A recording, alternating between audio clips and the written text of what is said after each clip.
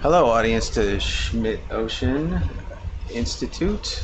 We are live coming from the Falkor 2 on the Mid-Atlantic Ridge at 20.5 degrees north. We are currently have just arrived on the seafloor at Puy de Folles volcano, which is right on the mid-ocean ridge axis. And we are looking at the rocky seafloor right now. Our goal for this dive is to locate some hydrothermal activity. We've been doing water column surveys and mapping this area with the ship's multi-beam system, towing a CTD instrument to look for signals from hydrothermal activity in the water column. And from that, we've come up with a target launch site for the ROV SuBastian that we're working with right now. And we are hoping to find hydrothermal vents here. This site has been visited a few times, but nobody has managed to find the active hot springs on this volcano. And we know they're out there because they're putting in particles into the water column. Some of those particles are large enough that they would sink very quickly. So we know we've seen signs of active venting and chemical anomalies in the water column. We've just completed an autonomous vehicle survey of this site just a couple hours ago, and we're still analyzing the data from that mission, which did some high resolution sonar mapping of the summit. And the AUV team from Mbari is currently analyzing that data and producing a map for us. We have a rough version of the map right now, and it shows a lot of features that are really not visible, of course, from the ship's multi-beam system that's taken from 2,000 meters above the site, compared to the ROV or the AUV that's mapping from only 50 meters above the site. So we've seen depressions and grabens and fissures and ridges and some mounds with what looks like tall chimney structures on them. We can't tell from that yet which features might be hydrothermally active, and we're going on our water column signals to guide us as to where to look for that.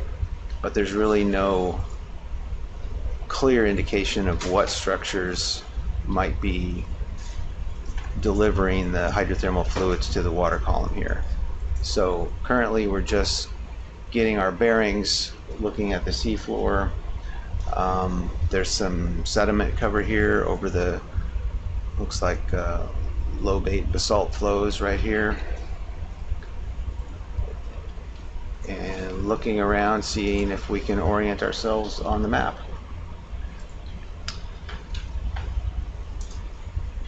Jason Rodriguez is sitting next to me. He's the pilot of the ROV, J-Rod. Melissa Anderson's on my left, and she's a geologist from University of Toronto. There are a lot of people out here with all kinds of different expertise. The AUV team, geochemists from University of Washington, Oregon State, NOAA, Pacific Marine Environmental Lab, biology team from University of Victoria.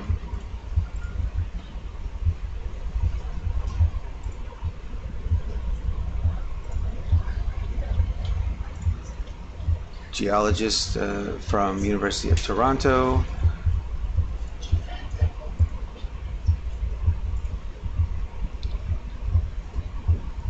We've got a biologist from Dalhousie University in Canada, a couple other biologists from the University of Victoria in Canada, so pretty large Canadian contingent on the ship for this cruise.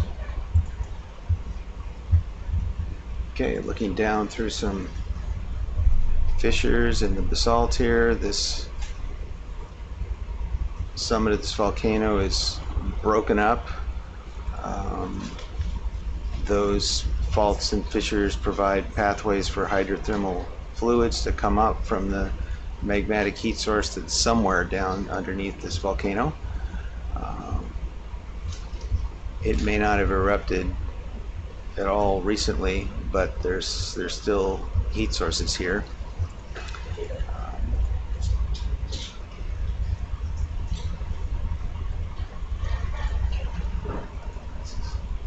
Melissa, what do you say about these rocks? Yeah, these are some fissures that look like they're trending northeast. It's hard to tell where our heading is. Our heading is currently 320.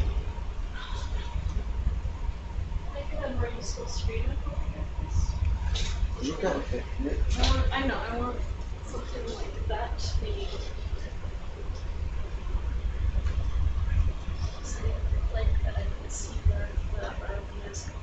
Yeah.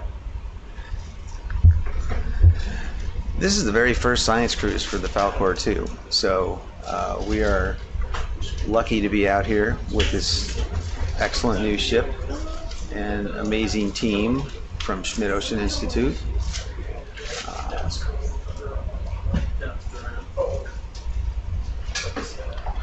This is our very first dive of the very first cruise, so we are all still getting used to how things work, how they're set up. We've been super busy the last 2 days doing mapping and water column surveys and AUV surveys and setting up equipment. Everybody's been extremely busy, and now we're all excited to see the seafloor here and get oriented and start searching for the elusive hydrothermal vents that are out here somewhere.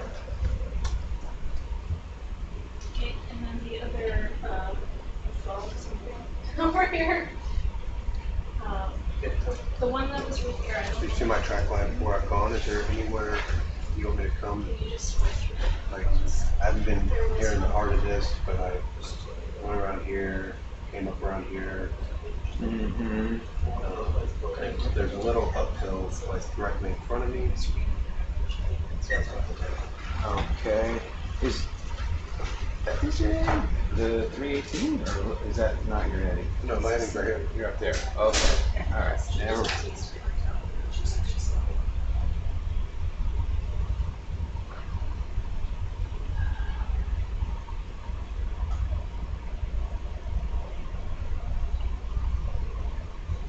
Why don't we try going straight north for a little bit? Where's that? All right. And if you want me to speed up and try to do a little bit quicker searching, I can. If you just want smooth, let me know. This one that I looked at. Not too fast, but yeah, just want to. Just and directly north, or are you wanting to try to get up over here and like follow that? Trying to see if we're matching up with any of these features that are on the map. So potentially if we go north, we can see if we run into that rise up there. Copy that, then we're going to start working our way up into this area, correct? Yeah. All right, so just follow me with the bus and ride.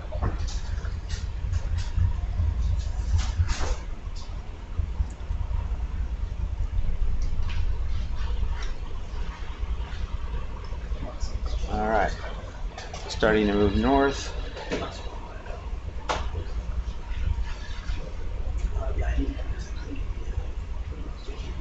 Seeing some light sediment on the seafloor here, indicating this Is this what you is not expected especially it to young. look like?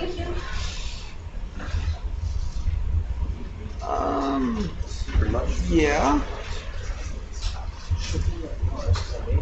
What are you trying to do? It changed. It's there now. As soon as you move it, then I'll do it.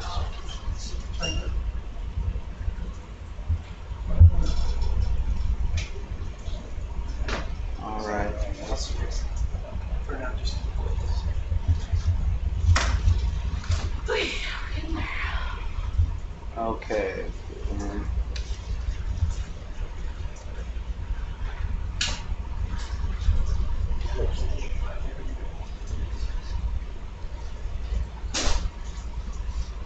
Right, I can't tell exactly how flat this should be if we were actually on the map that we're looking at up Yeah, there. so you see It's this? not flat. Yeah, not flat. Right, Yeah. So and that one might be sideways looking, so it can really give you a profile.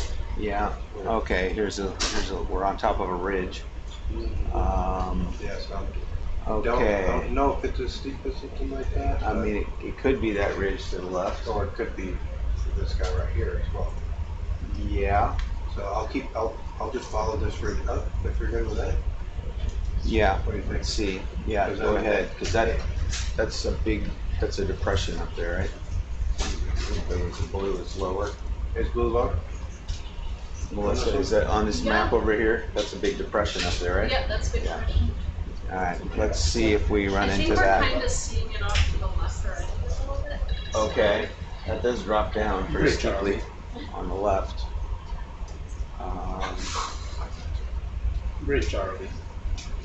And if that doesn't work, that's Okay, so what ridge is this that we're on? Bridge ROV. Let's take a look to the left. Can you hear me? ROV bridge, go ahead. Yes, I have a new position. Where do I see your new position? Green seas. Okay, well there is a big depression right there. Or you wanted to look out into Hollow Land? Yeah, trying to get an idea where we are here. Is that the position called start if you want me to go to? That is right on top of the eco? That's negative. It's the whole one. It might just be here. Let me move it a little bit outside the 50 meter zone. You see it move now? Yeah, I see it now. Something like whatever, 20 meters ahead and 10 to starboard or so. Yeah, spin on it. Are you going center of the vessel as where we need to put the waypoint, or launch in our launch point? Whatever you prefer, center is possibly easier for us because that's where we have the GPS. Okay, we'll go by that, and in that case, I'm gonna move it a little bit for you, and somewhere about Adjusting the ship's position a little bit while we're moving. here, Phil. Still just getting used to the operations here and all of the screens.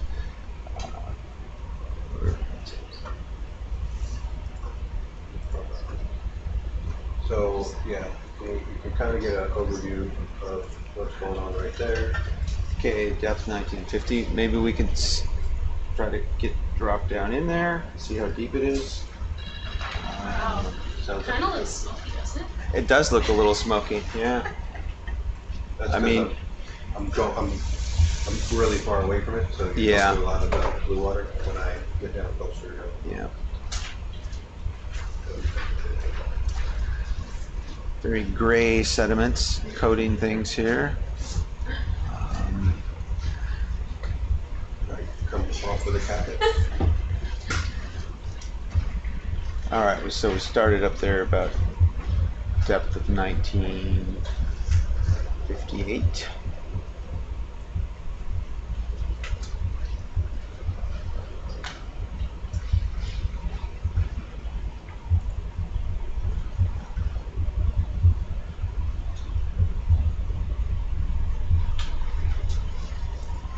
I know we have sort of an issue with the depth scale on the GeoTIFF map, but do we have a color scale on this for this thing?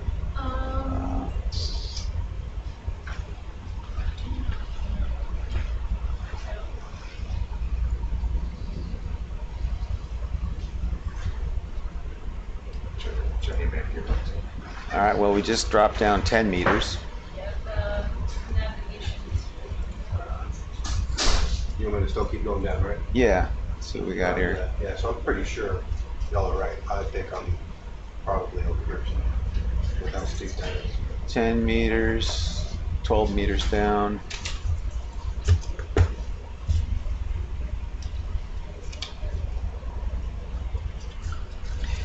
Yeah, we're diving on a volcano here. These are definitely volcanic features that we're looking at. It's also been affected by tectonic activity, sort of breaking it up. So with breaking up the volcano, while the north-south trends are related to the mid-ocean ridge spreading axis nearby.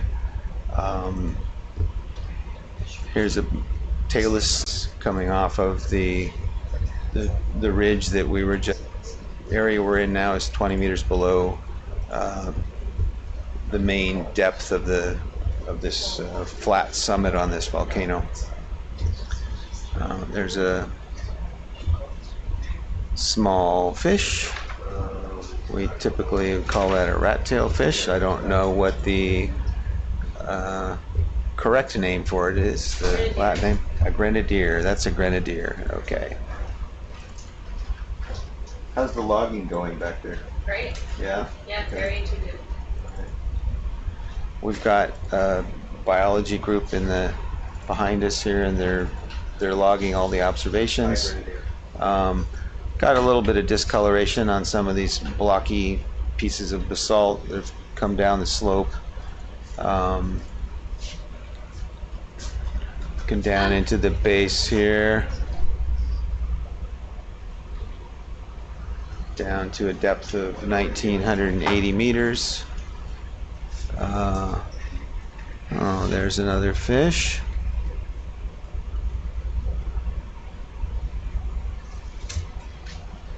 That's a different species, right? What's that one called? Flat nose. Yeah, Castiel. Castiel. Cuskeel? Yeah. Mm-hmm. It's shy. Ostrich fish.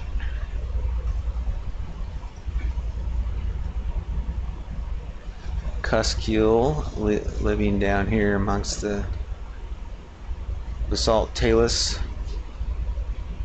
Okay, well, I don't see any signs of anything hydrothermal down in here. I do not. Would you like me to start But it's a working my deep, way up? deep pit. I think that does put us at least somewhat reasonably on the map. We could be off. Do we seem to be in the deepest part, do you think? I No, think, a little bit further. you want me to go a little bit further down? Sure, let's see.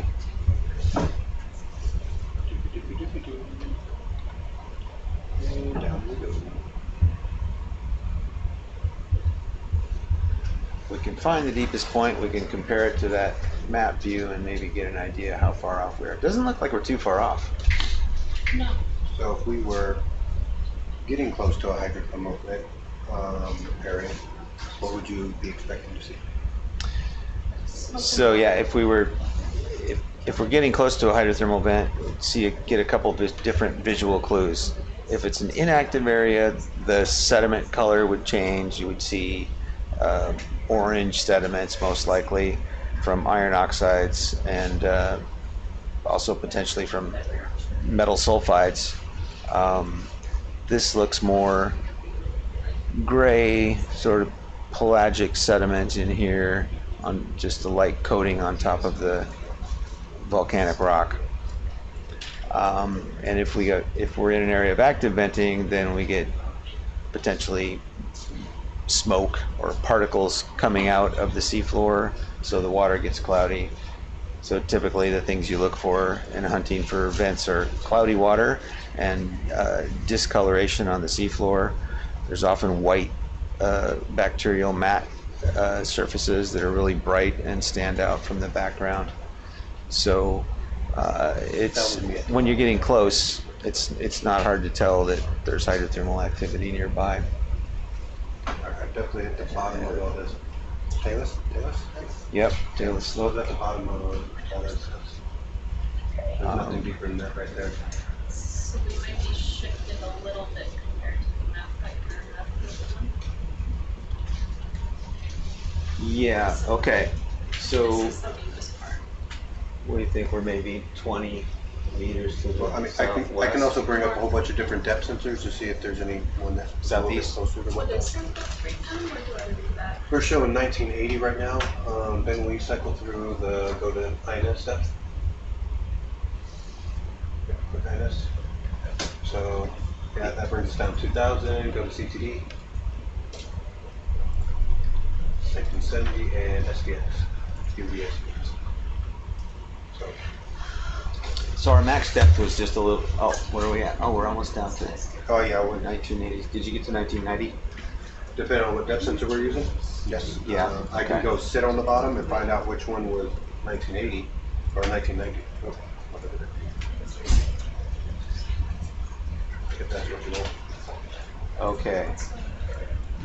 All right, well, we're just discussing our map that we're looking at. So we're looking at a map as well as the view that you see of the seafloor that shows us where we are, and it's offset a little bit from where we actually are, but not by much, maybe 20 meters or so.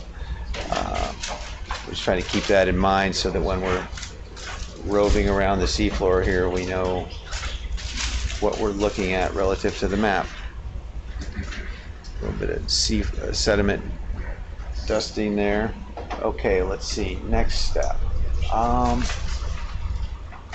What's the USPS? Could come up. And I'm not going to adjust the methane.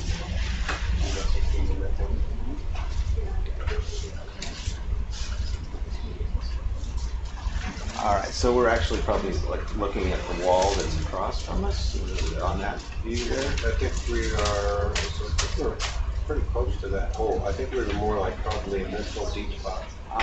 Looking up. That would be my guess. Just because, I mean, it was a tight little hole that I was in. And I guess it could have been something over here. I haven't seen anything that's like, All right, so so we're we're getting really steep on this side. yeah. All right, well then we're pretty close. Hey, Dave. Why don't we come up and go up that feature that's straight ahead? That one? Heading down, yeah. Right. Yes. We had a question from YouTube. Oh. There's a time estimate for how long the dive would be? Yeah, this dive, we can't tell you exactly how long it's going to be, but probably at least 12 hours. It's going to probably go overnight. Might finish sometime tomorrow morning at our local time. Local time here is now 5:30 p.m. So for, let's see, for East Coasters, we're what, 4 hours different? 2 hours. Okay. 2 hours for the East Coast and 5 hours for the West Coast. The temperature of this water down here is pretty low. Where's my temperature readout? Something about 3 degrees Celsius. Can you tell you what it is? Sure.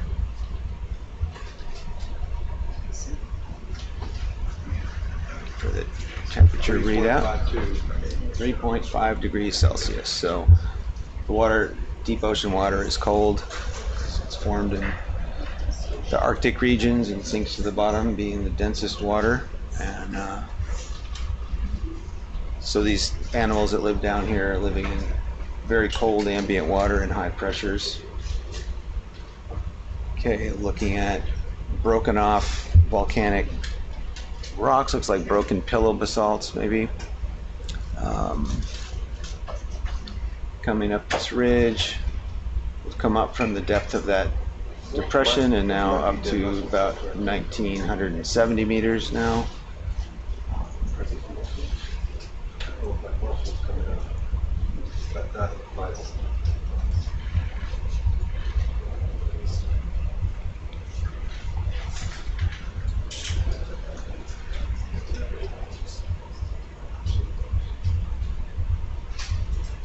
What do we got down there?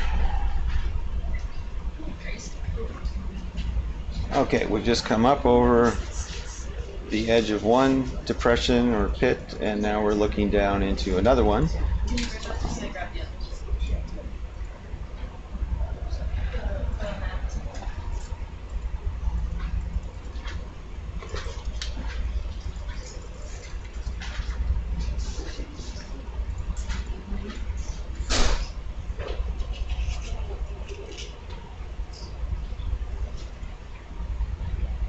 What causes the rocks to form like that?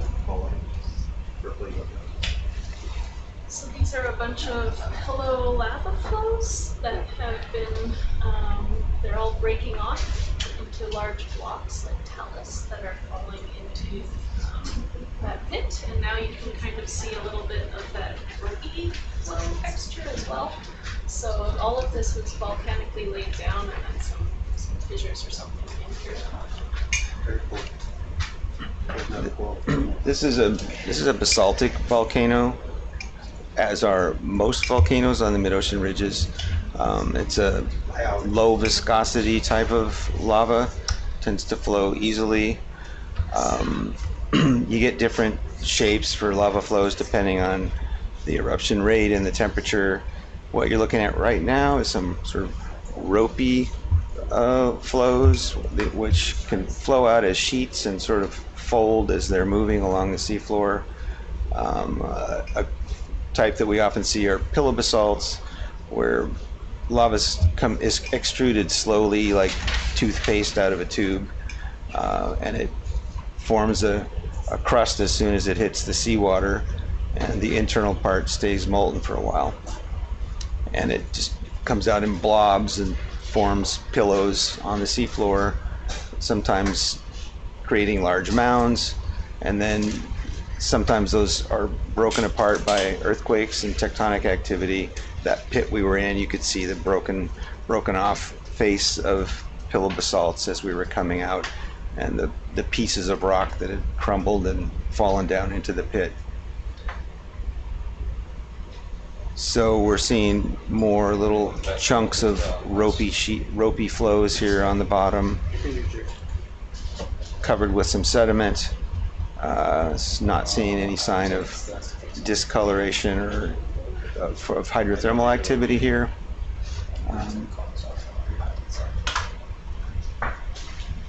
Can somebody, do we have a marker on the map for the position of that marker, Niskin 10 that we took? I do not have one that I know of, but Okay. do we have it? That was essentially the start point. So Oh, okay, yeah, then that's right down here. that's just the start point. Yeah. Okay. Do you want me to go back over there? Yeah, why don't we go back to the start point and look around that feature. Roger that, here, hold the vessel movement, Yeah, we can start this one here. just a second. Put it right back on the center of the vessel so he doesn't start moving that way then. So we're looking at the map and seeing a broad sort of flat area, but it's punctuated by depressions and ridges, and we're looking at those to try to find out if any of them are associated with hydrothermal activity or the flow of warm water that's coming up from deep in the volcano. Typically the warm water will follow faults up through the rocks, since those are higher permeability and the water can flow through them. And on the surface, you see those expressed as ridges or normal faults.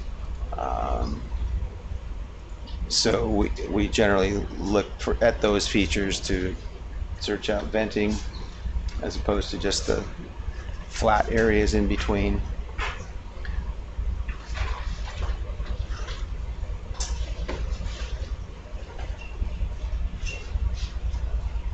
Okay, driving back south.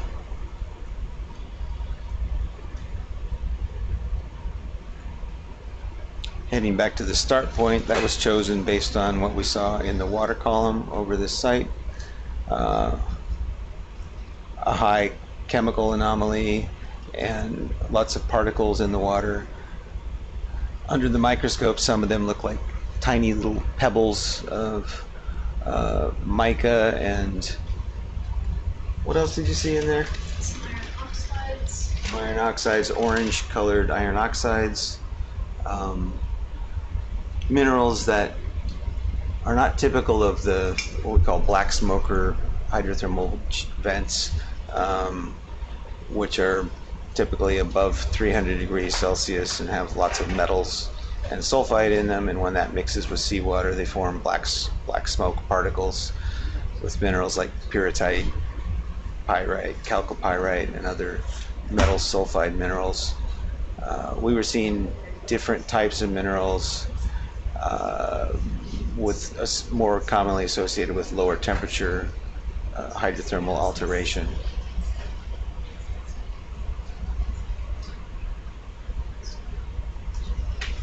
Okay, we've just come back up a little to 1970 meters. Still moving to the south. See little streams of sediment coming down on the slope here.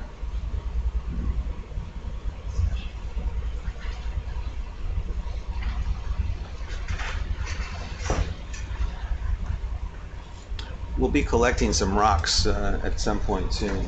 There's 3 copies. Oh, great, thank you. Did you get that question? Oh,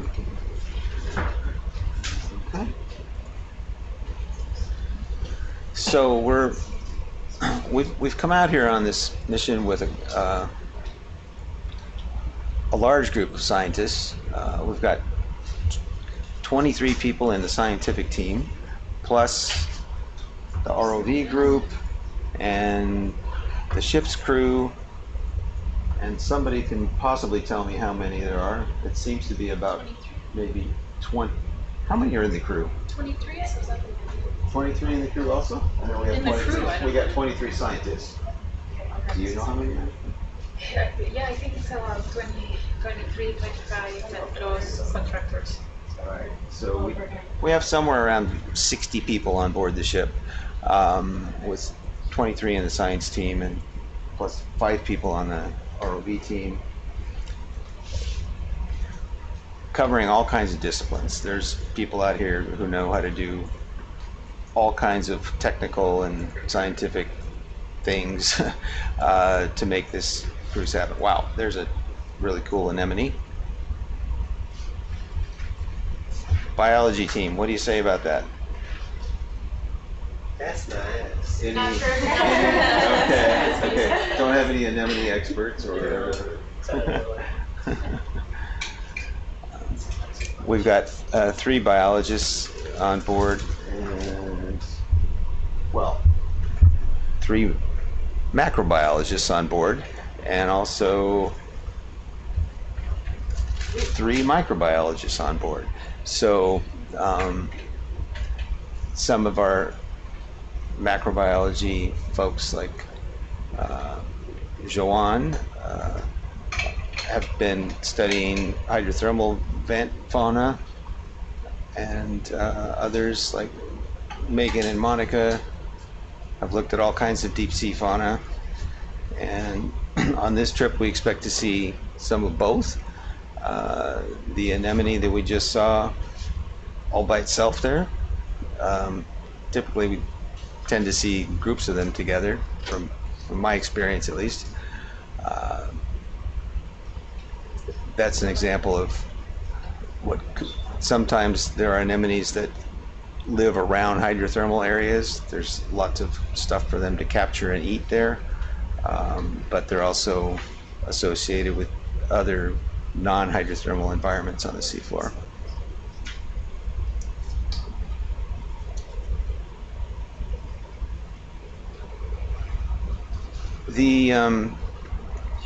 We came to this volcano because there have been reports of metal sulfide mineral deposits here. There's some interest by a number of countries and groups to potentially mine metal sulfides from the seafloor, which is a difficult thing to do, especially out here being way out in the middle of the Atlantic Ocean. And this site has quite a few instances of inactive hydrothermal metal sulfide deposits. So tall chimneys, mounds of metal sulfides that contain minerals that are economically valuable. Whether there's enough quantity here to actually make that economically valuable is another issue, but we're looking for the hydrothermal activity that forms those deposits and wanting to find if there are animal communities living on this volcano. It seems that it's a site that certainly has had a lot of hydrothermal activity in the past, but it's currently slowed down. Whether the magma supply underneath has just been reduced for some period of time, or but there is still. Here comes another fish swimming at us.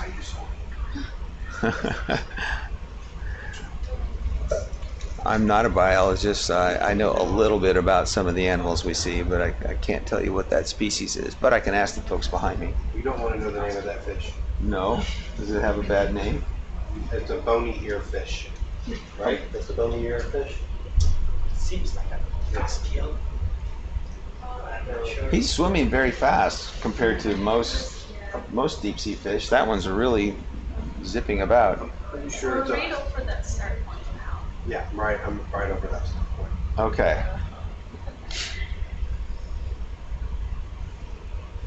South maybe, and then west. I'm going to go southwest. South first. You want to go straight south and then take a turn to the west? Yeah, things are getting interesting. Okay. So we've used the CTD, which is a conductivity temperature depth sensor instrument package that you lower through the water on a cable, and it has water samplers on it as well. They're called Niskin samplers.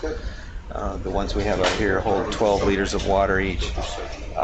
And right in this area, we saw some of the strongest signals of mineral particles in the water and what we call the oxygen redox potential sensor anomalies. So it's essentially a measure of where the water sits on the scale of being either oxygenated or deoxygenated or anoxic.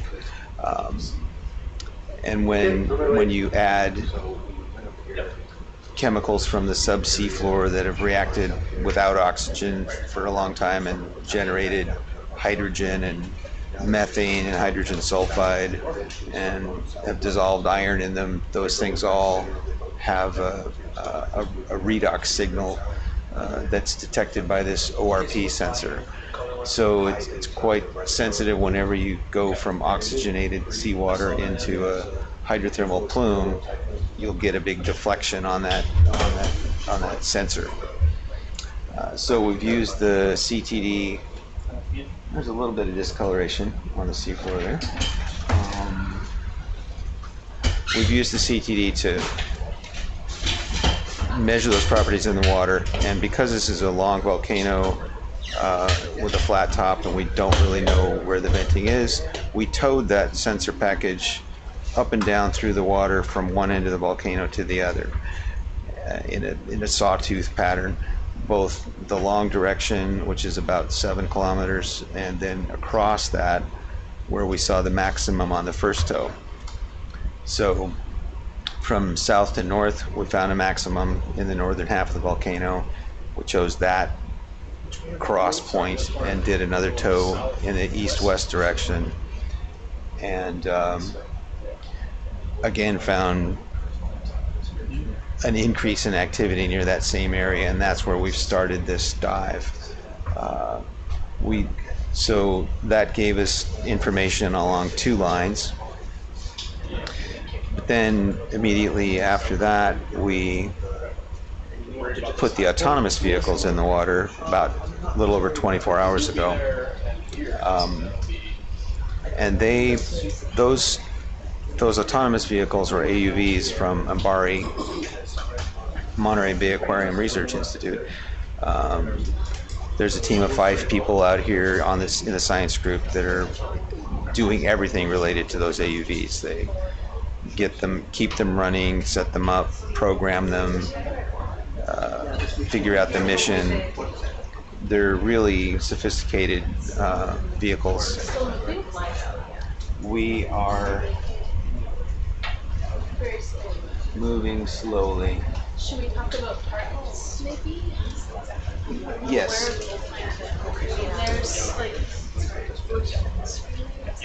there's kind of this area where we went all the jumbles, but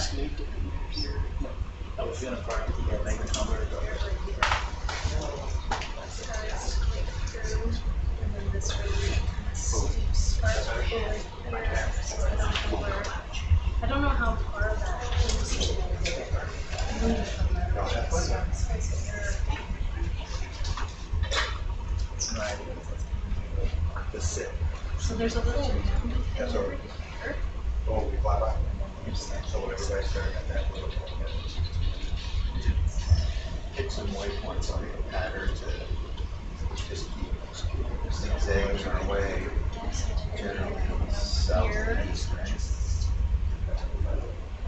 I mean, eventually we should get Yeah, and so It's not there. if our plumb signal is correct, Maybe this one right here. we should be at the right latitude, right? But and it's probably to the east west, but I'm not sure about that. So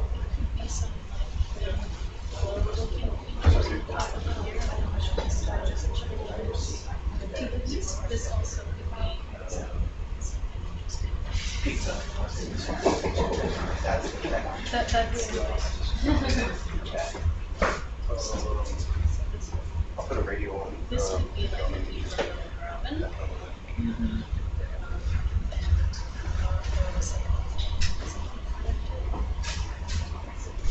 It's hard to find targets on your map. Yeah, I almost have to do like a mowed lawn pattern, you know? So we could either head off to the east and then south and then back, or See what's going on right down here where fissures and a few meters. Okay. It's like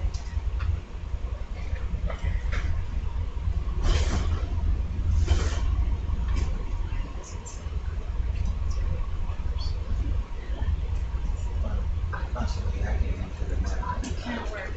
So, but if you can tell me, if you want to tell me like, go south 20 meters, etc., I'll Just say go south and then I think maybe we head this way and just explore around here. Where will put us at? Just grab it. And then we kind of make our way over to the outskirts of here, which is where this is where we have all the signals and Is this do you have this in a map, or is this just a? Okay.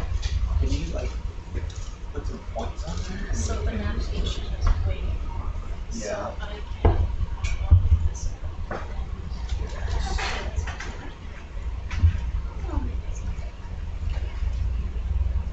yeah, plasma whole thing. Jeff is here. Maybe Hello. Jeff can grab some more points if I give you an idea of what we're doing. So we are here. We're trying to figure out like where the best place to go will be because we're like right on top of where that so kind of explore around this little bit and so then just get over into some place that looks interesting, which eventually we're gonna make our way over here. So maybe like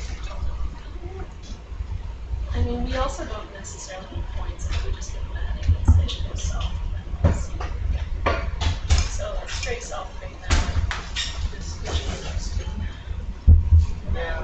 I mean, it helps me if we're looking at the grid here, just to know generally what area we want to try to cover. Yeah. So we want to cover the features that are running north-south, and So here's what I propose. Just go a little bit south and then go back this way. Almost in position to do anything else. Yeah, I'm looking at So I'm looking up at this. okay, so sort of a mow line from like going progressively more. to the east, yeah, okay, and keep coming back to about the latitude where we started. Yeah, I don't, unless that signal is coming from somewhere else here. Like there's this little mound here, but that's already 40 meters away. There's a lot of features here on the seafloor. And nothing Really small. screams like here's where it goes. Yeah, so we could just say, okay, let's just drive east. Yeah, For, Sure. just drive east for the fabric is 500 more this direction. So going east, you're going to go through different. Gonna cut across You're them. cutting. Yeah. Which could be good. I don't know. This thing Sorry, I though, it'd be haven't hard to heard be those yet. to say that.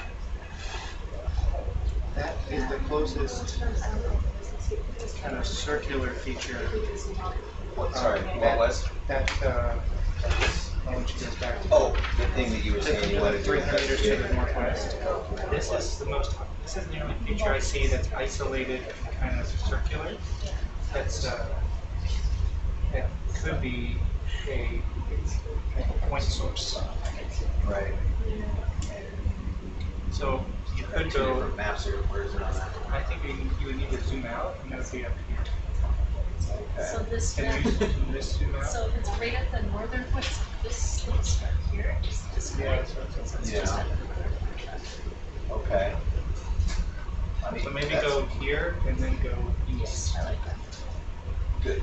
Back to the northwest of it, and then we'll start a transit along the one to the west. Yeah. Okay. So, Give us You do have a vector over there, and we'll do it. You have the target for the vent, or what looks like the vent pinnacle on the AUV. Which is a You've little got- further south. It's further south, so that eventually you're going to get. Okay. So wait, I don't have the target. I've seen it on a map, but this is. Oh, okay. I can go. I know where it is on this map. If we want to Let's- find wanna it. just- Let's give it a name too, and put it on the map. This letter just because of the Yeah. Yeah. Over here, there's that little thing there, and Yeah. then, and then just right here. Yep. Again, that was in between the various ORT entities. Okay. It is the clearest looking event. Right, definitely, well, it'd be an interesting thing to look at. Yeah. Anyway, Could be one of the but, inactive. Yeah. Going this too is probably small enough where you get a good idea of what the offset is on the map. Okay. So then you'll get your bearings better. Because Dave said it could be a 30-meter shift. But that's over here. It's up at the top, like this little basin. Can we zoom that back out a little bit, that view? There's something we want Pretty to. much directly northwest Yeah. of us, Okay. heading 315. Yes, Okay. to that guy there, a lump on the Where? top left. Where's Is my that a mouse, pointer? Dave? Pointer doesn't work. Oh, sorry. It's a mouse. Never mind. Okay. Yeah. So yeah, that big mound right there. Want to head up there? Can we go there? We sure can. Okay. All right, what we'll do is we'll set away from it. Do you need really Get my technology down. And are we searching on the way up there, or do you want to Or you just gonna plow through and be I'm here? still getting organized. Gotcha. Okay, do you want me to have a meal saved? Sure. Okay, I'll get you something. Take from me. Get you a meal. Anybody else? Okay. 4 or 5? Did you want me to kind of grid it back and forth, or are we just going to poop you? We're just gonna kind of go, more or less straight line over there. That's something we want to look at. Looks like it might be we think it might be a big hydrothermal mound potentially. And this is a totally new area for us. We're looking at a totally new map that just arrived after we got to the seafloor here. So we're just getting ourselves oriented. We started at a point that had a very high signal in the water column, and we're now pointing the ROV at a feature we see on the map that looks like a large mound with some small vertical chimneys on it potentially.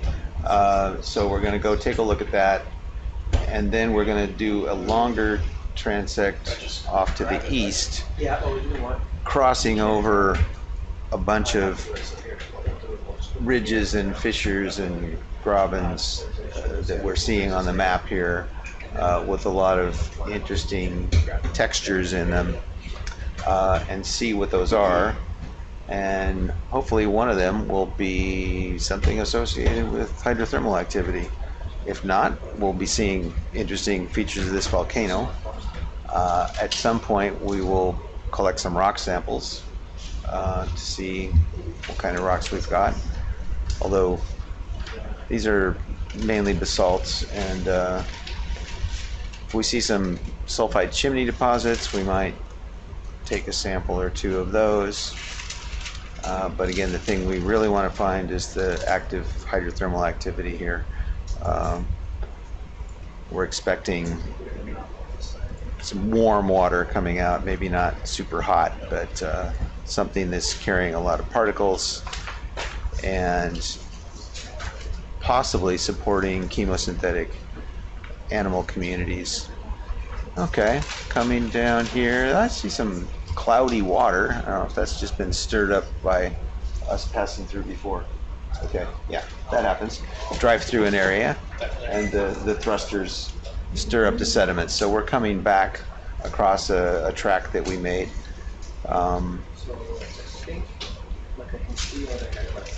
Heading to the northwest. Dave, could you tell us about some updates your science party did to the ROV, or what instruments you put on it? Sure, okay. So SuBastian is the ROV that we're using. It's a great team of people who take care of it and help us to get things set up. I can't tell you how much help I got in the last 4 days from J-Rod in troubleshooting my hydrothermal fluid sampler, which is on board.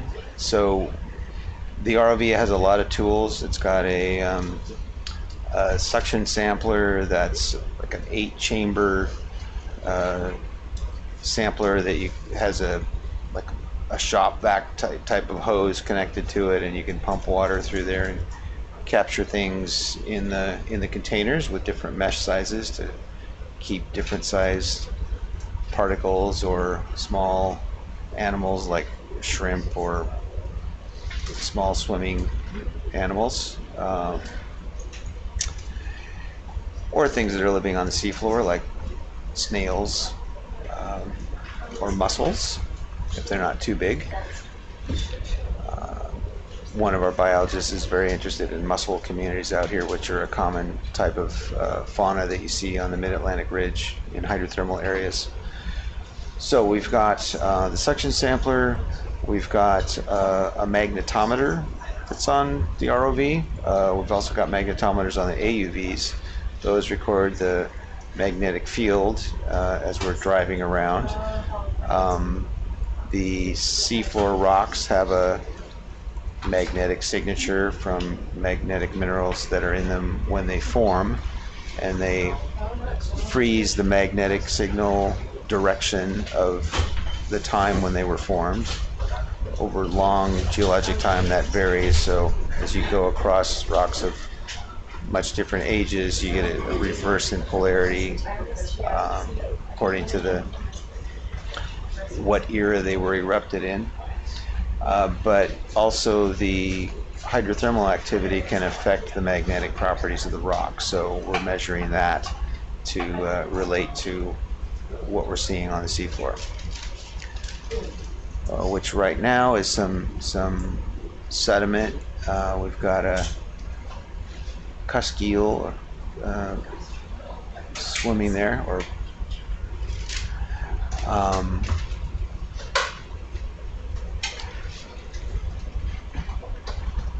and let's see, I was talking about instruments. Some sheet flow notes. That's some folded sheet flow right there, broken up pieces of sheet flow mixed in with some sediment cover. Okay, got some interesting white. You want to zoom in on that?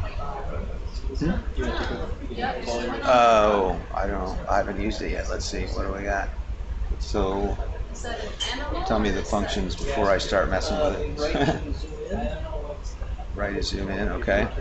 Yeah. Just steer it. Okay.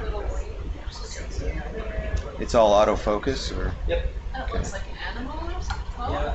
Is there fractures in the rock? No, it looks like an animal on top of the rock. Are you talking about the stalked, the stuff on the rock? Oh, I see. Oh, I don't think. Reticulated stuff.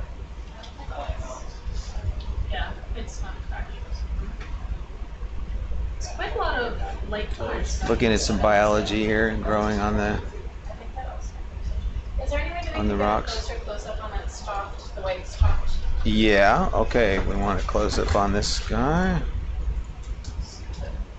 Whoa, okay, that's already zoomed in quite a lot.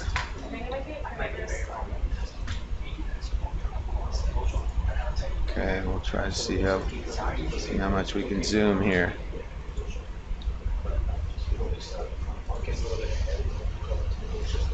It's having trouble focusing on that skinny little stalk.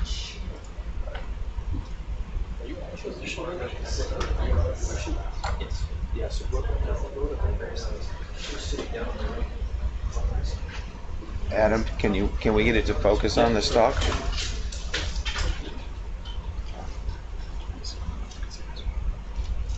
Ah, okay.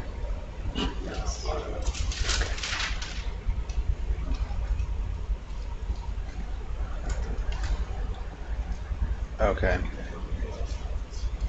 That'll focus there. Let's see, back off.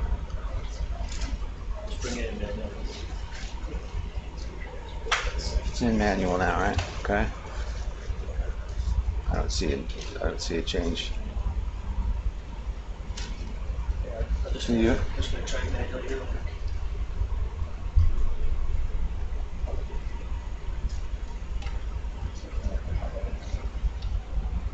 Where is it?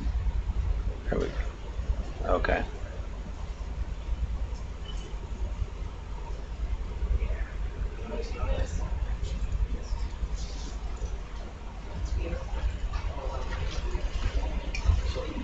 Does that help, Megan? Or sorry, Monica. Yeah, that's helpful. I'm just gonna take a couple screenshots here. Okay.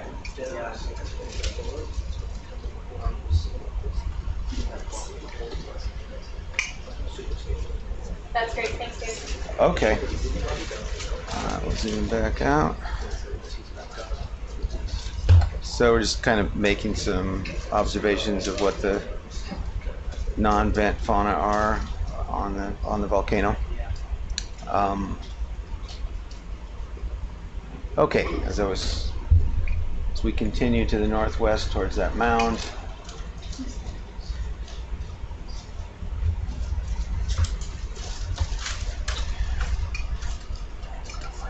So the ROV has a suction sampler, a magnetometer. We've got Niskin samplers. Those are the same as what we use on the towed CTD package, but they're a little bit smaller. We've got 4 5-liter Niskins and 2 2.5-liter Niskins mounted up on the port side high on the vehicle. We can trigger those and capture the bottom water that you see with the particles floating in it here. We've got a specialized hydrothermal fluid sampler from my lab, which can collect water and particles in large quantity while measuring the temperature, oxygen concentration, and we use that for studying the chemistry and microbiology, DNA content, genomics of the fluids and particles that are coming out of hydrothermal vents.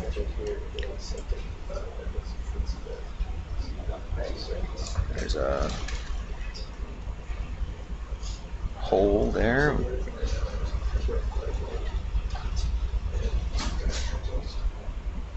All right, how far are we from that target? Are we making any progress? Okay. Okay. Maybe we should go a little bit faster. Yeah. We've got kind of a lot of territory to cover. Full speed ahead. Yeah, we got a waypoint for you. Yeah. If we could See. get to move in that direction, please. 300 meters away. 280. Okay. Yeah. Let's keep. So do we want to quickly zoom on this anemone here? Okay. But we got to keep going, so we'll just get a quick one here. Oh, that's cool.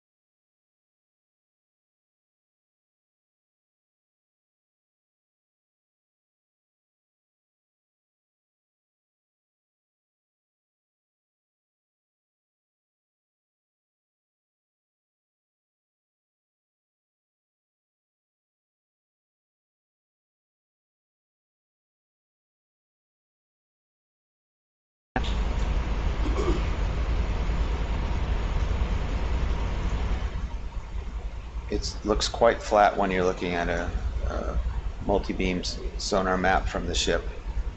Just a little bit, some features are visible, but then when you get down here, there's quite a lot of texture to it and small features that don't show up on the map from 2,000 meters up. Up on that fissure, Mm-hmm. this fissure here. Yeah. Coming up. Okay. Crossing that.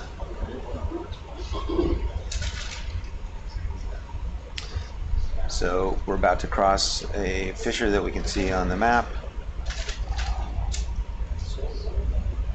Now it looks like our map is fairly close to what we're actually going over.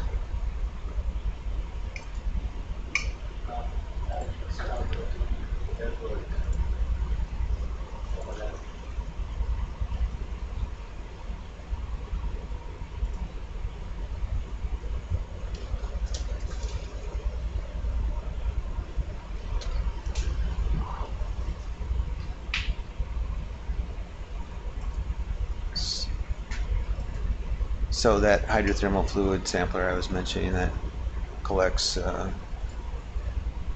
we currently have it set up to collect 16 water samples of just about any temperature, as hot as water tends to get or anywhere on the seafloor, up to say 400 degrees. We wouldn't expect to find that here, because that would be above the boiling point for seawater at this depth.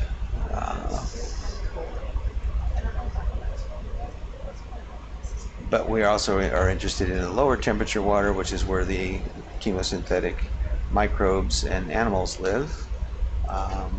Hyperthermophile microbes can happily exist at temperatures above 100 degrees C on the seafloor, and lots more exist in the temperatures between 100 and the ambient ocean temperature conditions of about 3 degrees here.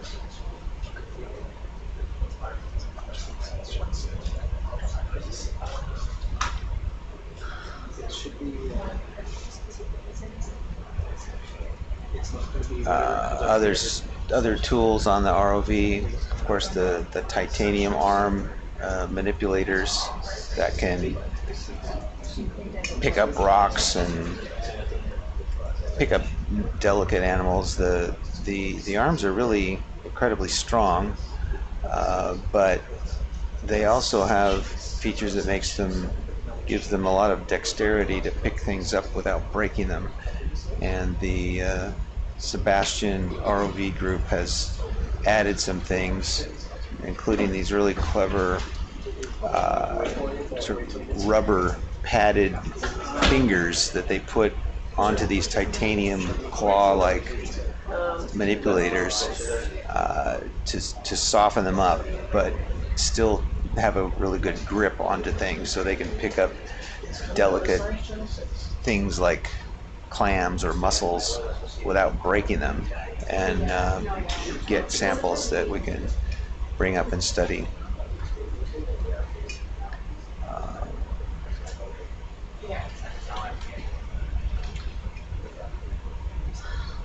Bit of a hollow there in the Some mixed pillow talus, sheet talus. hollowed out pillow fraction there. This volcano is as irregular as we thought it would be. It's what? It's not The seafloor looks as irregular as we thought it would be. Yeah. Close. Maybe some conduits and stuff.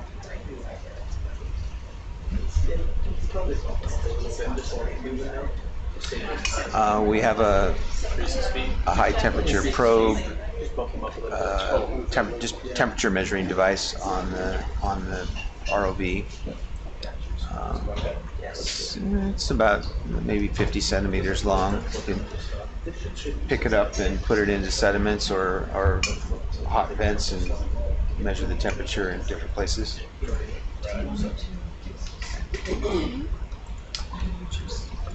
undulating. I think.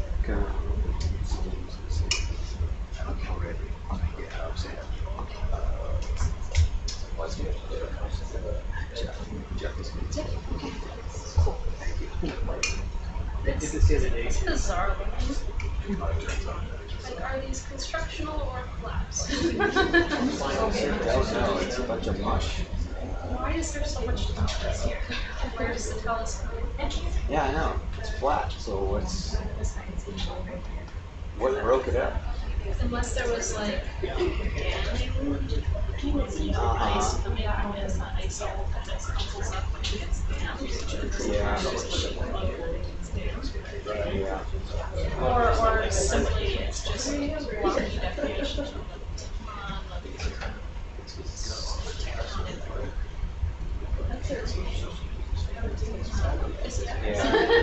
Yeah. It's very alien. This way's more down. Yeah, that's so much better than this way. This is pretty rough terrain here on a small scale. It's the roughness is a little bit puzzling. We're not sure if it's an original feature of the way the lava flows came out, or if it's something that was caused by tectonic activity breaking up after the flows were in place. It's got a fair amount of sediment, so this is old. Don't really know what the age is, but thousands of years.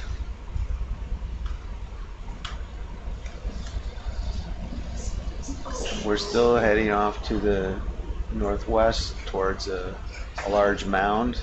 It might be a sulfide mineral mound. Making our way across this slightly jumbled sheet flow covered with sediment. Maybe it's just like the most rough parts of the flow are sticking up. Yeah, it could be.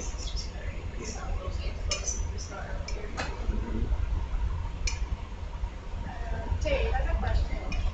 Would it be obnoxious to have the scaling lasers on all the time? To have what? The scale lasers? Yeah. Kind of, but if you need them, yeah. But It's if you just need that- them for a particular thing, we could certainly turn them on. Well, it's just that this could be used for other analysis, like what we're doing right now, if they're on, but as of right now, if they're off, this video can't be used for much. Are you seeing animals that you want to? I mean, how would you use it? For the size of animals, or? Yeah, for essentially getting the scale so you can do surface area. Can we turn it on for a minute and then maybe they'll get a sense of like what the field of view looks like in terms of scale? Yeah, that would probably. Ooh, look at look at the like horizontal or something.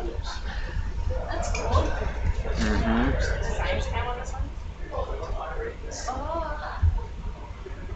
It's like the multiple drain. Small drain back features. Yeah. So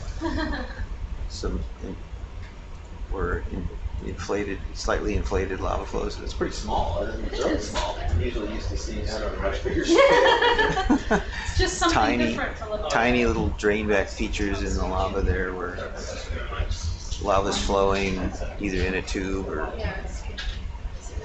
and then the level drops a little bit, and you get another plate-like structure in a horizontal plate.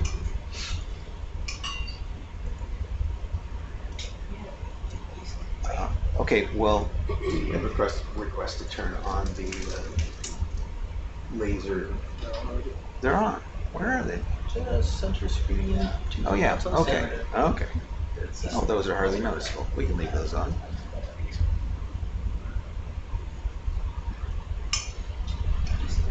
There's two little green dots on the screen that are 10 centimeters apart. Those are the laser scale instruments. So as we're driving across this, if anybody wants to analyze the video later, they've got a scale indicator on there. So if we come across animals, for example, we'll know how large they are. Image of something you can then scale it, or like any surface that we use. you can get surface area from. There's some people in the room who do quantitative analysis of video, so that helps them to use this as a research tool. I think there's some.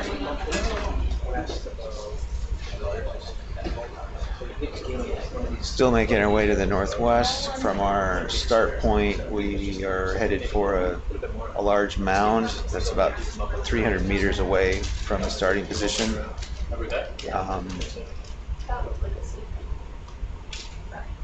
Traveling at about slow walking speed.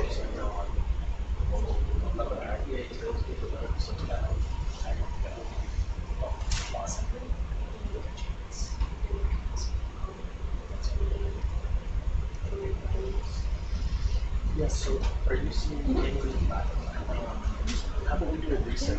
So you're seeing some depth tension. So we're gonna do another like 9,600 meters. but I think that it's like the seafloor essentially because we have like If you don't see any text that you can read, like does the menu come up? yeah. Okay, so let's just power cycle and see what that is. The menu comes up with the bottom. Give us Well, maybe you want to get a zoom on that white one there. Where? Okay, when I get to the coming up on the big star. No worries. I think that's what we said. Just went back into the. All right.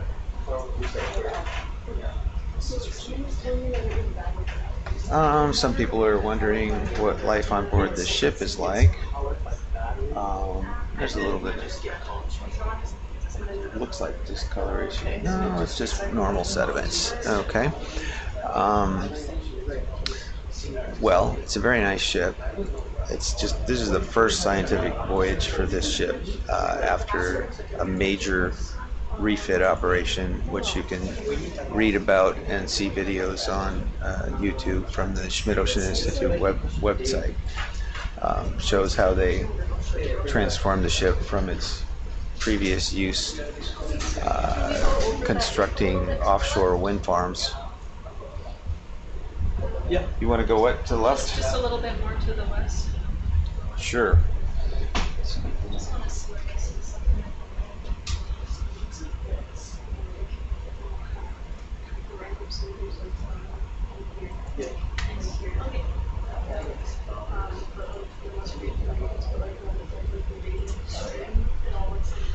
Coming over the edge of a fissure here.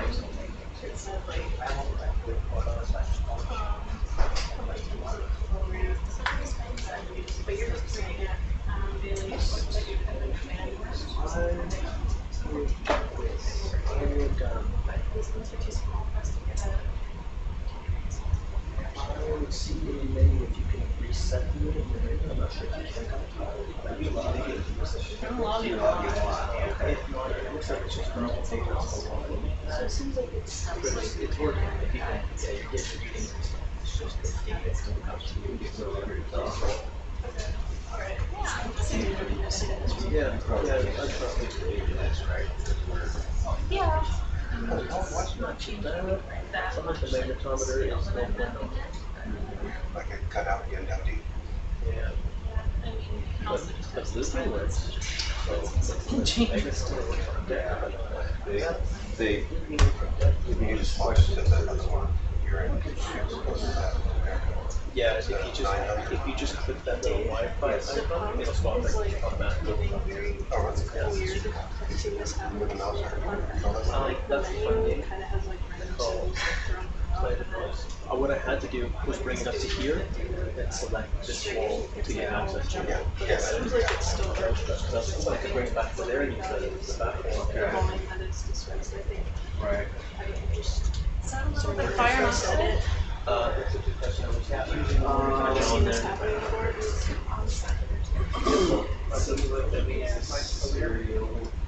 What's that? Noise or something? But pumps still working though? I mean, I It looks like control. I haven't ran the sample yet because I just. Yeah, maybe a little bit more. These guys, or is it kind of just like, You could run one anytime. okay. Yeah, although we don't, yeah, I would say start with see how often you can do it. Just to like kind of get a feel for it. Yeah, I mean, it takes data. You know, like, we're gonna cover a bunch of ground here, so, They have a double 7, so actually 63 is actually. I don't feel like we're gonna run out of. At some point, maybe. So you're good with it? Yeah, let's see that. Coming up to this little cone might be a good target to do one on high towers. We'll just see. Usually like, because I don't know if it's working. Yeah, she said, we're headed for that thing that says marker on it. It's a big mound. You see the green marker? Yeah. So, yeah, we'll be there shortly. Why don't you try to make a measurement there? Okay. And generally, try to make them more or less as often as you can. It's like a half an hour between them. Just go. Okay. Alright, let me see. So what I see is we have this like kind of irregular start that kind of disappears.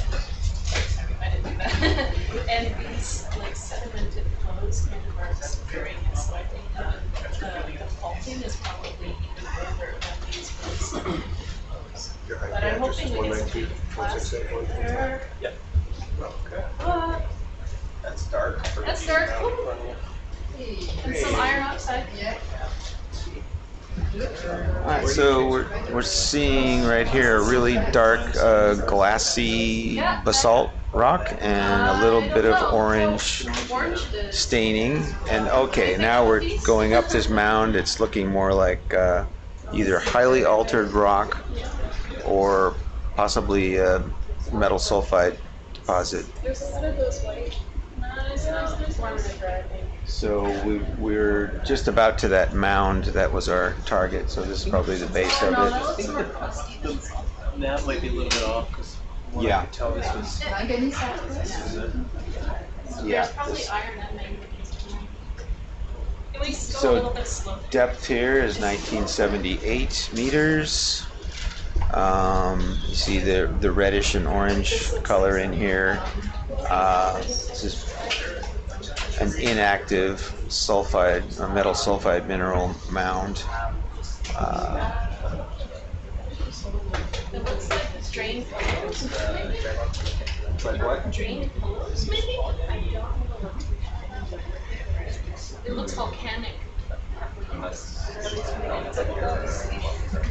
want to try to I want to see pick up a piece? glassy stuff or some sulfides. So if anything in here looks like a piece of chimney catalyze. Well, why don't we keep going up and see? So this thing is active. This thing was active. It was active. Oh, there's a lot of little. Right click. Do you want blue? You want, oh, you want the blue? It doesn't look like it's still pretty close. But there's a I think it's just gonna get more interesting as well. Because there's some blocks that are like next to other blocks. So something's falling back. So how to go over Ooh! There's a little. Can I get that, please? Do you want it? I want it. Okay. All right. So we're looking at. Sample that little guy there. Okay. We're looking at some hydrothermal alteration. There's a small little chimney piece there. It could just be talus. Yeah, don't do that yet. What do you think, Melissa? Let's pick it up. Just so we can say we got one rock at least. Oh, the stuff behind it looks also super oxidized. Are you getting that out of the way, or what's the? Do you want to use click quarter or starboard? We use that one, I guess. You just point out. We're gonna collect it, unless you don't want it. No, I think. Okay, all right. I want them all. Yeah. All right, that's the temperature probe that you see in the manipulator arm. We're just putting that back up on its magnetic mount on front of the porch. And you can see the red rubbery fingers that are in those titanium jaws. You're gonna watch the pilots in action here as they try to pick up that what is probably a very delicate small mineral sample there. Alright. Again, that's the temperature probe, the T-handle there on the end of it. It's got some magnetic mounts on the bottom. And marks on it every 5 centimeters. It's those yellow polypro lines are part of a couple of markers that we have attached to the front of the basket here. The basket has 2 milk crates divided into 4 parts. You can see them at the bottom of the screen. And we put samples in there, mostly rock samples. And to the left there's a bio box with a sealable lid to, if we take animal samples, they go in there. The lid seals down and keeps them cold on the way up.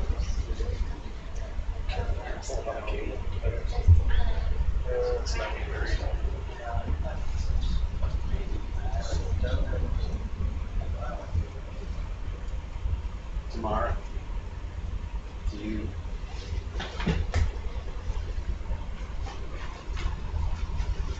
feel like sitting in here for a while? Huh?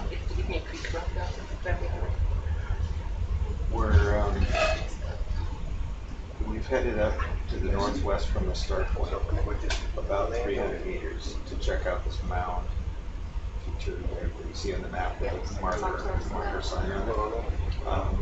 And then since we need to cover probably a lot of ground, we're going to transit mostly to the east. Wow. It could all be sulfide. It could all. Look at how irregular looking it is. And just cross a bunch of the features. Find some there's so many features that cut either north-south or slightly southeast. Yeah, we just go east and go across and see what's there. That's what I've seen. Like the texture looks sulfide. We haven't set up waypoints, but that was our first one basically, and then probably say, go 500 meters east and see what we see, and then we'll either extend it to the east or we'll cut south a bit and then come back across. This is the area where the source seems to be coming from. So before just heading to the southwest, we'll try to cover some of the box it in. See what we see. So yeah, I think I need breaking this, but and you might get questions.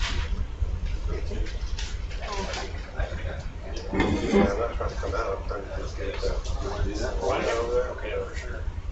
They just don't want to. Alright, Okay, the temperature probe is being uncooperative. I'm trying to just put that out of the way. This is probably a mound of mostly metal sulfide. We were not sure if it was partly volcanic rock in the beginning, but it seems to be a big mound of sulfide. And picking up a piece helps to confirm that and identify what we're looking at. So we're getting ready to take the first sample. Our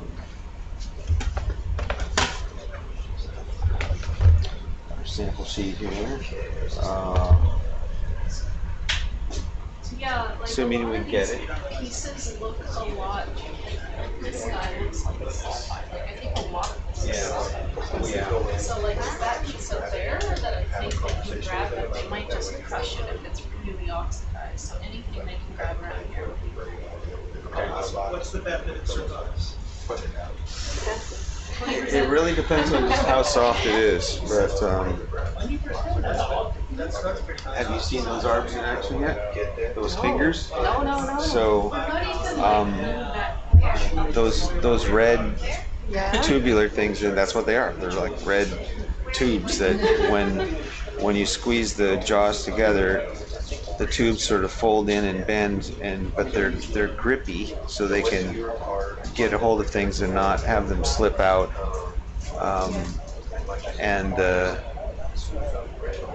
You see the tray extending out on the left side of the view here. So let's see how this. So if that piece isn't just extremely soft and turns to powder when we grab it, then they have a good chance of picking it up.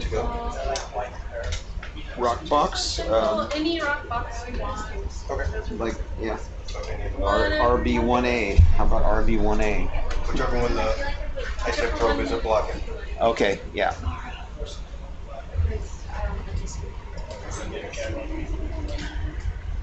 Coming down low. Getting that high.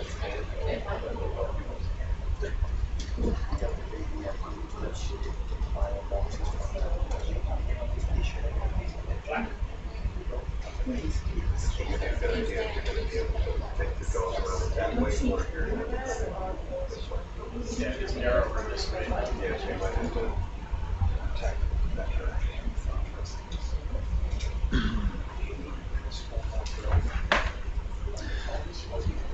I'm gonna turn the mic over to Tamara Baumberger. She's a scientist from Oregon State University and NOAA Pacific Marine Environmental Lab.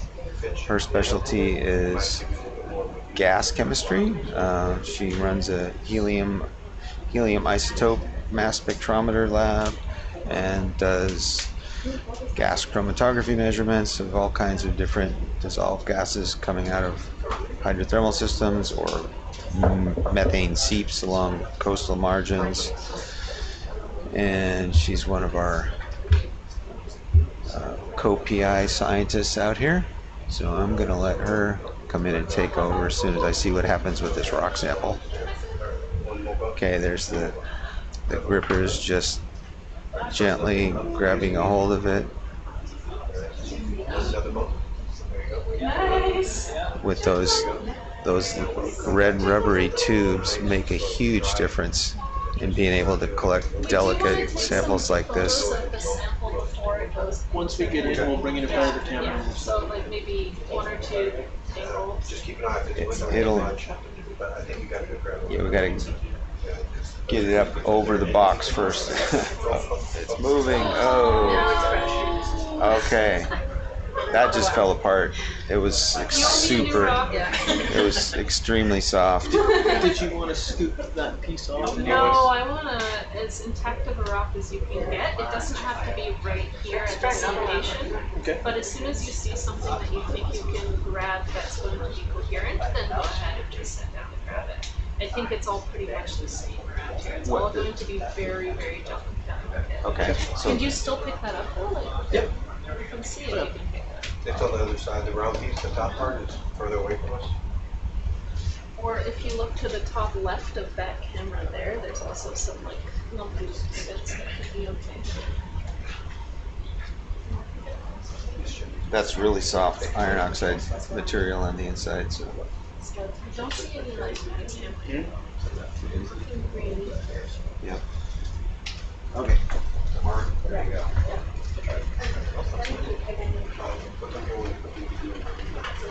This up. Do you think you could describe more or less what we're seeing here with this rock? Maybe I can describe it. So it's So basically, I didn't understand why you said this was starter that dam. this is very old chimney house. So what you have is you have first, and there's a lateral gate. But one is actual, Super delicate, it's just all iron oxide. There's none of those like chimney building minerals that give Were you an automatic? sulfate that's usually so, but if it is oxidized, just see that very easily. Hi Adam, you heard me for a while? So hello. We're back. Yes, I am. Do y'all want to go find another rock or? Whatever you think you can grab. If you think you can grab that little piece. So did you want, like, so we're kind of, I think the nav's out a bit, but we're kind of on this nub here. Do you want to, like, circumvent around No, and we kind of wanna serve go it? right You want to right the to the top? Yeah. Okay. Do you want to look at this one first or just? I would Yeah. like So this. if you can pick that one up, we would have a look in the camera. Thank you. If they can't get this one, then we can keep moving and then just opportunistically see. Look at the little ribbon that's sticking on there. Just in the background there? Yeah, we can hop over there and grab that. No, don't grab that. It's too small. Just push it.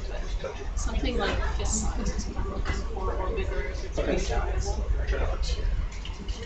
Look how porous it looks.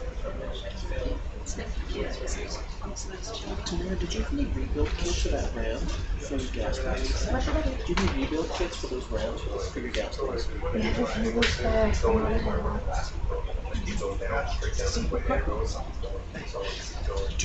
a spare ram? We have one. Just one? But it's in pieces. We took one of the. Well, the one we have for the gas tanks is okay, right? It's not fixed. Okay. Yeah, we can see when you have problems. We're getting better and better.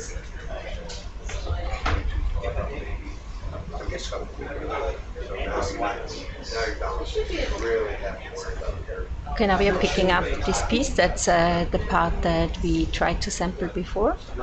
So looks like we managed to get this one. Look a bit closer. Take some photographs.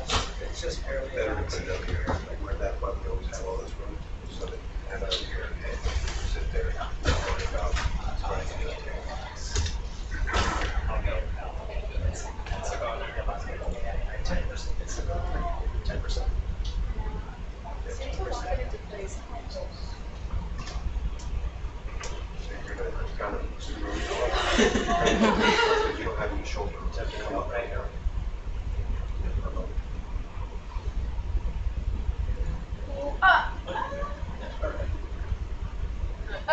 Don't do it. You're doing surgery. Why don't you get it high enough or jump under you? So if you need to help, don't worry about it.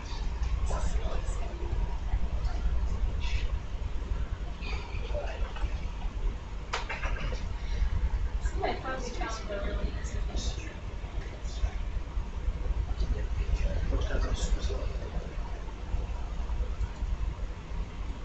Come on over the boat so we can see how they're out.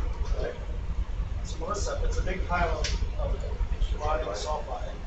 What was it with the little chimlet? Where did that come from? I don't know if it's a chimlet or just like the way the palace is sitting up. Once you go over it, you're like in a safe area.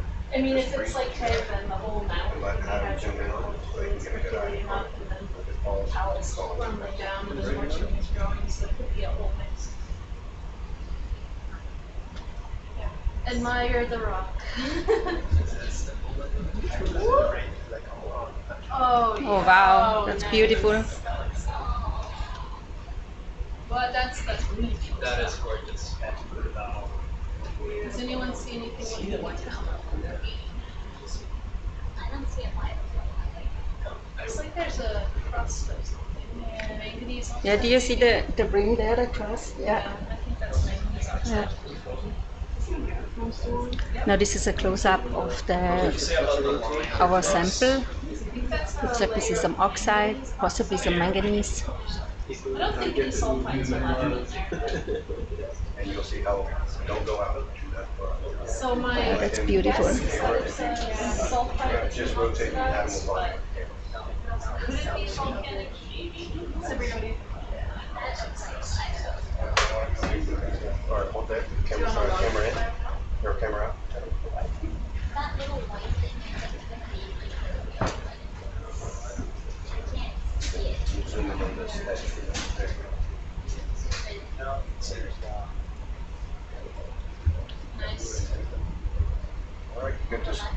smell this one? Yep. Is that our first sample of the dive? First sample dive! Woo! Not in the box. Not in the box yet. It's gonna end out in one of those squares, she says. Which box do you want to use? The one. That one? Yeah. Whatever's easiest is fine. They're all empty. Still not. First, ROV sample.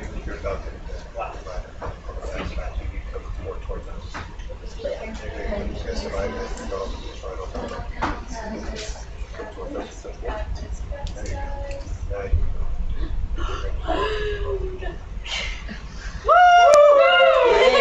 Excellent.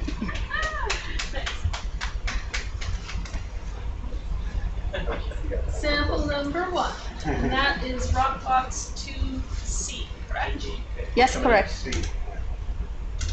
What is the sample number? S0491 Geo01. Excellent, thank you.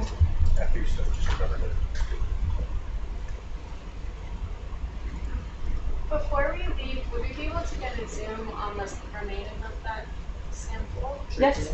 There's white little things sticking out, and there could be 2 things. So pretty much you can just put X. Okay. There's not the zoom of the remaining sample, yeah. That way anybody who comes and see that, you could write what it is. No, I don't. Yeah, okay, awesome, thank you. You guys are good? Yeah. Yeah, we're good. Thank you. I didn't have time to go into the menus to change it.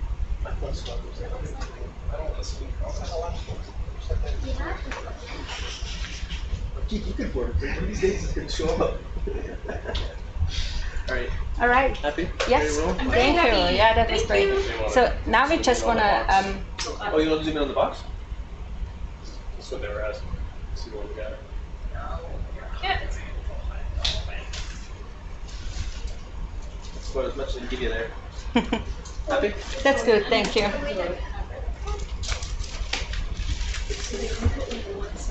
Yeah, now we just want to slowly climb up the mound towards the marker and see what we find.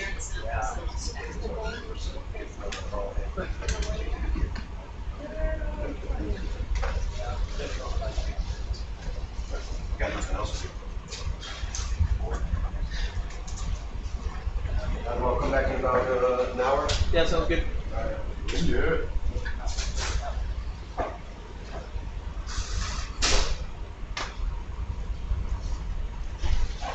Okay, onwards and upwards. What's that today?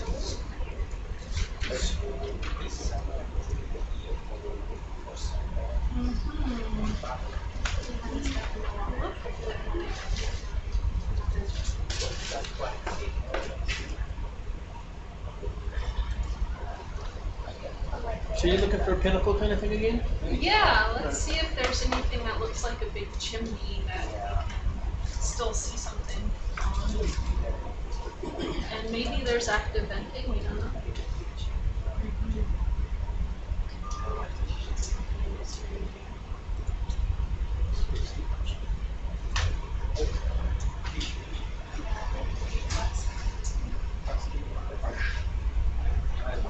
Oh, actually, no.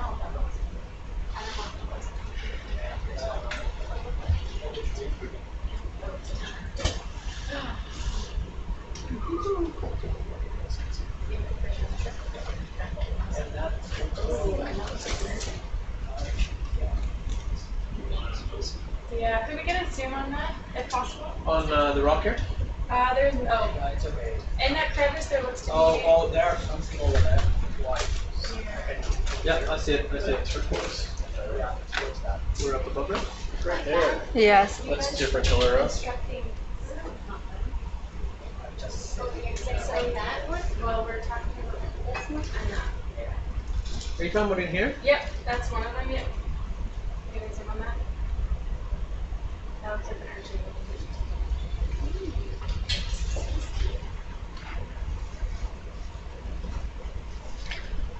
Yeah.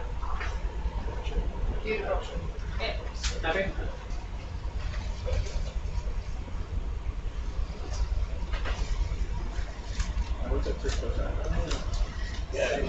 different than everything else. Okay.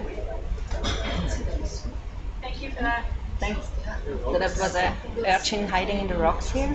Now we move further up along the mound again and zoom in as soon as we see some interesting things. Oh, that one's Wait. green. Can I? Yeah. Zoom on that one, Okay, please. perfect. Yeah. It's definitely oxidized chimney talus. That's atacamite. Atacamite. Yeah. You want to So, sample it? you can, or we can just keep going up to the top and see if there's more. Do you want this one or rather next?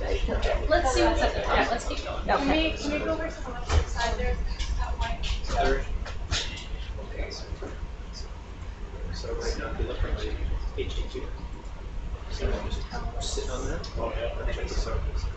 So once we get stable, lock it. Now, like you see how it slides down there a bit?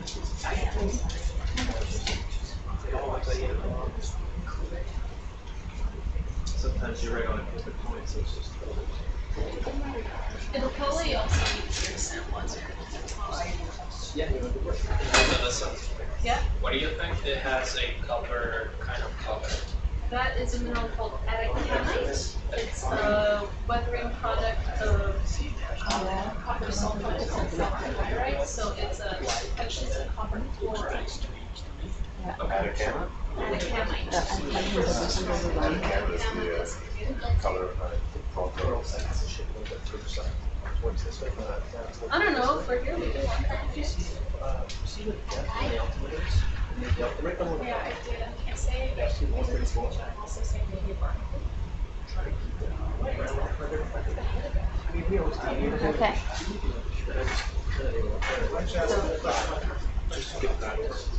No. So the next thing we would like to take is one to run these. That's a pioneer song.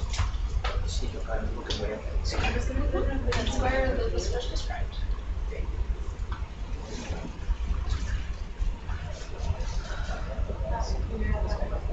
So I don't know how much the nav is off, but when you get the sense that we're like getting closer to the top of the nav. Okay. From what we were doing, I think that we still have a ways to go. yeah. Okay.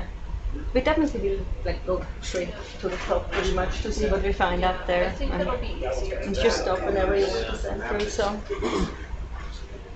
Okay. Yeah, you got some. Look down on the left here. You see that crevice? yes, yeah. See down there? Oh yeah, those are the little manganese Yeah, oxides. some oxides, right? Yes. Yeah. What I like is anything that looks green. Yep. Yeah. Look straight up. Or So- preferably something that doesn't look entirely. How about this guy? It looks like it's gonna go in the So dark. could we zoom on? Yeah. Before we go there, could we zoom in on these white Yes. sticks? Sorry.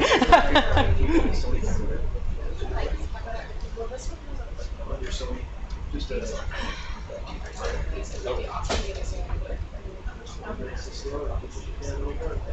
Okay. Look at the little like botryoidal manganese oxide on the outside of that. That's so cool. Yeah. Just look left. I think they're like that. Oh, I don't know. Which one? Yeah, these guys, you got it.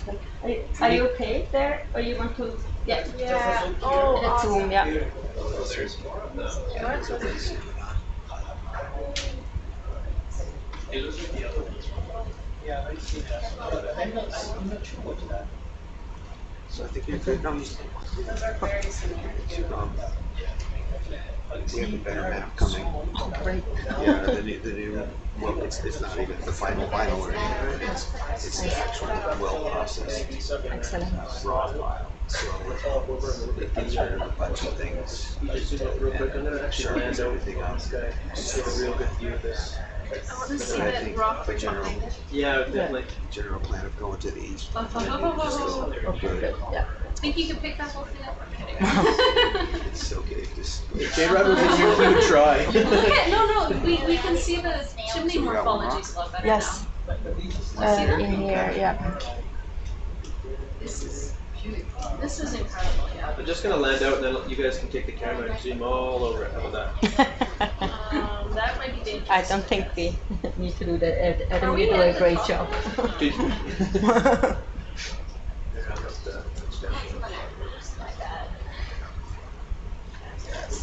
Okay, so Zoom in No, just turn. don't zoom in all the way. I'm not touching. I'm not doing. And Yep. then, you know, it's forwards down, back is up.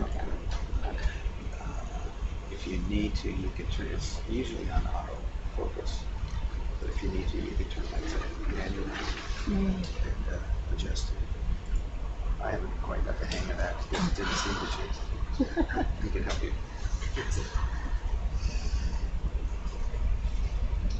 Evan, do I have the camera now? You do? Okay. Yeah. Just doing some You camera know test the here. drill. I forgot. It's been a while, Adam. It's It been a has. while. I think 4 years. 4 years, Yeah.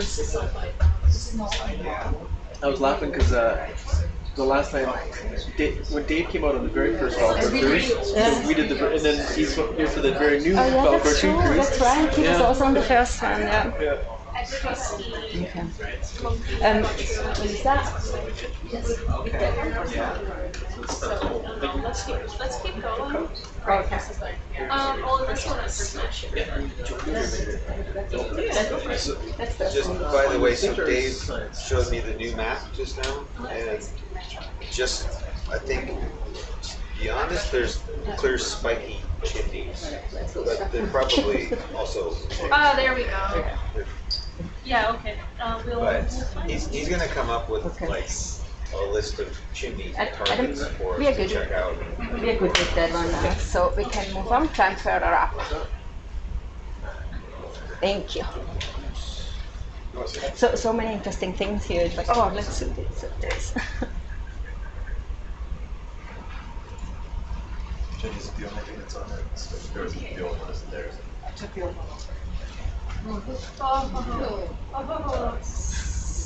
That could be bacterial, maybe? Did you want to sample it? Oh, look at this. Can we get closer to the... Yeah, I'm gonna come land I out don't here. think any of this is warm. Oh. It's all really old. But bacterial mac is still growing. That could You know be- more or less the temperature of this site? We haven't measured it, but it looks like it's just all ambient. Like 40 degrees. Oh, it's 3.5 degrees. Bottom water.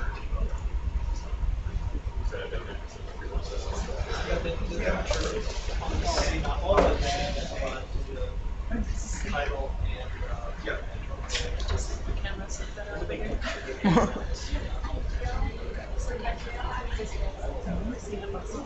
Or is it the white? Okay.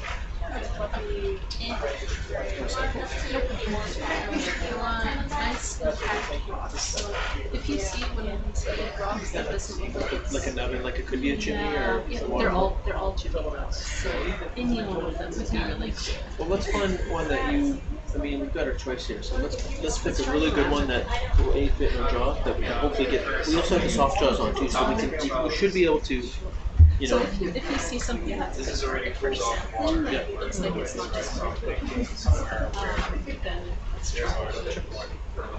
Especially if it's one of the ones that has a lot of the green. Yeah, so I That's where we with the copper oxide. yeah, 500 years ago.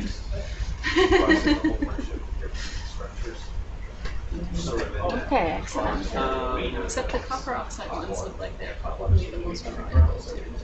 A lot of times we've just kind of come in like this and just snapped it. There's So like there's little yeah, that big the one up spikes there. there. there's the spiky things way in the background. Those would be more something.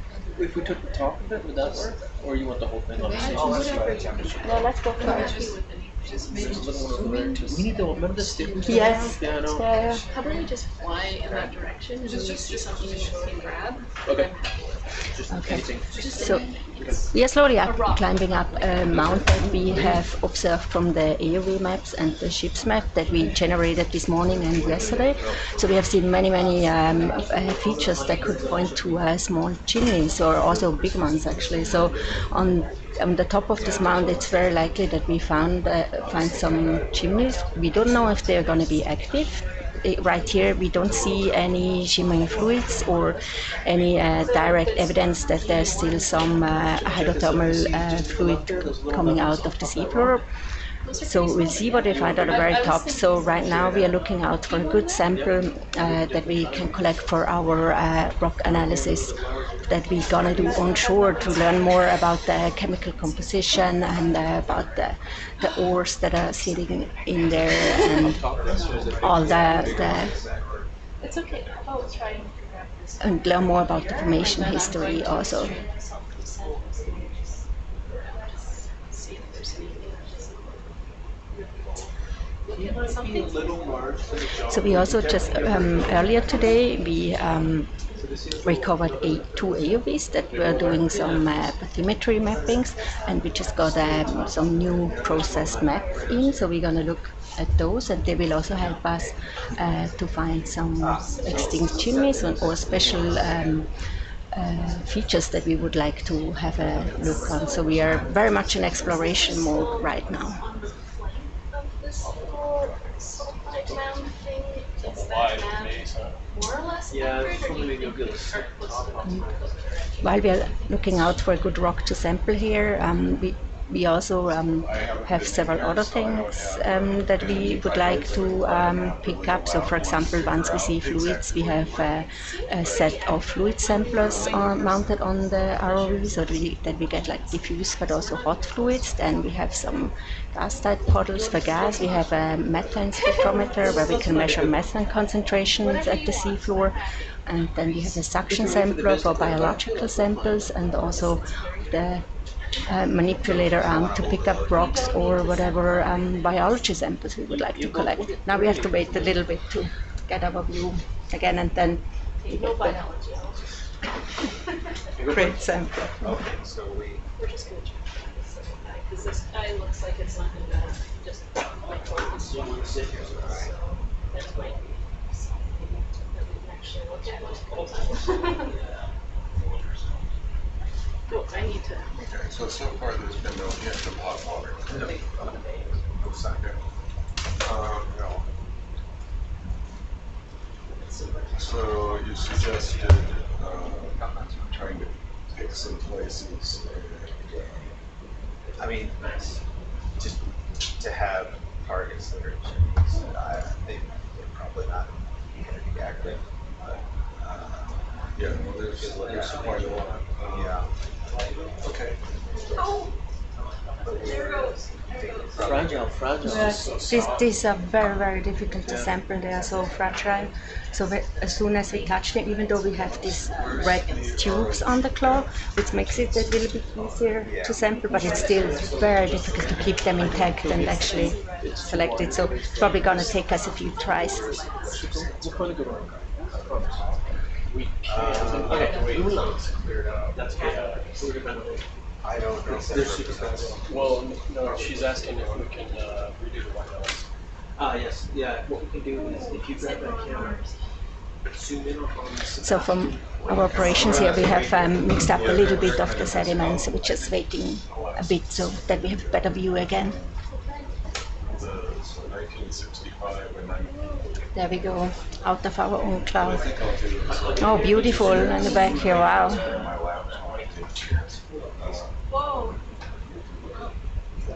It's useful to put those long labs somewhere else. We can also just eyeball it. Yeah. Okay. Doing a color balance. So we'll be moving to the east from this point. Maybe it's not as Okay. red as we think. Yeah. So now we're just saying that it might be not as red as we thought. We have now a color balance, so on the white. So now we get are closer to real colors again. You found chimneys. Yeah, Those? some chimney structures. Map, right? These little spikes. So these are probably the spikes we see, you know? Yeah. Yes, I I think so. think maybe the nav is still off a little bit because from what I'm showing, like I would. I thought about that, but I couldn't see it. Yeah. So this, there's a possibility that these are the chimneys that we have seen on our AUV maps. They are maybe slightly small, but we will hopefully soon see more when Yes, I would like to. all the particles disappear here that obstruct our view a little bit right now.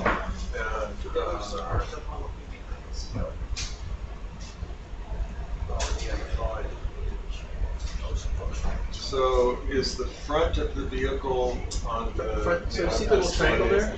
Little triangle up the, that's the back end. That little triangle. This is the back, that's the front. And that is properly located on the display in terms of orientation? The scale of the vehicle is correct? No, the scale is, we blow it up so we can see it. The scale will be quite a bit rather smaller than that. Okay, so the center of the triangle is the back of the vehicle? Yes. Okay. Where is the pressure sensor on the vehicle?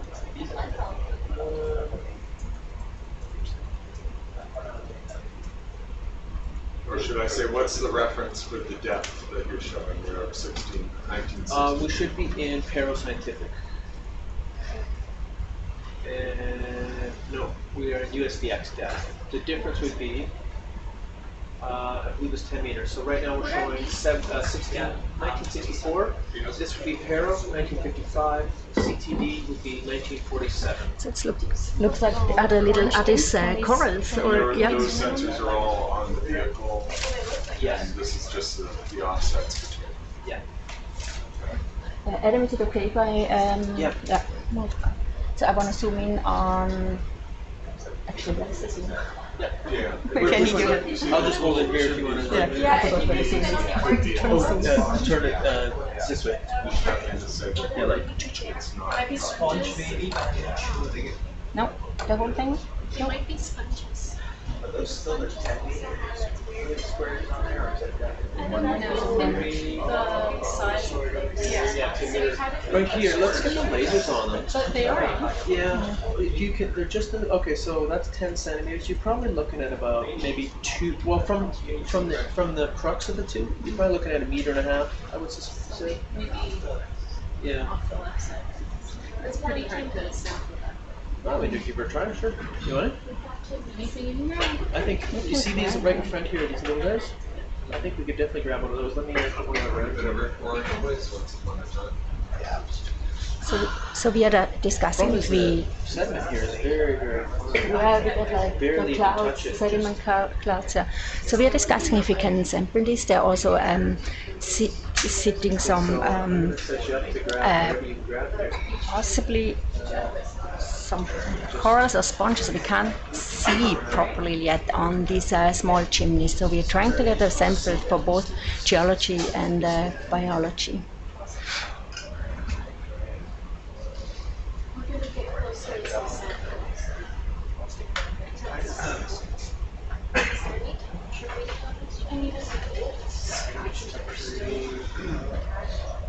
So we haven't seen any evidence for active venting yet, so after this we'll just look around some further.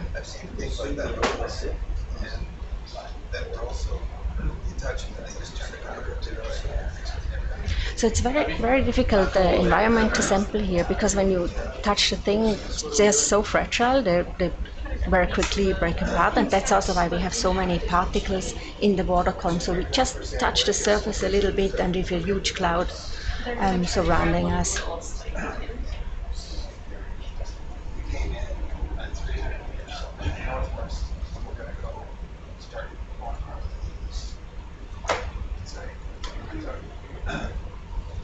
So we got the pro tip showing 3 degrees Celsius. How's it going?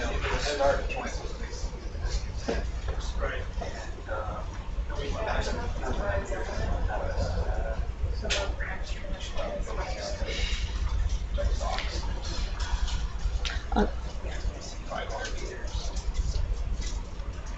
So right now we are placing ourselves so that we can try sample this. On the side you see some of our sampling containers where we could put geological but also biological samples in. They have like some lids, so we can make sure that we don't lose any of our samples on the way out. Tomorrow, are you able to zoom into Yeah, oh, I didn't see like even go to. So I'm going to come real slow in on the quarter. Oh, okay. should do it unless he's locked her off. Oh no, I Just just start to the right. Sorry, as soon as. sorry. Yeah. Okay, let's not touch it when he's sampling it. Sorry about that. Okay, coming in. I'll leave it to you.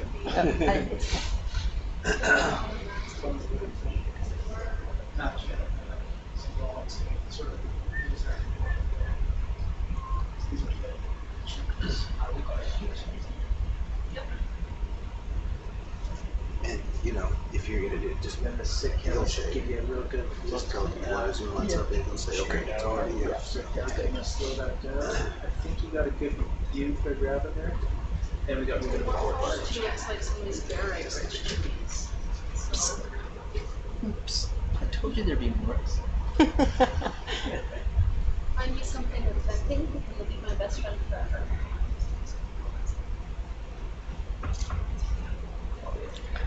So we have now our manipulator arm and we are trying to sample this one for biology and geology.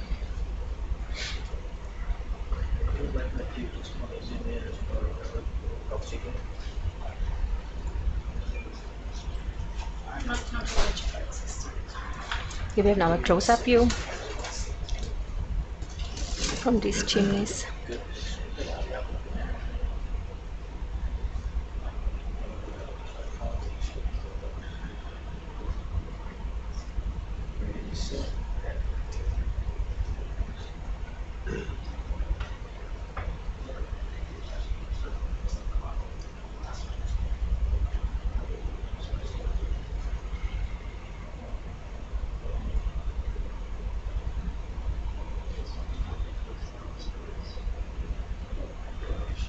Ice cream cone. Nice.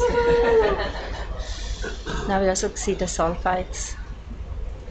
Tomorrow's Sunday, if you like this one.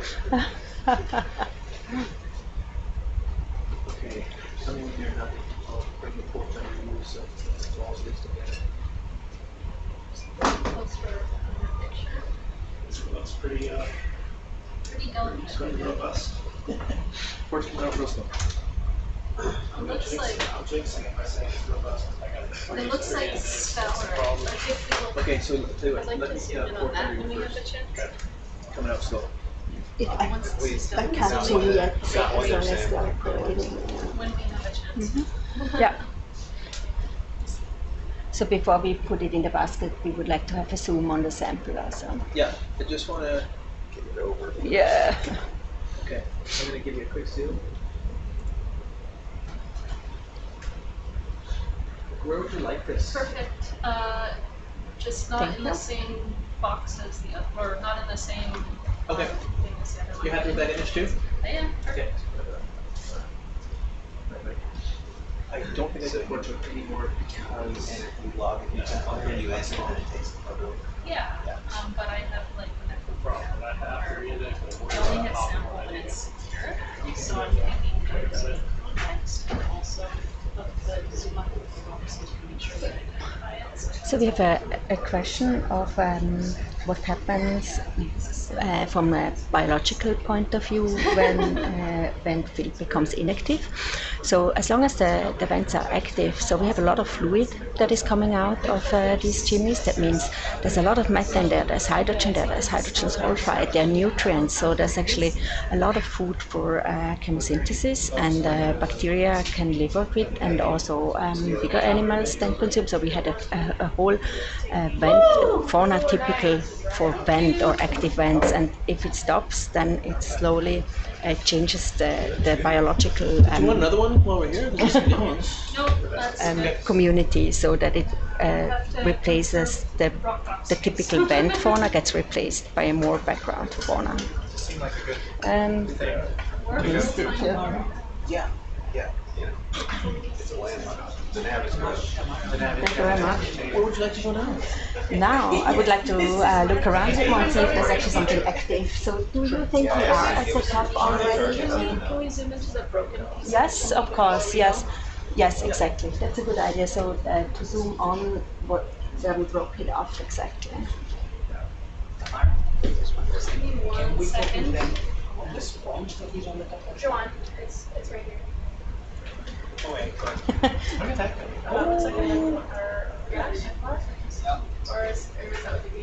So now, what we are seeing right now, this is the piece where we broke our sample off from. That's S0491 So, No, we don't, just type it in. We'll add it. so technically, I mean, it could be on this side, but I guess what I would do is turn northwest. Come up this way. But I feel like I'm almost here. Let's look around a little bit more and something. So northwest. Yeah, what you suggested towards the map. Okay. The marker I just threw there temporarily. Yeah. Super, so Doesn't mean anything, right? Yeah. So I'll just get to what we think is the summit. And before you move, I was talking about Maybe we should find the top of this. And then, If we could grab a couple of those intact.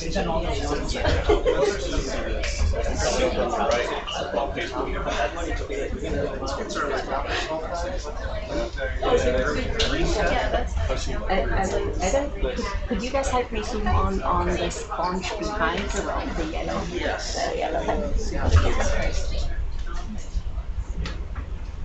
Okay, and now we are getting a new zoom on the sponge that is right behind where we took the samples.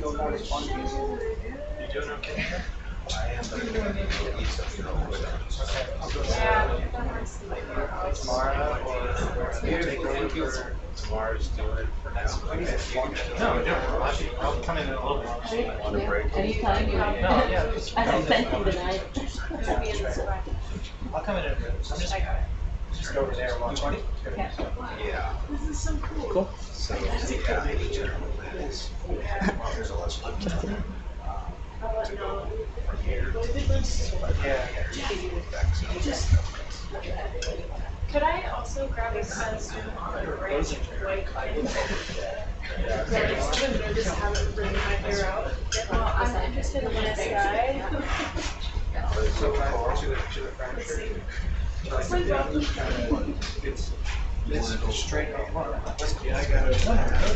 Yeah, we are looking at the biology for a minute here so that we see what all grew on the chimney. That's art.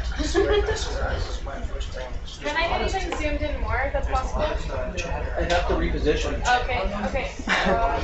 Do you wanna? I can come around the front of it if you want. That's fine for now. Yeah. So we're heading. Thank you, guys. Thank you. Oh yeah. Could we also get one of this right? One front? more. You should know. Yeah, You, and I talked Yeah. to them, yes. yeah, we're gonna share. Could we get one more zoom before we leave on that one right here? Yeah. So the whole block here. And after that we are heading on.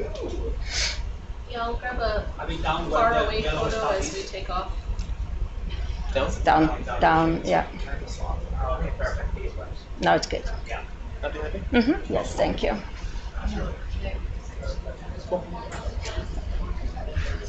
Okay, thank you very much.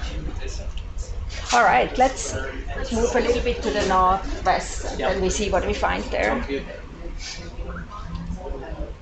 Just I'll just snoop around this way. Can we back up there? I want a nice photo of it.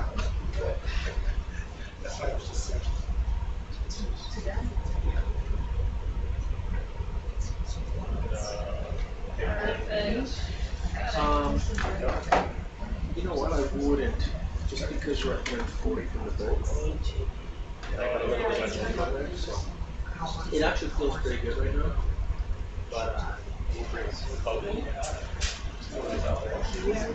yeah, we could just touch.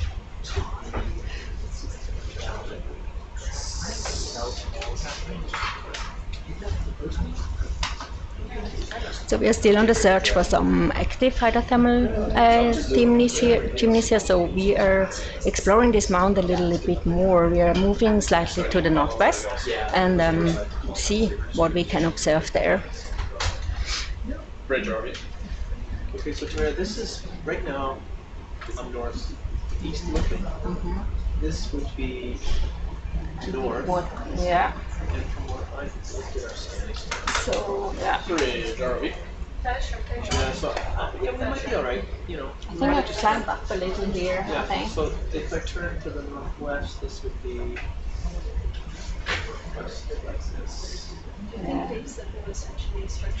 Bridge, ROV. Yeah, so northwest is a good direction. Yeah. I think that is a great direction. Yeah, you know what? I like what you're seeing here. And we can see how it's. Yeah. Yeah, that could be like a. Okay, then. then. I think we can also use the coral growing on the sides because they'll grow up in the water flow, right? So that could be You know more the top of the ridge. Yeah. Hey Luke, this is ROV. We just gonna reposition you a little bit. We set up a waypoint. But it's, you see how it's angled? That's your strange structure. It's like something like this. Yeah, that's strange. What's happening here? So was that old and it shifted, or? I don't know. It's probably moved over. Yeah. Do we want to sample it? No, I think it's the same what we looked at before. It looks great though. Well, that's not fun. That's not fun at all.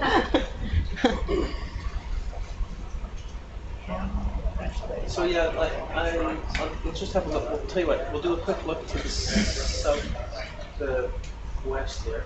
Okay, and Yeah, I then would say that's just to see that if would- we have picked the right direction. yeah. See, that Now looks it's going a down curvature. again. Yeah. Yeah. So I think this actually is quite a bit better now. Yeah. And then see up top there, there's a chimney, and then of course it's sloping off on the side. So the vessel is moving, so your delta's coming out. Just let me know when you. The delta's coming, so the vessel will change the delta. So they're really coming that way. Well, the vessel's moving, your delta's going up, right? Looks also have some hydrothermal staining there on the rocks. Some alteration.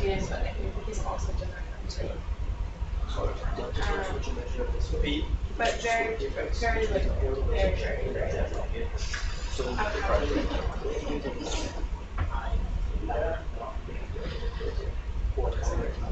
It looks like the chimneys are just like sitting on top of it. How did they I guess I shouldn't say that. Maybe because the delta's dropping.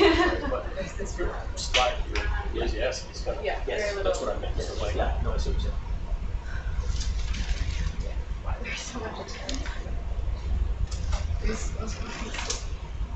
So this is still northwest. Okay, yeah. A little bit more Let's north. see.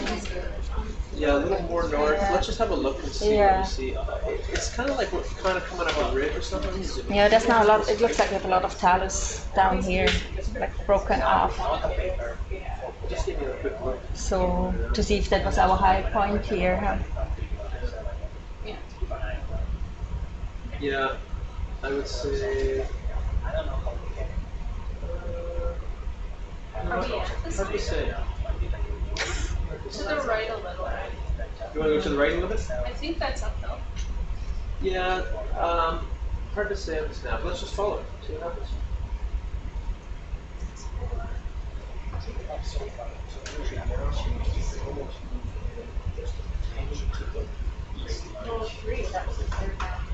Yeah, there's a bigger structure coming up again ahead of us. Not yet.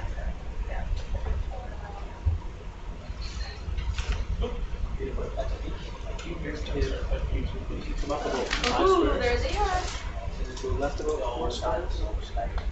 Right about there. Perfect. See anything slip? And we have more of the chimney structures coming up right in front of us.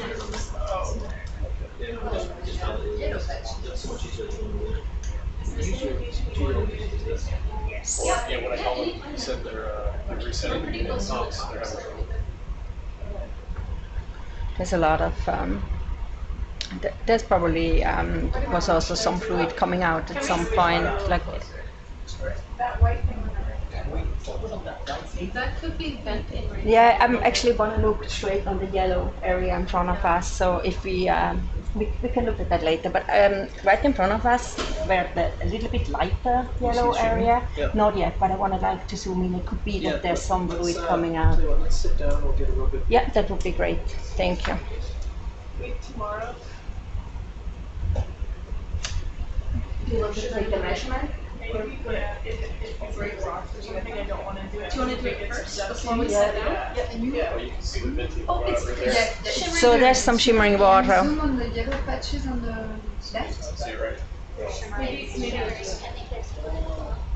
So up there, yeah.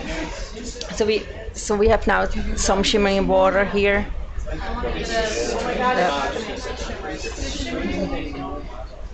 Should I do it now? Yeah, do it now. Can you check your methane sample right now? So we have a methane spectrometer also on our ROV. So we are taking a sample right now that is running in the background, and you see the hot shimmering water coming out of this area, and we have some bacterial mats around. They are like the white, fluffier, yellowish thing. This is all bacteria. Now we are looking at it for a bit and take our methane sample, and then we're going to measure the temperature. We just sat down here so that we have a better zoom to this area. And so we have several spots, I think, where the hot water is actually coming out. I see it shimmering from it, at least 3 or 4 different things. Yeah. With mat on it. Yes, we can send Well, while I was sitting there looking at a transect route, you guys find some venting. Awesome. We'll take over for a while. Temperature probes. We're running a methane sample right now. Okay. Just for the background water. All right. Other request, it might not, it doesn't have to be here, but since there's so much bacterial matting, is that the bio team, Sabrina, wanted a rock with bacterial matting. Yeah. But I Sure, don't know okay. if it's going to be possible to I mean, sample a rock in the That looks like suction sample material to me rather than grab. They want the Suction rock jar? from around. Yeah, that's fine.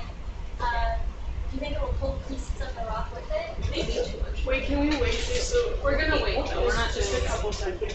We don't need. We're not. Yeah. First, we want to do a temperature probe. We could do a temperature probe while you're doing the methane. Yes, she already has the sample. Did you? So did you turn your pump on? Yeah. And you took a sample? I mean, I'm taking it right now, but I don't want to suck any like stuff in it besides like. Okay. Yeah, no like. Because if I start pumping, you're getting water from the manifold. You got. I need to turn the pump on To at least move some water through there for you. So. Can we turn the fluid sensor back on? Yeah, she's It's still been in powered off. the injection cycles. Yes. Thank It's supposed to be on? You're supposed to be off. Let's give it a break. Thank you. Okay, cool. Tell me I when just you- don't want to suck anything. Tell me when you're done so that I can log it as well. I love the gas. Yep. I got the start. It's all diffused, all the entire mount there. It's just like patches of like all the yellows. This one on the left is also shimmering, so it's Okay.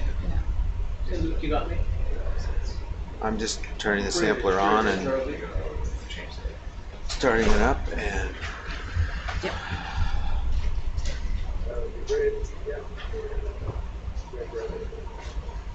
Okay, starting to get some data.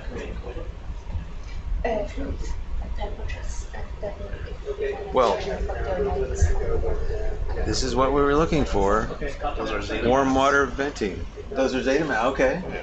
We have Sean McAllister here who did his PhD working on iron oxidizing microbes, and he says these are Zeta proteobacteria mats.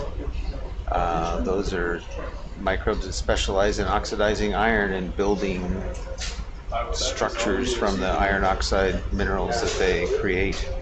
Yeah, you got me? Yeah, excellent. Okay. What happens if I switch it over to the bridge and just wonder if that echoes away? I'm going to try bridge, okay? Okay. Bridge, Charlie. One of the instruments we have on board out here. Oh, fluid sampler, green lights. Yay! Yeah. Is the ROV probe next to the section?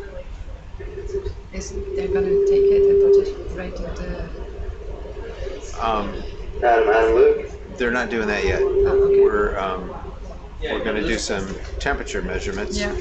So Kaori's just already injected a sample, right?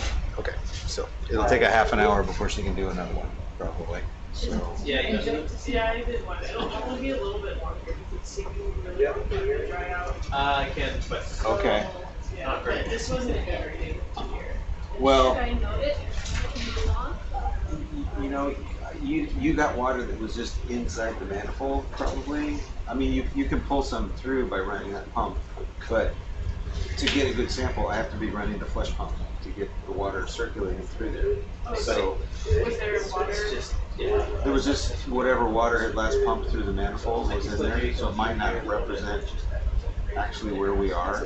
If I'm running the flush pump, it's constantly moving the water through, and you're pulling water out of that. So it was turned off. Yeah. But I think we'll do just to figure this out. Which I I understand the pump system. yeah, I'll talk later. Okay. This is gonna take like an hour, I'm guessing. Yeah. Like 40 minutes last time. Yeah, okay, so if you were the first time you were on our ROV channel, did you hear me on bridge? That's good now. I did, and I was fine, but. I had to when you It over it again. Or maybe. You're still talking. Anyway, we'll Alright, let's be on the camera. Okay. turn this on again. So we can get some flow here. Okay, there we go. Can you see our little, let's see, is our little flow, there's our flow indicator. Yeah. Okay, so that's working. Okay, so, whoa. Micro's there.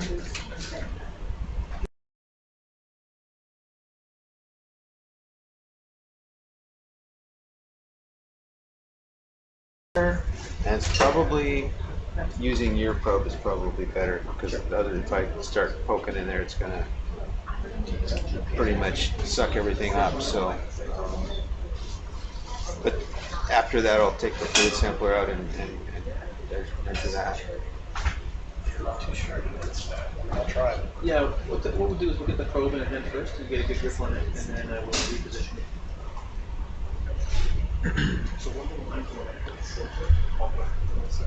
Okay, so we found water coming out of this old sulfide chimney mound here. This is the first active venting that anyone has seen on this volcano, as far as I know. It's not very hot, but we're going to measure the temperature and see what we have there, and probably take a water sample to look at the chemistry here. There have to be other more vigorous vents than this somewhere close by, because this is where we saw a very strong signal in the water column with particles and oxygen redox potential anomalies that would not be coming from this little slow diffuse vent. But we're going to get a temperature measurement here and see what we have. For the temperature, I don't see temperature.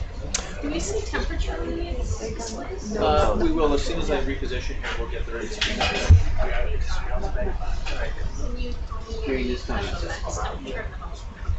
This one here, Should be on, yeah, forever.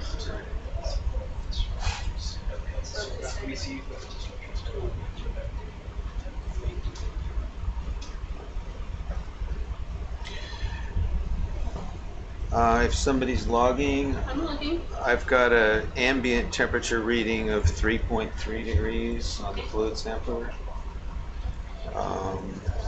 And I have a oxygen reading.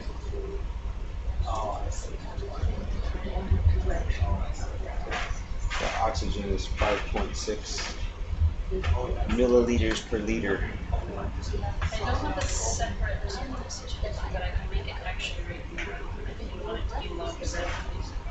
Otherwise, I'll just put it in the text. It can, either way, it doesn't necessarily, as long as we put oxygen, the word oxygen in there when we write it down, at least so we can look them up. Okay. Yeah, it's in there. Okay.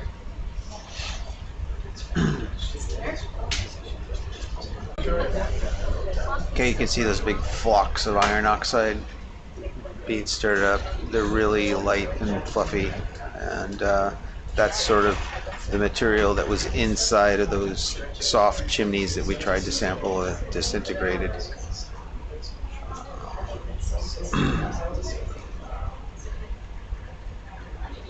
This is a typical, very common product of hydrothermal circulation at low temperature. Sometimes when you're out searching for vents, this is the type of thing you see on the periphery of a vent field. Not sure that's the case here. This is a very old structure that we're looking at, and there's just a bit of residual heat flow here that's creating these iron oxide fluids that are forming iron oxides. Okay, so we have our temperature probe.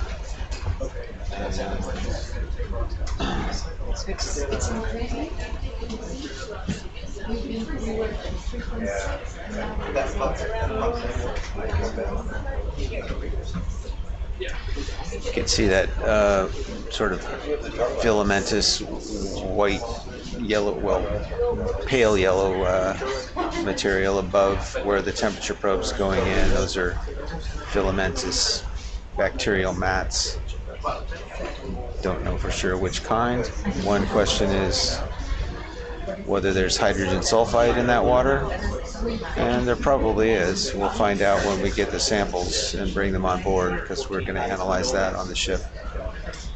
That's a compound that is easily detected with your nose, so the nose is not so quantitative, so we do a spectrophotometric determination of sulfide concentration on the ship.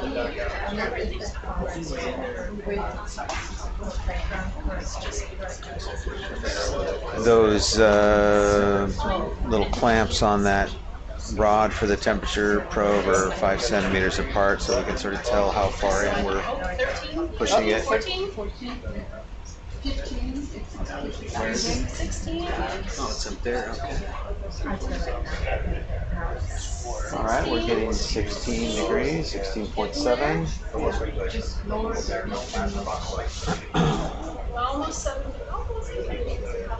17.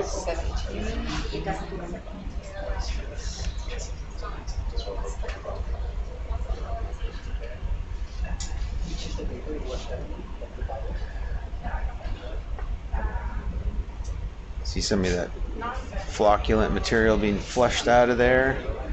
That sort of thing could get periodically pushed out by the fluid flow and come floating up into the water column. We'll get some samples here that have where we collect the particles, so we can compare those with what we see from the water column samples in the plume above this.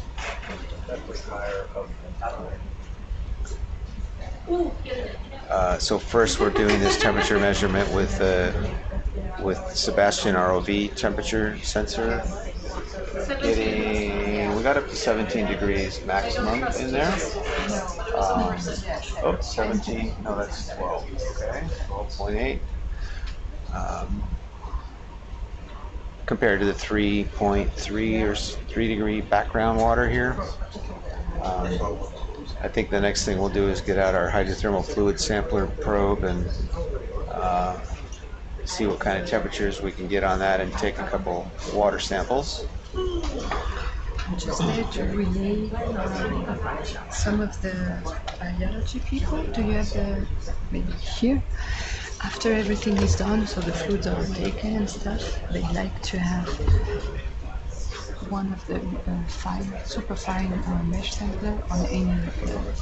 We could do that right now. No, they say after everything is done.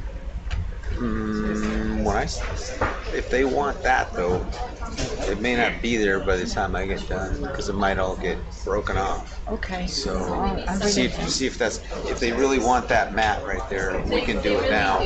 The super fine mesh on the suction sampler, sucking it all off. We can do that first then, because I think I'll probably knock it all off of there. So. Okay. All right. Hey Dave, does your pump have a filter?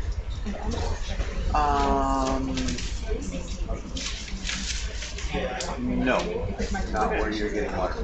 So you want to avoid particles and stuff? Yeah, as much as possible. Because anything like I wouldn't want to do stuff like in this or like when we break the rocks and stuff. Sure. Probably wouldn't. Okay, yeah, so let's just make sure we coordinate on when you want to take a sample, and I'll make sure that we only have like clear water going through there. We can also see. Where does it come from? See that little spinning wheel there? That's the flow coming out the back. Where's it coming in? It's coming in from our nozzle, which is just in the holster right now. So that's probably clean at the moment. That sample for a while. Okay, the holster, which is like that handle that was back there. Yes, back on the side of the right side of the basket. The orangish handle or like tan Yes. handle. Okay, all right. Okay, so that's where we get the water from. That's where we get the water. Okay, cool. So. Alright. Okay. So who's requesting the map? They do want it? It's super fine. Okay. Sabrina, is that for Sabrina?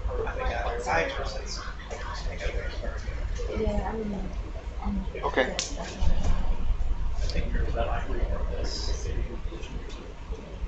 Oh, they're texting about it, right? Yeah. Okay. Okay. I think the temperature's been really stable, 17's above the highest, so Okay. I need to talk to these guys. It sounds like they're making up your minds. I just wanted to know if they wanted to take this sample right here. Okay, so you want the mat that's around the edges of the bed? Yeah, like that. Okay, and I was saying, if we do it, we need to do it now with the suction sampler because by the time I get in there with the probe, it'll probably mostly fall away. Okay, so let's try a suction sample jar with superfine mesh, which number? Any of the suction samplers, as long as they tell me which one. Okay, so we could do number one. That's superfine. One superfine. Okay.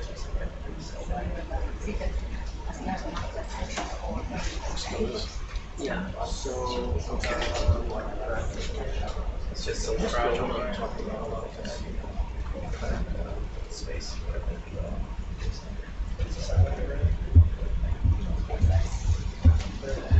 So this stuff is going to be well. It'll vacuum up very quickly. So probably don't need to run it for very long. Sean's an expert on this. Sean's going here. No.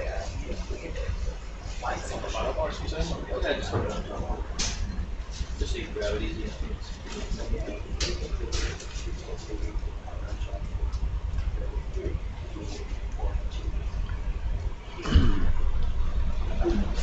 So we've got Sean McAllister is on board with us. He's with the University of Washington Cooperative Institute for Climate, Ocean, Ecosystem Studies, SECOS. also with NOAA Pacific Marine Environmental Lab, and he's an expert on iron oxidizing bacteria, which are almost certainly living in this vent right here. So I'm going to ask his advice about how to sample this. So we're thinking of sampling this with a suction superfine mesh. Would you recommend just like a very quick? You don't want to get it too deep because it'll get the sediment. Yeah, so we just kind of pull it across that surface. Yeah. You also see there's some like wisps up above it. Yeah. So that's also matte. Okay. But yeah, I would just like sort of start sucking and then bring it in to kind of peel off the surface. Yeah, and then stop the pump. Yeah. Pull it off. Yeah. Just don't like dig it in. That's okay. What you're looking for is at the surface. Right. Okay. Got it. You're like you know. All of this stuff here is also like very thin, very thin. Yeah. That's up higher, huh? Just looking at that, I would focus on the dryer. Okay. Oh, sure. Thank you.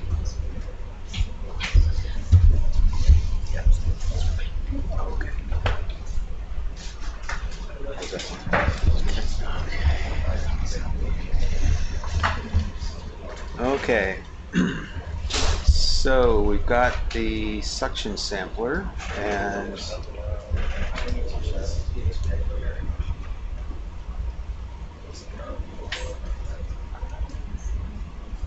checking out what those. Oh, was that to see what's going in?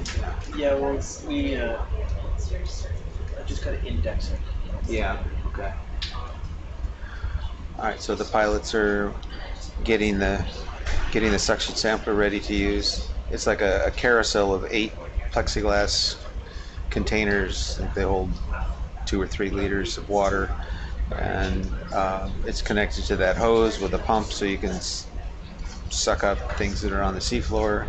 Big vacuum cleaner, and we're just going to sort of gently go over the surface where that microbial mat was growing on where the warm water's coming out. Got microbiologists on board who are going to study the microbes that are in that microbial mat. As I said before, Sean McAllister is an expert on iron oxidizing bacteria. The class of bacteria is called the Zeta proteobacteria, specialized in oxidizing iron, getting energy from that, and living in an iron oxide environment. From what okay, so no, we're good. So we fine, super fine mesh. Right. Number 1 should be super fine mesh. We're making a comfortable seat versus sealed, so she doesn't have to sit.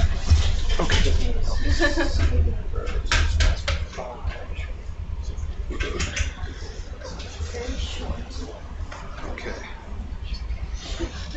Something. All right. Okay. So pilots are checking out the suction sampler, rotating the carousel around, getting in the right position.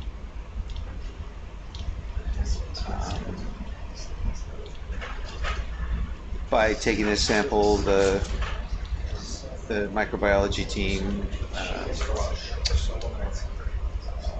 can preserve the DNA and bring it back home and sequence it and compare the bacteria living here to samples that have been taken in different hydrothermal systems all around the world. I've seen a lot of these in the Pacific. This is only my 3rd time in working in the Atlantic Ocean.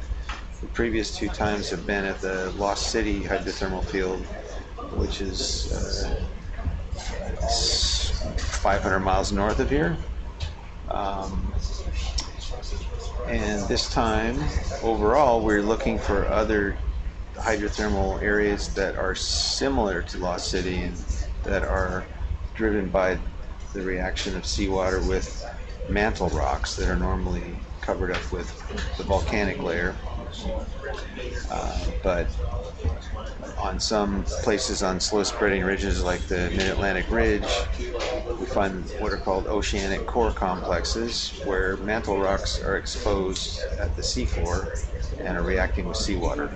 And this set of reactions that happens is called serpentinization, and it produces a very different chemistry from the volcanic hydrothermal system. So that is one of the things we're looking for out here.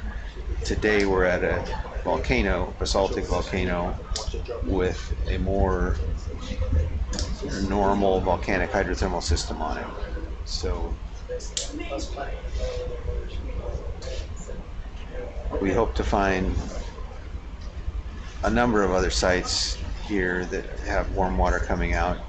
This is the very first one, so we're going to take advantage of being here and take a sample.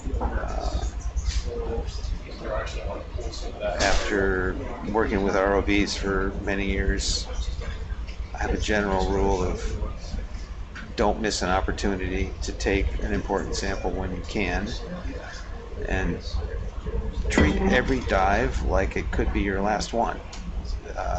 Get it done when you can, because you never know when something might go wrong. I don't think that's going to happen, and we're at the very beginning of this cruise too, so I'm just trying to follow my own principles of getting a sample when there's one sitting right in front of you, especially in a place where nobody's ever sampled warm fluids or hot fluids before.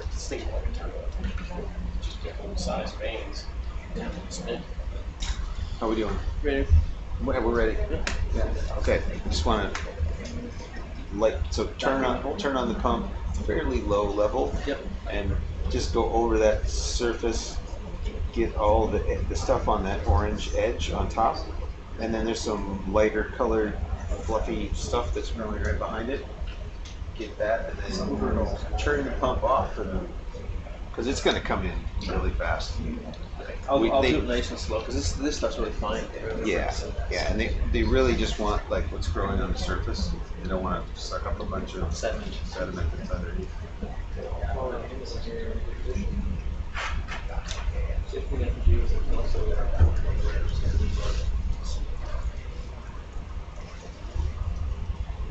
I'll start on the left side of it, carry it to the right.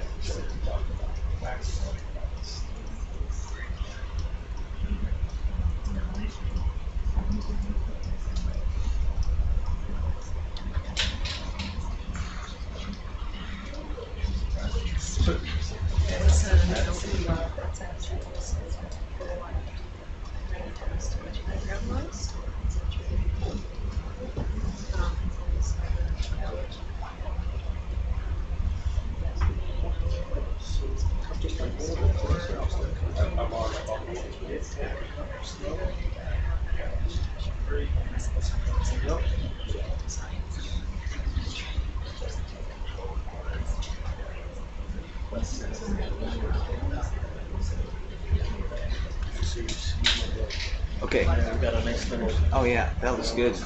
Yeah, excellent. That's exactly what we're looking for. So we can get that little bit on the right there.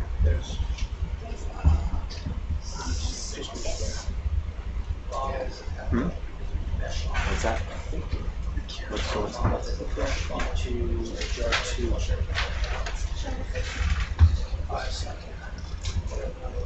Yeah, that's jar 2. I'm sorry. Jar 2? This one. So this is actually jar 2. Okay. Do you want to do another pass and go back to jar 1 with language? Let me ask.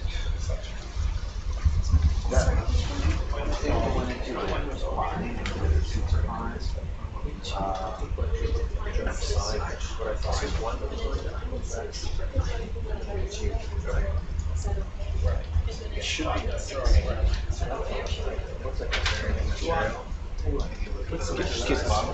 Can we see the jar? Can we see what's in it? Is that possible?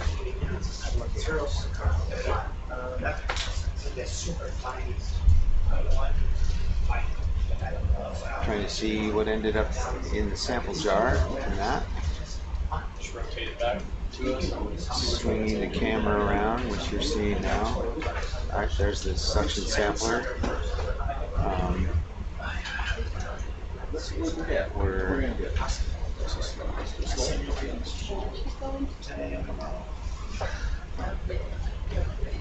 okay, rotating around.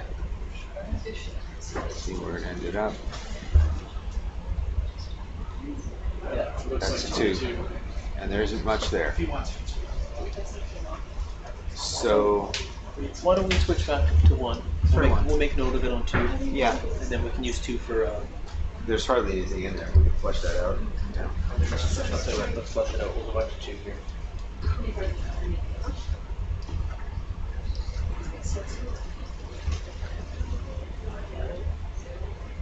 Okay. So that's where is it? So I think it's hard to tell where the position. Yeah, we're gonna put those cameras.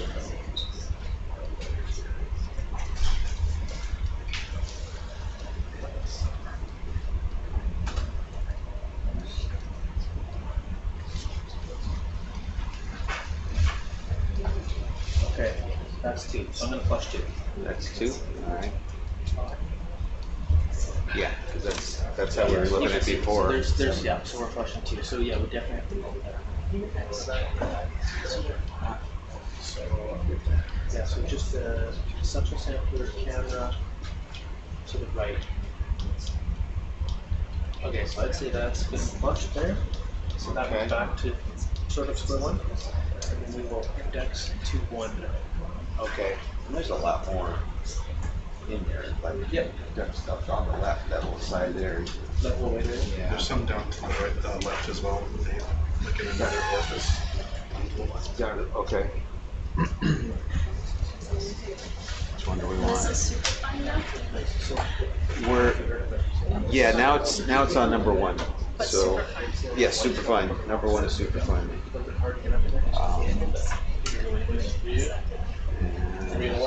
Yeah. You want me to come back to come back with all the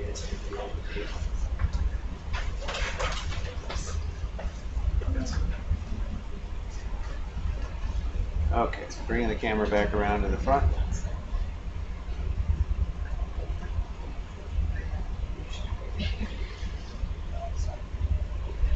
And I'm going to try that again.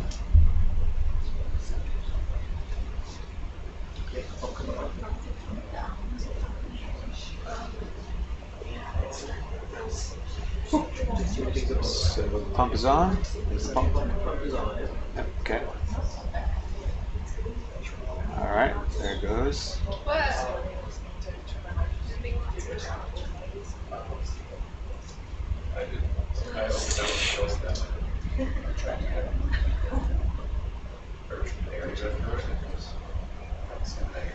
Alright, getting material. Yeah, the white stuff. There's some, up and to the left and both sides there. Yeah, that's going in.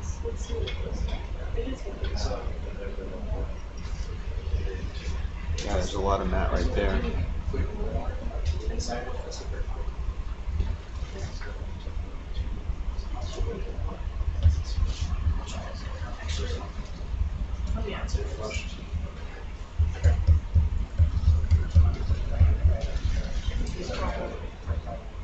It's like some slightly harder rock underneath that one. Ooh, metallic.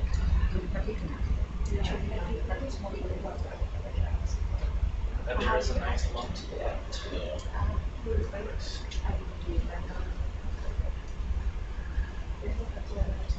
Big you want to go for? We need to get you the can we pointer stick. Back out or what? Yeah, I just missed that. There's some down below on the left. Is that what you want? Down there? Yeah, that bit down there. Yeah.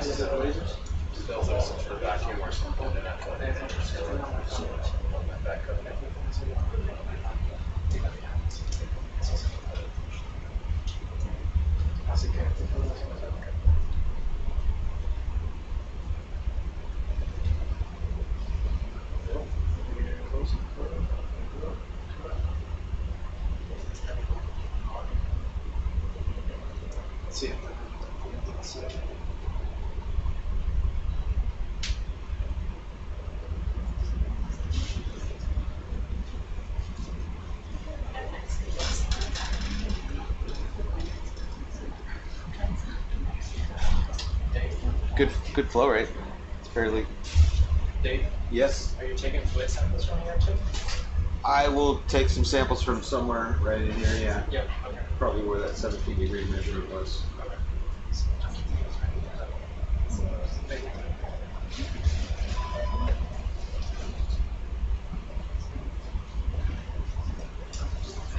Yeah, it's a good flow rate for this kind of material.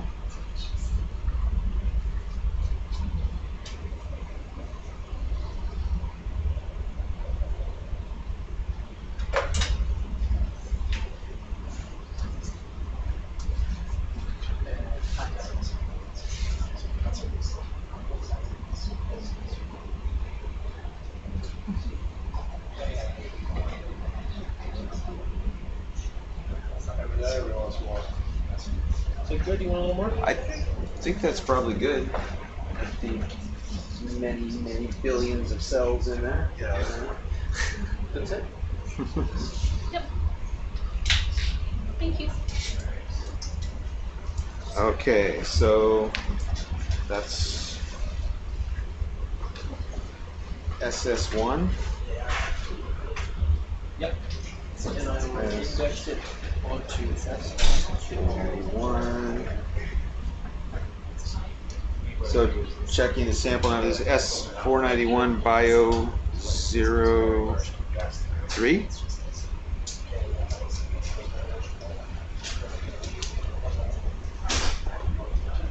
This is our third overall sample, right?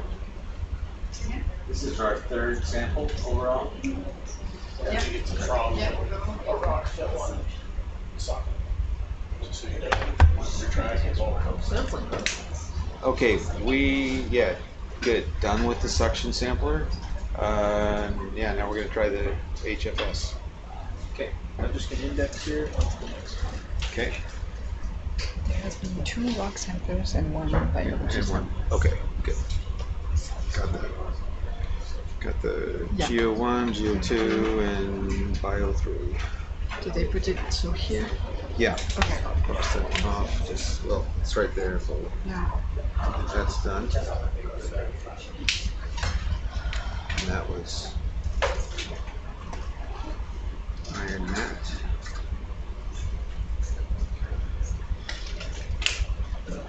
So we're gonna try fluid sampling, and you can do some.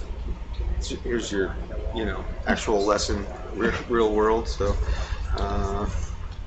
once we get it out. Yeah. So you're running the pump through the entire time so that it flushes the system completely? Yeah, and yes, we're running. I'm already running the pump. Yeah. It's about 3 liters a minute, just pulling seawater through. And it's going through. Going through like 20 feet of Teflon tubing to get back to the manifold. So low temperature samples, I think we'll take a couple of bag samples, one filtered, one unfiltered. Yeah. And we'll find out if the micro team wants. They probably want to wait on their large volume bag, I would guess, but waiting for the large volume bag somewhere else, or what do you think? I'm asking mostly Sabrina if they. You don't want to do the large volume bag here, do you? I would leave that up to you. Wherever you're doing your samples, I think that's where you should do the LED filter. Well, we are going to take a couple here. Hoping to find some other vents, but you never know. So. Is there a possibility to come back to this? Maybe if we don't find anything else. I think we probably will, though. So. Maybe we wait. Yeah, we would. Okay. So not now. Not yet. So we could just take the two bags, I guess. Yeah, I think bags. So we're waiting to get it out. Here it comes.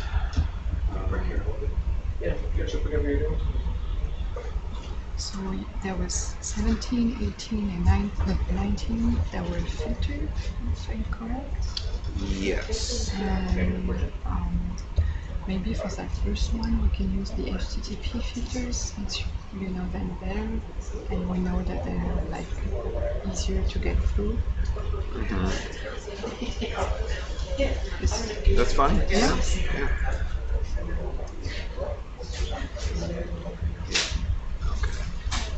They are the right numbers, right? It's just like Yes, they are.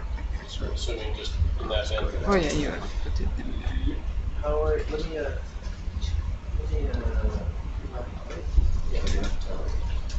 So we'll see what kind of temperatures we get when we have pumping turned on.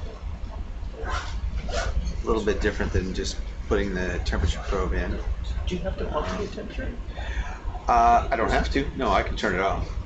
It'll read the nozzle right now? Yeah, it's right near the tip where you see those slits. I'll just get benchmark jars as well. Yeah, Is everything okay? it's moving. So yeah, or maybe No, it should it's be not. moving. It's not moving. Okay. You know it.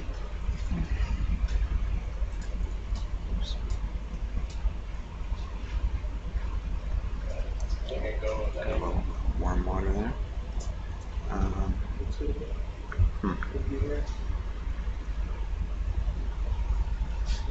Alright, let's stop that.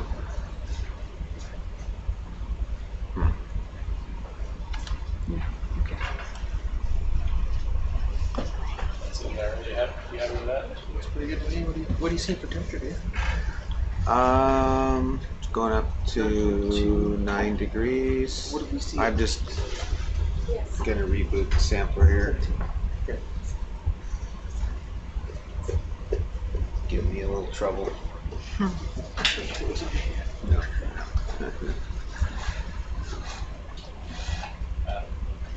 Oh.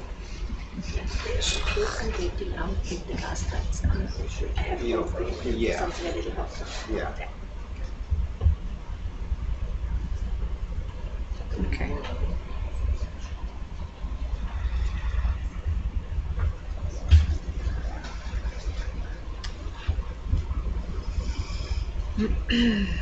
Let's do the same thing.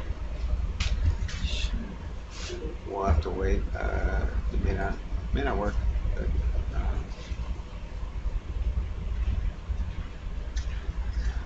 okay, we're getting about 10 degrees right there. I think I should turn this one on.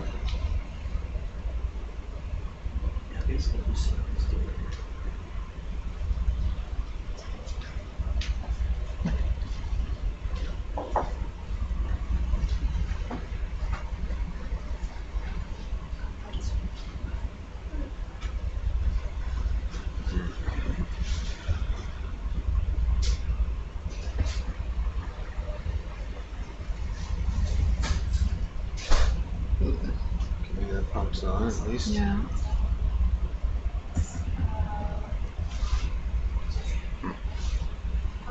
Should we like power it off and on? Yeah, I'll turn it off at some point. I think I might. I don't know. Let's see. I don't want to sit here for too long doing this. So,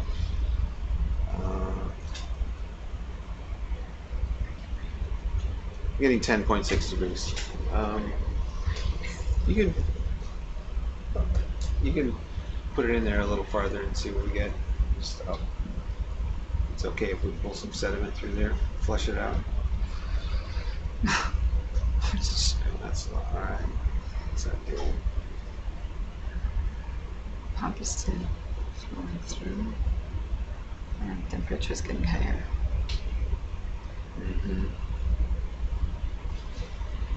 Okay, that's up to 13.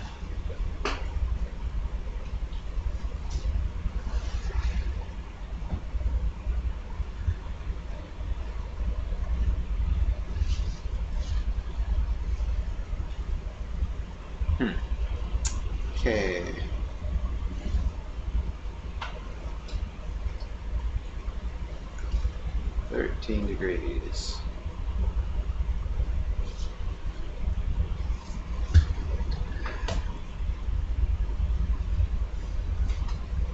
Well, we're having some trouble with this, so I think I'm gonna have to power it off and see if it will come back. Just get one green up, 2, 3, yeah. Yeah, this pump's running, so that's red, but the other one is stuck. Okay. Are you ready for So, let me. Yes, I think I am. Let me try doing this. Probably won't work. Yeah.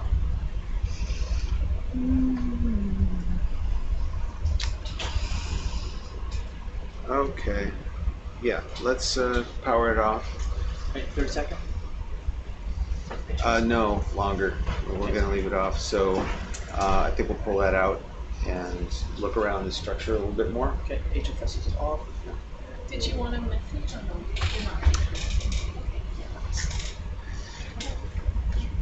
Do you? It's not ready? Okay. We'll leave the guy gripped in our arm, just kind of kick him off to the side so that if we come back and this guy comes back up, we're set up. Okay, yeah, that sounds good. We're going to look around the structure and just see what else is on here. Do a little cruise around.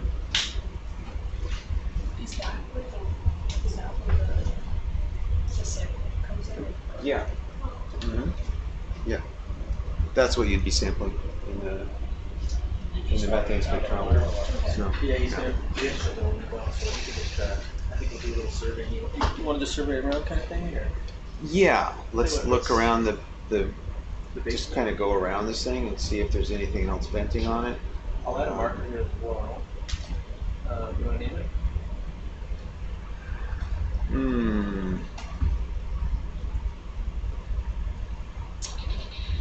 Well, I don't know. Name suggestions? Iron something? Iron.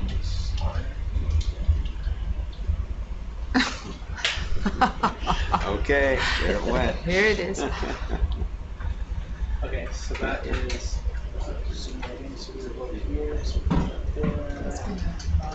Okay. So you want to just kind of cruise around this way? Yeah, just kind of go around. I wonder what it was. Yeah. See how we're taking samples now? Just don't up on water. It's not gonna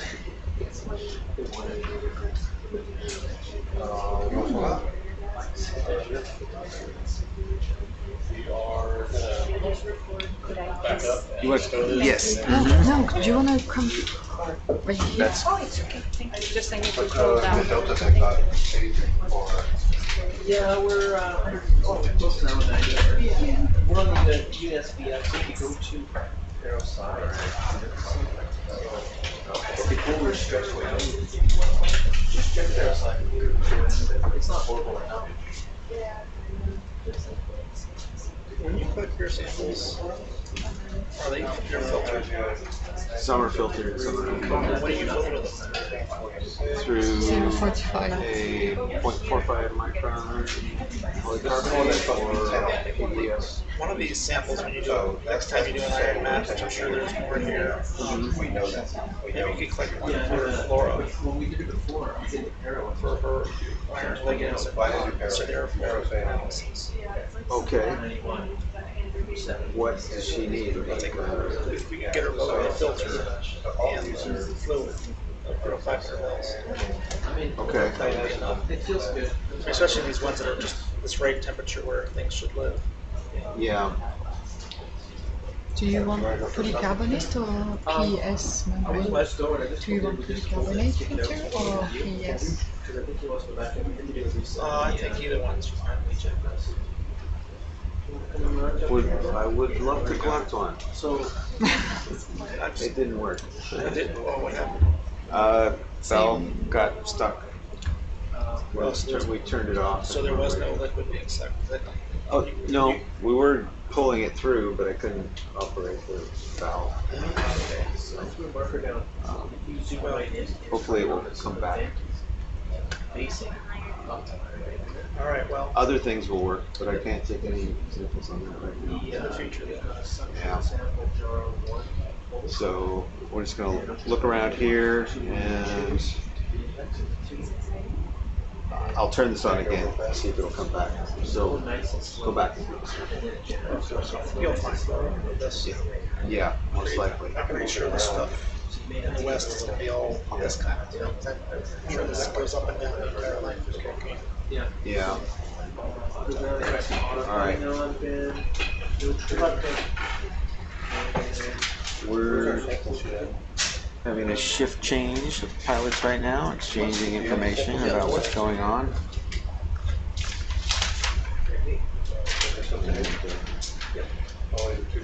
SS1 is done. Which one?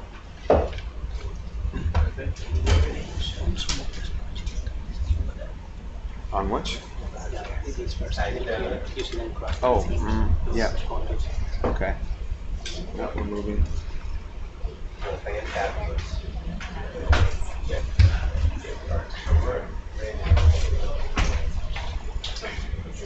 Hey Ben. We want to zoom in on some of those sponges on that thing right there. Hey, where's the So this is top of the backwards, starboard, and then import box here, approaches rate. Looking at an old chimney on a structure that has a little bit of activity left in it, and the outer surface of it here with probably some sponges growing on it.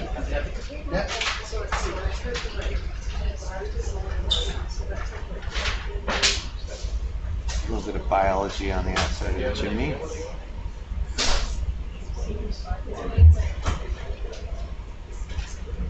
Ben, I want to pick something up.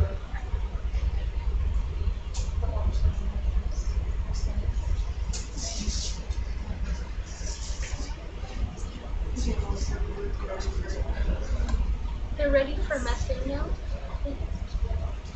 What's that? They're ready for methane. Ready for a methane measurement? Okay, wait a minute. I don't have the pump on right now, so hang on. Just tell me when. Okay.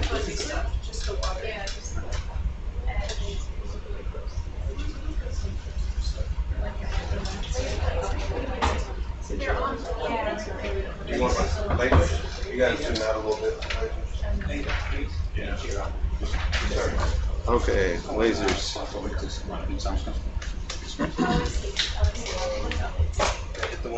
There's the laser dots. That's none. One to the right. Yeah. Could you tell us again what Jacob does? Yeah. So the probe that we had picked up earlier and we're using just a few minutes ago is it's an intake nozzle for the hydrothermal fluid sampler, and we have a pump on the vehicle that pulls the water from there through a Teflon tube into a manifold that has 24 ports on it and connects to different types of sample containers to collect water for chemistry and microbiology. And we have some filters on there. We can filter the material that's suspended in the water and preserve it for DNA analysis. So it's a combined sampler for chemistry and microbiology. Unfortunately, its valve refused to operate correctly, so wasn't able to take a sample and try powering that off, and we'll see if it comes back in working condition. So what do you want to do?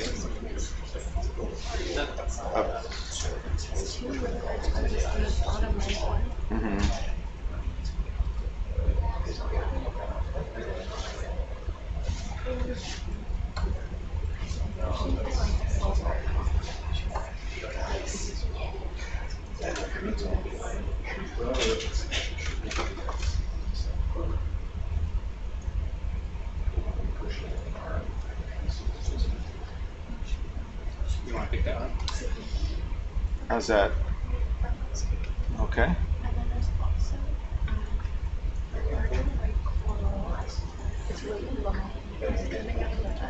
Come in over there.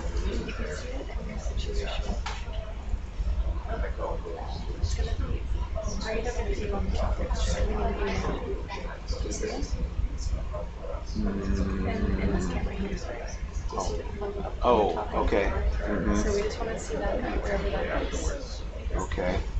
Where's that coral coming? There's some white mat down on the ground there.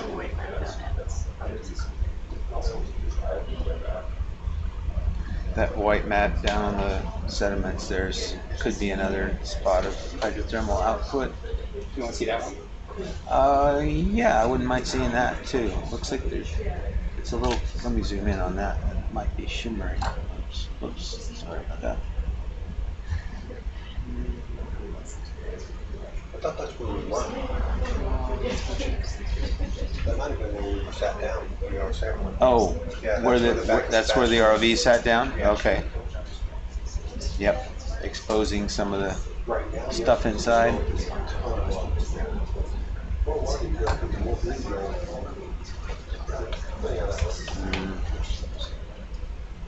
Look at that cusp. Can you hold that right there? No.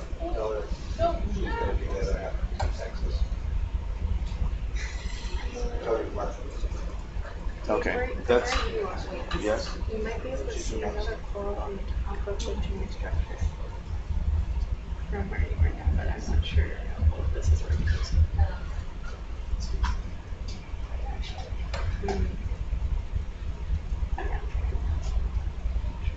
There we go. Yeah, so that's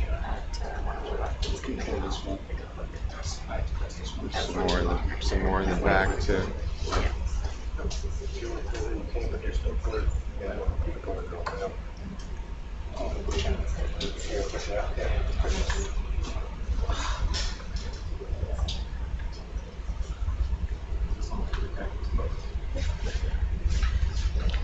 you want to try to put it back on again?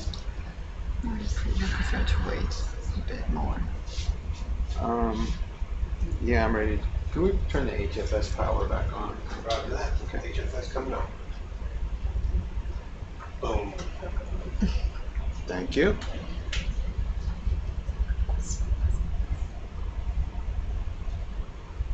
Okay. Monica, are you getting what you need here? A little bit closer to the somebody trying to see if those are polyps coming out of the edge of the. No, that's concrete. Is it like that? It's the little stuff behind the neck. Are there mats as well? Sorry, not. What was your question? There was something hanging.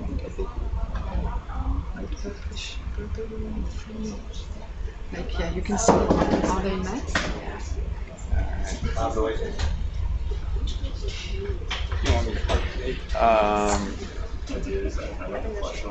Okay, I think we're good for that. So, waiting for the fluid sampler to come back on. Let's see what we get here. Are you gonna sample right? Well, it depends. It'll. You want green then red again. It might find home port now. That's a better signal than we got the last time. Actually, it'll say this sometimes just because it wasn't. Because it turned on home green port. and then turned red. But maybe it's finding its way. This state can take a while. There we go. Yay. Okay, let's go back down to where that vent was and take a water sample. Okay. Do you think we should turn it off next time we don't use it? On the other side where Maybe. Dave? Are we going back on the other side where we were? Yes. Let's go back around where that was on the other side.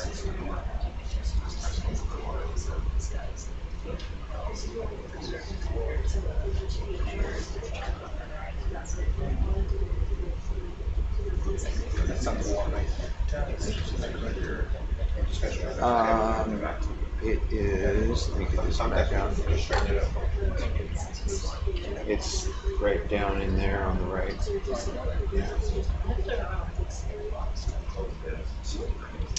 And I think the white bit there was where the ROV was sitting on. Oh, Cody left me.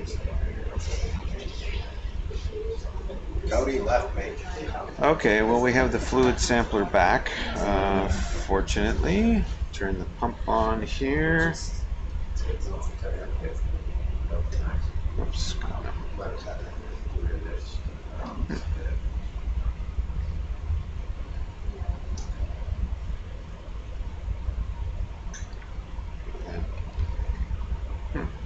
What's going on?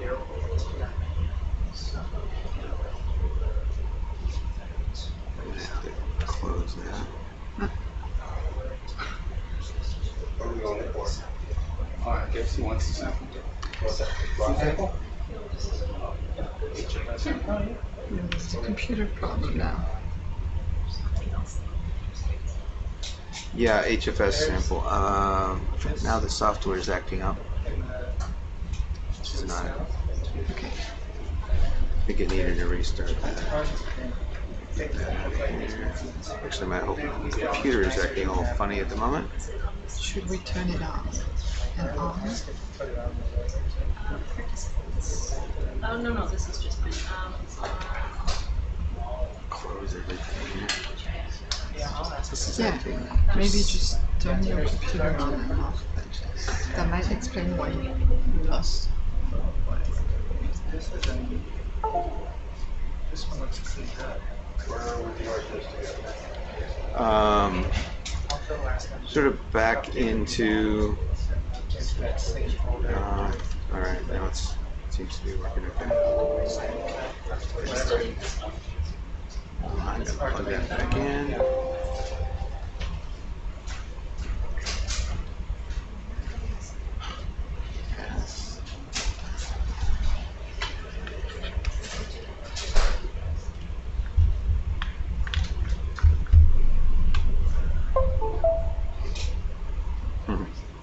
All right. Yes. Is this where it's going to hang the sample from? Yeah, okay, let's just hold it right there in the water for now, and then, I'm gonna, there we go. Yeah. Okay, so, Tell me when you start. pump running, okay. Let me run the pump for a little bit before you take a water sample. Okay, so you're getting water just coming up over that So that side. nothing, yeah, okay. No particles. Thank you. Should we put it already to the 17th position, or we wait? Yeah, well, maybe. Try the try oxygen sensor. Okay.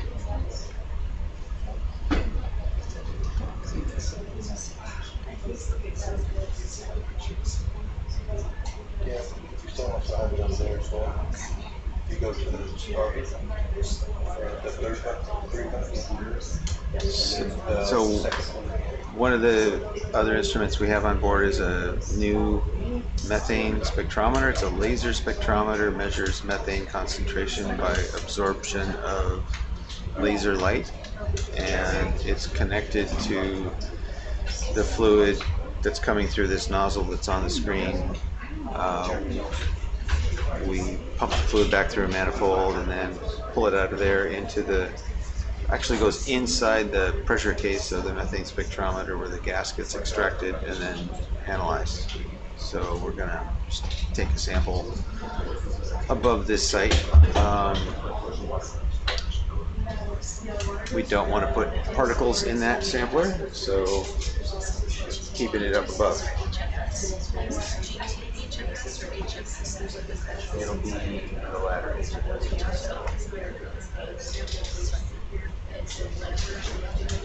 Kiora, you could do one. It's been flushing for a bit. Starting? Okay. Oh, not yet. We run the Do you? We're not in the. She doesn't want any particles to go in her sample, so we're waiting to get that.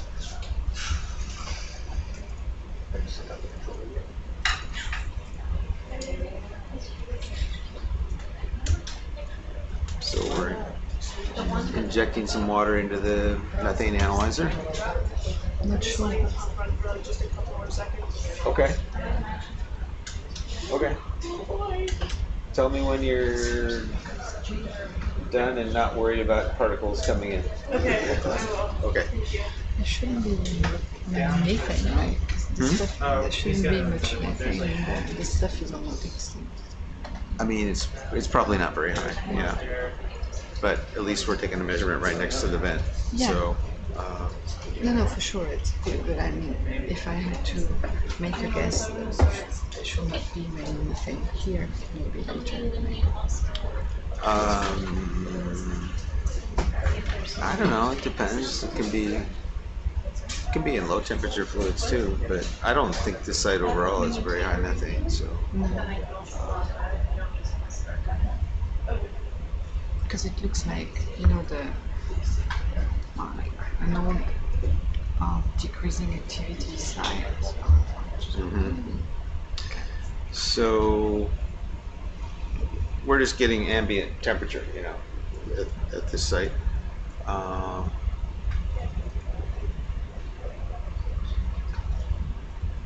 You're gonna do a few injections, or? Yeah, it's programmed to do it, so it does it. So on the first injection out of 3. Okay.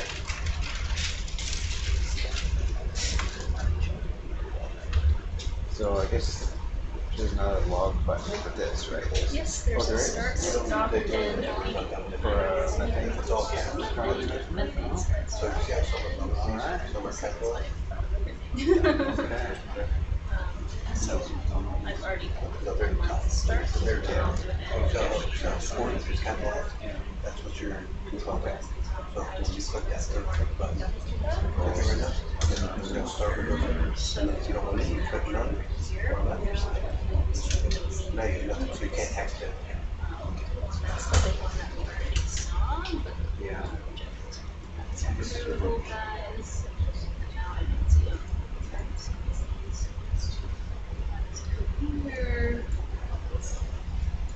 It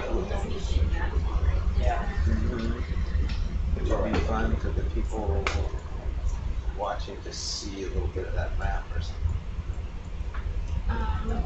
Yeah, I don't know how we do it. I don't know how keen Jessica is to share it. Yeah. Just a little sliver of it or something. So I can't remember if I've already told you why these chimneys are impacted and other ones are not.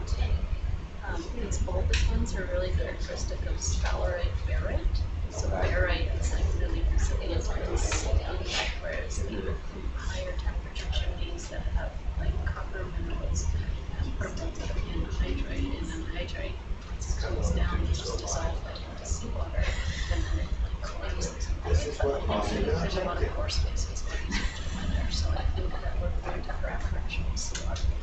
At lower temperature, they're like high chimneys. Right. Those are the ones that survive long term. Yeah. So we have some fields where it's like just the this weird looking chimneys. Yeah, we definitely have quite a few more targets as well. We're gonna go along that trend there, whatever, 070 or something, along from where we are. What we can do is just see where the first nice looking mound is, because that would be really interesting. Just that. That's a bit too far. Well, right here, we should go this way, across that, just to see what that is. Oh, this way to the north. Yeah, just a bit, and then you can over here. Is like all of some here maybe? Yeah, that's an interesting. But the ones that look really smoother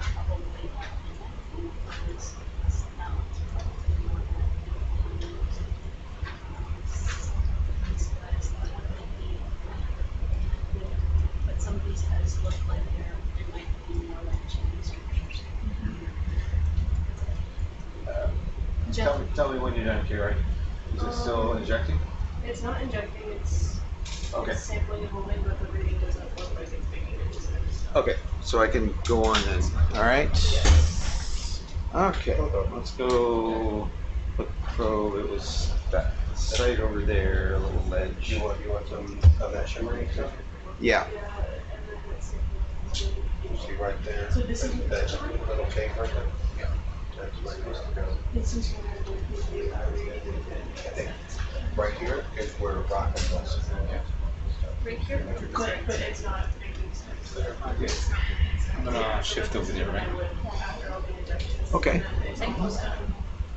It's almost done, so you don't have like Did you want to run like a couple of oxygen measurements on the shimmering? I'll run some in there. Okay. Yeah. Well, I could also just say like concentration. Okay. I mostly want to get a water sample here just to get that. Yeah, done. Get that out of the way. Yeah.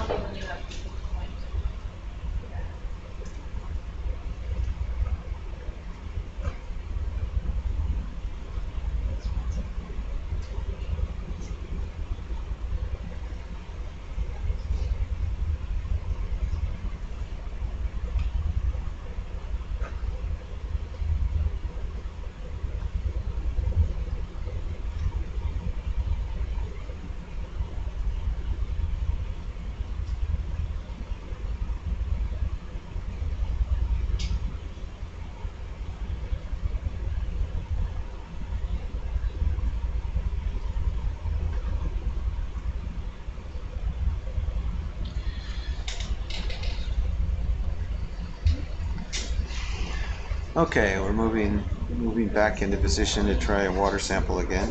Got the system working again. It may have gotten too hot. Not really sure what happened, but the power off and back on brought it back.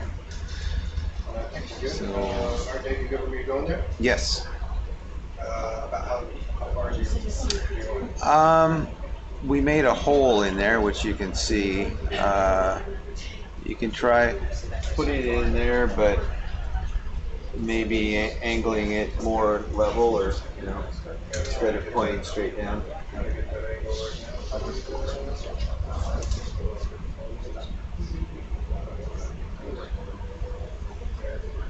So you want me to go in kind of like that in that hole? Yeah, something like that. That's a good angle.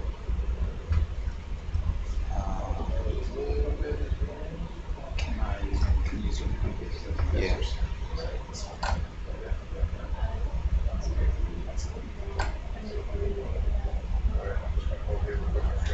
Alright, can see our shimmering water in there.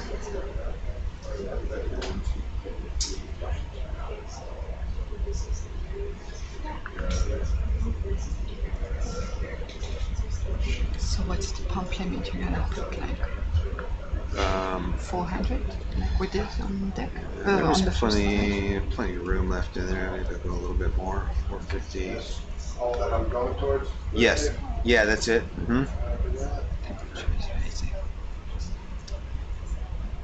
Okay, we're getting some increased temperature. You're gonna freeze there or going on? Keep going in. Keep going in. You can get the tip all the way in there. Touch the back wall. It's all soft. Yeah, let's try that. Are frozen there?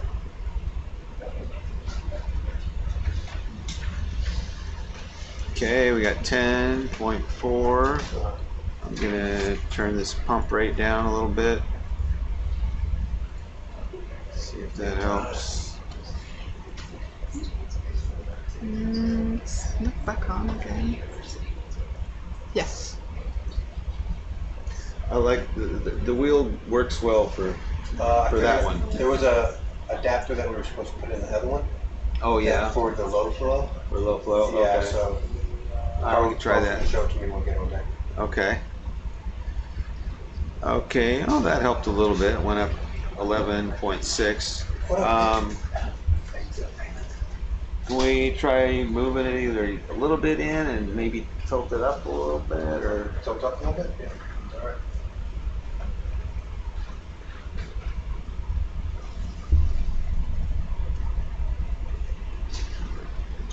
11. Negative. 6. All right, that's a question towards D.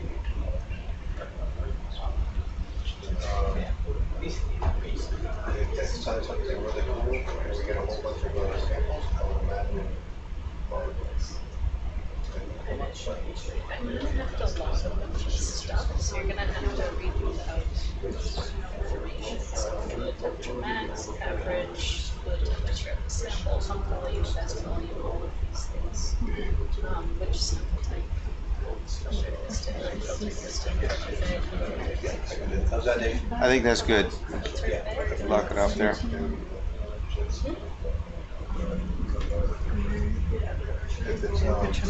Okay, I'm about to start a sample if we're ready for logging. Okay, hit start.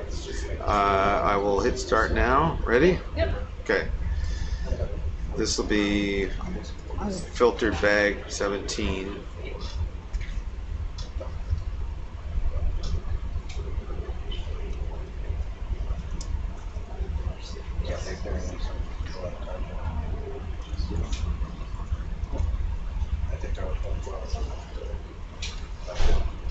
Good night, Kevin. That's good, Dave? Yeah, I'm taking a sample. We can leave it there. Looks good. So is there like a point in time that you like have the sample that I can record? It's actually flowing through and it's. But when it's like. I can tell you when it's finished. Yeah, I I'll say take that it. it's.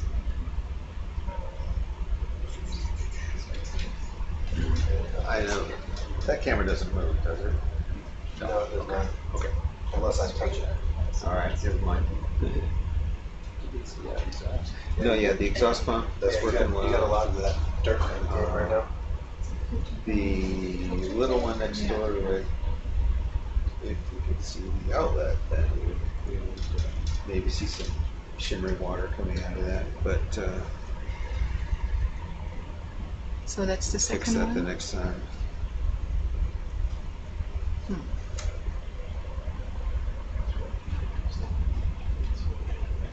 Is the flow rate too low so that the. Yeah, it won't turn it. Yeah. I'll give you the reference for the one we have. Tiny, Okay. even with low flow rate, you see them turn. Okay. Yeah, good. I mean, if you're sitting here, you can also log the fluid. Yeah, sure, of course. I should I'll do this one. It's just. Mine is all internal. Volume.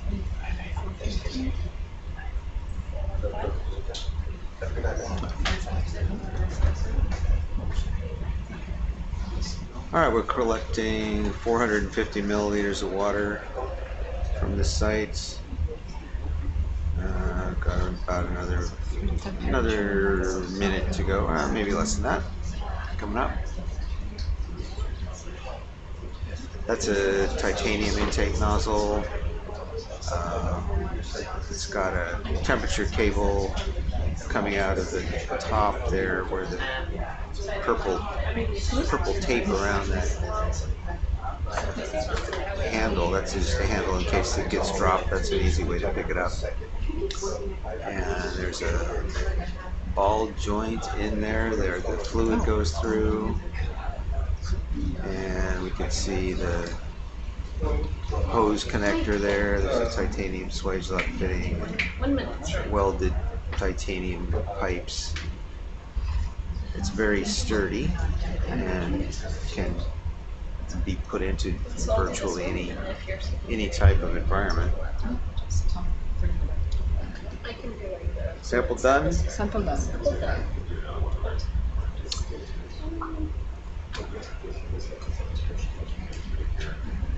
8:45. Is there any other?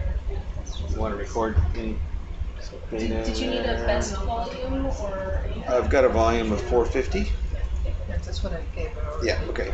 And T maximum temperature was 11.8. Okay. And the average was 10.9. So, oh, all right. Now I'm gonna take an unfiltered bag.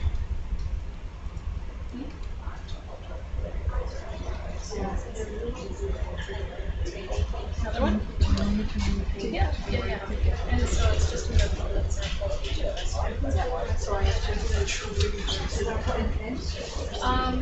Yeah, so there's like, don't worry about that, just worry about like when he's taking the sample to equipment here, and then I'll just record the sample.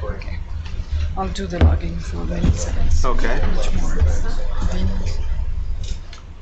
Once we get done with this, which won't take very much longer, let me set that one on here. Okay, you want me to wait a second before we start? We're going to head off in that direction. Yeah, you see all that stuff there? Going at about whatever that is, 70, the one below. Yeah, it's probably why I'm mentioning start heading that direction. We're eventually going to go over maybe 600 meters or 800 meters to the east. Just starting out following all those, whatever they are, chimneys. Okay. So we'll be done with this pretty soon, unless we're doing a microfilter. No, okay, no filter. Okay. Do you want me to stow this, or as soon as I get done with this sample? Yes, that'll be. We can stow it after that. Ready? It's fine. It's fine. Okay. Okay. Can I start? Yep, thank you. Okay, starting a sample.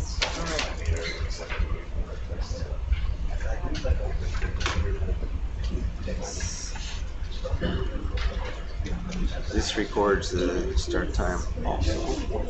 Make sure we're actually on the same course. Where's the button?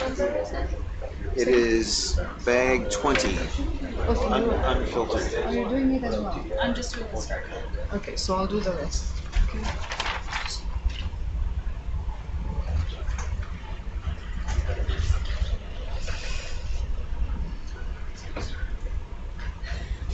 Okay. All right.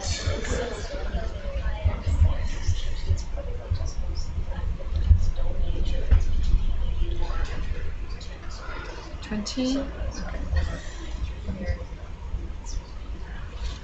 What do you call the name? What did you call it? Oh, PDF. Okay, I'll put it for you. Okay, so one was I was going through and making checks, and those things really crashed. The flow of the gauges? I've also Came from John Schmidt.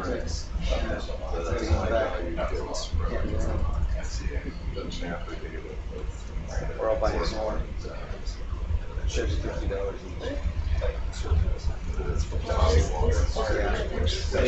each. I guess they usually go on CTD or something like that. Yeah, but that's actually Okay, well, it's pumping away. 280 mils. And it's pretty stable for that kind of event.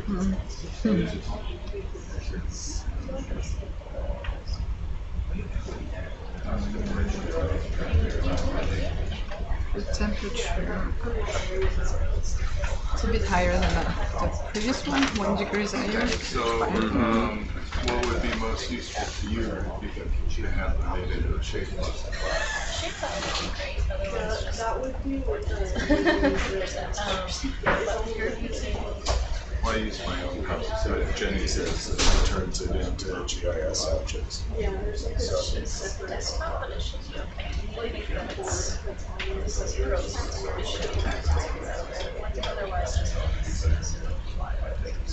Okay.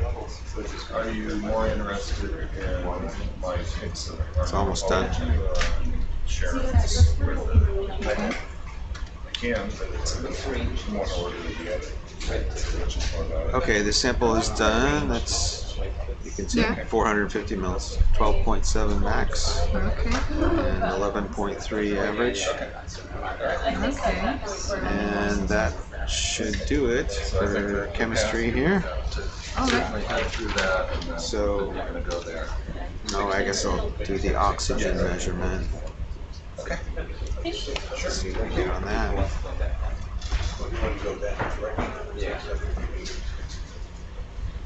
Oh, and then I'm going to go back and hit the close button after we do that.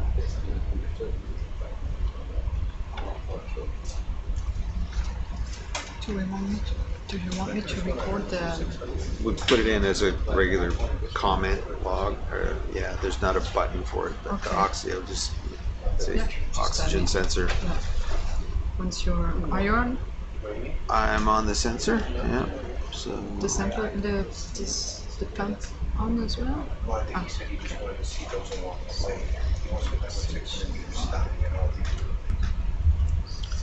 background was 5.6. So it's coming down.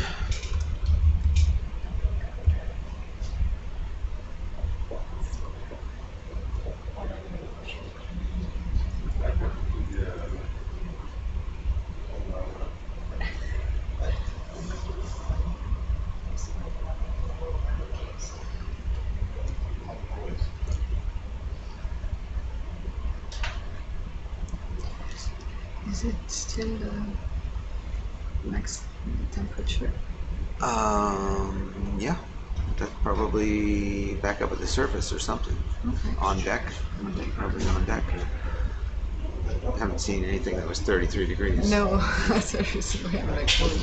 Hopefully we will. So we're measuring how much oxygen's in the water.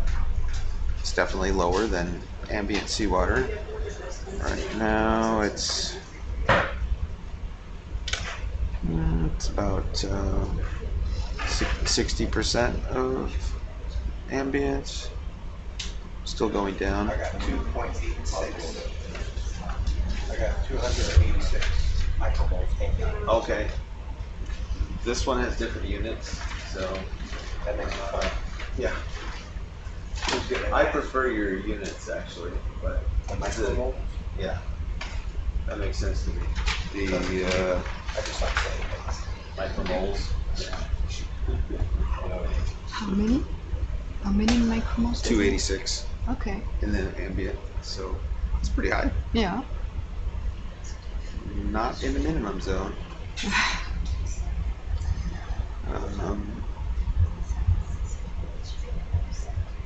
So our oxygen is still going down slowly.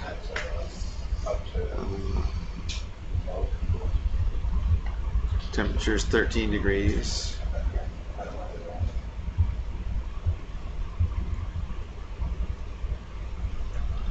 Kind of slow to drop here.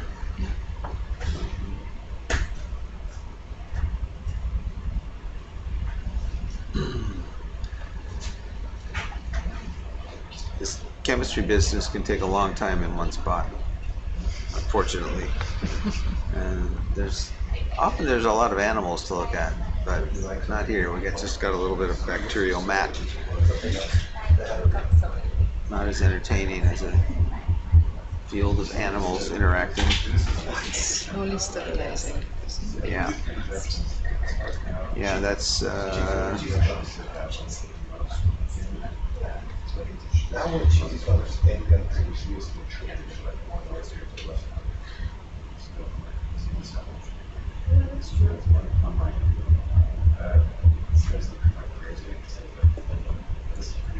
think I'm just about ready to stop that.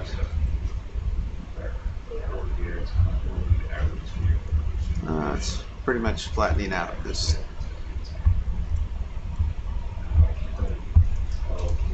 Okay, let's say that result is 1.58. 586 is what it got down to. And it's kind of flat now. So 1.58 at 12.8 degrees. Okay. Okay, now we can take that out and stow it, and we'll start heading. Ending the sample now?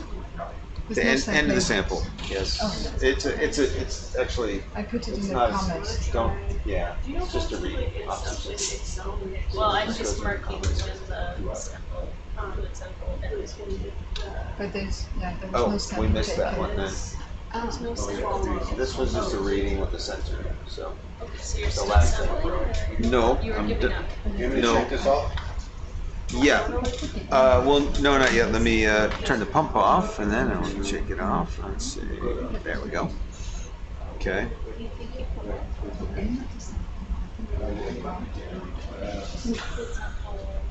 It'll just probably come off in the holster. Well, I can check it off if you want. A little bit. Okay. There we go. Like brand new. That's pretty good. 24 shells? Yes, sir.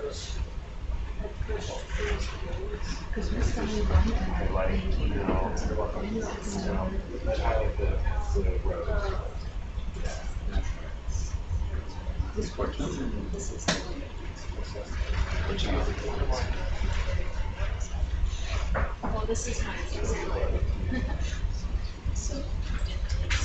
Okay. So that was a very low, well, not the lowest temperature vent we've sampled at any place, but on the low end of things. So normally everything is going to work. But at least it's some active flow. That'll tell us something about what the reaction zone conditions are here. The general impression from this whole volcano is that it was previously extremely active, forming hydrothermal systems and mineral deposits here, and it's been turned way down probably for quite a long time, but there's still some fluid, warm fluid coming out, and we're thinking there's got to be a higher temperature area around here somewhere, and we're going to start a transect now, moving to east-northeast along a trend of what might be sulfide structures. For us, since this area basically is straight to the east, I would also be interested in moving up there, but That's all right. whichever one you feel. I'm just gonna tilt this out a little bit. So it's not- I think we need to be moving east and covering some ground. So we should go. Well, I was going to go along that. It's a slightly off of east, but like 070 or something like There that. might be some temperature waves kind of around here, so. Yeah, that's what I was marking, like somewhere in the center. Right there. So yeah, we'll just cut through there. Sounds good, and then we're gonna aim for. It's pretty subtle, but yeah, just wind your way through, and then I can guide you. That's good. Okay.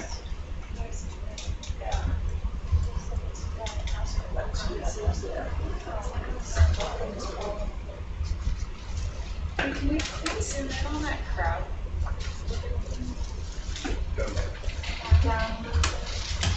That white thing that's going. Yeah, one walk.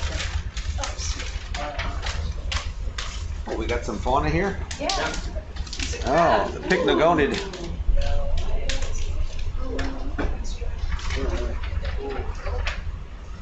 And smoke pop. Are you sorry? Are you talking about that pycnogonid? The little, Spider. No? No, it's more Is it like bad? It looks weird. it's more like a, I would say, I don't know. I don't want to say. Okay. We need to go through. But Or we're still here. I'll just sign it. Because we're doing everything else with fiber optics. Are we gonna get that little fella? Well, we're gonna just take a picture. Oh yeah, there he is. Okay. Are you got it? Can we get as closer to you as possible? I'm moving closer.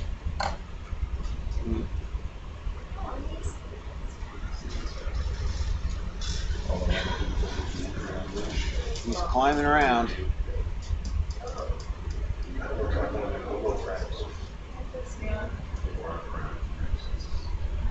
Zoom.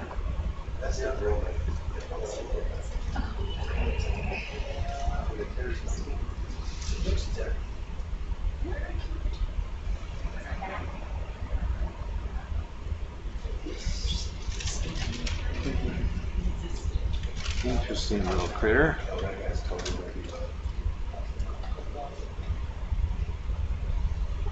He's getting a lot more current than he's used to feeling around here.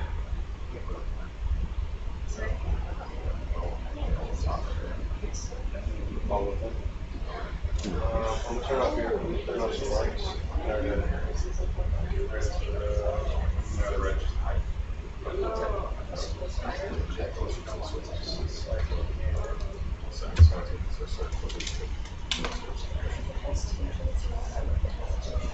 See a little more.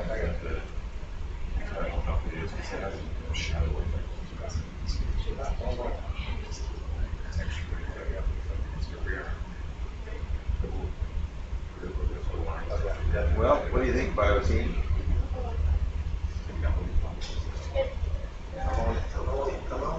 Whoops. So,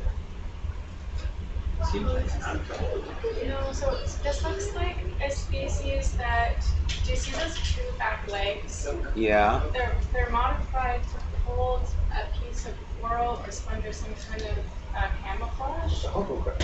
Yeah, so that's what I'm thinking it is. It's just really dirty. Can we zoom in? Is that it? It said it just looks a little dirty. Are you saying it's like a commensal animal with corals? Or Well, yeah, so usually what they do is they hold a small colony of coral in those two modified back legs, and they hold it above their head. I have photos of it. It's quite interesting. Yeah. Pretending to be a coral or just coral, so kind of sponges and enemies? mimicry, but right now it's not holding one, so. Okay. Kind of like a merchandise. Interesting.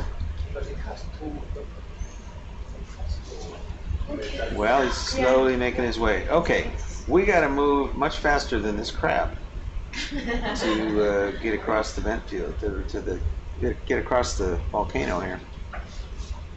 Whoops. All right. Yeah, so we sent a message to us. Oh, okay. I guess we're good with the crab video. Okay, so we're gonna head east. Yes. You said like north, along this right here? Yeah, along that stretch there. Let's see what those are. Yes, let's go. Back that up. I'll give you the camera. Where you? I'm gonna straighten you up. Okay. I think it's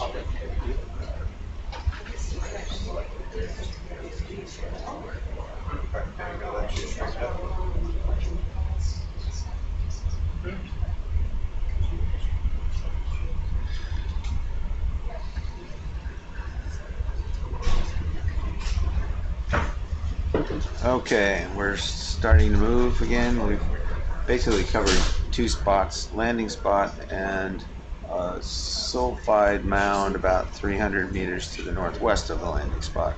Now we're going to head mostly east, crossing some features, running through this field of sulfide mound, and most likely that looks like potentially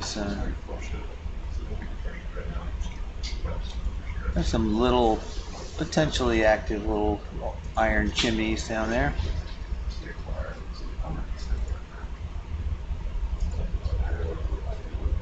But we'll keep moving. This is a pretty big volcano and we don't have a whole lot of time to look at it, so we're going to try to move 500 to 800 meters to the east, see what we find in this area where there could be other other types of hydrothermal venting, giving us some ground truth for the high resolution AUV map, and some information on what the rock types are along the transect.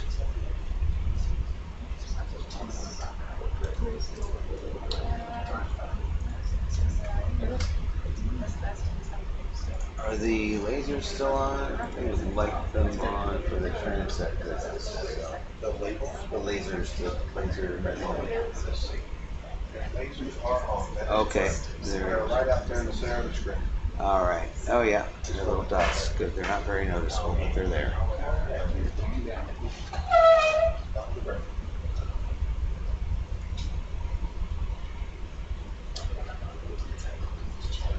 Looks like a little lava collapse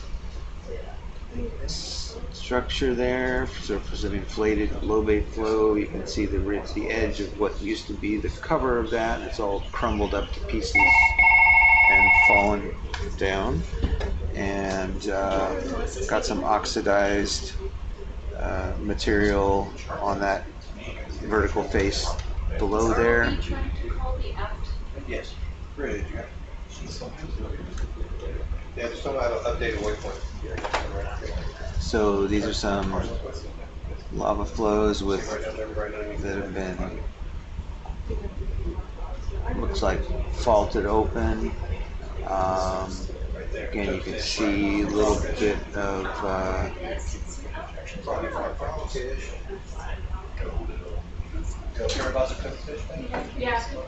oh, we'll get a zoom on the toadfish. It's monk, right? Could we toadfish, frogfish? Is a type of angler. Do you want to go closer? I think I want to keep going, but we'll just get a picture of them here.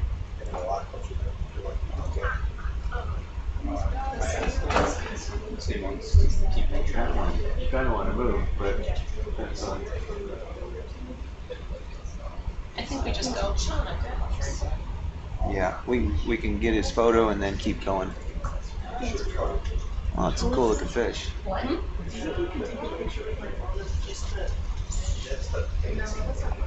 Fancy name. You can also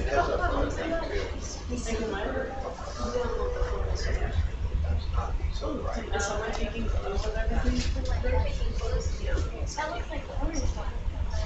Oh, you can, is that like through the software and stuff? That's a big one. Yeah. I don't think I've ever seen that big. Jared, how big is it? The lasers are 10 Oh. Yeah, he's a pretty good sized fish. Yeah, I don't think I've seen one that big before. That's crazy. They swim really cool. And you're fresh.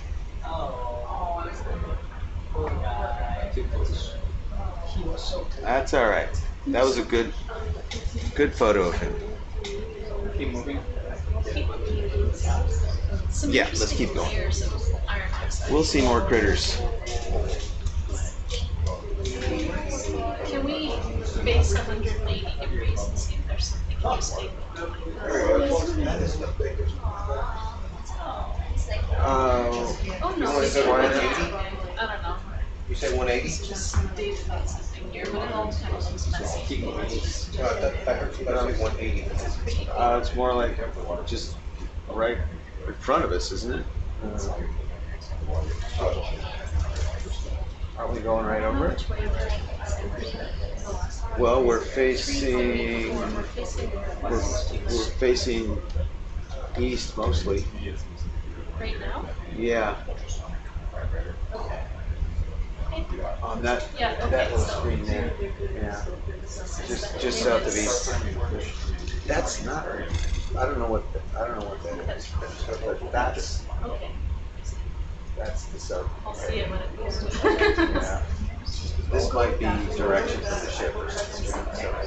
So compass is there. Oh, no, I think we're good. I mean, if we want the subheading, it's the sub compass over there. It's the green one up at the Yeah. top. And then this here is, I don't know what that is. That's a course over ground for the vessel. So For the that's vessel. the same one here. So you got course of the ground for both of us. Okay. Their speed, their heading, and our heading. Okay. So yeah, let's keep going that general eastern direction.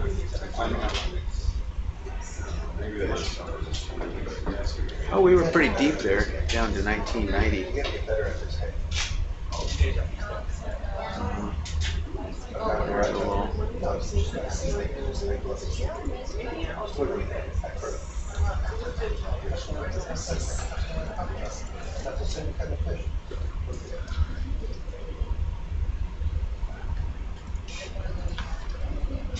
Moving forward.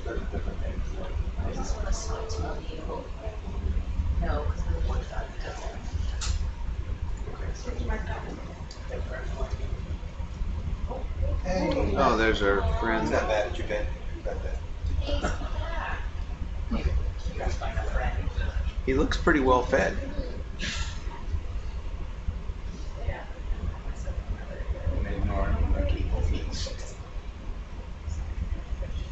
Alright.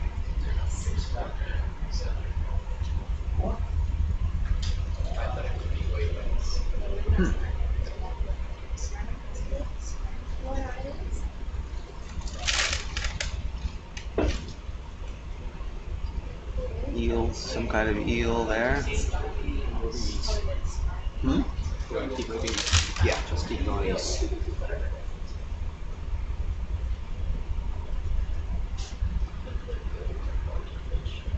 There's some lava pillows that have rolled down this slope.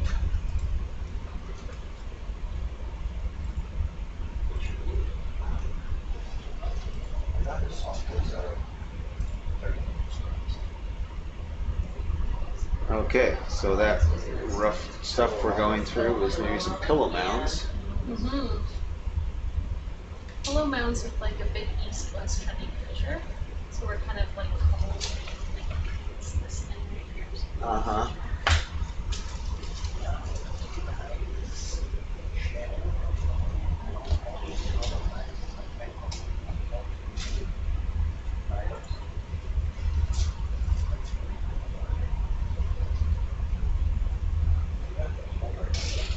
What kind of?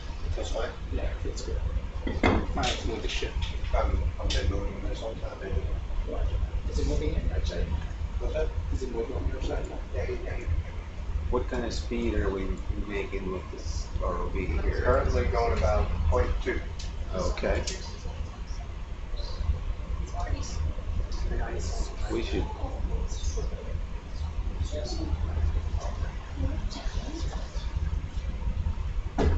All right, more basaltic talus. Broken pillows.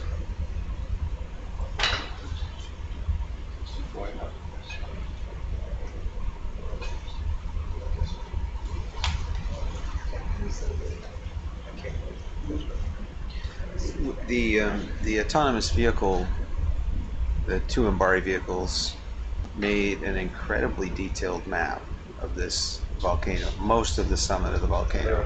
It's about 7 kilometers long and 4 kilometers wide. And in a single 18-hour deployment for both of them, they mapped most of that.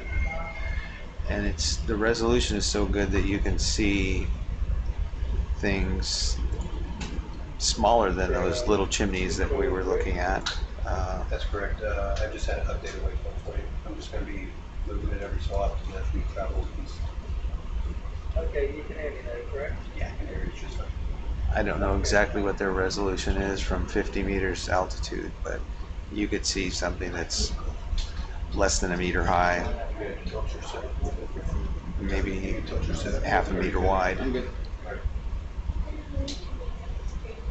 and really get the shape of it as well, because the map was showing some small pointy chimney structures on the map, and when we got to that spot, there they were.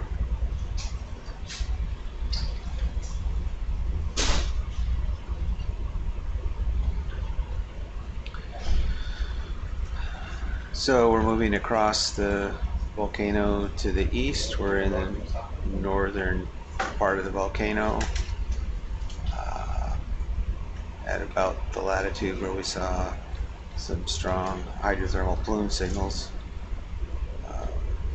and we're searching for the source of those, as well as just seeing what the features of this volcano are. You don't have to turn. Look at the baby pillows at the bottom.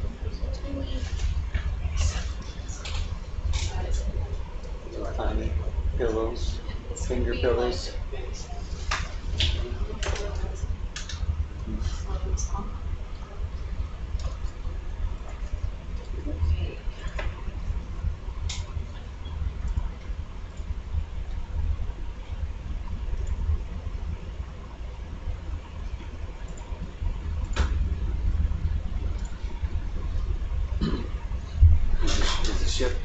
Is the ship moving, or yeah, slowly?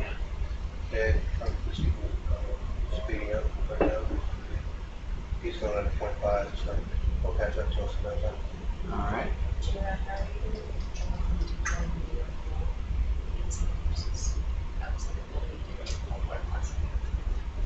Drier.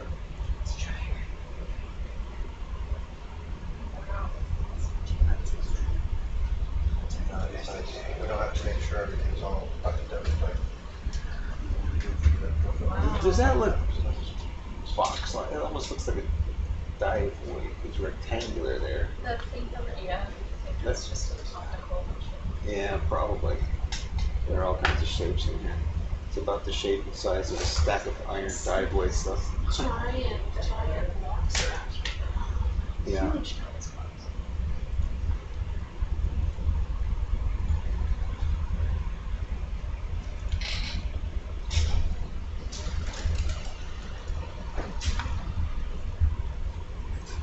Some very rough lava surfaces here, broken up, Anything for you, babe? tumbling down into this fissure. There's one nice smooth surface there. Most everything is really broken and tumbling down in chunks.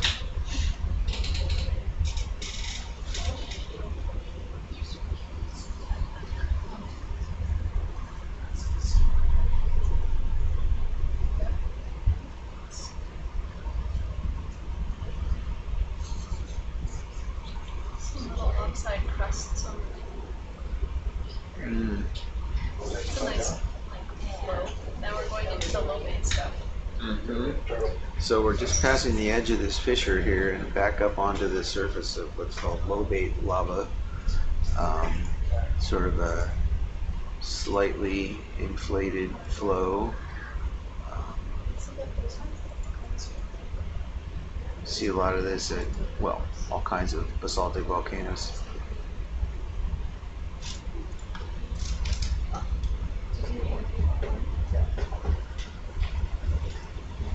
So this is the upper surface of that. Sometimes it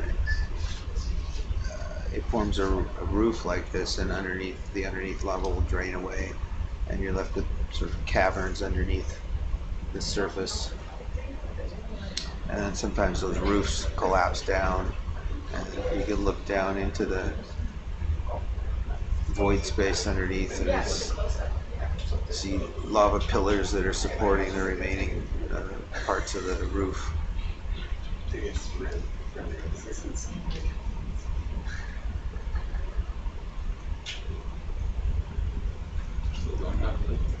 Okay, let's keep on trucking here.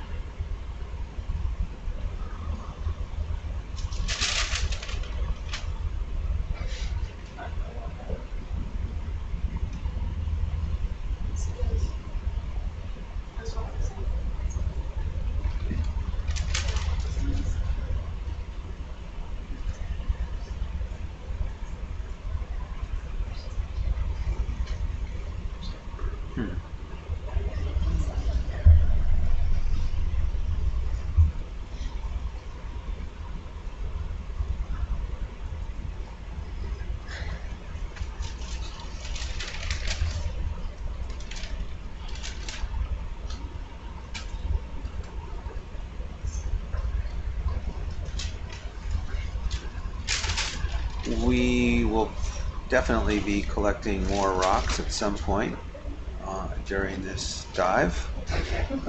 We've tried to get some sulfide mineral samples so far, but we'll probably collect some lava samples as well. I know that Melissa sitting next to me here would definitely like that. We have a lot of ground to cover though.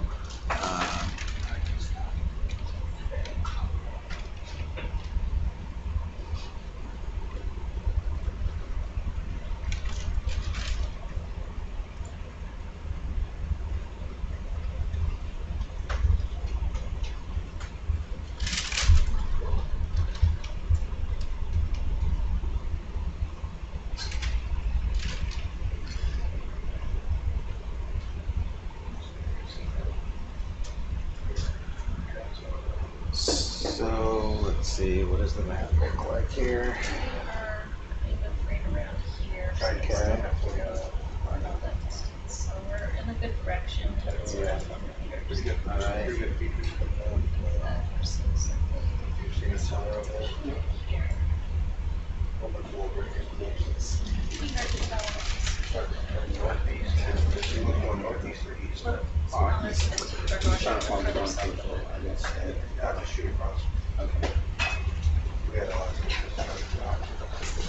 Yeah, we could go a little faster. Oh, we're still right? over here.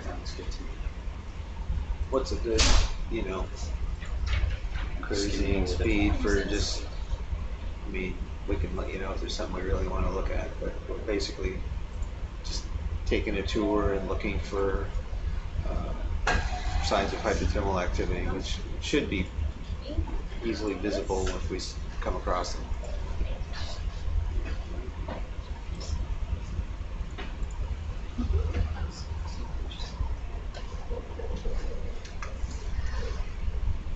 Are you still doing anything, or did you went off again? Oh yeah, it's just pumping through the oxygen sensor. So Oh, you kept it running. yeah, it's just running. All right. Okay. I was just wondering, since from behind I was just seeing the red light. I was like, Yeah, no, we're okay. We're good. So Okay. that's, there's our measurement, Yeah, and then we went off. flushed Yeah. out. Not quite back up to where it was, but almost. Oh, there's some yellow. Hey. Some iron oxide sediment. No, we don't need to stop. There's some up to the right as well. Don't stop. Okay. Top right corner. We're heading in a good direction. Oh yeah, okay, up over there. Mm-hmm. Just slide We over. can head for that.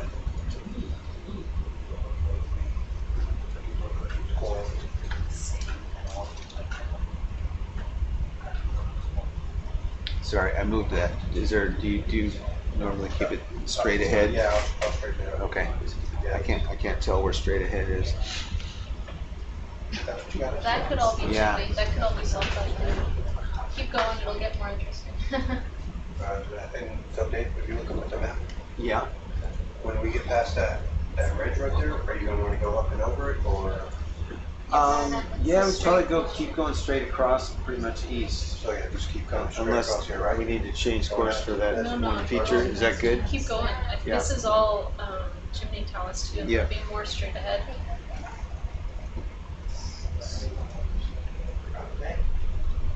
Greenish color there.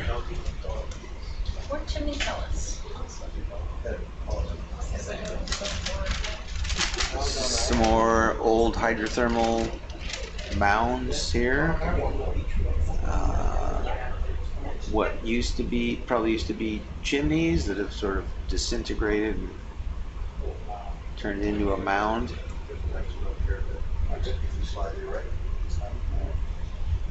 Bit of corals, stocked corals there. Yep. These are, I found on Twitter a guy saying that those are probably carnivore sponges. Okay. Stocked sponges. I'm not 100% sure, but yeah, could be. We are notating it as this. Okay. There's some interesting chimneys that are still intact here. There's a squat lobster down there. Let's, oh, and yeah, that's right. Check that spot. That could be active right there, maybe. It's underneath that shelf. Yeah, there's a lobster underneath that yellow overhang.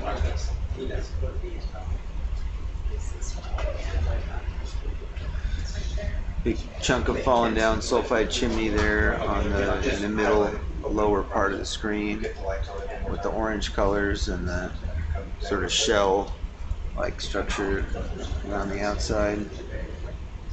Some yellow mat growing on that overhanging rock. That's a sign that there's probably a little bit of active flow there supporting that bacterial mat growth on that rock, which is sulfide mineral, most likely. Could just be oxidation of the sulfide itself on the surface, but there might be some flow in there. And there we have the white squat lobster. Oh yeah, there is some flow there on the edge. Yeah. So that's, you know, you can see from a distance with that color that there's something happening there, and that growth on the rock. And this spot has some active flow. It actually looks a little bit warmer than what we saw on the previous site.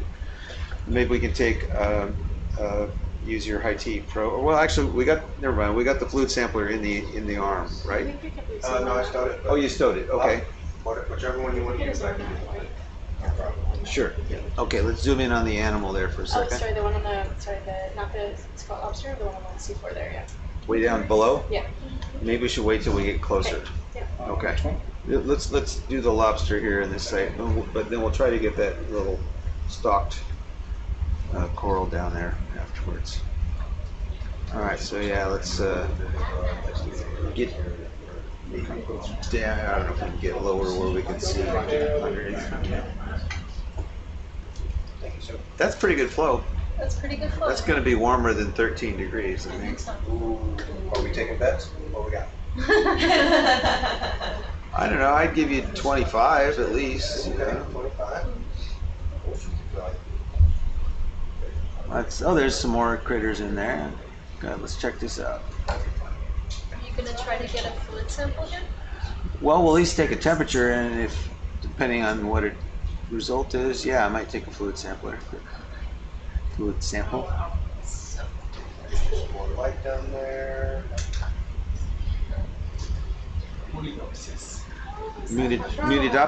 yeah.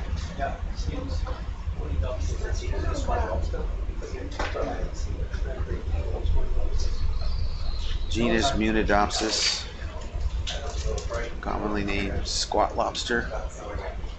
These are found all over hydrothermal systems, pretty much Pacific and Atlantic at least. Probably more widely than that. Should I start getting some kind of temperature probe ready to go, or? Yeah, why don't we try the fluid sampler? It's still up and running, just sitting here running, so might as well use that.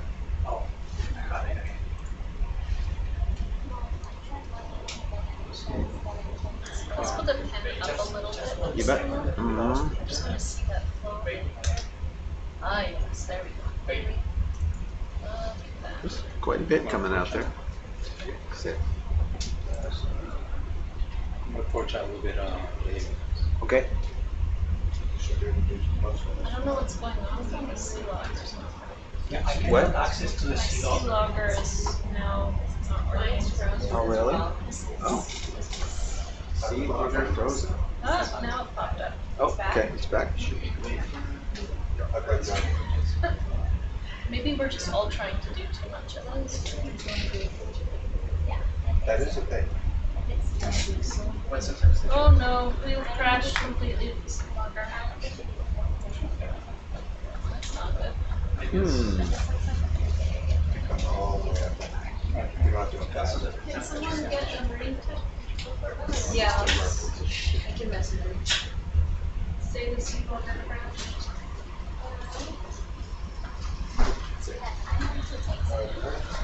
Can I borrow that one? Oh, yes. Use the camera if you need. Just go right ahead. Or you don't need a video of, I didn't get that photo. We'll go back to them.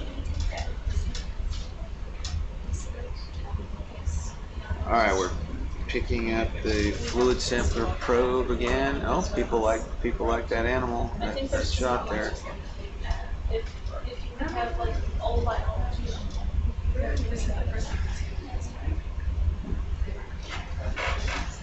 and maybe see if anyone out there is on it and ask them to. So this sampler that we're picking up is a custom-made instrument from NOAA PMEL. It's something that I started developing, 1998 was probably the first version of this instrument, and then it's been through a few overhauls and updates. This version has been around more or less the way it is now since 2013, and it's as I said before, it takes 24 samples, plus it's got ports to connect other types of samplers too. So we're currently using this to take 2 types of containers for water. It connects to gas-tight samplers, it connects to the methane spectrometer. It's got an oxygen sensor on it and temperature sensors. The oxygen sensor is a Seabird 63 optode type sensor.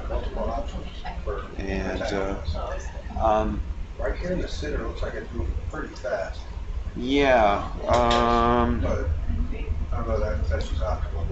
Hey Dave, yep. I think I could take another injection or another sample. I mean, you want Can over we get it where it looks kind of fuzzy? We'll get it where there's no particles coming in, and you can run that. Where it's like Try to fuzzy? get some warm water. Okay, yeah. above it. You want it So over in the shimmer? I'll tell you when we get some warm water to inject. We can't take samples until the seawater is Oh. They're working on it. Uh, Wait for it. That shimmer, Dave. They You said see any temperature change? I've not seen a temperature change yet. So let me stop that. Stop that. Wake up Mr. P2. Okay. Turn that on. And, okay, here comes our pump. Now we should see some temperature increase. Yeah, that's going up. You can get in there. The good stuff, yeah, right? You want the good stuff first, right? You can put it right up next to the rock there. Yeah, I'm not worried about getting it dirty. Oh, I thought you said something about getting the clean sodium water. Oh well, yeah, that's true. I guess we can't take. Well, can we do a methane? Can we do something? We can do temperature or methane. Okay, we can do a methane. Okay, so yeah, that's right there. Let's hold that. Let's see what kind. We get a little bit of warm water in there. I'm frozen right there. Okay. What temperature do we have? Oh, not much. 4 degrees right now. You're gonna come up and over it? Yeah, let's go over the top, just where the shimmering is, so that it looks like that slotted portion is in the shimmering water, but above the bacterial mat.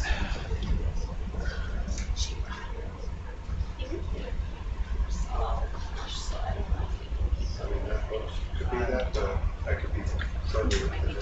Okay. I'm all up in that right now. 4. Not very warm right there yet. Oh, there's a puff. Okay, 5 degrees. I'm taking another one.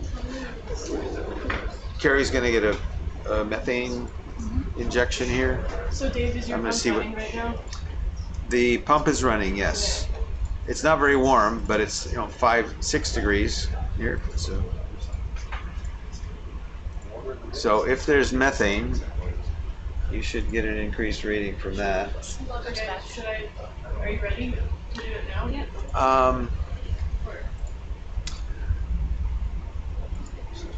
Let's try to get it a little more into the. Can't tell if it's Yeah, behind. I it's guess. hard to tell. It's like flowing around a lot. Yeah. It looks like it's more going this way from my sit cam. But it's blowing away from us. Yeah, it's okay. Now you're getting more into it. I think. It looks like it's better in the sit cam. Okay. Temperature is increasing. Okay, that's good. That's going up a bit. 9 degrees. It's pretty wafting. So. Yeah. You may just try to keep following it, or just. I'd keep going back a little bit more.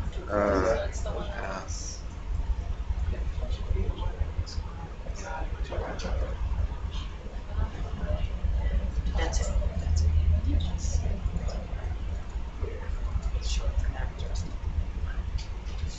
Okay, maybe that. Fire, like no matter where you go. Yeah, either the smoke is always coming to get you, or yeah.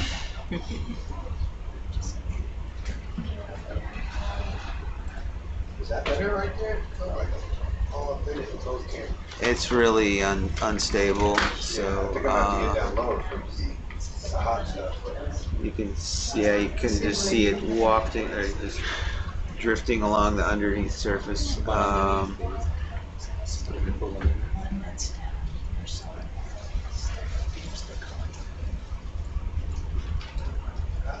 Almost touched. I didn't touch it. We got that's going up right there briefly. 7 degrees. That's because I almost touched the bacterial. Okay. 7, 6. Wow, it's just blowing around. Okay. It really just brought it all out. Distance, so you want to get Well- underneath the flange. Yeah, we can. Okay, Kiori, I'm going to tell you in just a second. It's going up 8 degrees. I would say trigger it. Okay, I just need like a couple of seconds. I'm almost ready. Okay.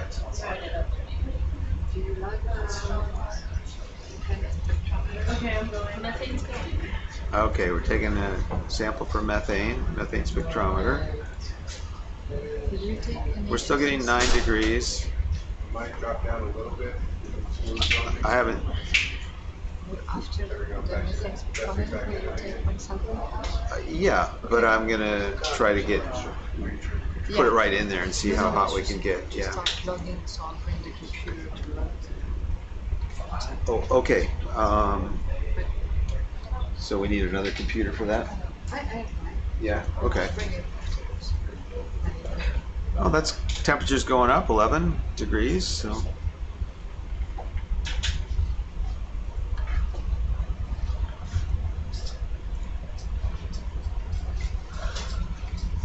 Is the spectrometer injecting or it's injecting now?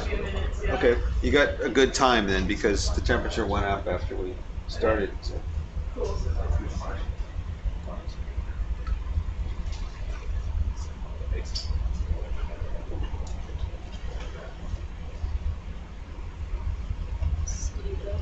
Tell me when it stops injecting. Okay, it'll be a minute. Okay. I feel like I am.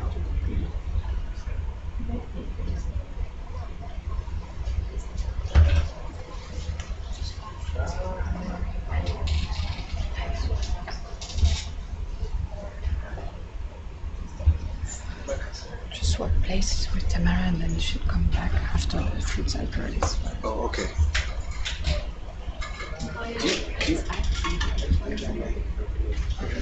Okay. We're gonna try to get higher. So. Do you wanna?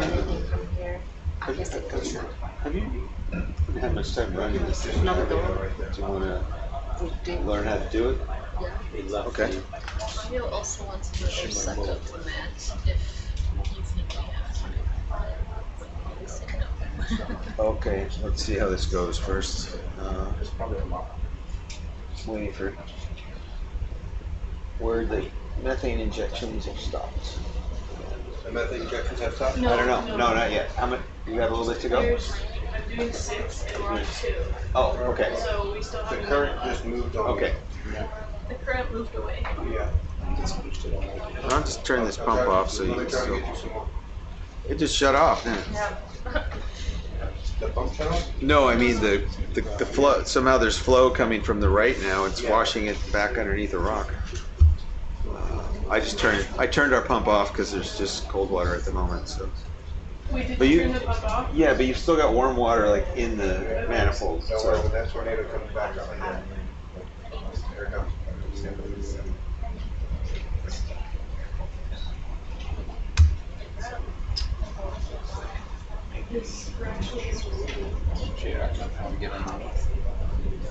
Yeah.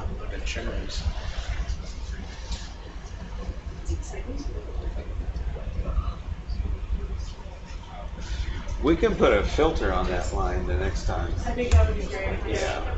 So then you don't have to worry about anything like that. That would be awesome. Okay. Is it back on for you? Yes. Is it back on for you? Getting our flow back. Yep. Is it not working? All right. Dave, we're back. The geyser is back on. This the fluid sample's working okay. I can always just pass you my computer. Yeah, that's fine. Over there, this corner. The set you see right there. Turn this back on, I guess. You got your pump on right now, Dave? I'm turning it back on. So look like you're back in there. I think I'm close to the area out here. Temperature's fine. Okay. That's handy. I like that. Yep, temperature's going up.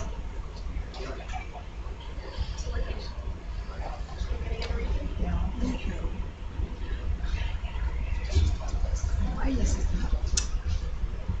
Is that one got some methane in there? Is it going up? Yeah, this one. Okay. Yeah, good. It's finally something other than seawater. Yeah, there you go.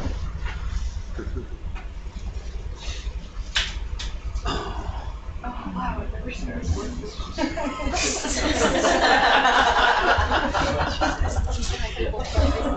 I don't have it on that computer. I tried Firefox. Encourage.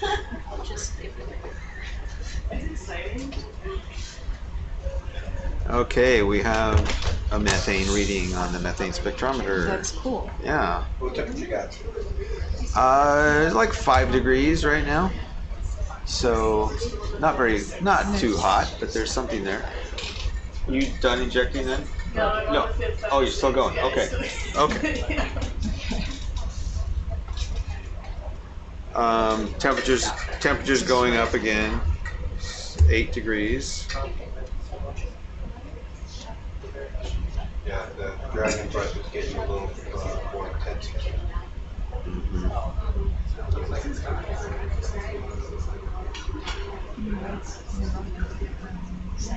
This is actually really exciting.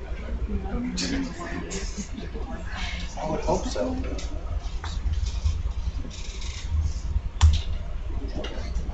There might just be too many people trying to access it or something. Yeah. Or was it just one of the forms? That's it.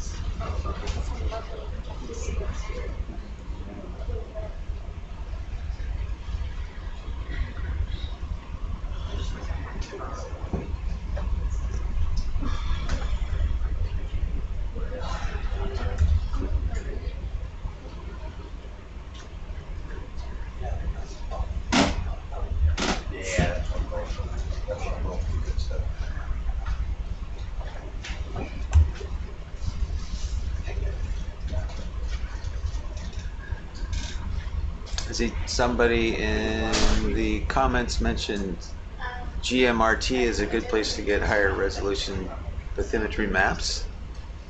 And yeah, it's a good place to get maps. It's publicly available. You can get that. Most of the data that we collect for bathymetry is publicly available.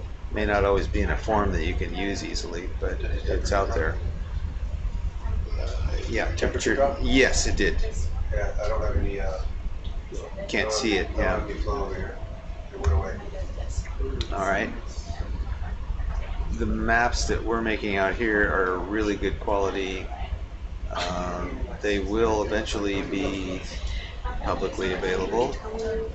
The ship-based multi-beam data will be available pretty quickly after the cruise, and the other data in I think within a year. So, but the map that's been produced by the AUVs is like 100 times higher resolution than the stuff you can see on GMRT.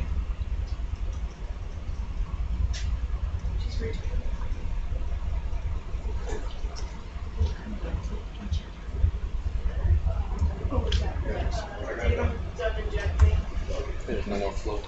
Done injecting? Okay. It's just going, the flow's going away. Huh? So, okay, we're gonna zoom out, yeah, and we can, now we don't have to worry about touching anything, so. It looks like it's coming out that other side off to the left of the screen right now. Off to the left. Oh yeah, yeah, it is kind of flow came from the other direction. Yeah, it looks like it's going back and forth. You can, if you can reach up under there, you can try just blind poking it in there and see if there's warm water trapped. Oh yeah, there's some warm stuff there.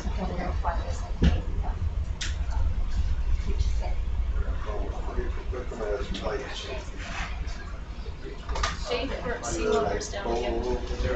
Sea level is down again. Sea level is down again. I'm going to take a sample anyway.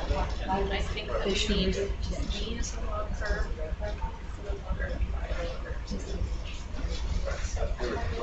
It's too many loggers and it's going to crash. There's too many loggers? Okay, we need to do something It's about our that. hypothesis, at least. Yeah.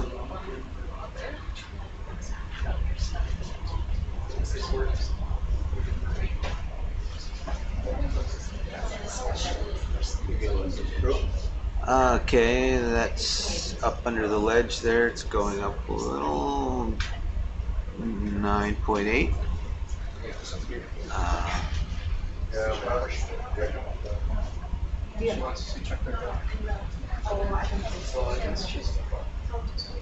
Six degrees. Okay, that's going up a bit there. 9, 10, 12, 13, 15, 16, 18, 20, 21, 21 point, okay, 21 degrees. I gotta get 25. I know, I said I thought it might be 25. 21. Did I move this more or you want to wait till it stabilizes? Can you, are you kind of up? I think I can get a little bit more. Okay, yeah, let's do it. What's that? 20, 21, 22. I want to try to get a little bit colder for. Yep, okay. Just destroy it. Yep, that dropped down. All right. Inside John and tell him that it's down again. The crack.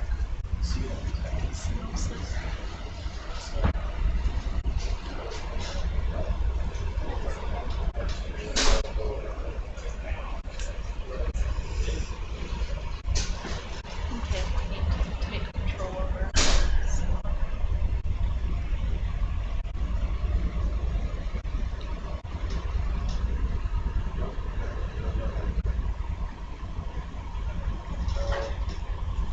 That's 9 or 8 or 9 there. Going down at the moment.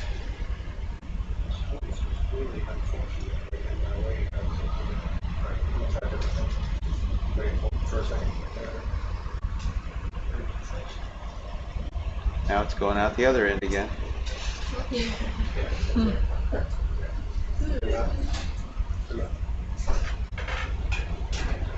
Looks like we got a max of 22. Cool. Mm-hmm.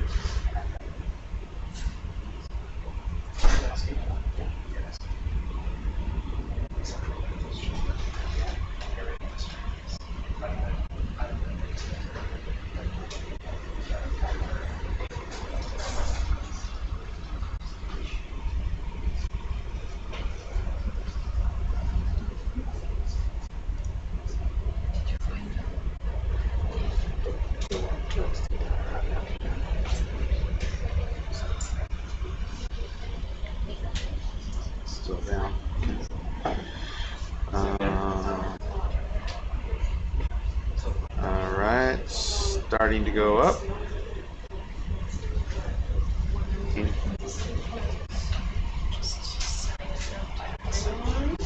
21,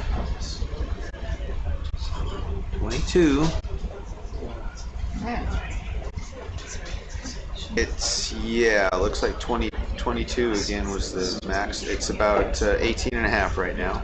Alright, so I got a little resistance right there, but I can try going up a little bit more. I think that's probably good. Now, it's back, so I could take a sample and get it logged. Let's try a, I don't know. Try another.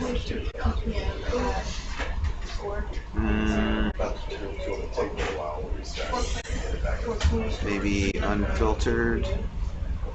Let's see, 20. First, I gotta close that one. And close that one. And let's say.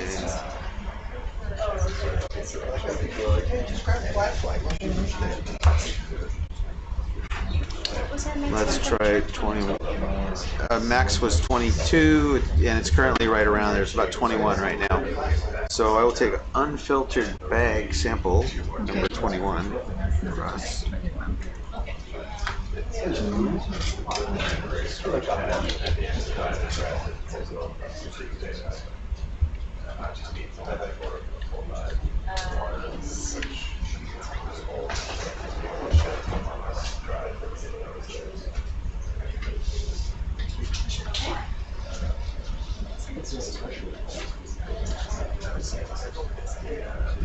Okay, I'm gonna start that in a second. If we're ready.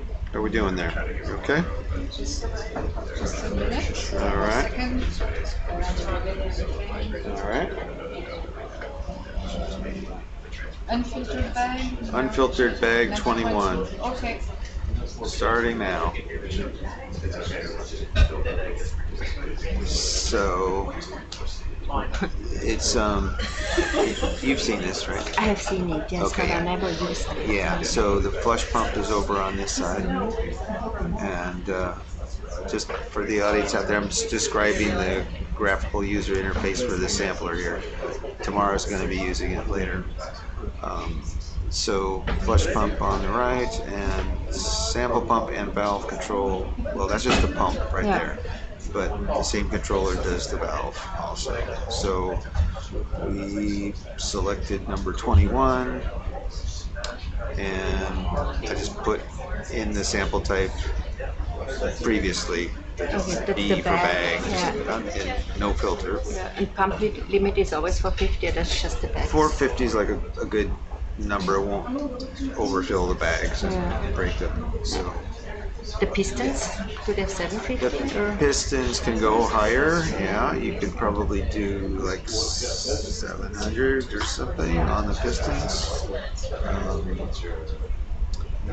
So this one's, oh, it's not really pumping, is it? Stop that. It said it wasn't. Pumped a little bit, then it must have stopped. Try it again. Do I see the volume somewhere? Set volume, set rate, and then the actual rate. So now it's pumping at 200 mils per minute. And then the volume the volume pump increment there, yeah. Volume pump is going. So. Temperature went down, unfortunately. I know. And these ones are already full, like 20 and 17. Yeah.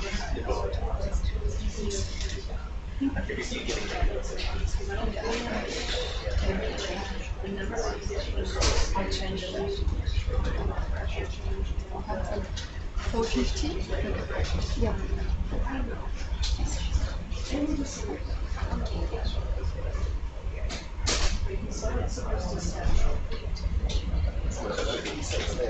Well, now it's right. Temperature's rising again. Okay, that's good. Going up. potentially there's a lot of this low-level venting like this coming out of these old sulfide That's kind of structures. what I'm thinking is the signal we see on the mapper. Yeah. Like lots of that. Mhm. Like with over the widespread area. Right. I mean, all of these sulfides have been observed for.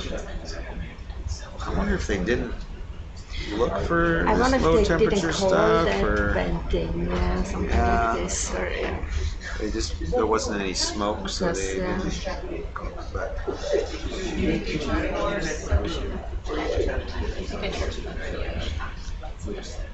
yes.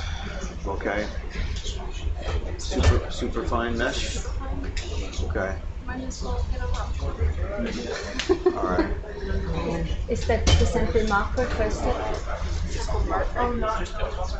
That you were asked about the suction sample, right? Is that the one for mark? Yeah, I never ate my dinner. Oh, you didn't? No. What did, I thought you were going for dinner at that point. I know, but I got distracted by the map, and then I just turned around and came. Then we found the water, so I turned around and came back. Oh no. But maybe I'll go eat dinner here in a second. Do you want to sit here and do the other sampling? Well, if you write some- down what you need, or Well, either that or this one will be done in a second. okay, so you don't want any more And maybe I'll try a piston just. 'Cause I always like to take two Yeah. in case one of them doesn't work, Okay. and I usually do a filtered and an unfiltered. So maybe Shall I'll I try a piston try it? sample. Or Yeah, you it's guide so what I okay. should So do? this one's done. So when it's done, we hit the close Close. button just to mark it on there so Yeah, that it's now done. it's And then red, we need to yeah. put something in here about this site. Let's. How about yellow flange or something? I don't know. Sure.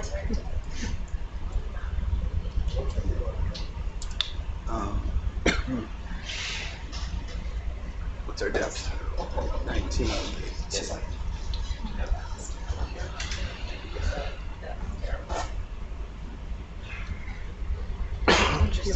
Yeah.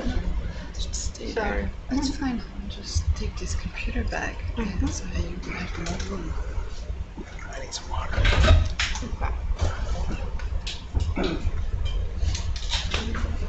Here, you can sit there. I'll be back with you. Okay. Yep. Is it working? Yes, it's working. My voice isn't working. Yeah. Let's keep asking the questions. Yeah, we're gonna probably take some more fluids and then also a suction sample. Say that again? You take more fluids and then also a suction sample. Okay. As the same spot here. Like up and under? Or just along from, the what? The, like underneath from the yellow. yeah, get all that yellow That's stuff. fine. Yes. Can do. Yeah, but first we have to finish with the fluid sample so they until he can actually tell me what he needs. Water stage, and it would be the super fine. Super fine. No, you need to be on point. That's where. Oh, yeah, then it's all the one to the right. See the one that says S gram, P gram, starter gram. Okay. But the P gram, what is gram? That's for the gas pipe ram. Ram rock. Ram rock. Gotcha. Oh, that's a different one. It's not on there. The ram rock 3000.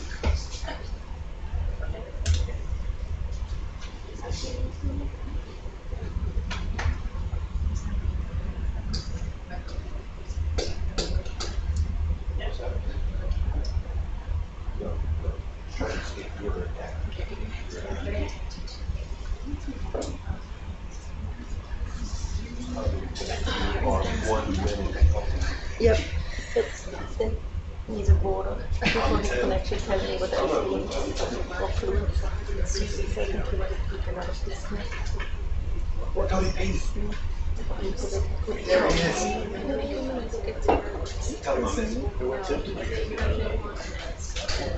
I think we have to 21.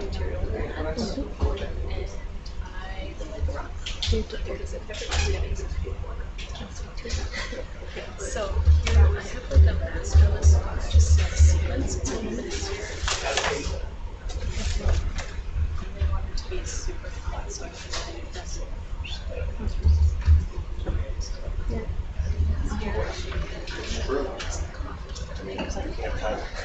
Can you come back? No, it's okay. So nothing's happening right now anyway. So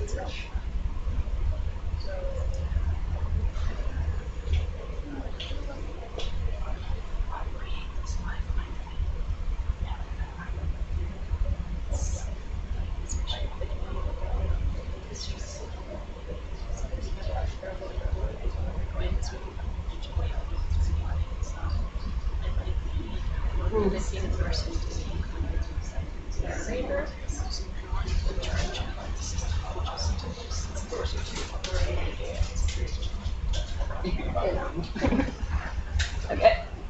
What? So, kissing, or what do you want? Yeah, okay, so Oh, that one was more, done. one more back, Was- yep. Could you add, okay, I got the depth in there, right? I guess that's all. We got the time, so that's okay, it's all done. So,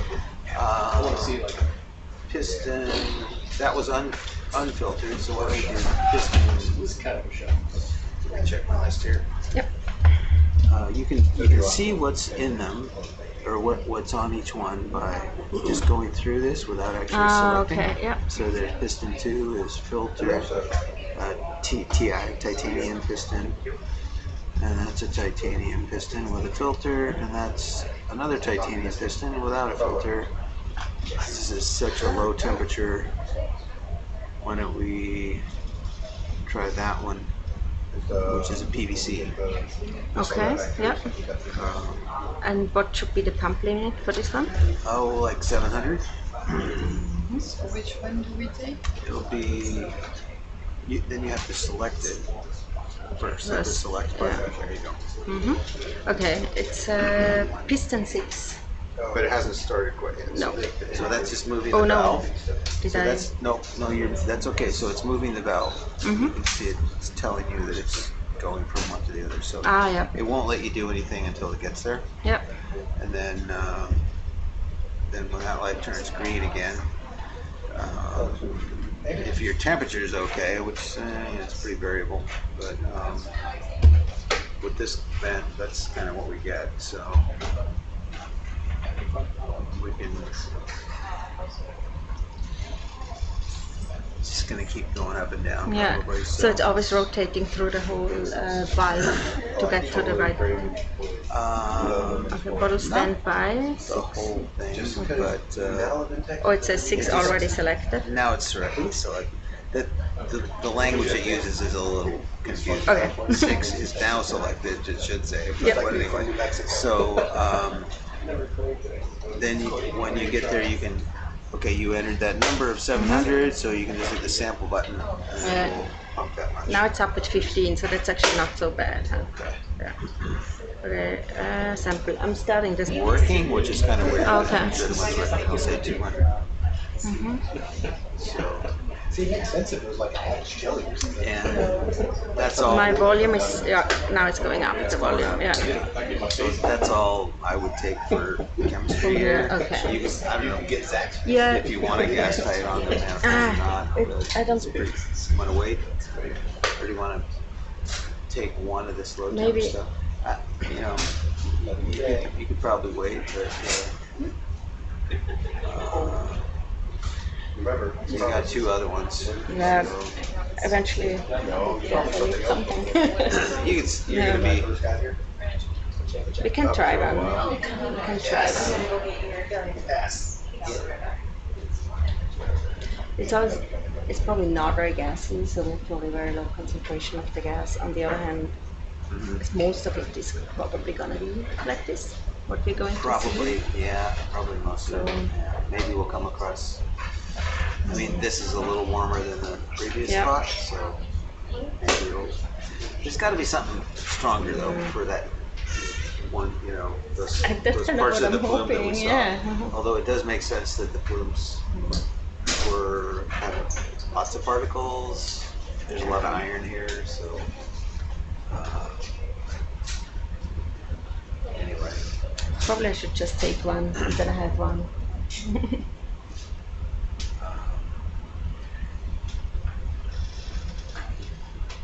10 o'clock.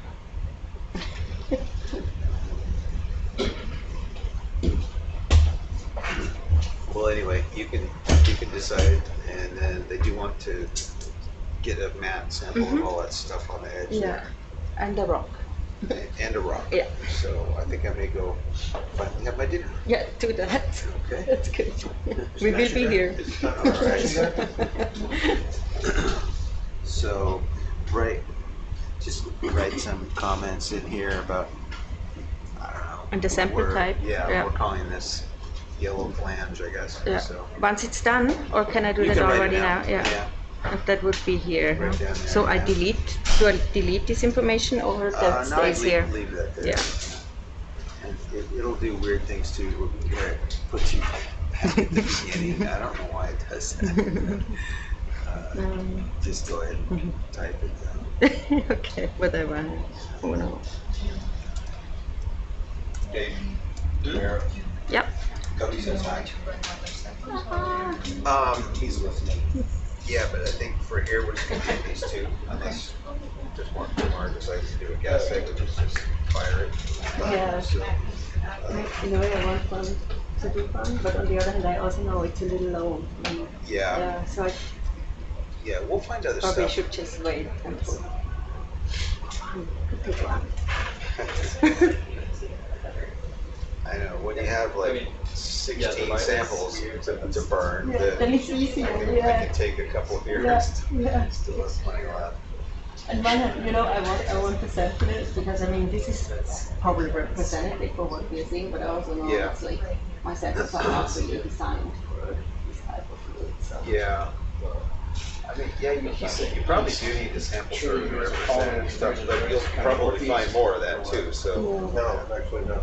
Like I asked that. I think I should try one here, as you said. I carried it, I don't know what they want some, like over here. It's kind of blind in there, so we don't really know. Pretty much east. Yeah. They eventually like when they get over first. Staying at 15. Yes, it's 15.5 right now, the temperature. It was actually pretty stable while we were sampling. It does a bit fluctuate, but not too bad.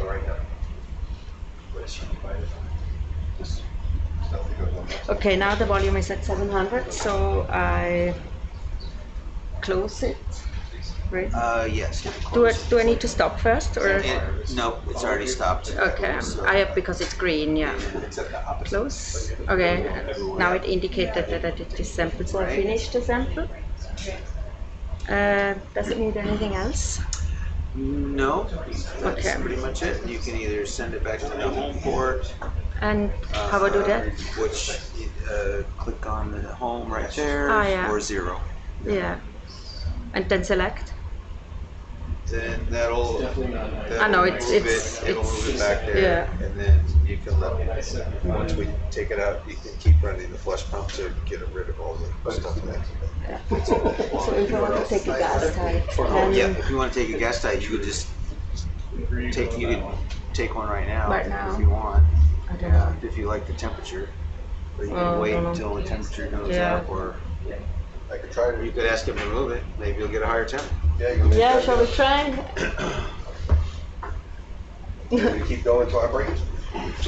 Yes, you're ready. So I'll see if we manage to get the temperature a little higher by positioning a bit differently, and if we manage it, I'll take the gas type, and if not, we call it for fluids. Okay, Yeah, but we're also but- are we still gonna do the? We will, The mat? yes, yeah. The Okay. plan is also to take the bacterial mat with the suction sample, and afterwards also a rock. Okay. Yeah. I'm going there just a little bit more then. Yep.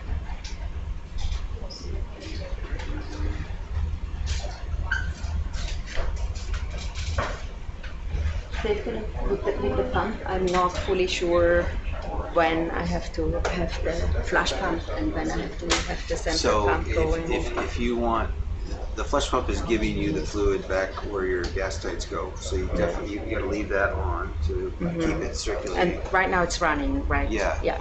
it's running now. Yeah, just let me know if y'all see a spike. Yeah, it's actually got worse. Now we're gonna go the other way. Yeah. Sorry, are you taking your measurements?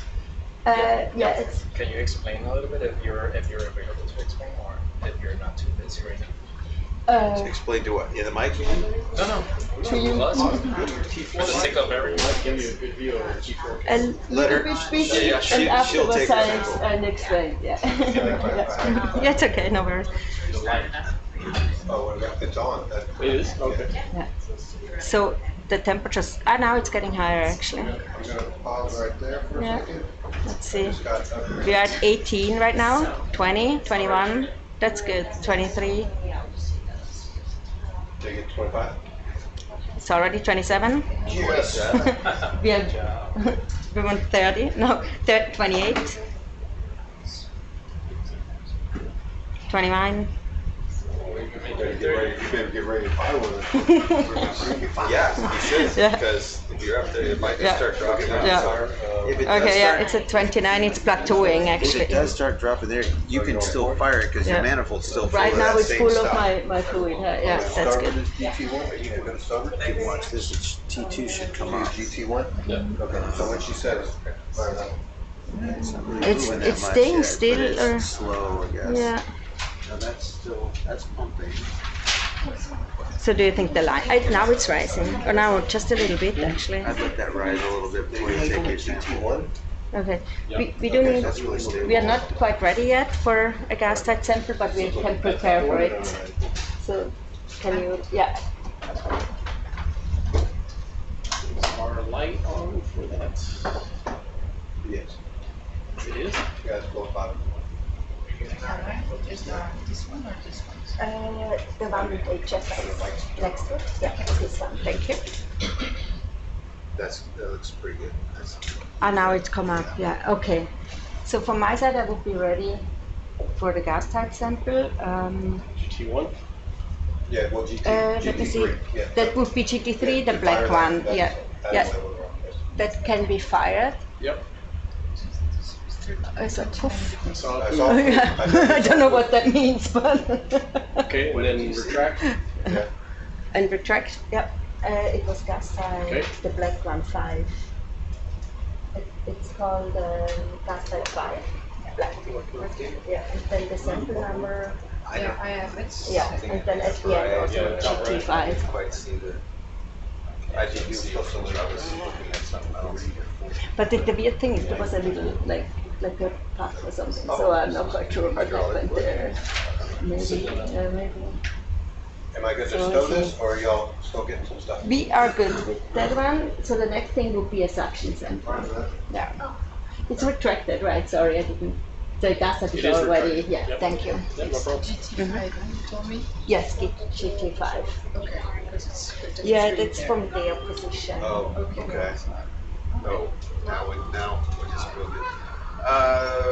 We just got a request to take Oh. an RNA filter Oh. by Julie. Oh, we can. I think because it was 27 degrees, so maybe we want to try to put Shall we that try back- that again? Put that back in there. at Gerard, are you ready?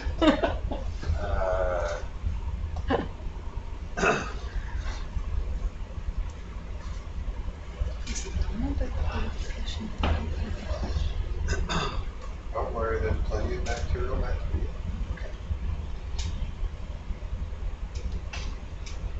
Okay, so So if you can get to 27 or something like that again, which you Mhm. probably can. We didn't get a very good water sample previously, but let's do the RNA, just one. Want to do 2. What temperature you got right there? It's 9 degrees We currently. usually do them in duplicate, but she said since it's more a fire than gas type, that it's probably a good same. 12 and 13. So fighter in 12 and 13. I think so. That's what she said.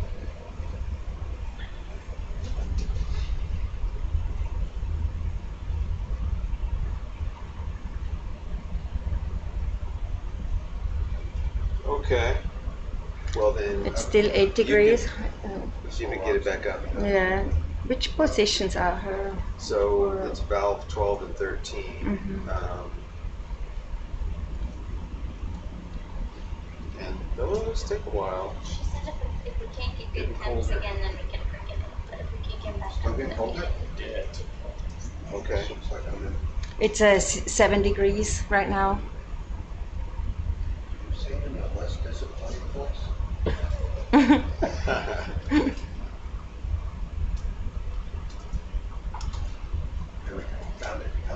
Yes. 6.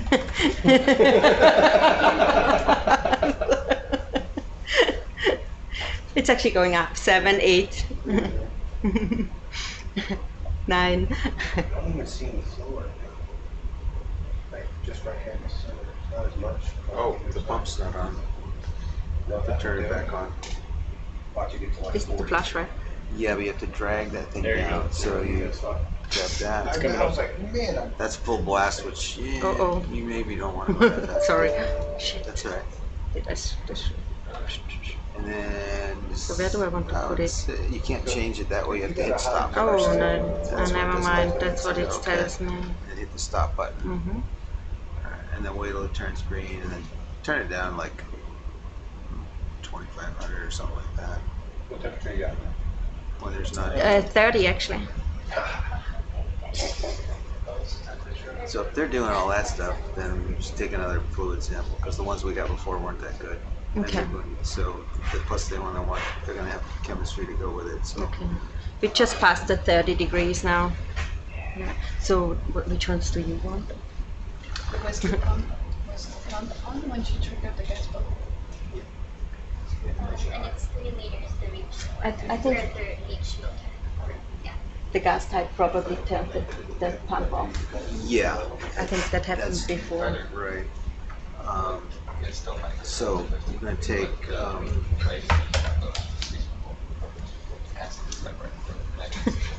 Your one dinner has. chemistry. So that could be.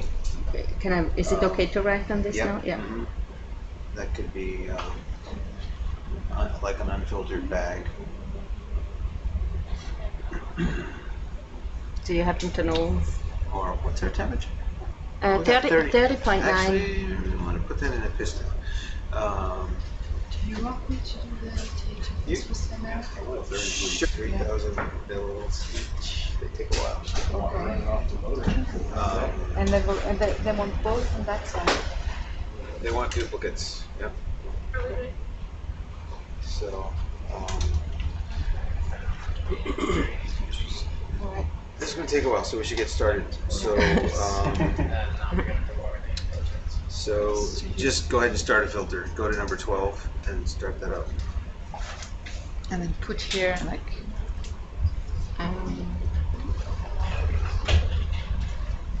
So we're doing RNA filter. Yeah. And start. And what did you? Getting ready. Here, Should be starting in a just- second. Let him go. Yeah, and then add the yellow flange again.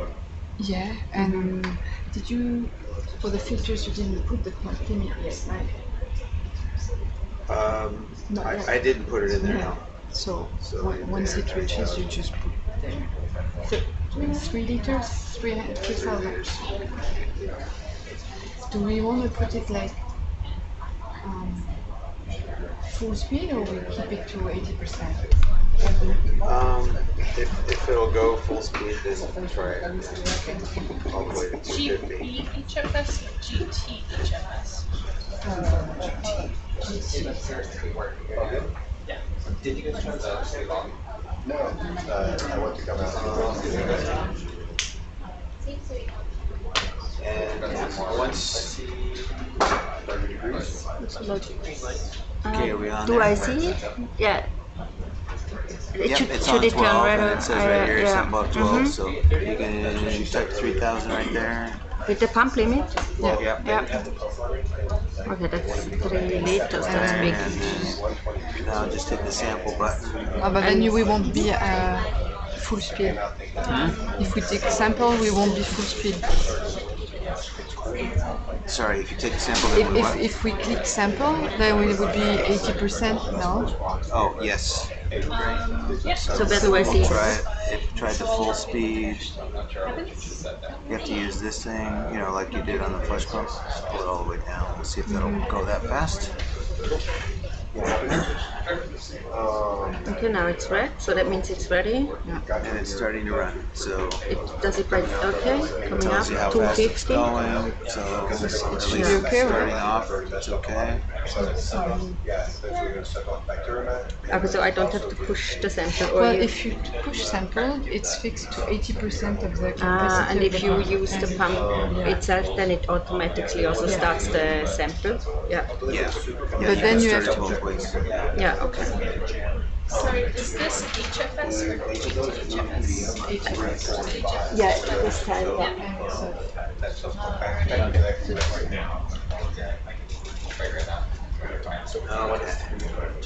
Yeah, So 31 degrees. Now it should be. Now that's just going to sit there and do that. It's actually really stable. Yeah, right now it's crazy stable. The pump is not turning. Oh. Oh, that one's slow. That one's. Oh,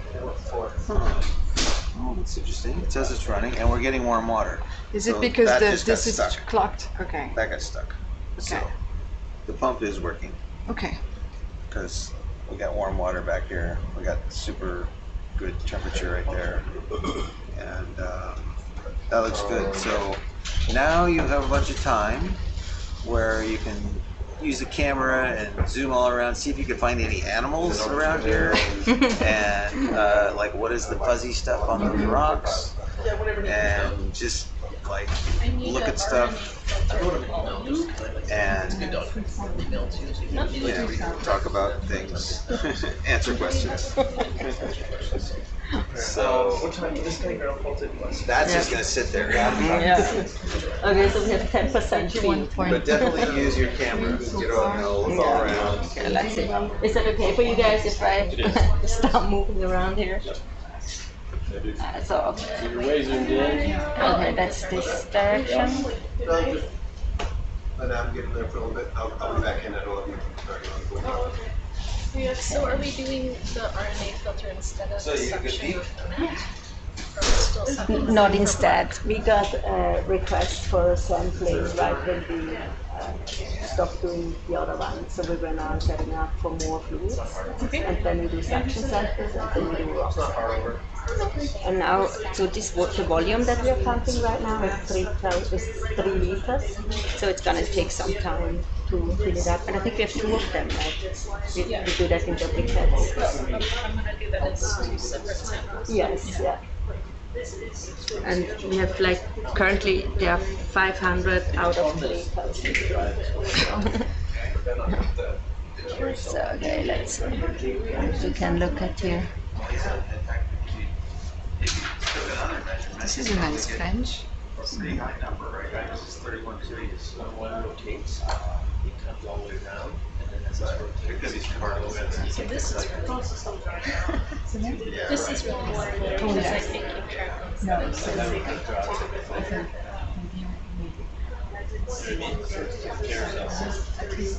you know, increasing numbers of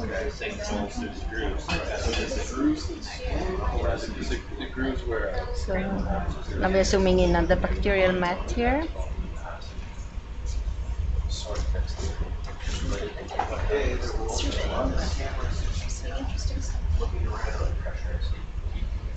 So now we're just looking around at the bacterial mat, see if we see some animals.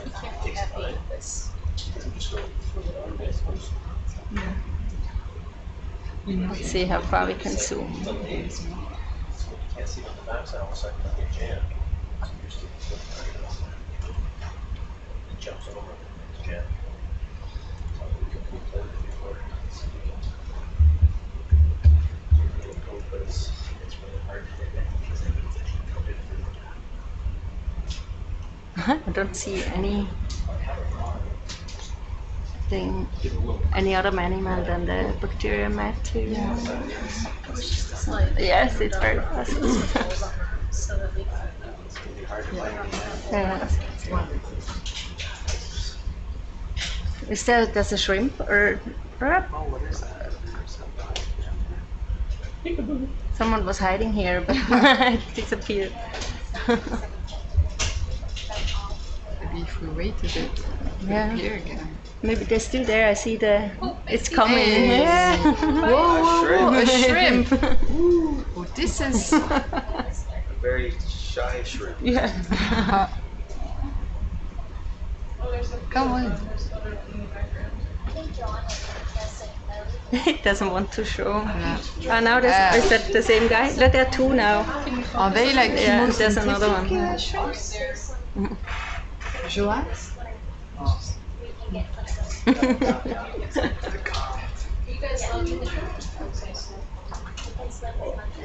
Right. Slow shrimp.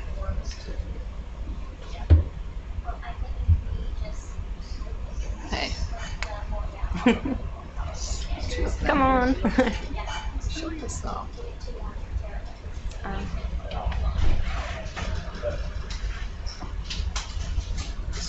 This will be extremely well documented bacterial mat. Oh yeah, I got the hint. Well, it's kind of cool. There's Oops, shrimp. the shrimp. Like you'd never know it if you weren't sitting here staring at it. That's true. Okay, Oh. that Oh. was a shrimp, right? Yeah. Yeah. Oh, that got Is it your like attention. That it doesn't seem shrimp, guys, but it could be albinocaris. Yeah. It's really small. Yeah, it's tiny. It's tiny. It's very tiny. But it's red here, right? So. Yeah, but usually the albinocaris Yeah. is quite compact, like because it has the Okay, missed symbiote, it. Yeah. whereas the albinocaris no. So, but I doubt that this. Anyway, we're going to split the solar carbon sample with the micro team, so I will check if there is major found for these marks. Okay. Just for I don't think people have to Not even. It's fine, but I was just like, oh, that reminds me of dark. It's a lot of So now we are zooming in. Whoopa, that was not zoom.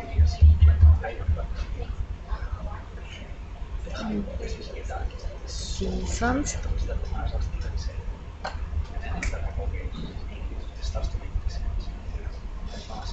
You're getting good at this.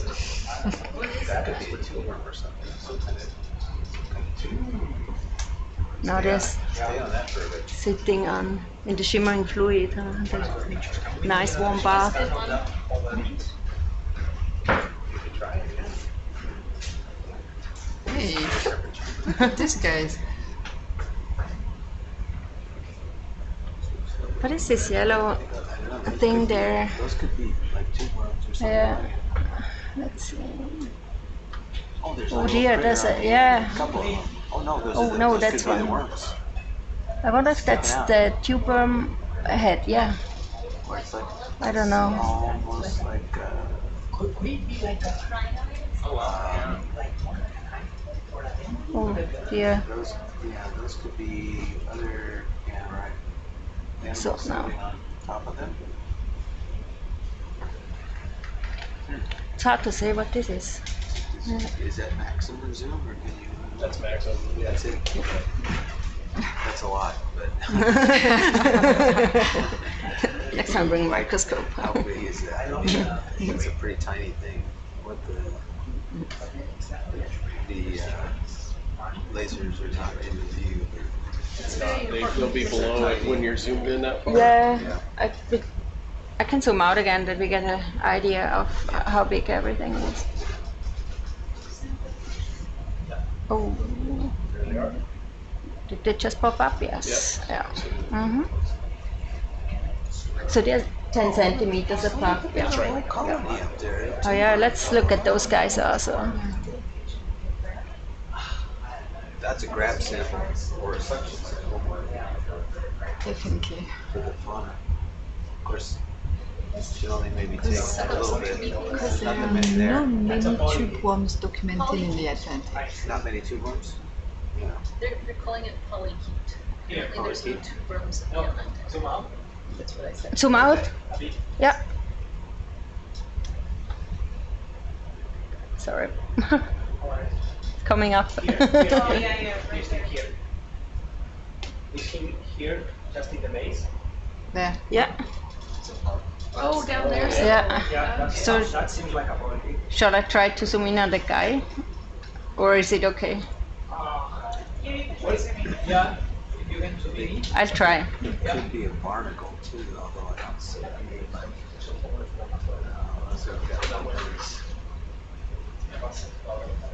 Oh dear. Oh, this is making me. Occasionally keep an eye on it. Yeah, it's 1800 right now, and the temperature is still at 32. Wow, that's good.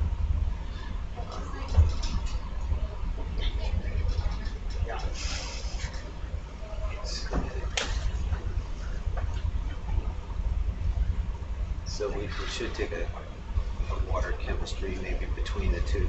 Okay. That only takes a couple minutes. And that it would be a piston, right, that you would want, or Yeah, we get or a did you, piston. or rather? We get it.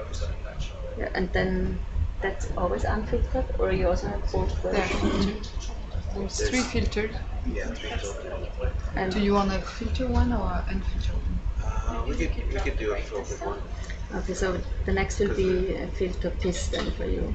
Can we drop the brightness down on the camera a bit? Yeah. Okay. Now I'm gonna go eat. Yeah.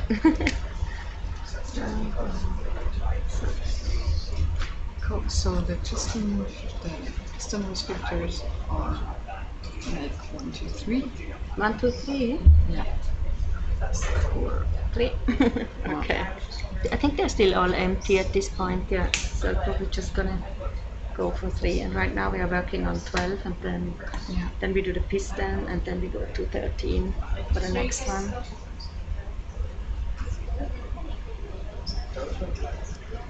Okay, let's see if we find something else.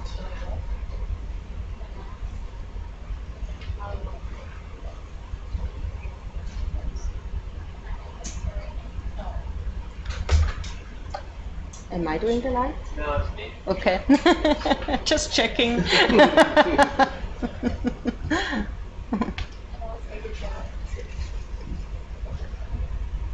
What's this? Can I see the books? Yes, sure. Yeah. This one, the green ones? Yeah, the green ones. Just to be sure about The 1, 2, 3. Yeah. Yeah. Yeah, we're planning our sampling ahead. So what else we want to collect at this site? So, and in the meantime, we're also looking at a little bit around, see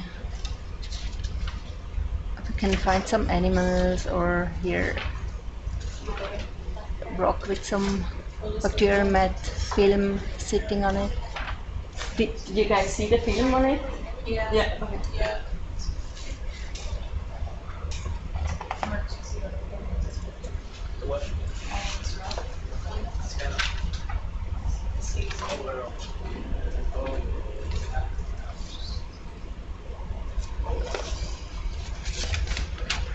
Let me double check it back in the lab, and I'll come back with the exact number. Yeah, thank you very much. Okay, so we are still, so we have now 2,500 almost out of 3,000. So we're slowly getting there. The temperature is still currently at 31.6. And the exhaust temperature is also still at 11. So we are sampling hot fluid. So this is looking good. For showers, I should be able to just push that around. Then we can just back. You can do it that way, but also It's currently at 2,500, and we need 3,000. Yeah, you could definitely work on it. You could do either one. I think before we built these, it was just one for general. Yeah. I think the rest of the things we just dive in the sea green. They don't come from much ground. So I guess we just tell me what you want. I'm not gonna. Yeah, probably the best thing to do.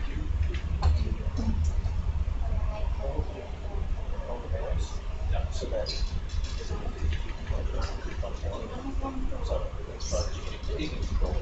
Yeah.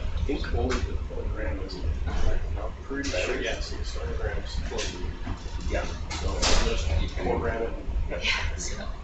It is 1, 2, 3. So, So these were the correct positions for so one of the samples of what's that? and so you have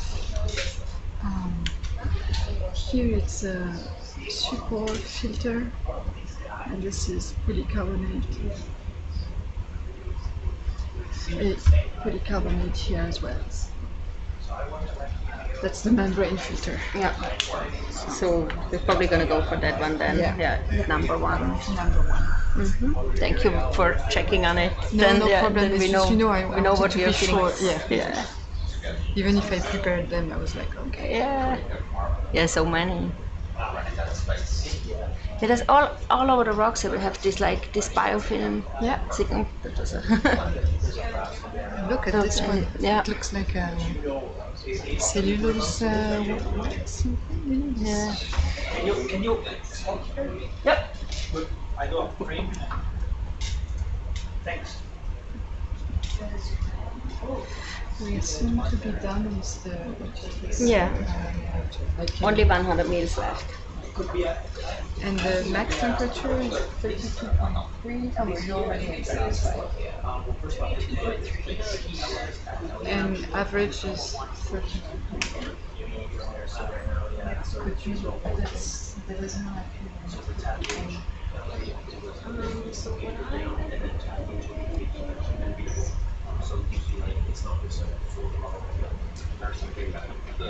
Okay, we're gonna take 2 more fluid samples here, so it's still, and one of them is a small one, and the other one is gonna be the same size as we just take, so it will still take some time until we do the suction sample and the rock afterwards. Sounds great. Okay. All right, we reached 300.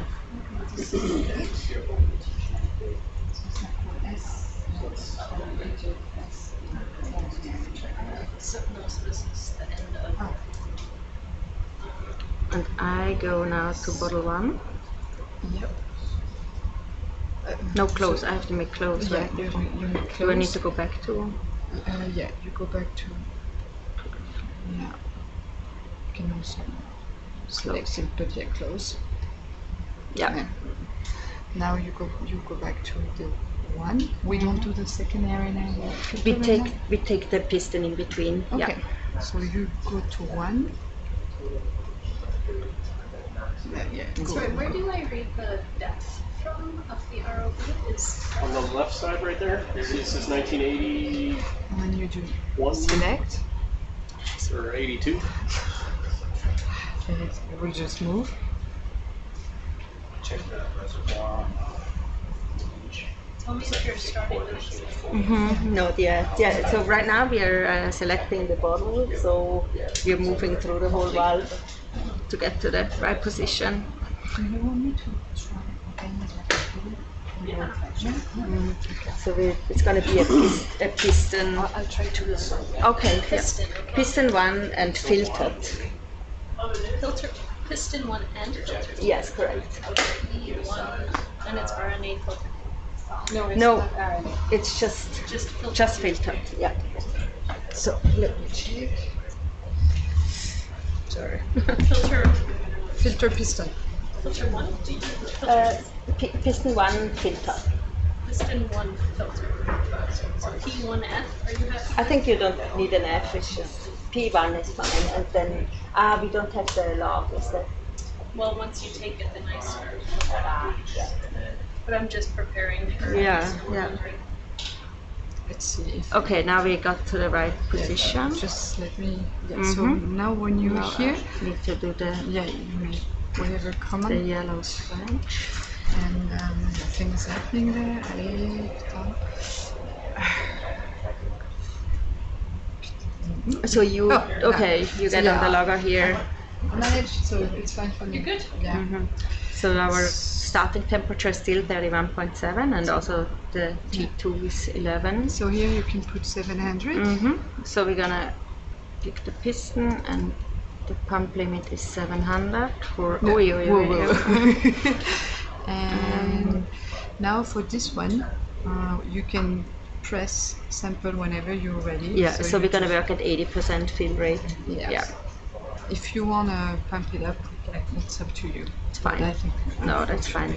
Okay, I'm gonna press sample, and it's running. You don't need to fill everything in each time. Say again? Oh, okay. I don't need to.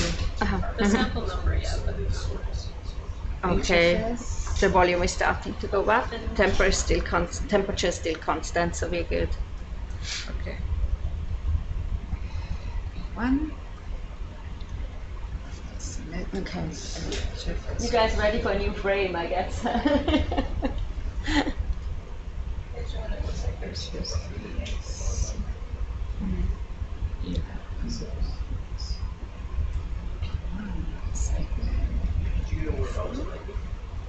Or you're just it's in data slash data.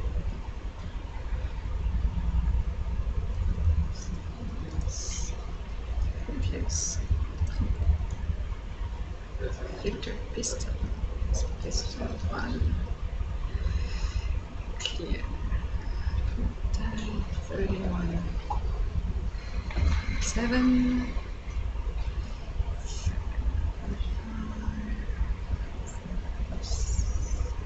Do you need some more temperatures? No, I'll take it like Yes. from now. I'll click at the end. So that it's, Yeah. you can always just. but it's very stable. So.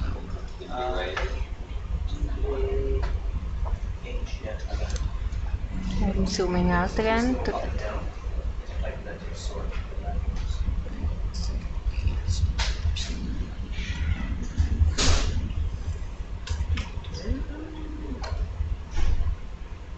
Opa.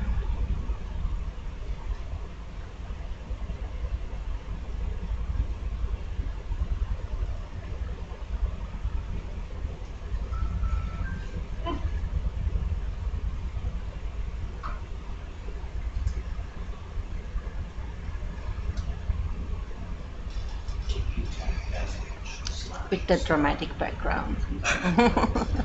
Should be like a scary music, you know. Yeah, that's right.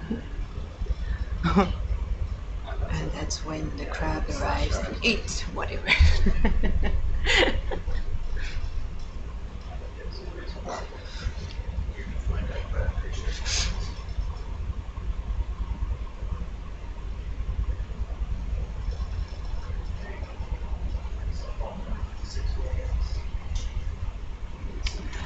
Frustrating that we don't have the valve. Yeah, that it's. Do you think it's just from particles, or why did Yeah, it and get then just- clogged up? Or yeah. But here it looks all good, pump wise, huh? Yeah. Yep. Do you try zooming up on this little white thing right over here? Yes. Shortcuts, I try.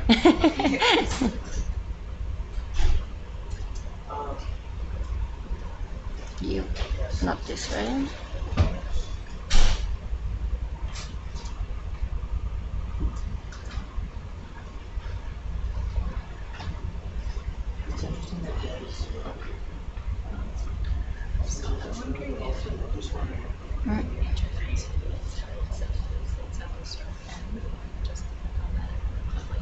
I don't know. Yeah. Bailey, I don't know what it is. Yeah. Welcome. Because actually the end we don't care. Okay, so this sample was also full and it stopped. Okay. So I'm closing it. That was P1. Okay.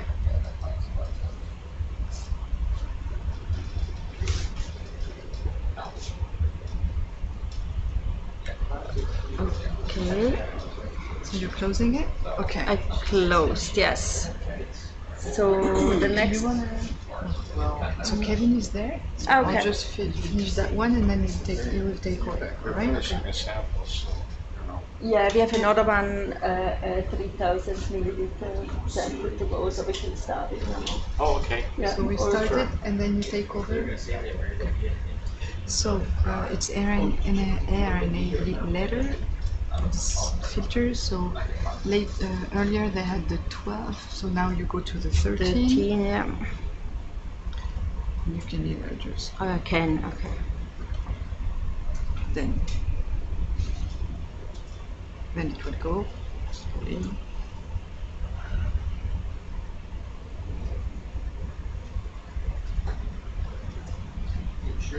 And so for the RNA filter, the RNA filter we will do like before. You enter the pump limit here, and then instead of clicking to sample, you just put go it full speed again. Yeah, because otherwise it's gonna take for ages.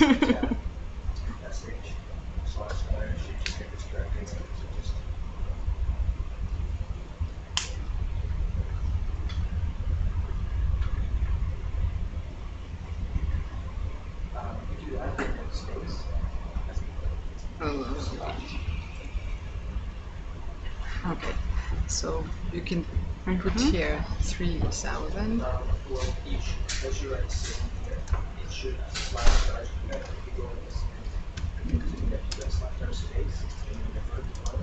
If you take out the 0, is it confused or I don't know. Yeah, I prefer Okay, so near we are on bottle 13. We have our pump limit of 3,000. Yeah. We have the type, the yellow flange.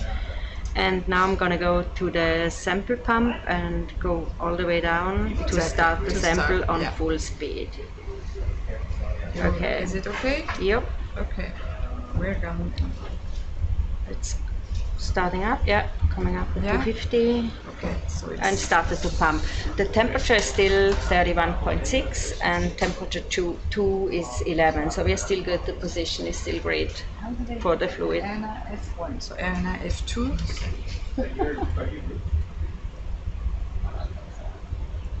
Type of RNA filter 2.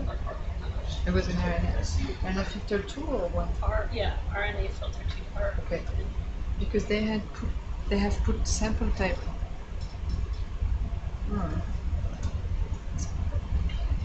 Well, they've put 4 filters, but they're RNA filter 1 and RNA filter 2.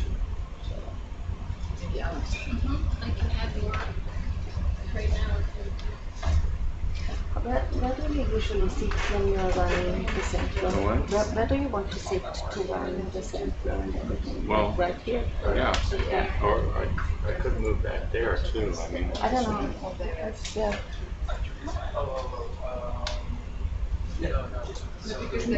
Figure a good spot out. Yeah.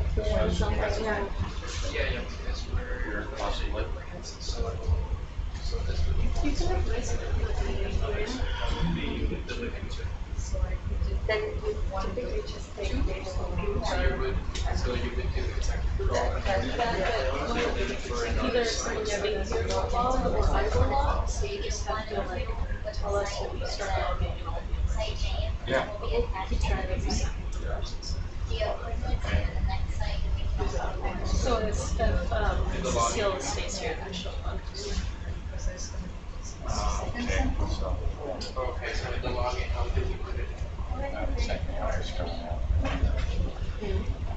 It's okay, right? Looking.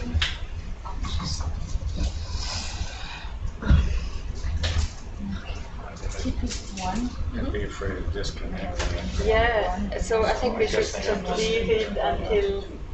But I can finish that one up, like the one that we are running, and then afterwards we're gonna do a suction sample and a rock, and maybe then we can move the computer back here or something. So then we're not interrupting anything. So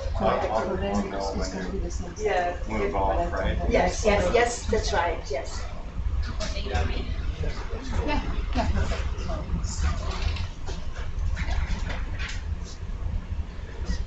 One second.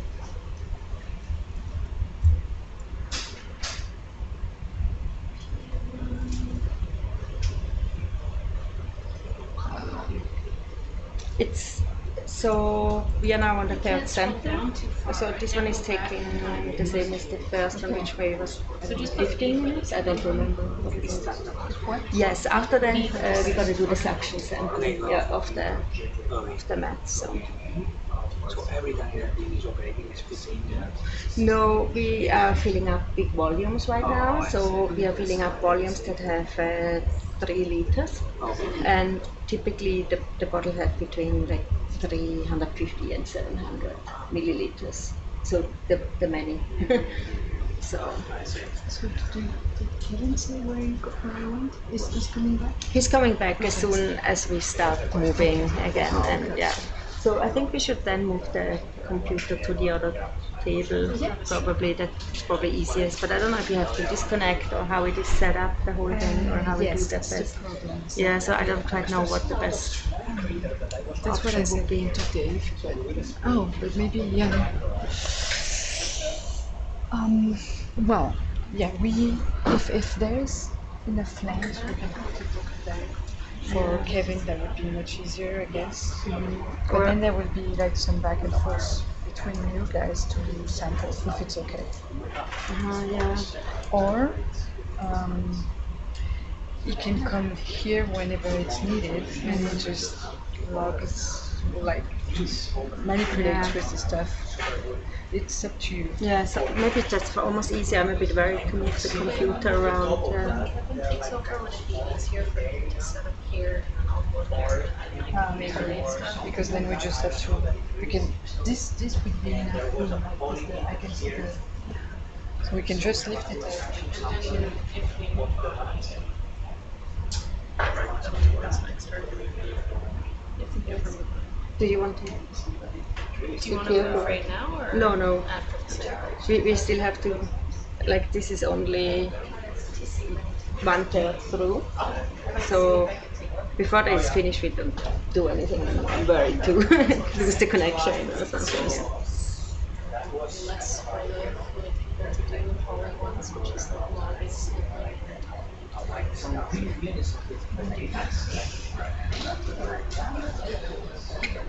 You're lucky there's so many of you.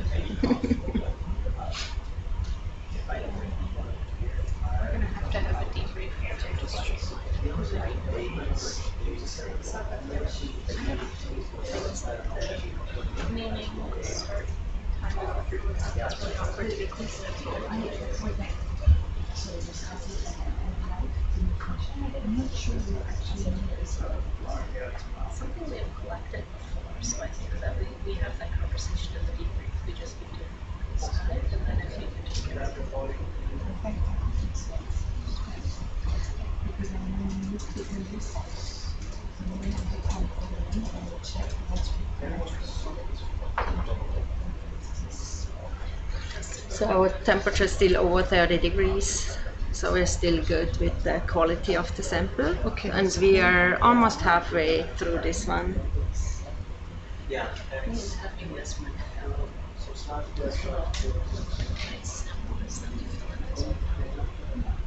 Oh, yeah. Maybe what could be done for each side is just like columns here, and then like samples and the rest. It's also like with the biologists, their samples, they need to know the sample numbers. How do we communicate better with the results from there about what these is? That could be, you know, that's really they have same as this reaction and each time you guys in the this, you know, Something that works. Doing it in my face, my great issues need to communicate as much as the biology term, so it would be easier to get so just separate with us.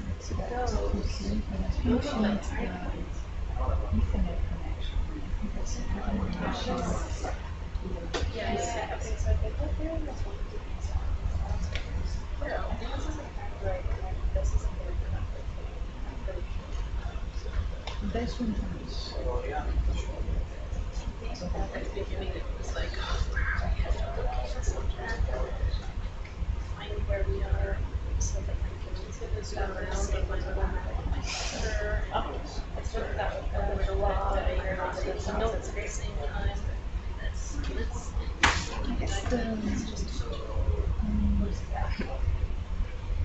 You guys know what these fragments are? They shell fragments, the white ones, or is it? Hey biologist, what's the white thing? Is it like shell fragments or something? This thing here? Yeah, the white on top there. Oh, these? Yeah. I don't know. It doesn't seem a shell. No, it doesn't. Ask internet. Ask internet if they know. Yeah, but this thing here, I don't know what it is. But there's another. That could be a Tanaigasia. I'm not sure. The white one? Yeah, but Yep. here.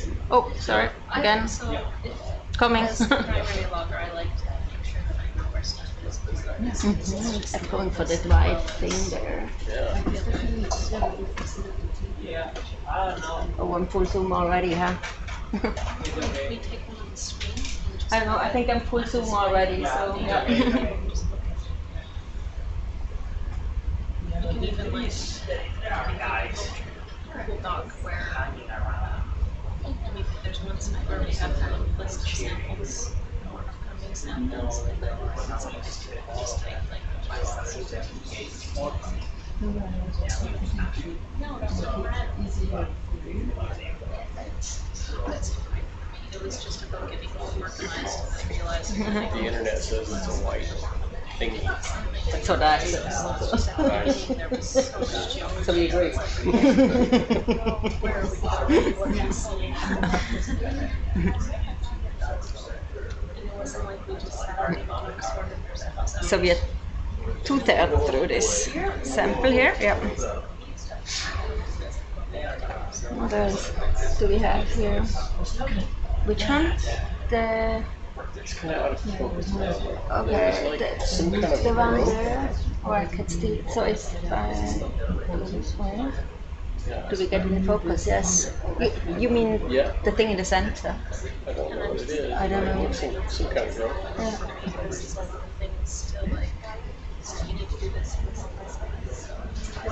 How can I streamline it?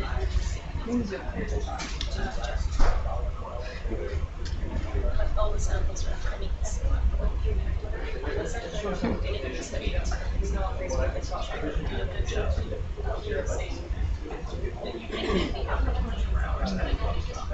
Look at that crusty stuff.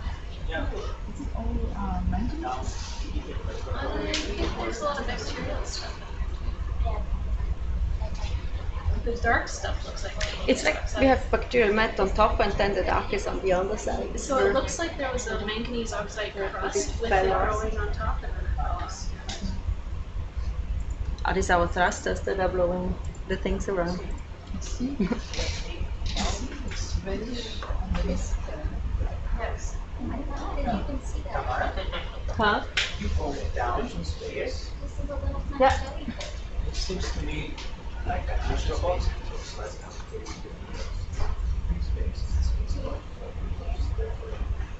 Seems like an overtime space, which means Is this Max? Is this The bacteria, the yellow Max. thing. Bacterial mat. The Zoom Max. Yeah. Yeah. We need a coffee machine. No, we need a coffee machine. Stupid hour. Right here. So now we changed to 29 degrees Celsius, so the temperature is coming down. How much more do we have? 28. How much more do we need? Okay, still 700 milliliters. Let me see the position of us.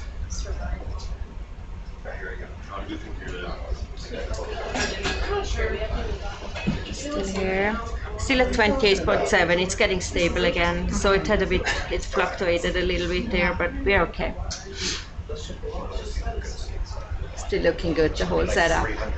Yeah, it seems pretty stable. It's just like hooked up Yeah, and it had then a bit of a pink, hiccup. yeah.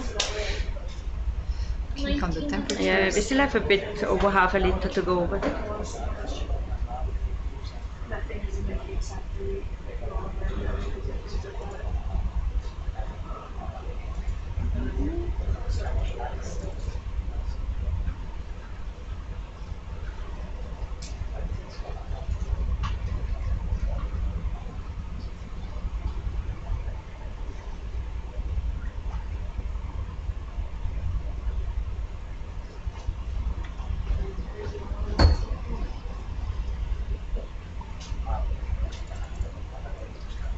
pumping into the large fluid?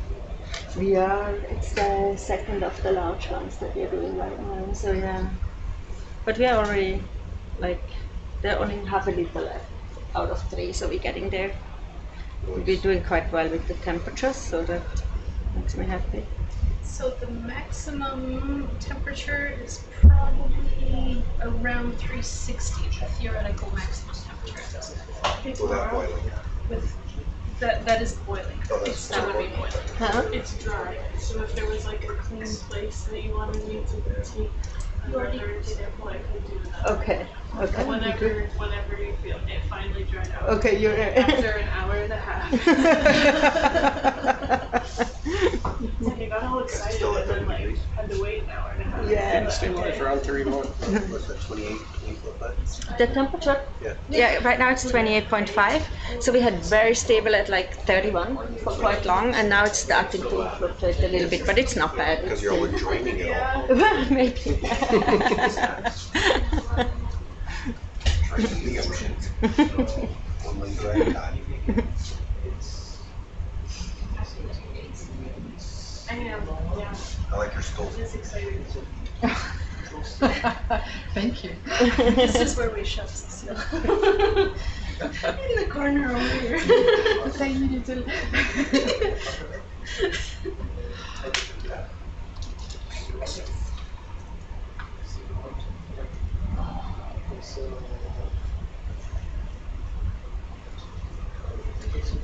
Okay, what does this say?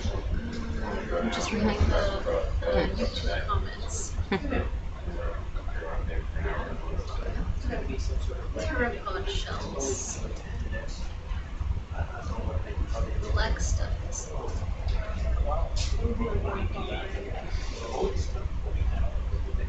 It's good Julia's on the chat. Yeah.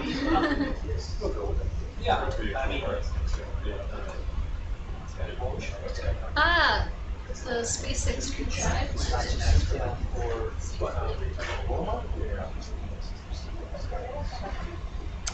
100 left. Yes, we definitely.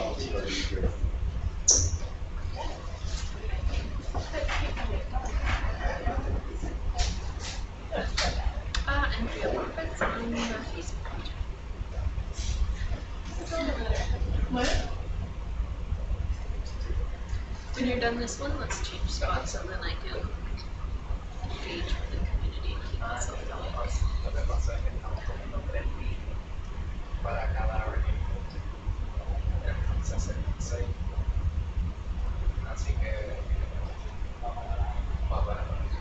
All right.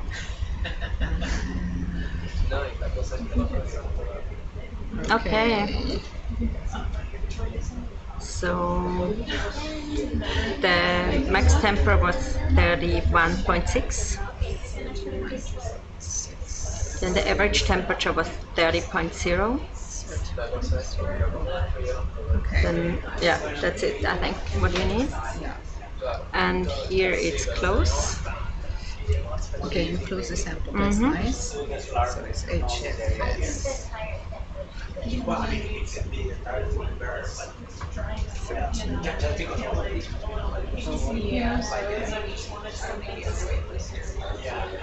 Okay, oh, it took so long that I had forgotten. Oh, sorry. And I filter in and out. Okay. Okay. Good. Right. So now the sample pump stopped and the flushing pump is still ongoing. So, yeah, so she just needs the flush pump, the flashing pump. She doesn't need the sample, right? For the media spectrometer. I don't know. You don't want a sample now, right? When we can't see where it actually is because it's probably jammed. Yeah, so we're not. Let's try. I think next time, Just Dave whenever. said we could put a filter on it, but for this one. Yeah, then we don't do it right now. Yeah. Okay, then we are done with the fluid sampling. So the next thing would be the suction sample. So you can put the probe away in the inlet here. You want us to sonar? Yes, can you? You want to? Yeah, yes. Then you guys can have a bit more space rather than shoving her into a corner. But we don't need to sample anymore now. Okay, do you want to move this computer over here still? Yeah.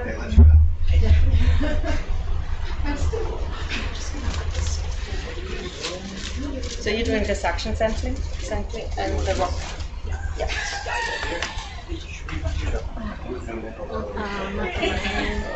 Mouse. And you need a computer. This very delicate maneuver of bringing my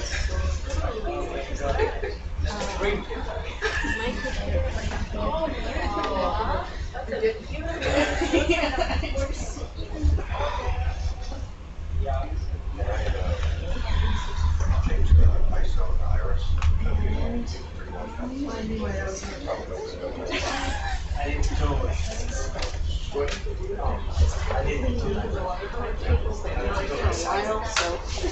Huh? I'll leave the power cable. This one here? Oh, this one. It's okay. Okay, we're going to do suction sampling next. This has to be the superfine filter and sampler number 2 preferably. Oh. Wait, sampler number 2? I think we need 3. 3, okay, 3. Yeah, that's the fine. It has to be the super fine. Good. Yeah. I'm gonna go with 4 grams. You ready? Whatever's that. So we're just going to try to get more of those fluffy looking yellows. But they don't know that. Talk about it. And could be from here to there. Okay. Because this area has been kind of Yeah, we'll pan around a little bit. awesome. I'm going to get as much. Can you show me how to pan this thing? This one? Yep. This going down. Okay. Is it okay if I move the camera? You guys? Sure. That way we know exactly what's more exactly what we're doing. So count.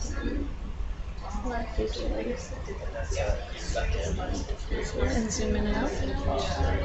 Zoom is turning. Turning. Okay. Up and up. Okay, I'm gonna force now. So for the suction sampling, not this area where it's all broken, but on the left-hand side where you can see some more of the stuff. Yeah, we can do a little maintenance on that right now. We're having a little issue. Yep, whenever you guys are ready. Sorry?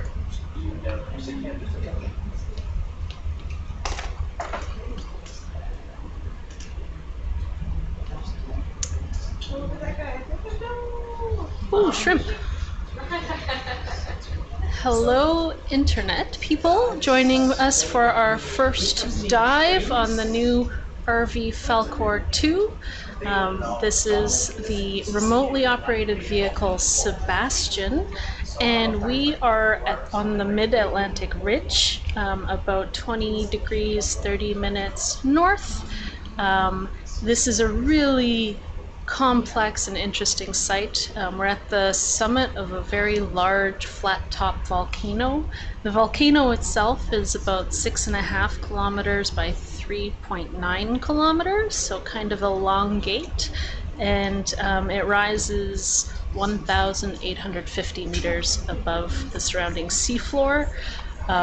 If you've been joining us for a while, we're seeing a lot of different geologic features. So we have a lot of areas where there's volcanism and some different kinds of fissures that we're going to drive across again. Right now what we're seeing is some mostly extinct sulfide chimneys. And in this one little area here we have some venting of some warm water, about 32 degree water, so you can see when we have that nice shimmering water, that's the warm water. So we've just finished sampling some fluids for our fluid chemists, and next we're going to be taking a suction sample of some of this fluffy yellow stuff that you're going to see. sorry, we're the the ROV is working on setting up the sampler. So the fluffy white stuff that you see on top of the rock is some bacterial matting. So we're going to try to suck some of that up, and then our microbiologists can go and look at what kind of microbial communities are living there. And as we watch, there are some other little animals hanging out, some shrimp. And the big rocks, you see that big lumpy rock in the background there? That is an extinct sulfide chimney. So basically, with this volcano, we had some magma that came into the ocean crust, and that caused circulation of the seawater through the ocean crust. So it basically is driving this big convection system. And when those hot fluids are moving through the rocks, they're picking up all kinds of metals. And as soon as those fluids get back to the seafloor, it dumps out all of the metals and forms these chimneys. So these chimneys look pretty old. A lot of them are just broken pieces all over the ground. Some of them have been like oxidized or weathered. So if you see some of the bright orange colors, those are just our iron sulfides that have been turning into iron oxides. Slurp 3? Is this suction sample 3? Yes.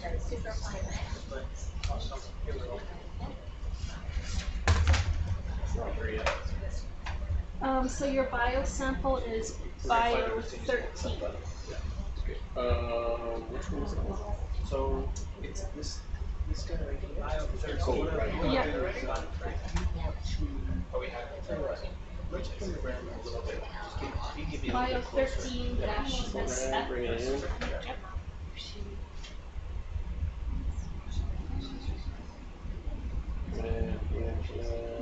That's good. Okay, I'm all set. Back and what I'll do is you just zoom in on the nozzle.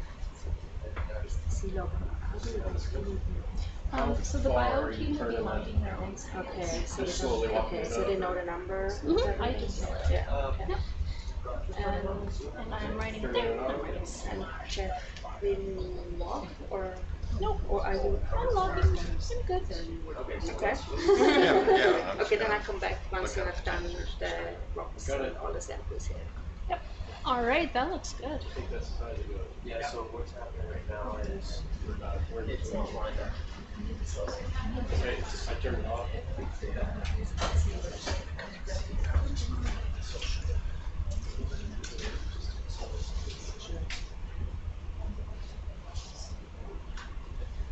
So this is that nice bacterial mat that we're trying to sample, and that shimmering water around it is about 30 degrees. So this is our little suction sampler that we're going to try to use.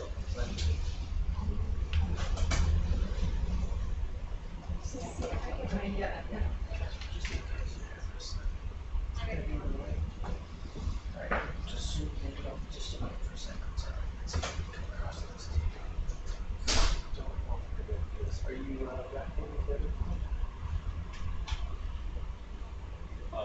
science? So, is your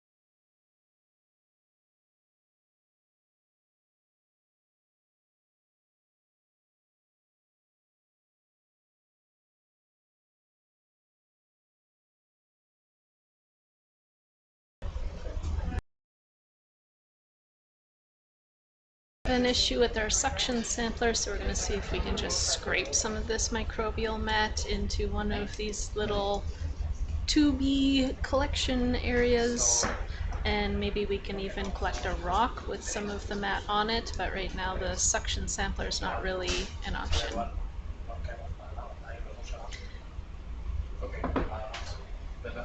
We can even try to do several of those if it works. Yes, if it works, let's I don't get think that anyone, at least No. about the quivers, I don't think anyone was wanting to use that. We have a lot, like none of them have been used, Yeah, so that's let's we can do try that. like 3-4 of them. Or if you could put them all in the same river, so you could, Yeah, that's too crap. I don't think it's nice. It's not going to be the last time that we see this though, so we can always take more samples. Yes. It's so unfortunate that all of the sampling happened here. What do you think of it? I mean, it's just kind of getting. Should we just forget about it? Well, he can shove that in there and see. I mean, it's just, it's not gonna Well, be enough. it's not in yet. It's not gonna be enough sample. Alright, abort mission. There's no biofilm on it. No, Yeah, so it's not enough. Yeah, so you have a rock, which is awesome. However, not that many biofilms aggregates. It's still yellow stuff. So other sampling options, I don't really see any without the suction sampler. You can try to see if these little knobby rocks, if you can grab a rock with a bunch of it on it and get it to the bio box without it all falling off. I think it's a 1 in a million chance, but let's do this. Let's just try to give our pairs a little hope. We can throw it back now. If I remember the amount we threw it back, but let's just try this. Do you want me to try to dock this in there? No, just drop it on the ground. I don't even think it's a rock. I think It's a crust, basically. Here we go. Last chance. No, I don't. If you want the sample, you can take it. We thought we could scrape enough of the mat off with the little end of the suction sampler, but our biology team says it's not enough. They're going to try to give this suction sampler a little poke, and It seems like you got some mat in the hose. but they Can you said try it's to not invert it? enough. They said it's not enough. Can you try to invert Can you the box, and then maybe you could scoot up some more into the hose right now? So yeah, we're you going put to it do that, but Put it on? we were gonna try to so that was the original plan, was to scrape it off and put it into a river, but they're Yeah, saying you know, it's just, it's a lot of like rock and But if they crap. invert the hose, then let's get the stuff that's in the hose. There's Yeah, big chunks of mat in there. Yeah, but I know, we I just- tried that, and he No, just no. dumped it, Yeah. and nothing As came long as out. at the I'm back behind floats on the out, live feed. it floats right out of the slip. Don't worry, they're gonna poke the suction sampler, see if we can get it going, otherwise, who knows.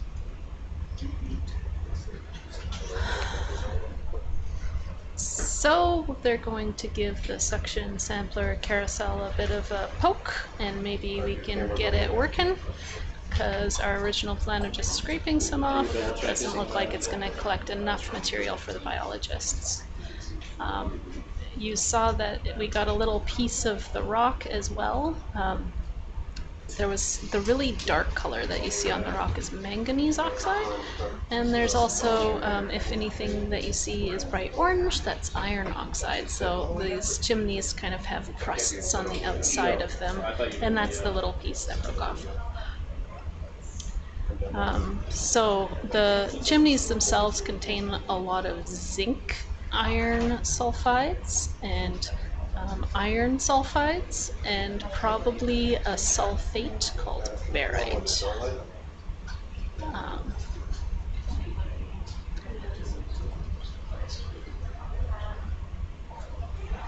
So I think that the challenge here is that the biologists want quite a lot of that material, so just trying to like scoop some little flocks into the suction sampler is not going to be enough.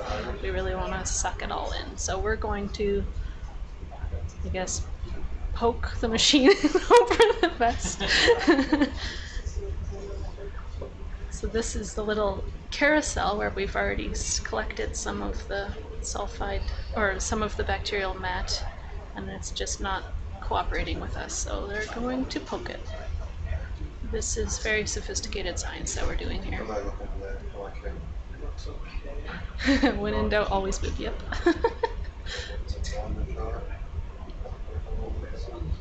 Poke of science, yes. Give it a good scientific poke.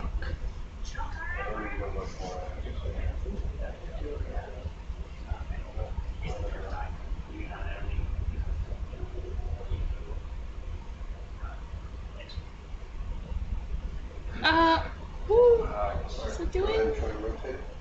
Nice and easy on the index.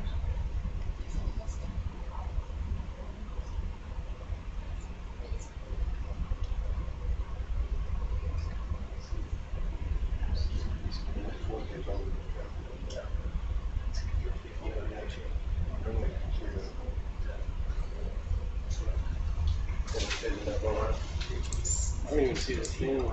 Try to go another way.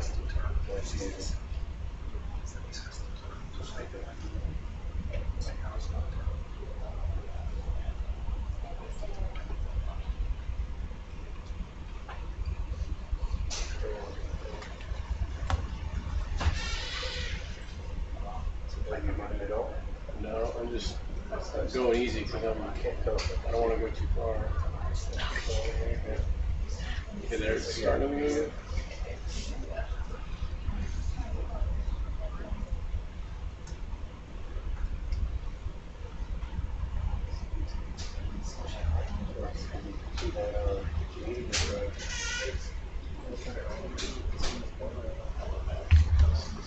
Go the other way then?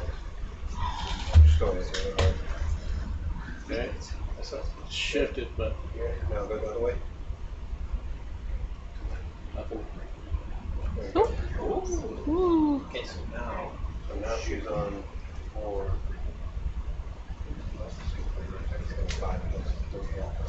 So we want to be on 3, yeah. I think you actually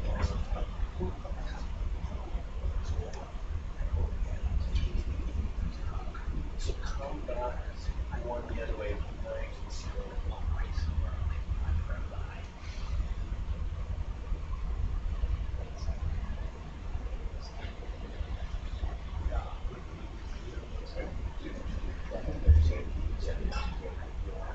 It's not going. I think it's actually the thing out of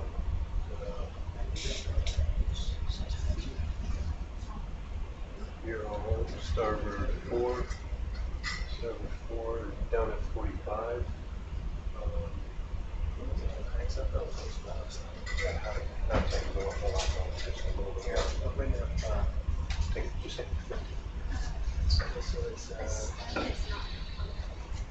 Okay, start the float. Start the float, yes.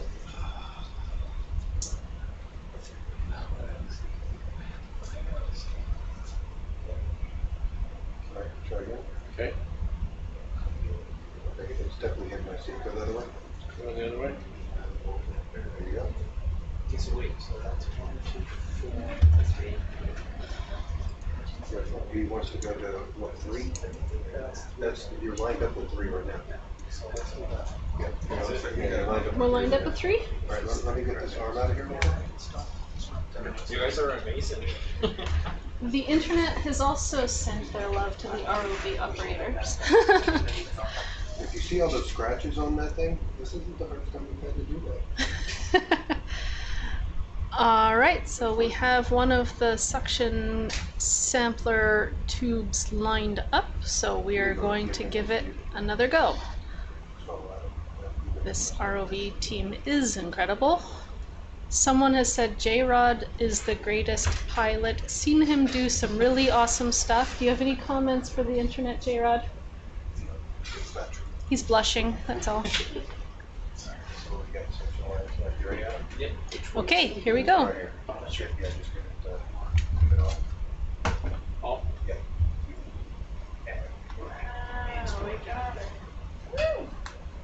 Just keep an eye out there. You should be going into the right one. They're starting to come in. I see it right there. Yeah. That right chart. All right, it seems to be working.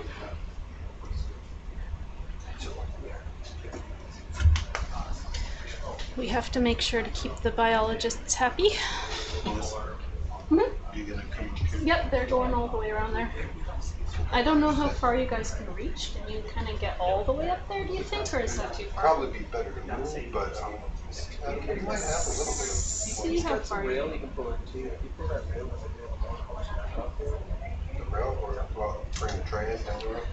We're trying to see how far we can reach with the sampler without moving the ROV, but we might end up moving the ROV to get in there better. Porch is out there ways too. Right? Yeah, bring the porch in.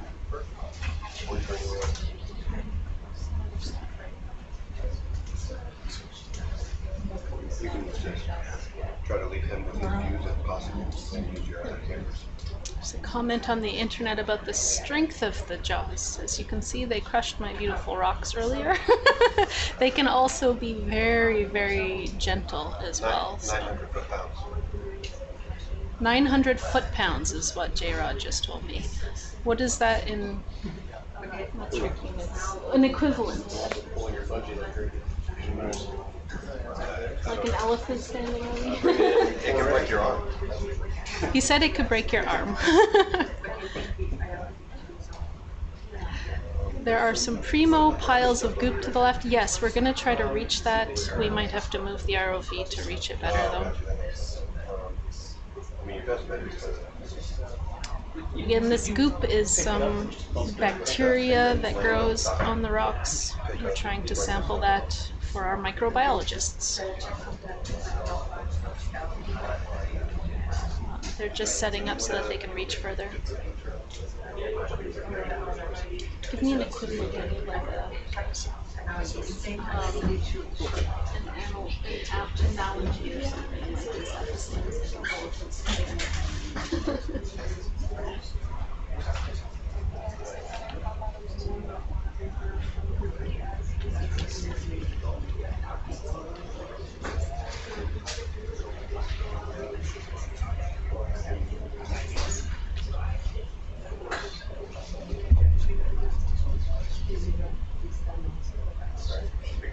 I think so. All right, we're gonna get that area right there. Ooh, looks good.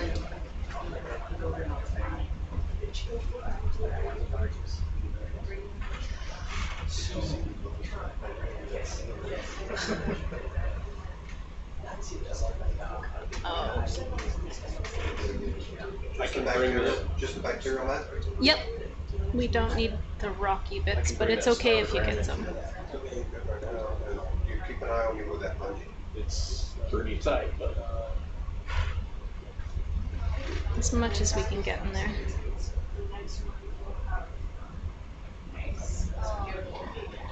All right. Biologists are all smiling in the room here. They get excited of the weird goopy stuff. All the fluffy stuff, please. As much of it as you can get.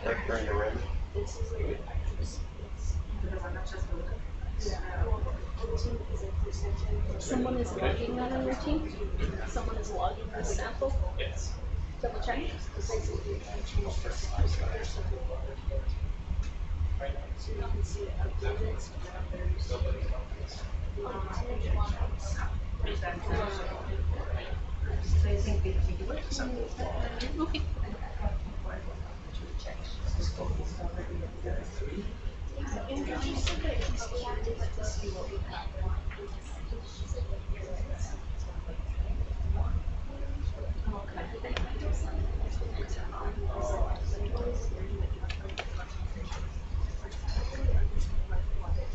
All right.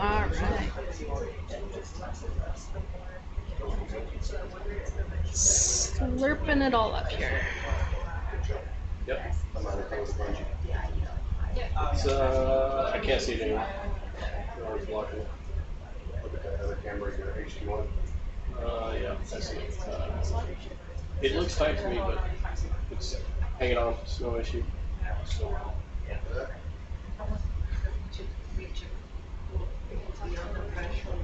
Pretty good reach with that thing. It's not terrible.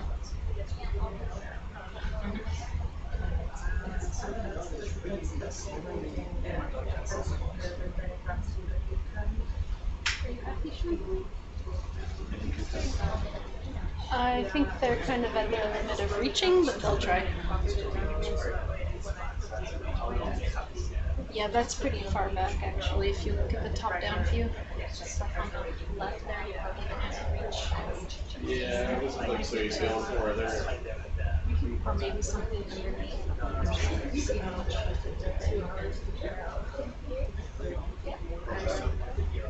Force out.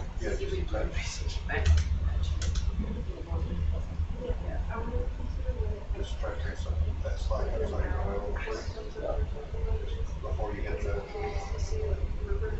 Alright, there we go.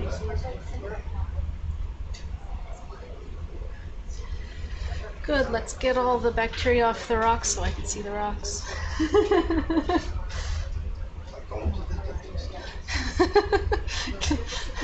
Someone said it's like going to the dentist.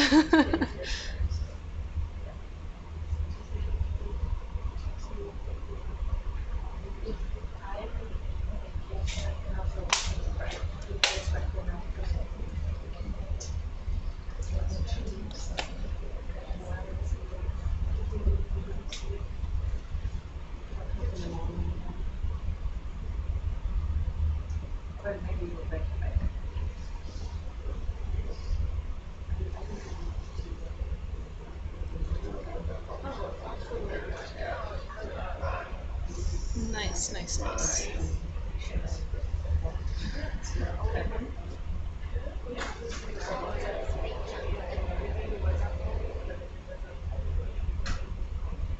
So this is how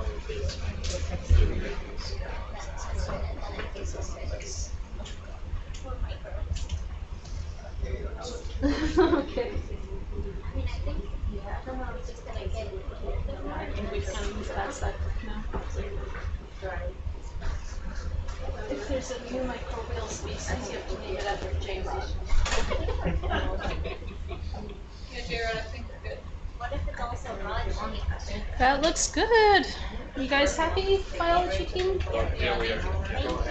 All right. Woo! Button down. Thanks, ROV team. And then go ahead and rotate. So the biology team will also be getting samples from this. They want to try to see if they can get maybe from this sample. So I can't see it from that view. Yeah, just go ahead and Tiny bugs. tiny bugs, Tiny bug but not as sample. tiny as microorganisms. So they're okay. Here. I can't see back to the number 3, but just start rotating until you get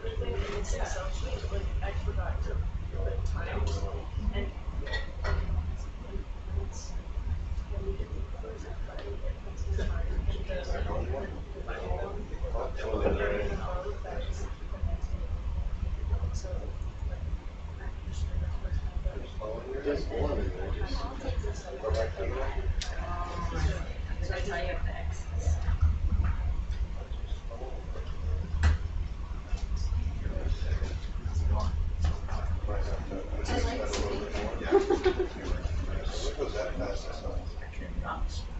Okay.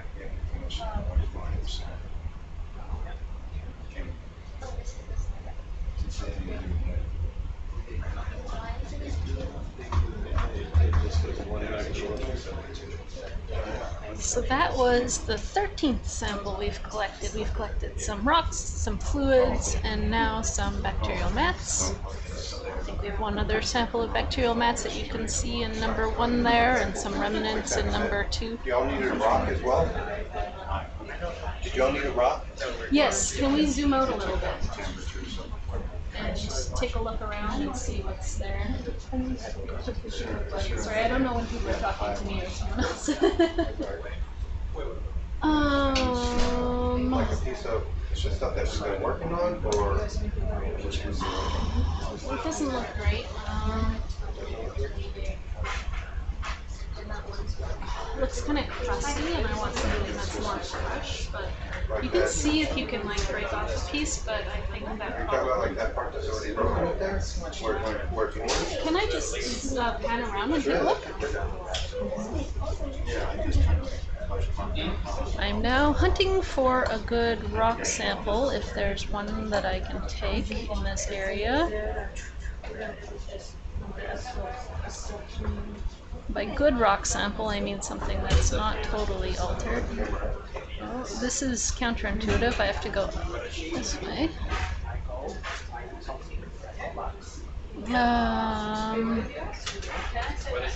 I don't love any of these. Can we move to a slightly different location? Like just a couple meters or something? See if we find something a little bit less altered.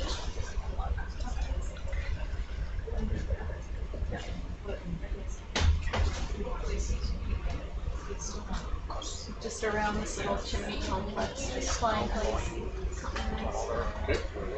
So where the fluids are coming out, it's taking my beautiful rocks and mixing with them. So. Okay, we are moving. So these are some big bulbous looking chimneys, and I'm going to see if I can get a sample where it's not totally oxidized, something where some of those sulfide minerals are still preserved.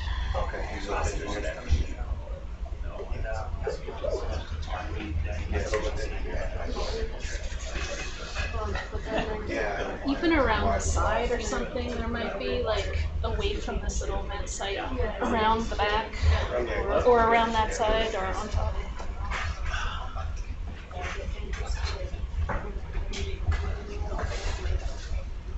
Oh yeah, that's pretty cool. You can bring your tray back in for.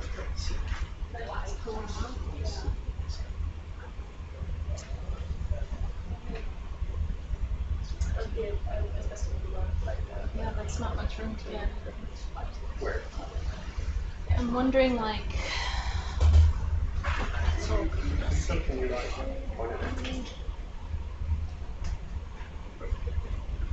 Oh yeah, keep going to the left over there. There's lots of sulfide we can care about over there. See that little knob sticking out of the base of the chimney on the left? Do you think you could pick something up from there, or is it too big for the job? We definitely work and try. Move in there and take a look. All right. All right. All right.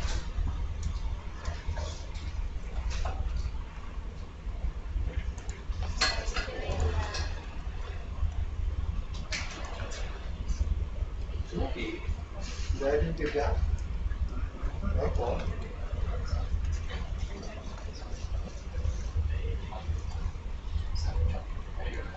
Don't go back. Please put too many gummy bears. Maybe come around a little bit more.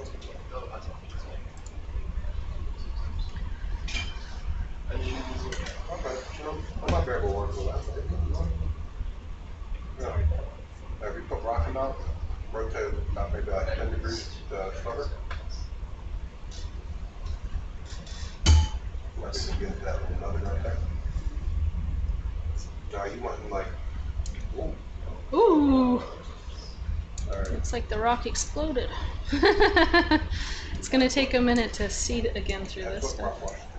It's called prop wash, they said. Are you an automatic? Oh yeah, you definitely don't want to be an automatic.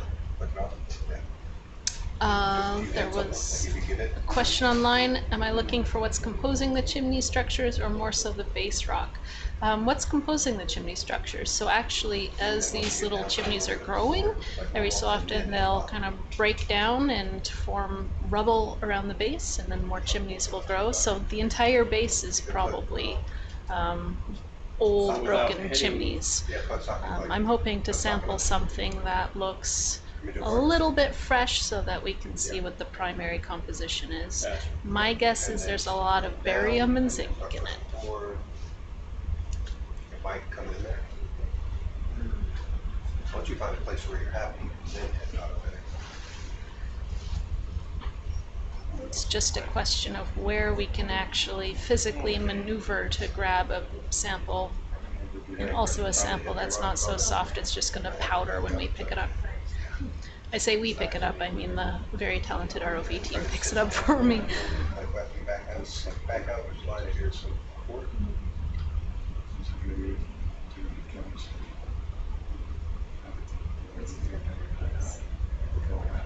I try to get that thing centered up in your set can pretty much, and then just come it down.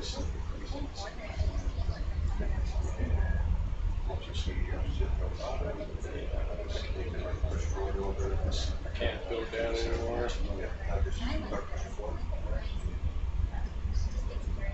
Sit down right there, I'm fine with that. You're good. You're not much more hard.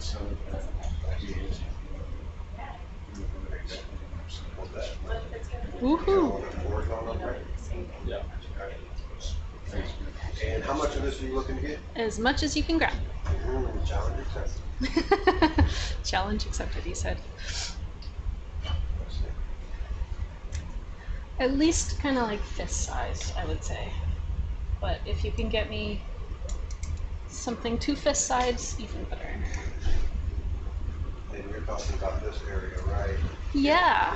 Any of those rocks that you see that aren't broken. If this doesn't work, there might be some options to the left too.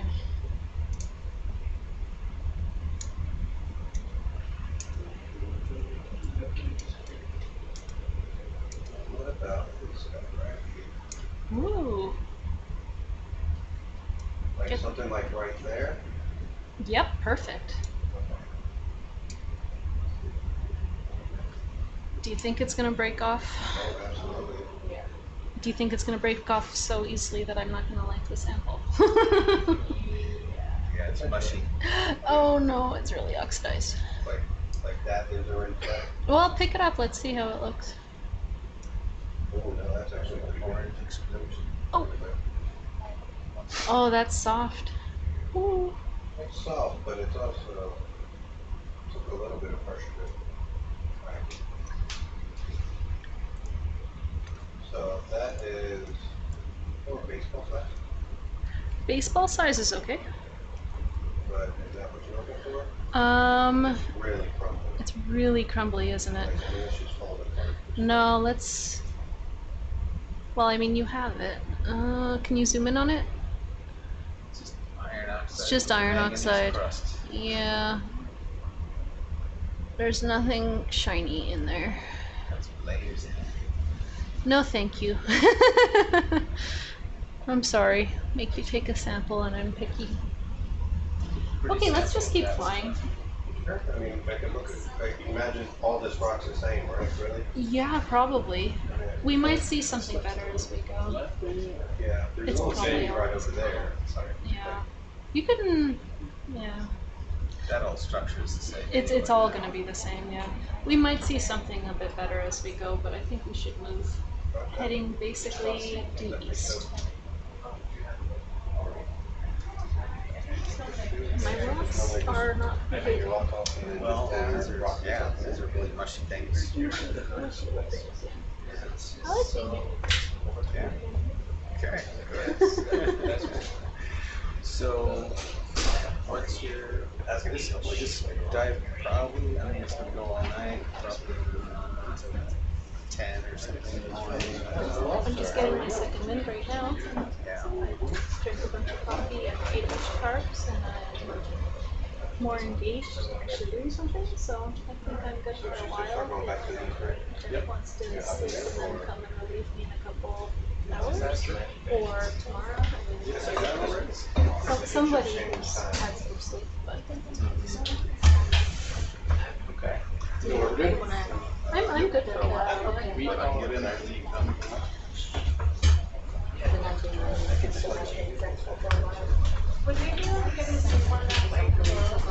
Just basically. We gotta get moving here, so quick zoom. Y'all do your turn real quick, I'll zoom in on this. What is it? So, how's everything been going? Perfect, thank you, that's all I need. Monica, what is it? That's a carnivorous sponge, Asbestopluma. little bit heavier The than biologists. Oh, there's some more shimmering water right there too. All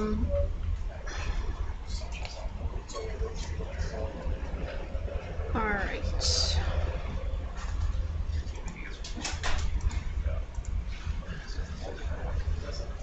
Do you want to look at the shimmer or just? No, let's All right. move on. Let's head Back, east. we're going east. Yeah, straight east. Okay, so pretty much straight ahead. Mm-hmm. Okay, but then we got, where you go. You push your camera out all the way through here, try again. Do you hear me? You say push the tray in? Push the camera out, tray in, crossing the side. Alright, rocking the sock man.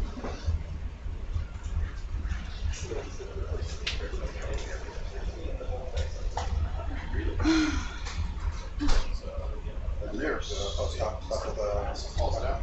Yeah, there's no stop in there. Camera all the way out. good.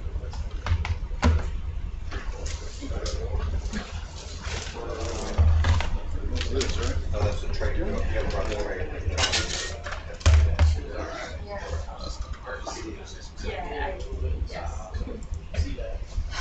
We haven't moved very far yet.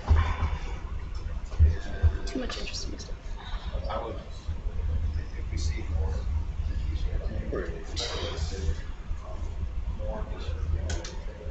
Right, so we should be crossing a fissure. The fissure's going north-south, and we are going east. So that's what this kind of depression in front of us Alright, is. trays coming in, but you see how that one arm is next to the arm, is that okay? Look over there. Yeah, just leave it like that. Just, we need to get going. Okay, alright, moving ahead. Right.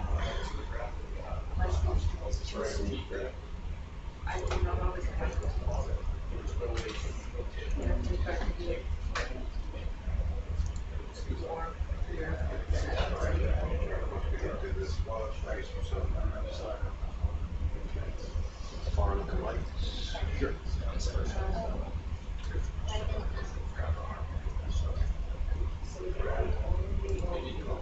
We're trying to find better flows and mitigating. Better flows, better hot water flow. So we want something more hydrothermal bit. So normally we start seeing this discoloration. Oh, so that's some more sulfide chimney talus, and there's some green atacamite, which is copper chloride complex. So that means that that chimney, when it formed, had a lot of copper in it, but now it's probably all just oxidized. Yep. That's why I said, get out of there. Freezing that all the time. Looks like there's a pretty big sonar.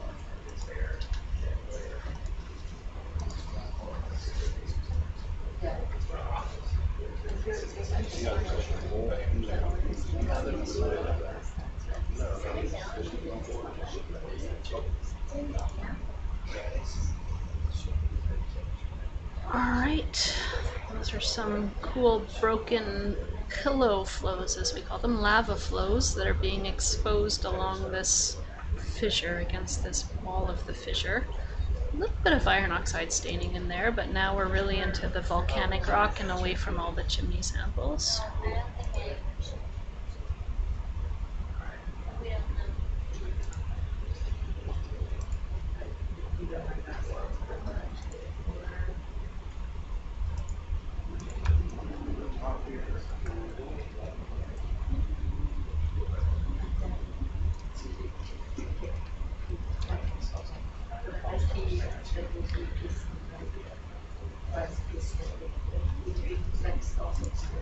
Alright, and on top it looks more gentle, pretty heavy sediment.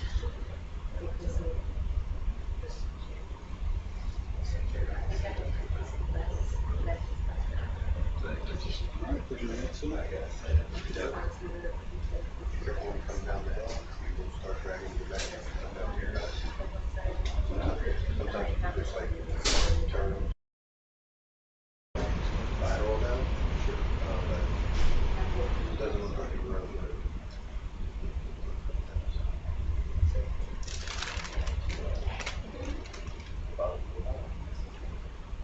Hey, you can get here a little bit, but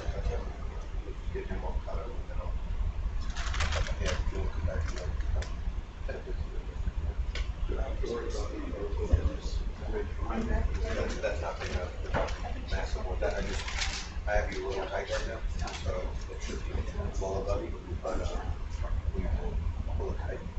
You want to try to keep it like the lateral, if you rotate the starboard so you're grabbing along, and you put down slower and keep it. So now we're going to be moving over some pretty complex volcanic terrains. You're going to see quite a lot of sediment because all of these old lava flows are very old and sediment is covered on top of them. We're going to see a lot of broken material that we call talus. Right there on the left-hand side, it looks like something that we call a sheet flow, like these ropey tops of lava flows. That's actually pretty nice. And then once you get down to the bottom, you start heading back around. Now you make off that down. And on the right-hand side there, we also see a little bit of a pillar sticking up with some layers. So this was all ponding. Oh, can you pause right there for me to take a picture? Sure, pause right here. All right, cool. Cool. Looks like feet on. What do they call that? That looks cool. Mm-hmm. What a wreck. Looks like a hurricane hit it. It's like a building. So right here we have an area where there's been lava that has ponded, and it's got this like ropey texture on the top, and then that lava has kind of grown and then drained away. So when we have lava ponding underwater, we have like this crust that forms on top, and as it cools on top, we kind of have bubbles that come up and form these pillars, and then the whole thing will collapse and we see these little bathtub rings. So it's pretty cool. This is an area where some lava got ponded at some point. Really nice. Okay, cool. We can keep going east. Moving east. Going east. Yep. A little bit faster. Straighten my heading out a little bit more. Put your head all the time. Did y'all end up doing 4 floats close to the ROV? Yeah. That's great. I'm pretty happy with that. Oh yeah, that's cool.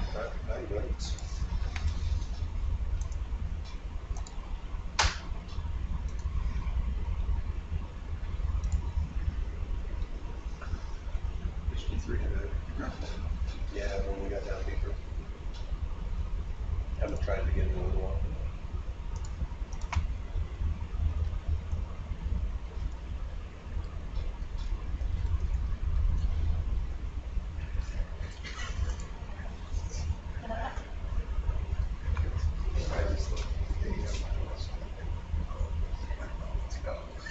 So it's pretty interesting. We see all of these kind of fissures in the rock that we're going through, and at the same time we see that at some point lava was ponding at the bottom of the fissures, so it seems like a pretty complicated history of tectonism and volcanism here.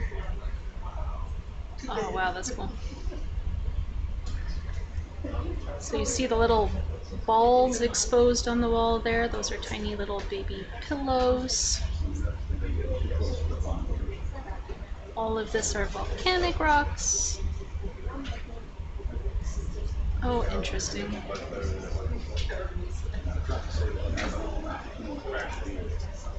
Some very large talus blocks. Just know that when you come up over something like that, just pause for a little bit and then start working your way out. You'll come and you'll eventually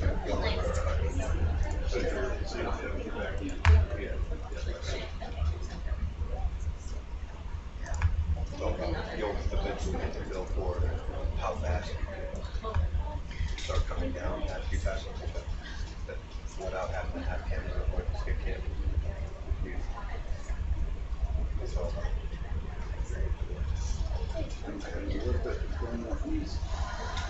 Yeah. Straight east would be great. Yo. I'll tell Jeff to come back like midnight now. I'm good for a while. 2:30 or something. Yeah, or 4 or whatever. Yeah. Okay. second win. I ate a bunch of sugar, so I didn't have much coffee. Is that good for 3 hours? Oh yeah, at least. I'm gonna find you that black smoke somewhere. Okay. Well, if you do, wake me up. Okay, noted. So,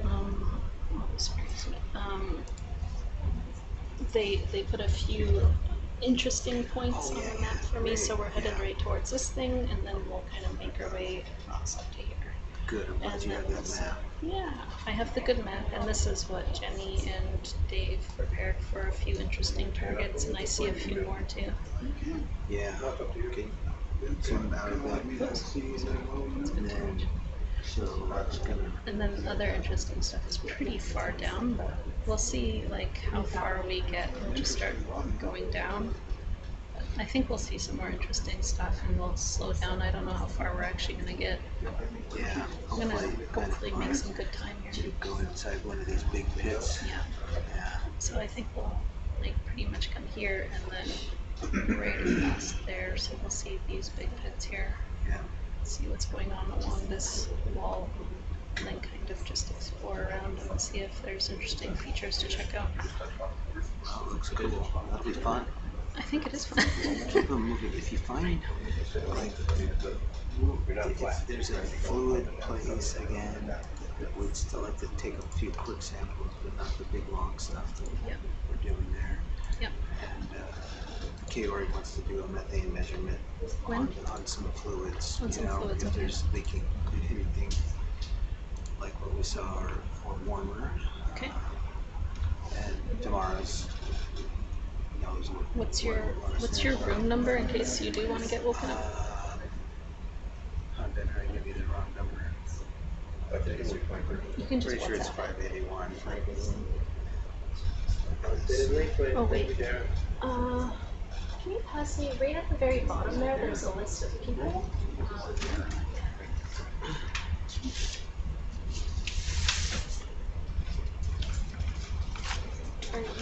You're on here, Dave Butterfield, room phone number 560. Okay. If it gets really exciting, I'll call you, but it's only a little bit exciting. Okay. All right, that's good. I'll come back in a few hours to 3 or 4. Okay, cool. Okay. We're gonna try to cover some ground now. Yeah, it looks really interesting. Yeah, very cool. Yeah, update this week on the update to it. They can do the big chimney. That's kind of far down right. So this little thing that we're headed for, I don't believe that there will be any sulfide, but I could be surprised. It does, doesn't it? There's a comment here that it looks like petrified wood. Those orange spots.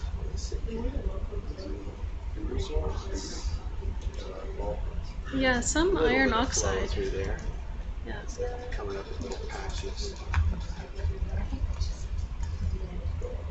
This was a big pile of sulfide, a big mountain of sulfide chimneys here. You think that's sulfide chimneys? I don't know. Well, maybe it's just lava. On the left it looks pretty rough, maybe. Just where they're all cylinder block. I guess it's just kind of looks like lava sections. Yeah. I don't know. We'll see if we see anything convincing. Grab one and see. You see that rock sticking up there? Can we poke that with a stick? Yeah. See if it breaks. See if we can sample it. It might just break into fluff again, but yeah, that beautiful little guy. So some things that we're noting in this area is that the rocks have this more rough texture, and we see a little bit of this iron oxide in the sediments.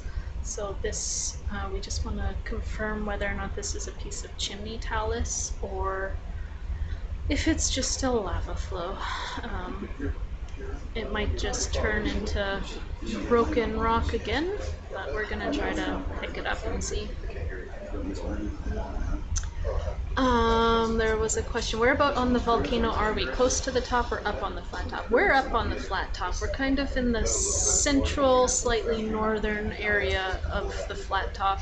the entire top is like 100 meters of difference in elevation from the deepest to the shallowest. So this whole area that we'll be exploring on this dive is on the top.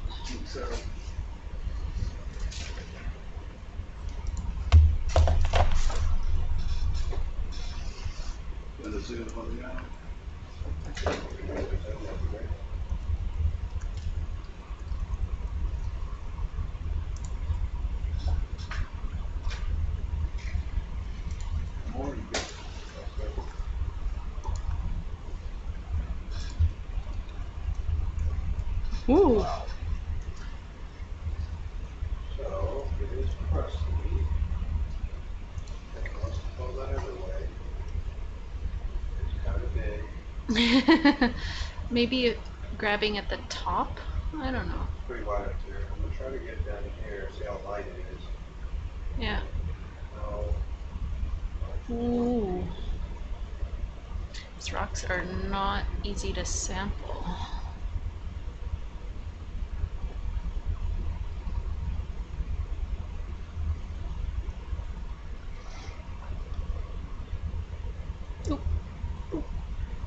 Well, if you knock it over, at least we can see what's on the inside.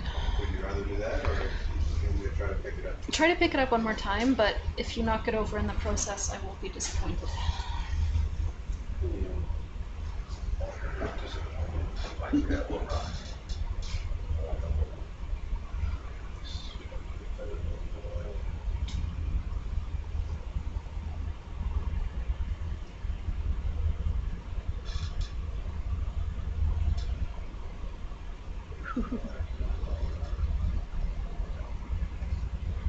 I bet you guys are really good at the claw game.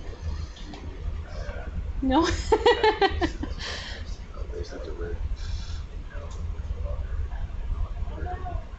Smash. Oh, interesting. All right. What are your thoughts on that piece? Can we zoom in on that broken face right there? As soon as this clears up, we can see what's going on inside our rock here.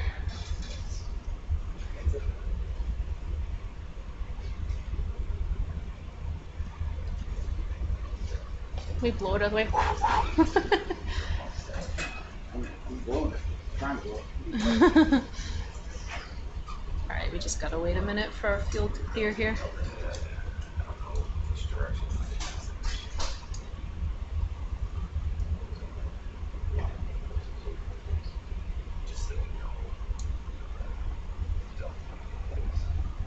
Oh yeah. That looks pretty porous. Good or bad?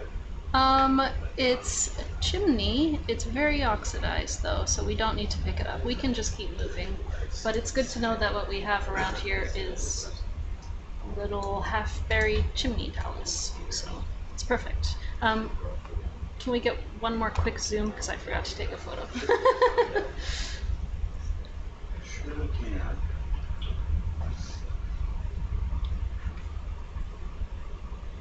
Yeah. That's perfect. Thank you. Okay, done.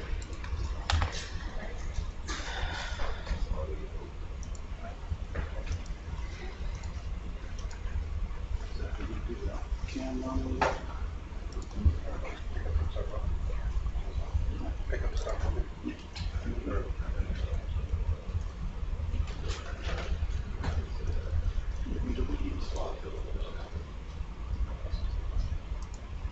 Okay, we continue on.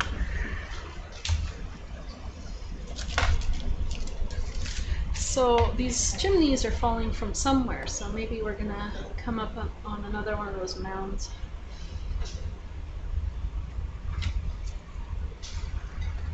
There's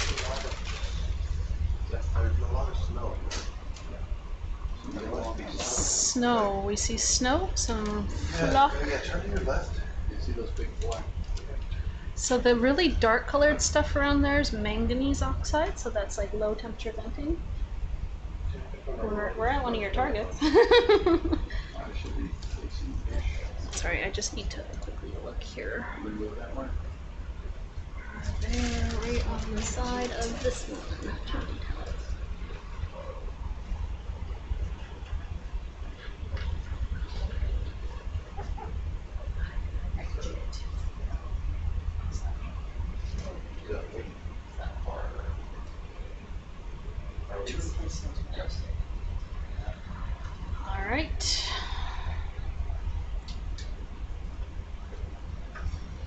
think we keep looking around here.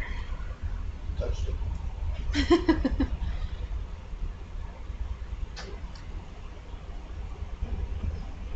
Yeah, those log-looking things on the right look like broken pieces of chimney. It's not as red-looking iron oxide, though.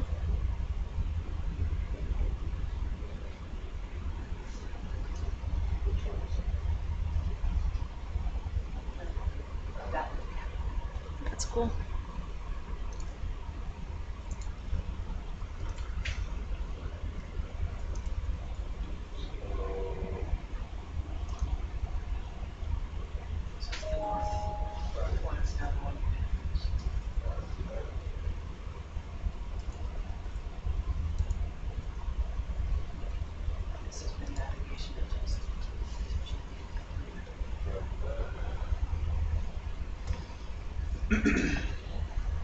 Jenny, you had something on the stick? Yeah. Can you zoom in on that?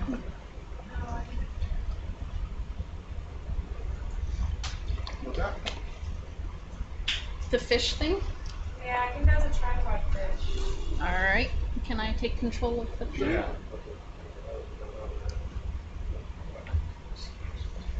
Yeah. That's specific rights. Possibly a tripod fish, the biologists say. Do you notice that it's using its pectoral fins as Yeah. propping itself up? It's like walking on its fins. And look at the little antenna things. Are you happy? Yep, that's beautiful, thank you. Okay.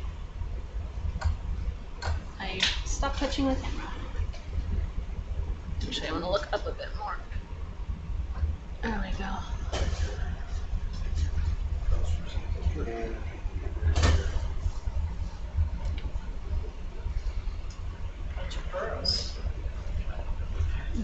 Burrows, or do you think it's pock marks of fluids moving through the sediment? We can zoom in on these, yeah. Oh, hey, fishy. He wants to come with us. So the question is whether or not these little pock marks are burrows. They're actually elevated. This one right here. Yeah, they are little mounds, not little. Oh, nice. That's cool. I think I saw holes.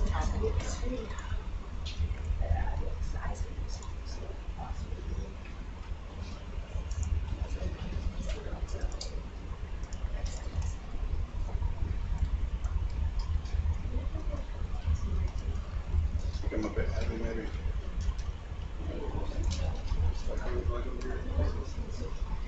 We're good.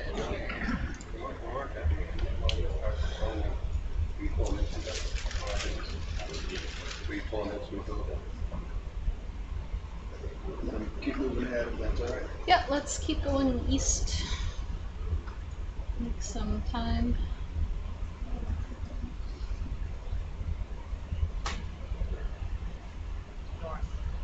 East. We're heading east. Well, northeast right now, but. She was talking to me. Oh, okay. So we want to go east.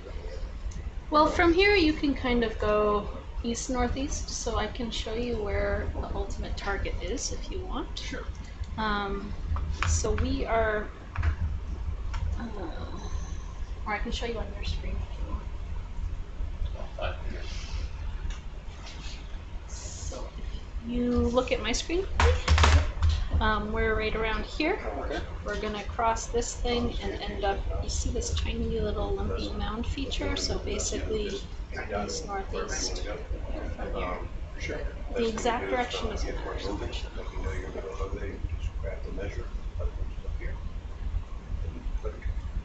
so we're gonna cross some more hills here. Mental note of where that's at, right? So I can press that right there.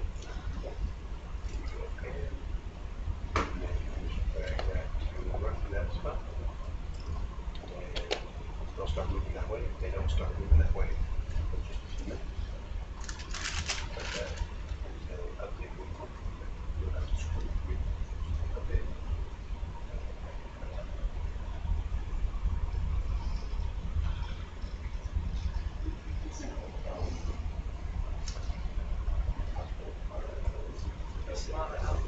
Yeah. Unfortunately, all the rock is total. No, I don't think it's flow. I think there's little bits of chimney in there, maybe still. I don't know. I don't know. It's not that oxidized, right? Oh, if he's gonna stay here, that's fine. No way. I don't know. Nice pit pillar Mhm. earlier. Yeah.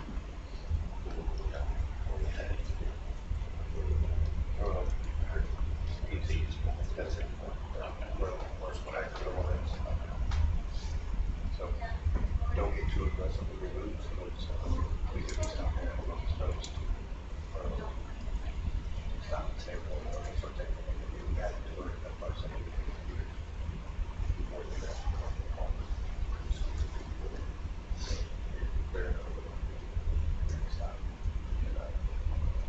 All right, we should be reaching the edge of a pretty steep scarp. We're heading about northeast, and this scarp goes north-south. I guess we're heading east-northeast.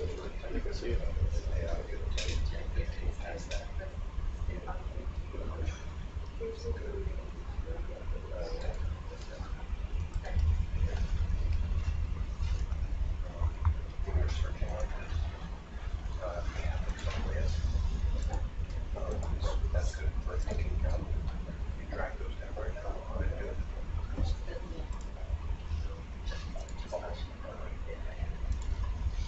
So it tends out of that background. So just good for looking out for when you go to standpoint, pretty much just want to bring them down. It's gonna wash out things like that. But just remember to bring them down.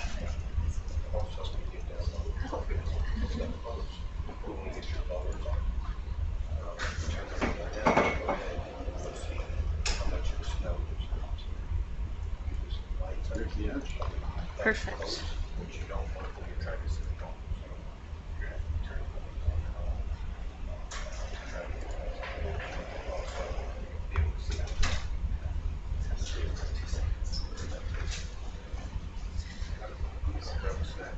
All right. Is there no So I think this is what we're going to see for a while. What we see is this kind of undulating sea floor. Those are the original lava flows that are being covered by heavy sediment. And the tops of these flows are kind of sticking out. Little bits of broken rock that we call talus. Oh, there's a little fish. And we also see that we have some fissures cutting through all of these lava flows, sometimes really big ones, sometimes little small ones. It's probably going to look like this, lots of up and down across these fissures for a little while in this direction.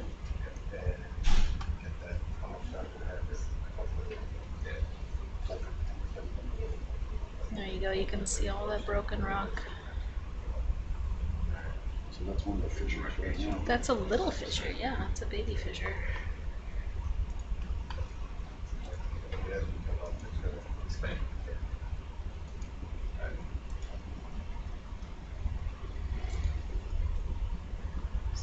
Oh, I'm so sorry. I did expect it, but it just. Sorry. You almost got rid of the jury.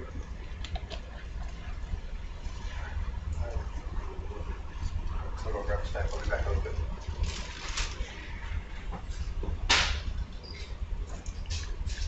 We've got kind of an interesting feature coming up, huh? Mm-hmm. Some more talus. We're going up the wall now. See that large structure of the head with the little dot on the top? The map.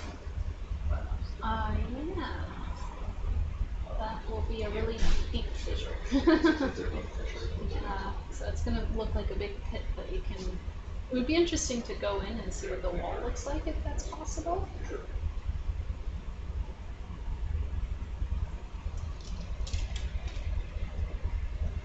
So this.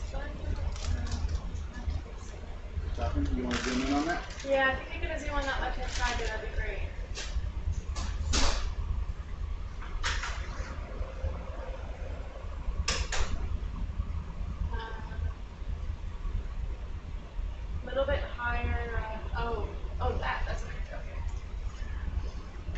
What is it? That's an urchin. Ah, that is an urchin, we are But if you told. could go up onto the rock face, there's what looks to be kind of branching. Is that a sponge there? In the middle? No. That, Let's see what you're looking at. Okay. but yeah, the sponge on the rock there and then the Ah. branches. We have some biology hiding out in our rocks here. Apparently a sponge. Is it the brown knobby thing that's a sponge, or the little arm sticking out? Round knobby thing, I believe. Yep. The brown knobby looking thing is apparently a sponge. So we're going to try to get a closer look at that.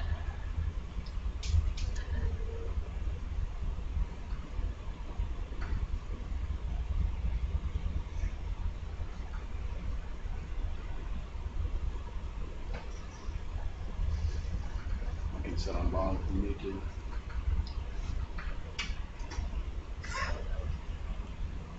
Oh, and read this The biologist has spotted a polychaete worm, so we can play I Spy with the internet if anyone sees a polychaete worm. I do see that weird branching thing, but I don't know where the worm is. Yeah, there's something under the overhang. Monica, what's the little branchy thing? Yeah, I'm wondering about that. If we could get a close up on that also, that would be wonderful. Okay. Sure. It looks like there's little things on the end of the branches that might give us a clue. It looks like what we saw at the last site on top of that. Yeah.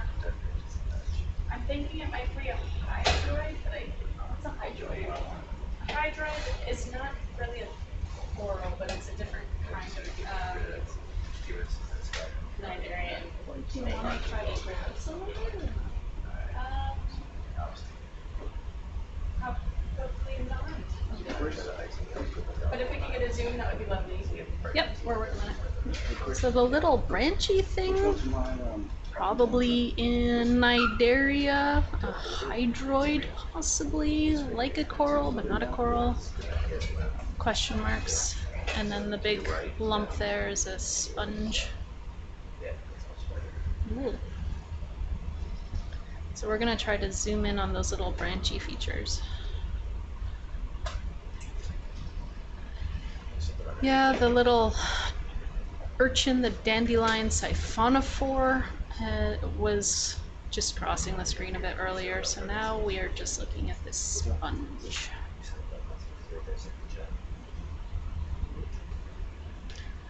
What's the hole on top? So that would be where water is expelled through the sponge. Ooh. Beautiful. Nice. Blending in with the rock a little bit here.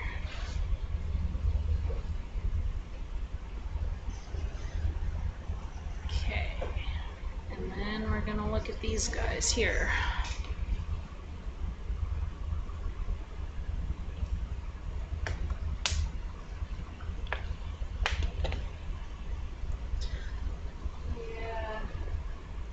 Okay, so I'm going to guess that this is a hydra because you see at the end there's these almost polyp looking things with tentacles at the end.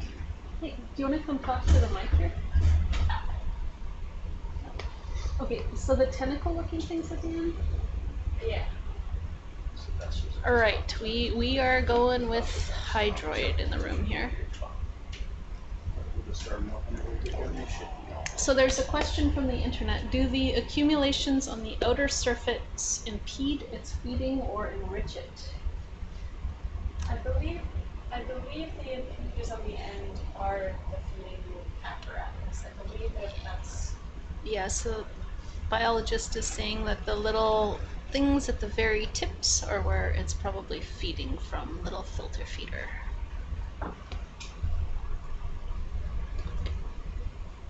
Yeah. Oh, Okay. for the sponge was the question.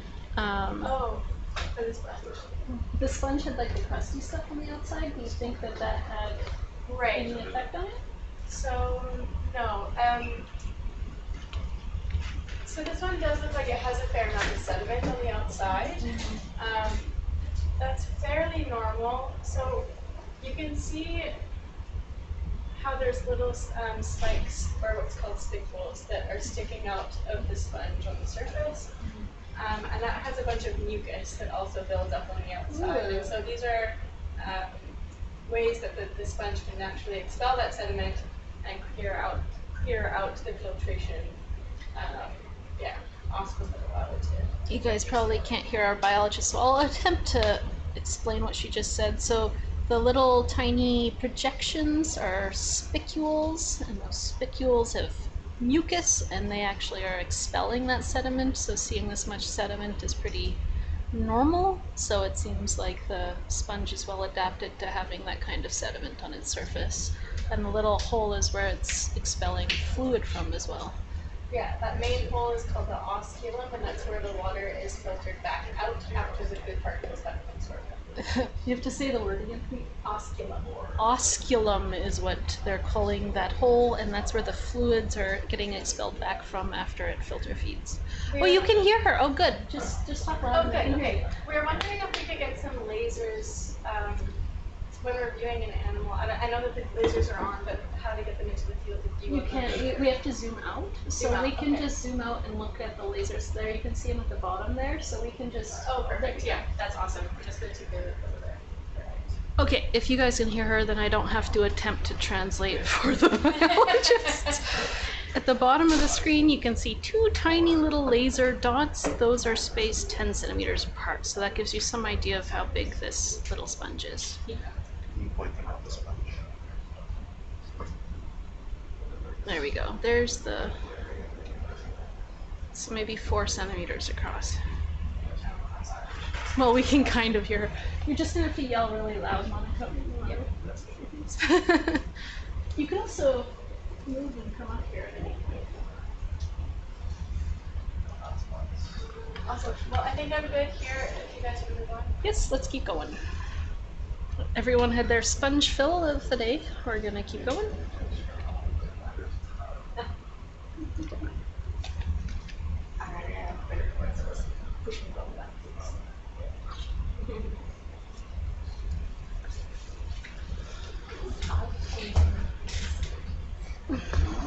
Start moving again.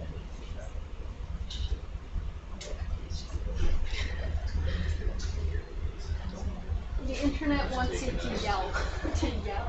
Just come up here. Okay.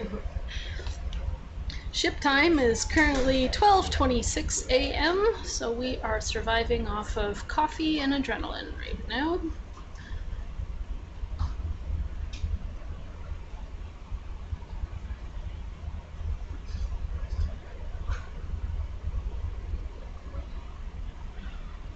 Alright.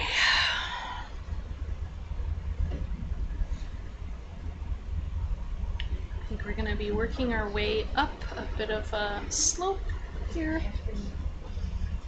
Again, more exposed old lava flows covered in sediment. Some of the lava pieces have broken off. You can even see on that wall ahead, you can see these layers, and so that's basically looking at a cross section of the lava flow. So they're not that thick, these flows. Oh, that's cool.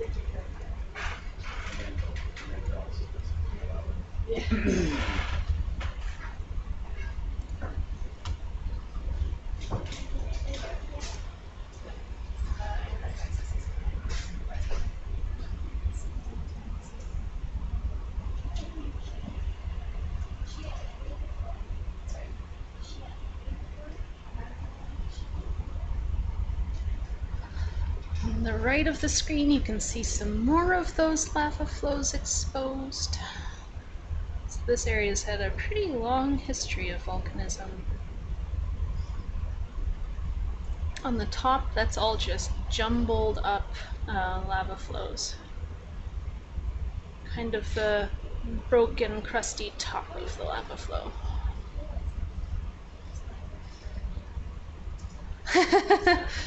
There's a comment that says, biologist and geologist wonder twin powers activate. We're also both Canadian, so I don't know if that gives us extra power. This has been an exciting first dive. The geology here is super complex, and if we look at the detailed maps that our autonomous underwater vehicles made, it shows that there's just incredible amount of diversity. We're really still hoping to find a good plume. So in this area, there hasn't been a lot of work. The French first discovered it. They reported on it in 1996, so I guess they were here before that. And then the Russians after that, where they've basically just described inactive venting, which is a lot of what we're seeing, but nobody has actually systematically surveyed with AUVs and looking for the little signatures of these hydrothermal plumes in the water like we have. So we're hoping that we can find some more sites of active venting. So we're the first to have sampled those little kind of shimmering water warm fluids, but I think everyone will get pretty excited if we can find some hotter fluids. I wish we could have the map up on the screen at the same time. Maybe we can see if we can set that up for the next dive. I think some of our techs have gone to sleep by now, though.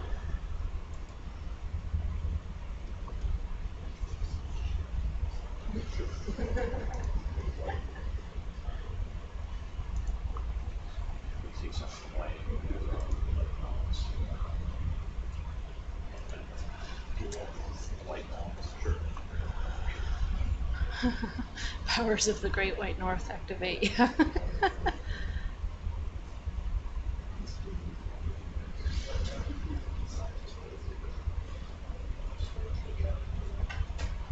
Oh, this is cool. Very rugged. Very rugged, yeah. We're gonna go over this little thing where we see some more lava flows exposed, and then we're gonna have a steep descent right after it into a fissure. This fissure is trending northwest, and we're gonna go to the bottom. I'm saying fissure pretty loosely. We don't know that fissure is the best interpretation. It's a pit, but I think fissure sounds more interesting than pit. We're going to do a white balance.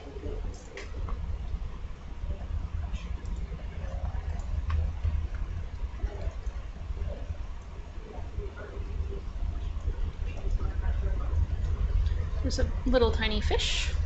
This looks like another bony eared, I think. You gotta yell. Another bony eared fish, I think. Another bony eared fish. I didn't know fish had ears. Do fish have ears?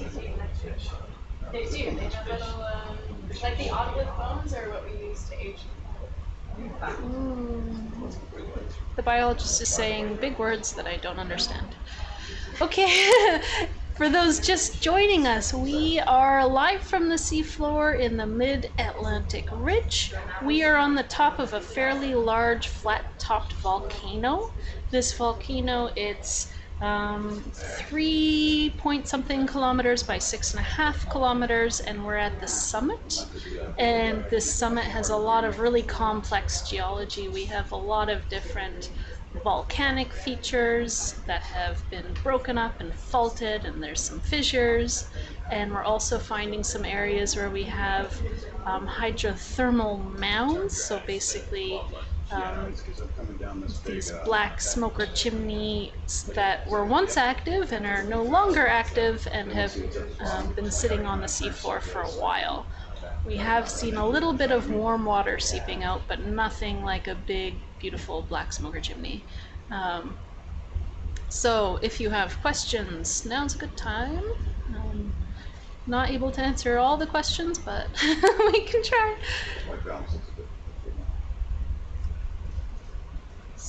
So now we're going to descend into the depths of this pit, provisionally interpreted as a fissure. I'm just going nice and easy down. Nice and easy, yeah.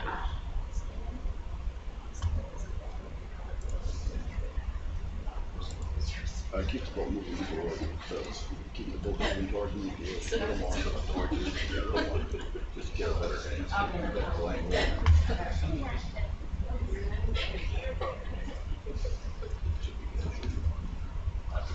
Yeah. Just the best angle where it's not rubbing on this cliff. They are working on the white balance too. If we do enough on this kind of Yeah, it is looking a little.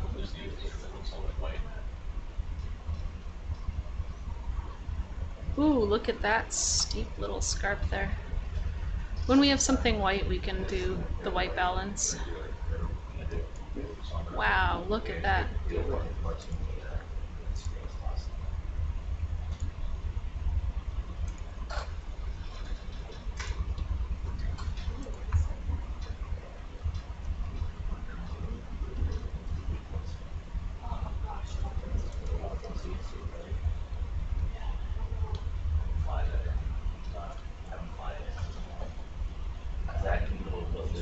a little closer.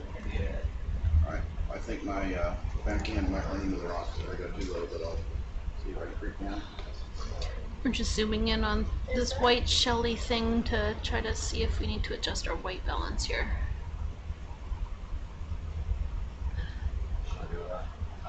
Yeah, so we're just calibrating on the fly. We don't need it to be perfect white balance right now. We just want it to look somewhat realistic, so if the sediment starts looking red with iron oxide, that we'll be able to spot it pretty easily, but we don't need it to be like perfect white balance. Oh, whoa. Oh, that's even, oh, that's pretty pink. Whoa. All right, I don't think that helped. There's just no white balance for as much of the white in the entire background as possible. It doesn't move the background. Distracting. Try it against that rock. Yes, what? Try it against that rock. One right in front of us. Yeah.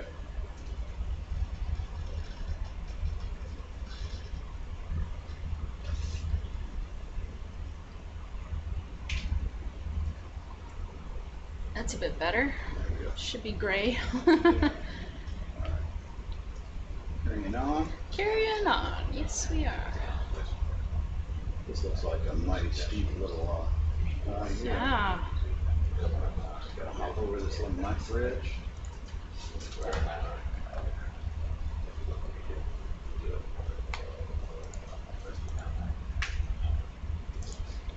Yeah, you were not kidding. This is a very deep. Very deep, pit. yeah. So you want to go to the bottom yourself? Yeah. Down the bottom, then up the other side. But we're trying to figure out what these pits are. I see some ripples again. Yeah, more ripples in the sediment. So this area has a lot of these fissures with different sizes, different orientations. Some look younger, some look older.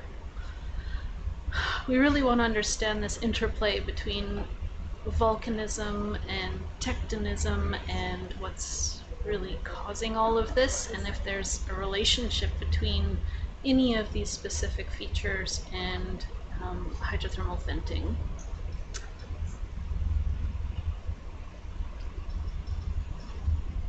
So we're kind of just continuing on.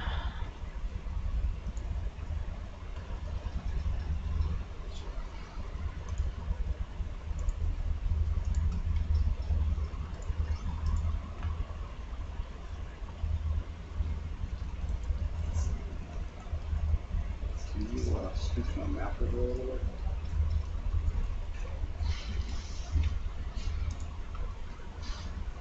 So, If we could get is the one that fish, that'd be awesome. sure.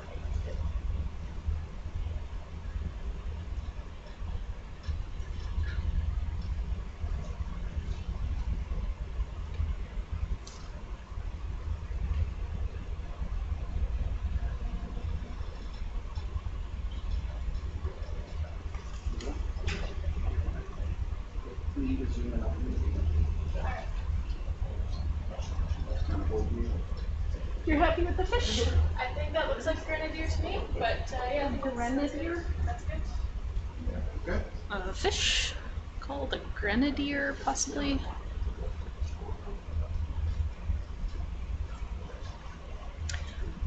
There is a way to calibrate the white balance with the arm, but we're kind of in moving mode, so we don't want to stop to pull out the arm Nice. just Nice image with the lasers. Thank you.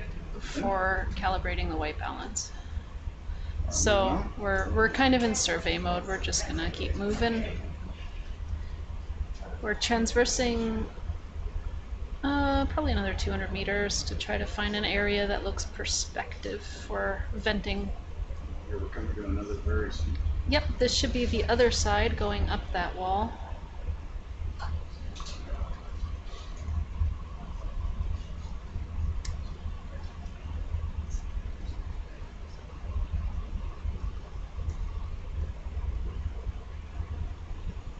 So we can see some little broken pillows, those little round things at the bottom, all broken off. It's really cool. Are we ready?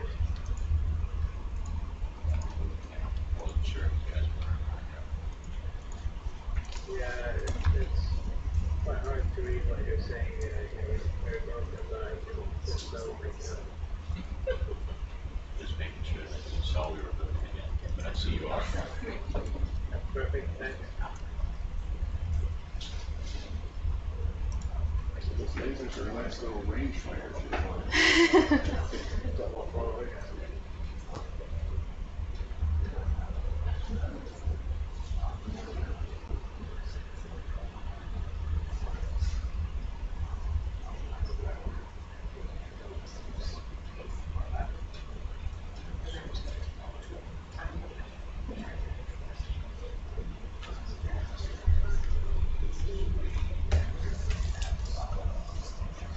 So each of those little layers there is a lava flow on top of a lava flow on top of a lava flow.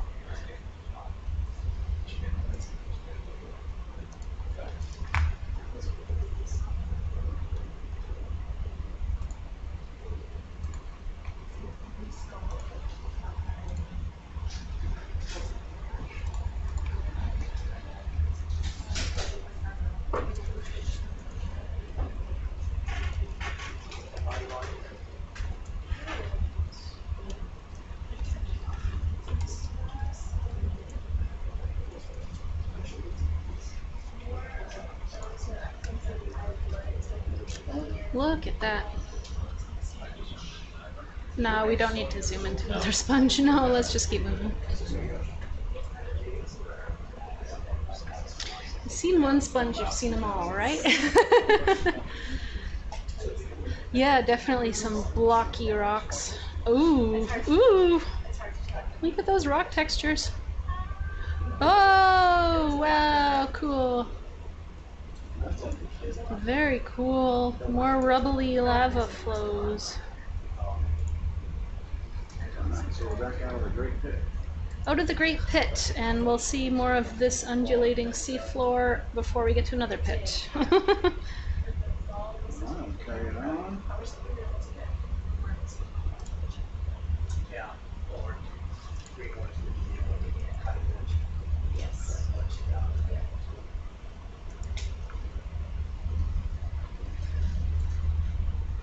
Okay. Doug, will you check the long-term counts page on the term? See if there's an error now.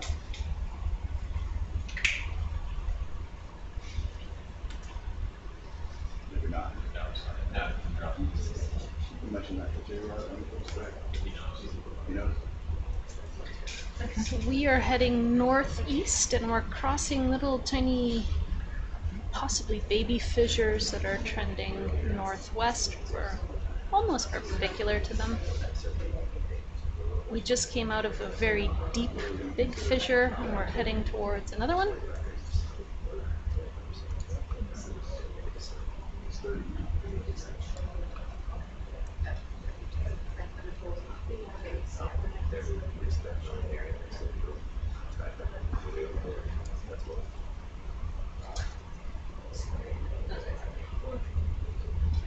we veer a little bit more east-northeast? Instead of northeast? We can, yeah. We can almost see the thing that I want to tell you on that map. That. You want my mic?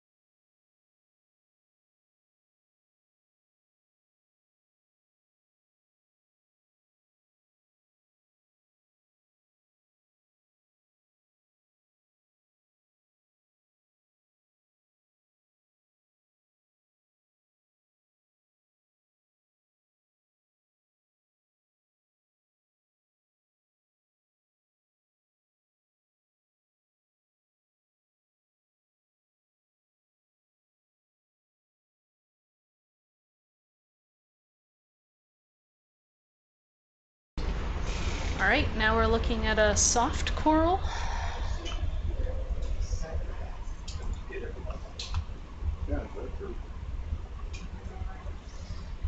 Ooh.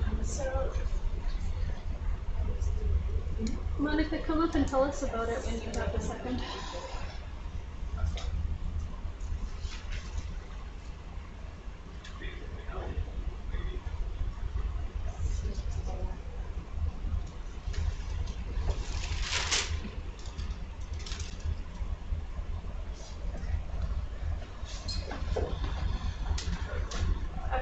Everybody, this is Monica Neufeld from Dalhousie University in Calgary. She's in Calgary. In Canada. I'm really tired. It's almost 1 a.m. so I lose my words. So she's going to tell us about the biology here. So I believe we're looking at a Bathypathes. It's a black coral. It's potentially of Bathypathes articulata, I believe, is the species name, but I wouldn't be 100% sure of that.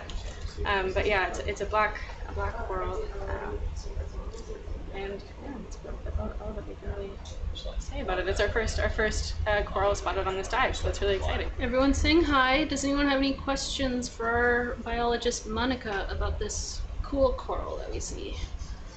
How long does it take to grow?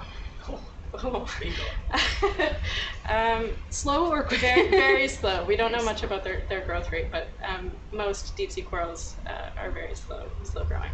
So now that you've been distracted by the biology, look at the really cool rocks they're kind of oxidized underneath. Hello, Canadians tuning in. People say hi, Monica. Hi. She says hi. Okay. All right, let's continue forward. Alternative, maybe it might be Bathypathes alternata. I don't think it matters. Okay. We do have some biology enthusiasts who've been identifying species as we go too. It's pretty cool. Something. All right, this stuff looks pretty hackly again.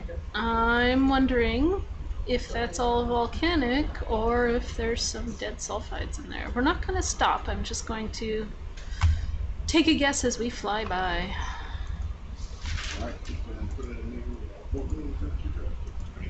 And we're heading towards this really steep slope again.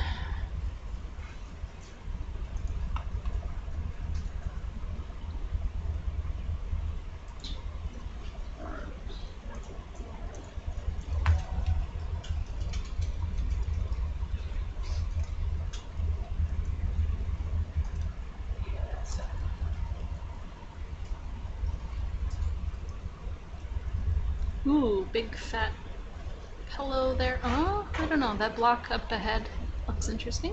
It doesn't look super stable, does it? No, none of this looks very stable.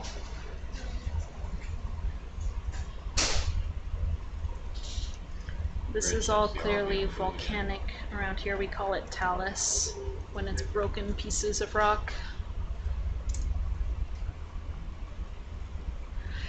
There's a question on Facebook. The expedition sailed from Puerto Rico. Yes, it did, and we had quite a few days of transit to get to the middle of the Atlantic on the mid-Atlantic ridge. What day did we set sail? I don't even Fifth, I feel like. The 5th? Did we set sail on the 5th? March 3rd. March 3rd we set sail. We set sail a long time ago, Friday, March 3rd, and it's been a long transit. We've been testing instruments along the way, including the ROV and the AUVs. When we got on site, I guess 2 days ago, so we're on this big flat-topped volcano in the middle of this mid-Atlantic ridge where two plates are spreading apart, and we did some plume sniffing. So we're looking for chemical and physical signatures in the water column given off by these hydrothermal vents. They're basically like hot springs on the sea floor. And we did find some plumes, and we also sent out 2 autonomous underwater vehicles. They kind of look like torpedoes, but they're basically drones, and they flew over the entire surface, I think at an altitude of about 50 meters above the seafloor, and gave us some very high resolution maps. We just got those maps this morning, which was really exciting, and now we are diving. So we're doing some pretty thorough surveys.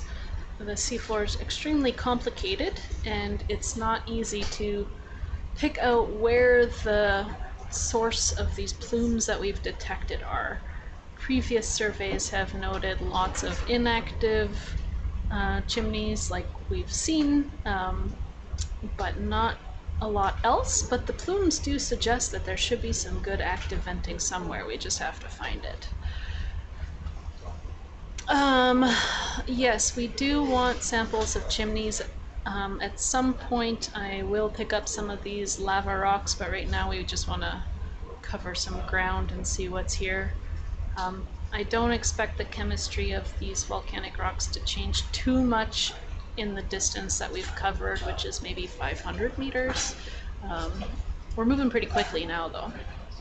But especially if I see any of these lava flows that look young, so these ones are all pretty heavily sedimented, but if there's any indication that there has been something more recent going on, then I would really want to grab that sample, especially if it had this nice glassy outer surface for us to analyze.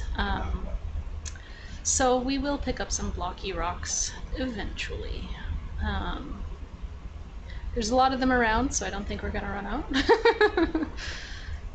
I'm really hoping that we find some more active venting before the end of this dive. We do not have a general age of this volcano. There hasn't actually been that much published about it. So we hope to get some more insight into these things. It's pretty hard to determine the age of the hydrothermal systems because there's just not much material there that we can determine ages from. There is one method where we look at radium-226 in the mineral barite, and then we can determine relative ages. So if we take a sample of an actively venting chimney that's just formed, we would call that the zero-age sample, and we would analyze that and look at the ratio of radium-226 to barium inside that chimney, and then we could grab some older material and make a comparison. But so far all we've seen is some old stuff, and I mean there was our accidental sample that's on the ledge of the ROV. If we get that to surface, there might still be some sulfides in there, but since we don't have an actively venting chimney, that would be our zero-age sample, we can't really date that. So it's also really hard to date these kinds of volcanic rocks. We're going to see what we find. Okay, another question, whether or not we're going to be diving every day. So that's a good question. Our main target is to find these alkaline chimneys, so something that's very different than what we see here. Only one site where there's been alkaline chimneys has really been discovered. It's called Lost City, and it's where we have rocks that form very deep in Earth's surface, in below the crust in the mantle, and those rocks become exposed along these really weird low-angle detachment faults, they're called. And when those rocks formed at really high pressures and temperatures, it formed a mineral called olivine, which is like an iron magnesium silicate. And when it's exposed to surface, it is not chemically stable. So it will start to undergo chemical changes. We call that serpentinization. So the mineral olivine turns into serpentine, and that process is actually exothermal. And in the same process, we're also trapping a lot of carbon. So we will get these chimneys that are made out of carbonates, primarily calcium carbonates, which is pretty cool. And we are hoping to find another site, since we've only found one, but we do have lots of areas where we should have this process going on. So our real target for this cruise is further north. We started here because of bad weather. So I don't know how much time we're going to spend on this volcano. It is pretty cool, so maybe we'll want to spend a bit more time, but it's not up to me. And we will probably come back here after we explore some areas to the north looking for these lost city type vents. There's a lot of questions about what kinds of microbial communities live on them, or any other kind of communities, and really the processes that cause them to form. Are they common? If they're not common, why not? But this is more of our classic hydrothermal system, where we have some hot heat source, some magma at depth that's driving the circulation of seawater through that ocean crust, and it picks up all the metals as it's moving through the crust because it's hot and acidic, and then those fluids reach the seafloor and dump out all of those metals, forming what we would call a black smoke or chimney. And these chimneys contain metals in sulfide minerals. So we can have zinc and copper and lead, sometimes a little bit of gold, all in these chimneys. And of course, the exciting thing is also that these chimneys host these chemosynthetic ecosystems that are getting their energy directly from the rocks through chemosynthesis rather than photosynthesis. That's pretty interesting. Little tiny areas where some fluids might be leaking out under those lava flows. Sorry, just have to take some notes here. I think we're getting kind of close to that area you wanted to check. Yeah, I think it's if you turn like straight east, like kind of go uphill basically. Where his hand is? Down. Right there? Left. Left, left, left, warmer, warmer, warmer. Right there. Yeah.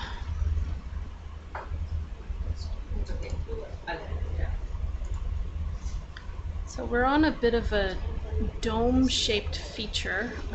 Right now it looks like it's mostly volcanic with some different kinds of lava flows. We see those bulbous things are little pillows sticking out at the very top. It looks kind of ropey.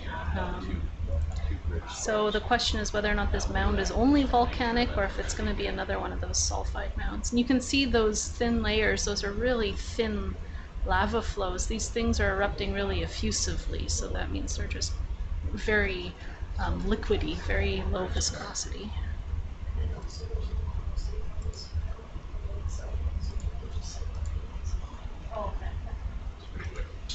Oh, that's cool.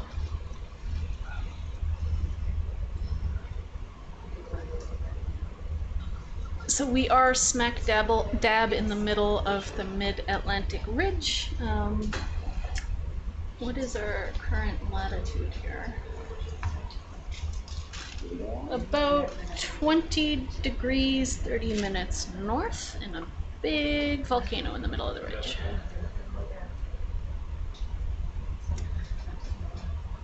Okay, this is a little volcanic dome. No sulfide.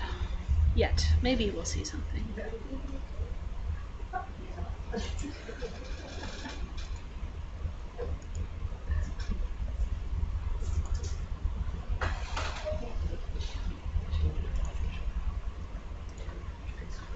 Just keep on shooting straight ahead, right? Yeah, or just to the top of this thing here, and then we can start heading south, and if you guys need to pull up at any time, we can do that.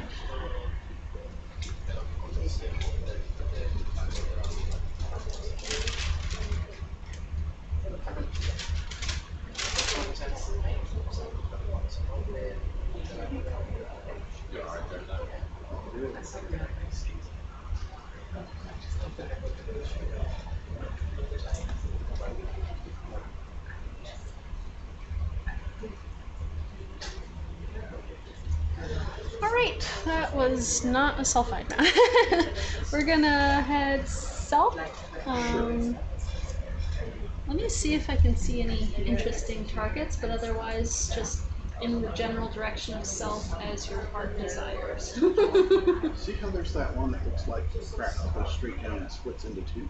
Yeah, I think that it's, so the fabric that goes this way, you can see all of these different faults going like northeast, and then there's some big fissures that seem to be going like north-northwest that are a lot younger. So yeah, there's a lot of complicated fissures, but our main targets are further to the south. So I'm trying to get to the south, and you want me to stay in this kind of divot here and just carry on? yeah, sure. Let's kind of follow around the walls or near the bottom. See if anything interesting is exposed in the walls.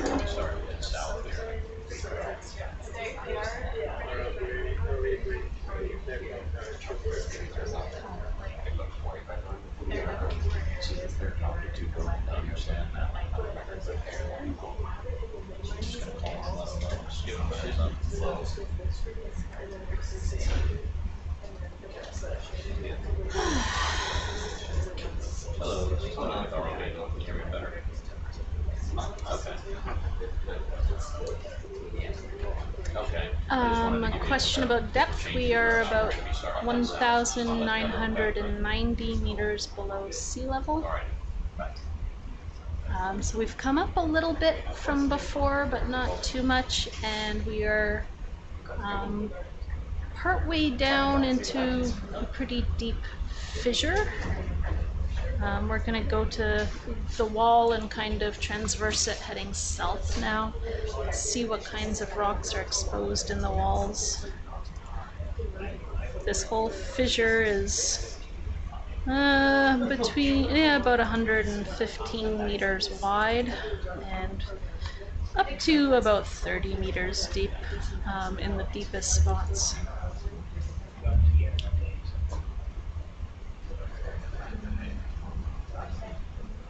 Oh, there's a question about chemoplankton. I don't think it's plankton, but specific microbes that do chemosynthesis. So depending on the chemistry of the rocks, a lot of them will either oxidize or reduce sulfur and get their energy that way.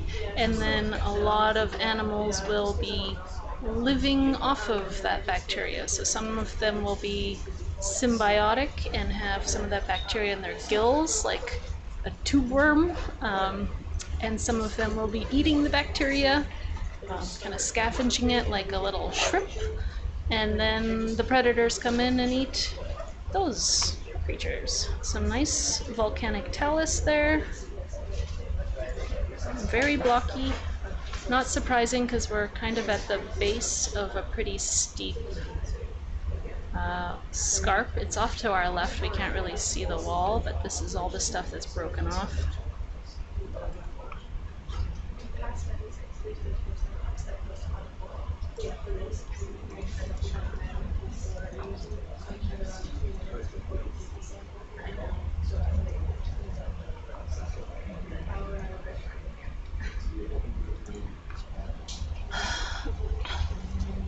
Yeah, some areas there was a little bit of possibly slightly warm water seeping out from under some lava flows.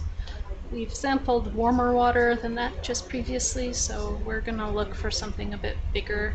Our best targets are quite a ways further south, so we're just also exploring these fissures and seeing what we see.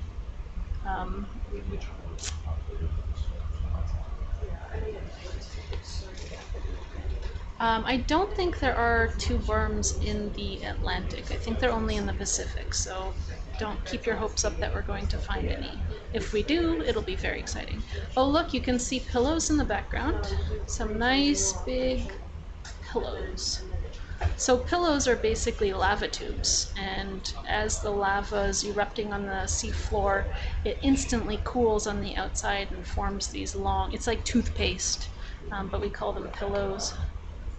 Alright, that's cool. Big fat pillows.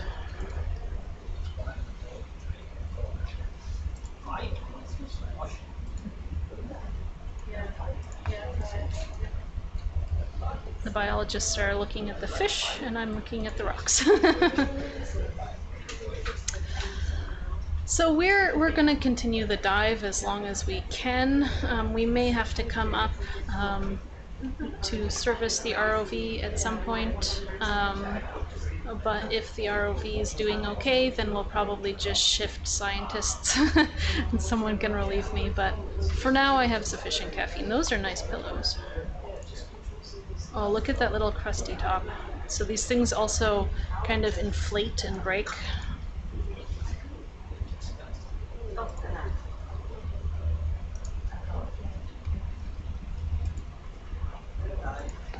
Oh, nice, nice, nice.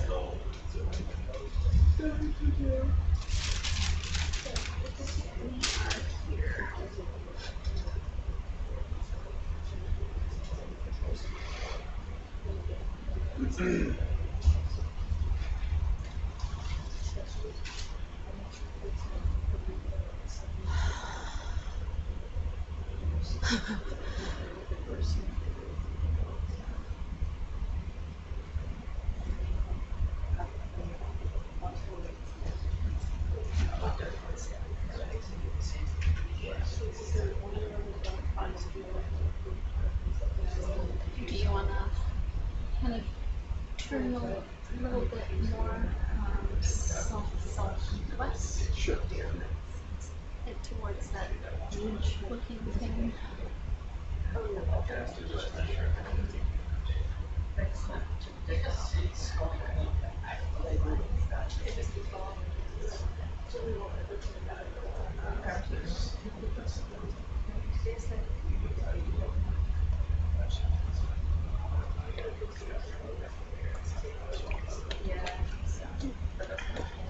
So we're kind of on a little bit of a ledge, I would say. So there's the deepest part of the fissure or pit or whatever we're calling this is off to our right, and to our left is the steep wall. It keeps on climbing up, and we're kind of following a bit of a ledge, which is why we can actually see some of these big bulbous pillows. As soon as we get to more of the steep topography, all the pillows are broken, like what we see right here. Again, pillows is just kind of the morphology of that lava flow. Lots of talus. And we're gonna keep flying straight ahead and probably see a bit of a sharp ridge and climb up it and see what's going on the other side. From looking at the very detailed bathymetry, there's nothing in there that screams I'm a hydrothermal mound or I'm a chimney, but I'm always happy to be surprised.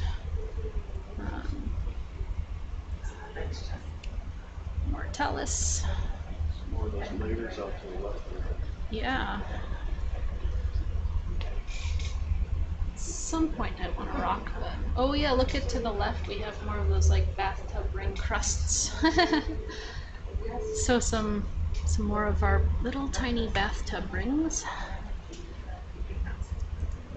basically showing the levels of the lava as it ponds and cools on top, forms this crusty layer, and then the lava drains and cools a little bit and has all these different levels. Sorry, I'm also typing and making notes while I talk, so if I start to ramble, this is why.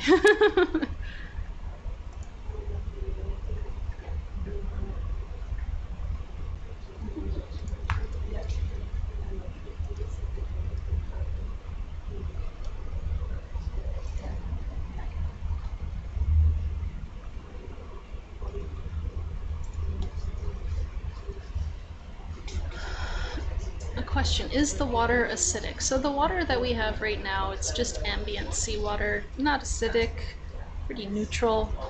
Low temperature, maybe 3 degrees Celsius. There's not a huge amount of oxygen in these bottom waters, but some animals still live here. There's zero light that gets here. We're way too deep for that. When we have a hydrothermal vent, those fluids that come out definitely are acidic. What is that white thing straight ahead? We're going to see. We're gonna get there. We're getting closer. Right now, we're kind of playing I Spy. Is it trash? It looks metallic. It looks like a can. Oh, man. Oh. Are you making that vlog, Sean? If you go in the science tab, you should be able to see it. Anthropogenic something. Yes. Yeah, we have a You found it? All right, carry on. Okay. So unfortunately, even in these super remote areas, we still find garbage. That's the first garbage we've seen, but probably won't be the last. It's just observation. It's like a old can. Oh, You enjoy the science rambling. Sometimes I lose my train of thought though, so.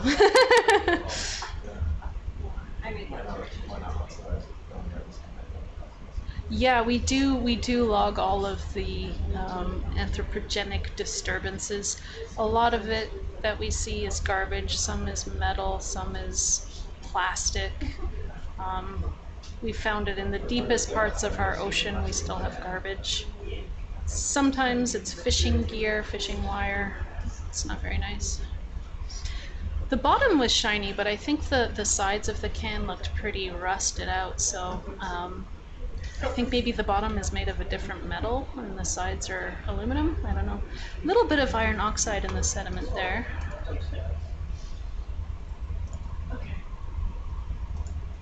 Interesting. Some big talus blocks. So if you look carefully, you see some little orange bits in there, some little iron oxide. We might be getting towards something interesting. We'll see.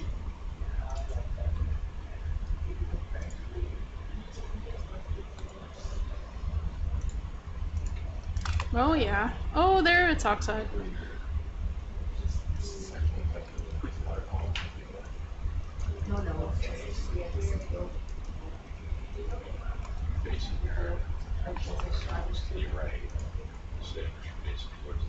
Oh yeah.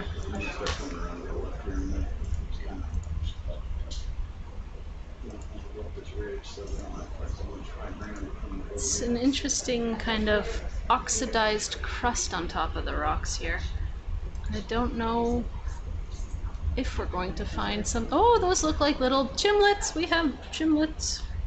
Chimlets is my fun name for little tiny baby chimneys. Chimlets sound delicious, yes.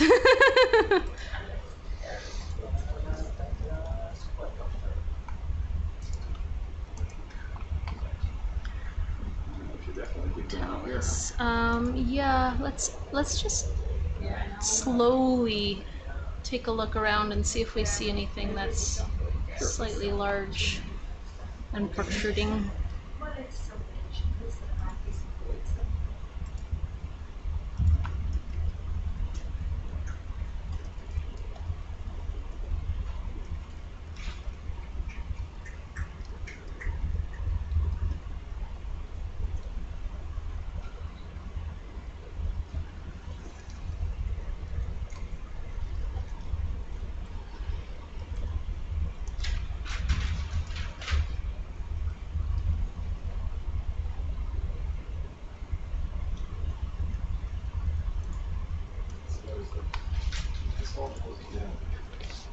Do we see some shimmering water right in there? No. We can go in if you want, settle in, or you keep looking. Let's just go slow. I don't want to settle down yet.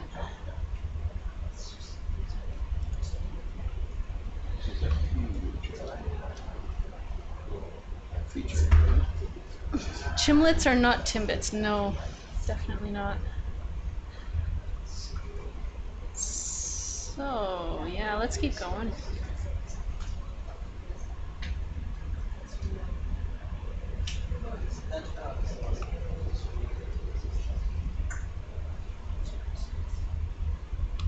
Can we take a closer look at that little spot there and see if there's any, yeah, a little overhang where it's all, there might be a little bit of shimmering water. So some of the really light orangey stuff is bacterial mats. The more intense orangey stuff that looks more rocky, that's iron oxide. Yeah, those are bacterial mats for sure. Let's see if we see any shimmering water. I Spy Internet, do you see any?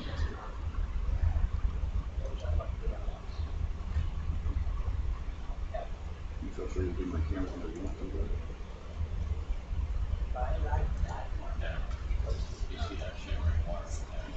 Do you see it? We're zooming into some shimmering water. Aha! There is some. Nice. You want me to get closer here? And do you guys have any reason to want to stay here, or can we keep going? No, we want the sample. Oh, they want the sample. Okay. For the methane spectrometer.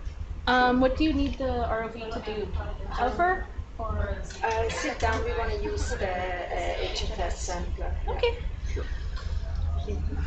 Our fluid chemists got excited. They said, we want a sample. There hasn't been much venting, so when we see a little bit of warm water, it's definitely worth checking out, because we don't know if we're going to see anything else. I think, let me just see here.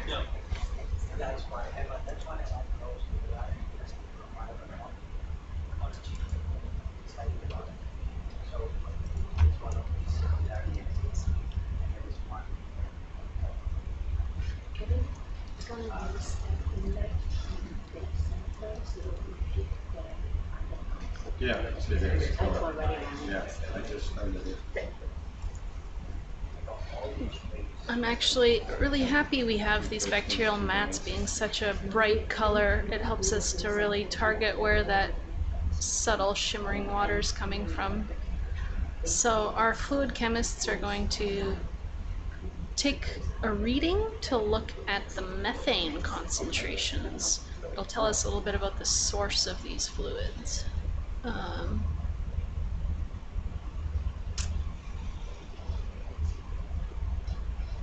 I'm just reading some comments. I don't know what a chonocops is.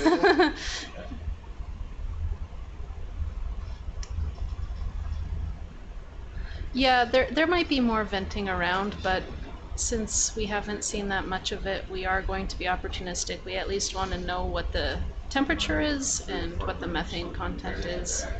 So we definitely might see something better, or we might not. So we're just going to sample it because we can.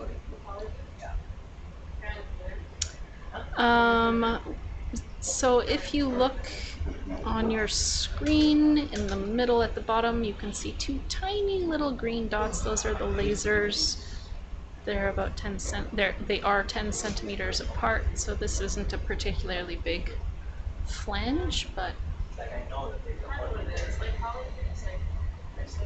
there might be some other little animals hanging out if we stay here long enough to look. Okay, where are we? Before you do that, you possibly say on the pH level.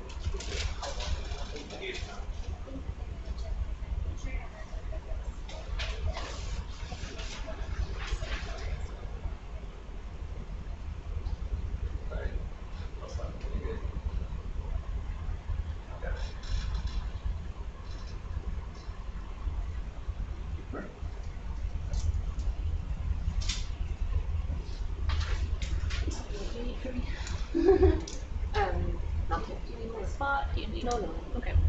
We're only gonna do a temperature reading and a methane measurement. Okay. And this is gonna be done with the manifold right here. Something. The HFS. Yes. So we want to grab the HFS wand. So this is a little bit of a sampler that we're trying to grab right now. This is called the hydrothermal fluid sampler. You're gonna see it come out and it'll be a long probe looking thing. You're gonna stick it right in that warm water where it's shimmering and they'll pump the warm water through. So we'll see how warm it is. We'll take a temperature reading and we will use a brand new machine, a methane spectrometer that is mounted on our machine for an in situ measurement of the methane concentration. That's pretty exciting that we can do that in situ. Normally we would get the samples on the ship, take them home, analyze them, and months later get the readings. It's better for impatient people like me. Instant gratification.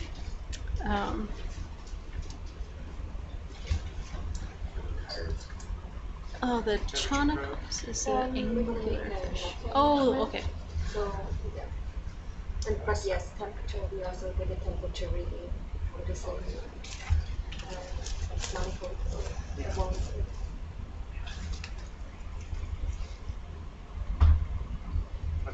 When should I set my alarm for to go take a nap?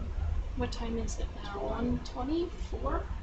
Is that going to give you enough time? Yeah. I can last till I'm okay.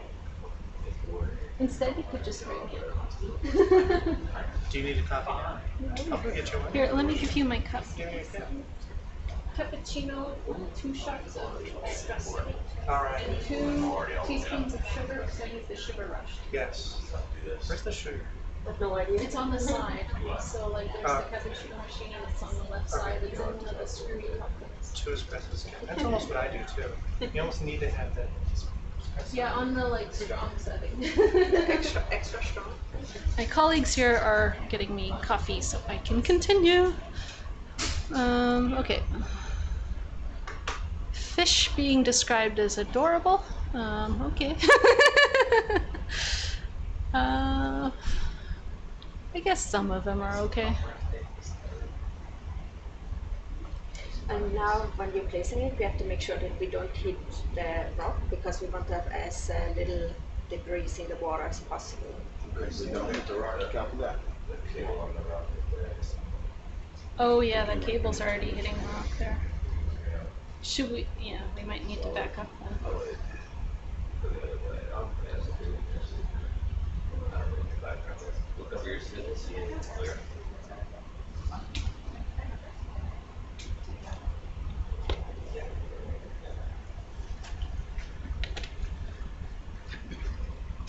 So we're trying to take these readings without disturbing too much of the rock and kicking up a bunch of sediment because we don't want that sediment going into the methane spectrometer. So it's a bit of a delicate procedure here.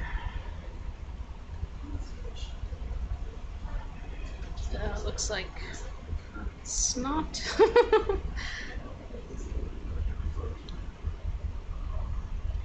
Very hairy. Ooh.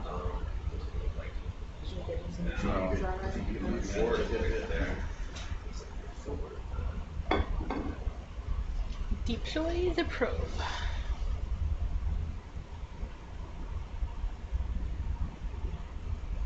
So you can see that shimmering water, especially at the top of the screen there.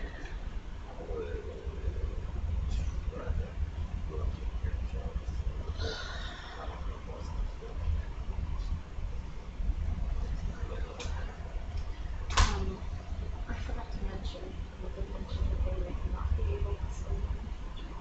There's something that I already had that I passed. Before too. I'm trying to pick up a little bit. 4.4. 4.4 is the temperature? Yeah, 4.8 is coming out. Yeah, that seems to be a good position. Yeah, that's long. 4.9 was the highest. Okay, 4.9 was the highest, so. Yeah, it's coming down again. Now it's starting to come up again. 4.6, 4.7, 4.8, 4.9, and 4.7. Or dropping again a little bit. 4.3. So I don't think they're trying to get under the ledge. I think they're just trying to get in the middle of that fluid upwelling, that fluid flow, the shimmering water. They're probably going to sample right around where they are right now. You want to try to go a little bit to the right To of the- where we are? Yeah, you can try. Just clear on the It's coming up. Right there? 4.9. Yeah, that is good. 5. That is good. 5, we've got 5 degrees somewhere in there. 6. 5.3. Do we get to 5.4. 6? Okay. 5.6. 5.6. That's good disposition. The pump is running, yes. Tell me when you've started your thingy. I'm just starting that.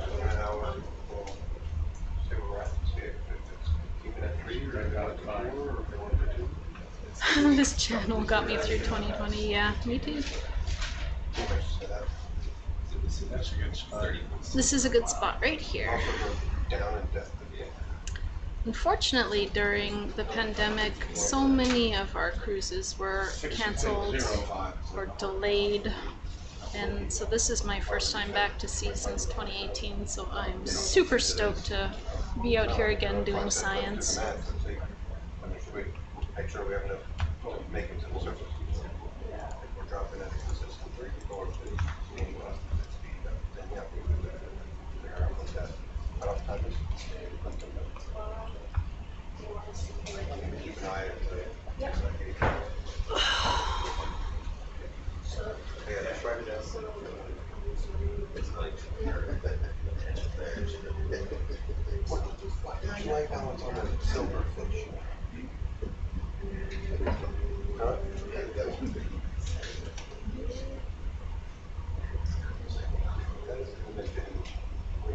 Yeah, it made it very purple.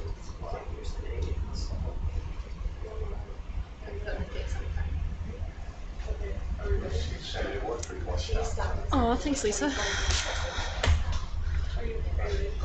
It's like 3.9. You guys write that down.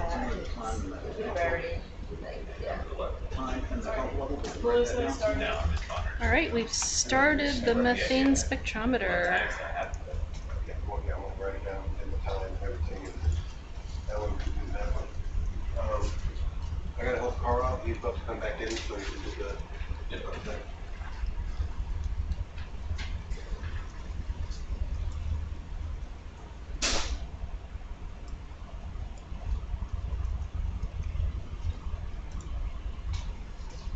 Our methane spectrometer is on. In order to do this reading, we have to pump a bunch of fluid to the spectrometer that's mounted on the front of the ROV. So we have to hold this position for a couple minutes and hopefully we can get a good reading.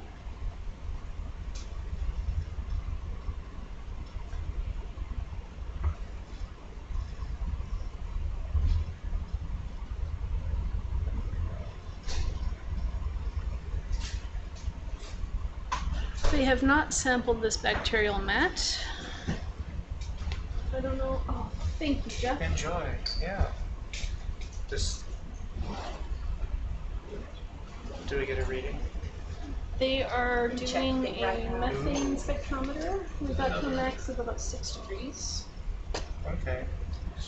I think there might be some oxidized chimneys around here too. The maximum since.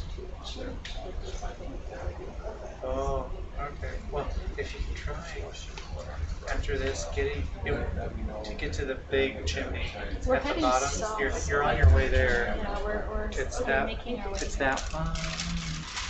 Actually, just show me on here. Oops, yes. Good night. So we are. Yeah, you're that right here. around there. Zoom. Go to the south side. It's a ways. It's this one. That's down that here. one. So, if you can. yeah. That was the. This is what we've been doing. So we came across here and we thought that might be a little mound, but it was just volcanic, and now we've been coming up along this ridge, and now we're right on the side of it. So I'm wondering if there's maybe a little something up here. We're gonna come up and just keep heading towards this Keep thing. moving. That. There's so much this diffuse venting going on. That's true for most of the seafloor too. The dominant style of hydrothermalism is diffuse. Yeah. We got John in the other room digitizing all of the AAV data. I told him he needs to reconstruct it. I want him to put it back together. Good. Yeah, he should be good. I'm making some detailed notes, but it's really just to find the extent of some of these little sulfide mounds. We've found 3 little ones so far, and to see if there's any clear controls on where they are. But this is at a pretty big scale, so I'm doing more detailed logging here.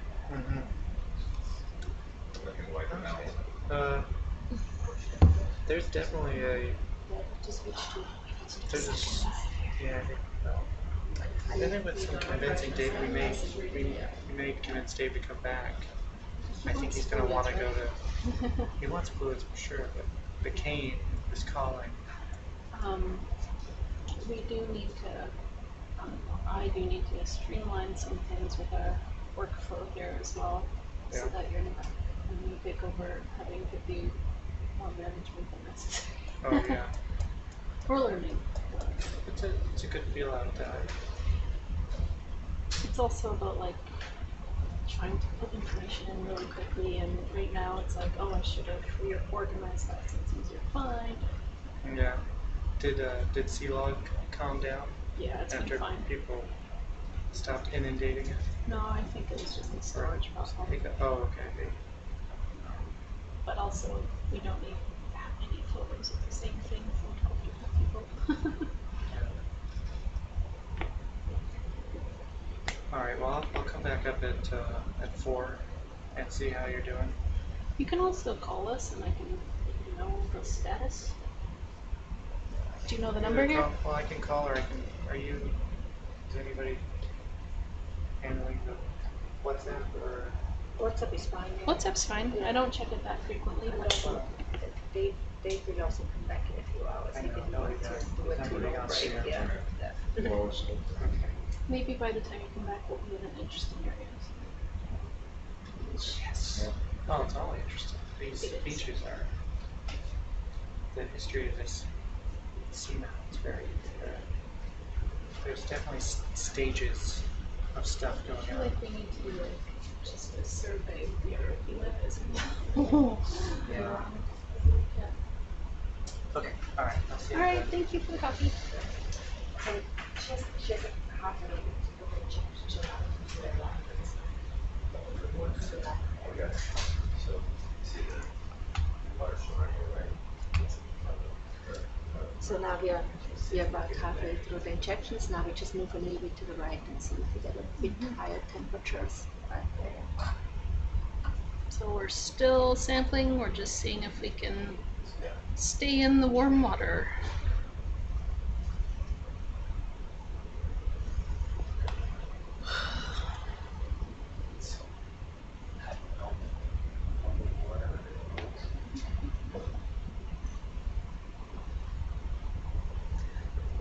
We're probably not going to stop to sample the bacterial mats here. I think we got a lot. We still have a lot of ground to cover, so.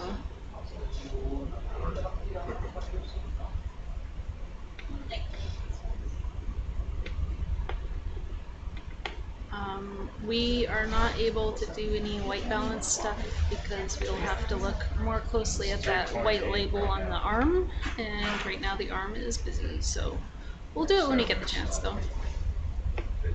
I don't think the white balance looks too bad on my screen at least. Like that orange is that orange usually.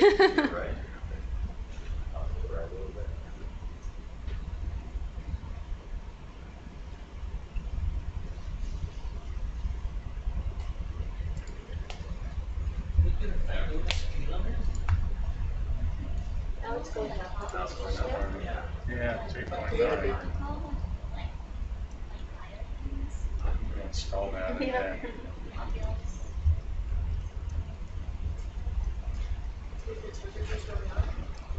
No, it's at 3.8, 3.9, or yeah, 3.8, 3.7.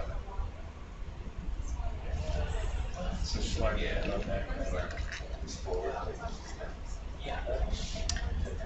The sample rate of the wand, so they are cycling a bunch of water through the machine, and the pumps are not that quick. It has to be kind of slow and careful.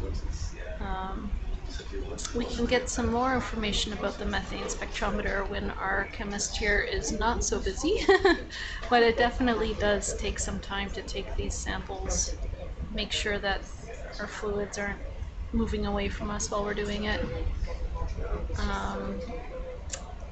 I think that so we're looking at the methane concentrations in parts per million. So there's not that much methane here. So we do need to take a pretty large sample of the fluids in order to get something that's even measurable.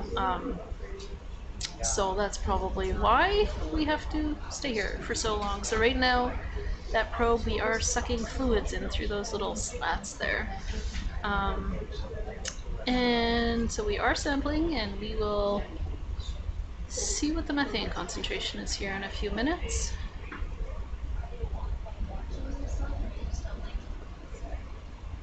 The little white fan shape at the bottom left. I do not see what you're seeing. The white fan shape.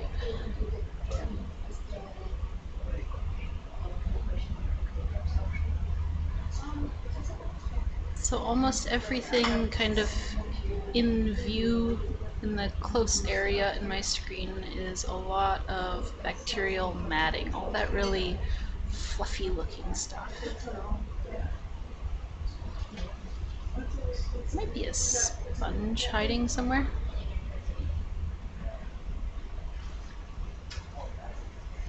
Everyone can play I Spy at home.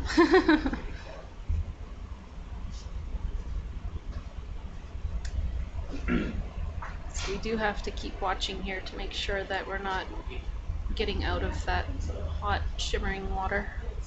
I'd say warm shimmering water.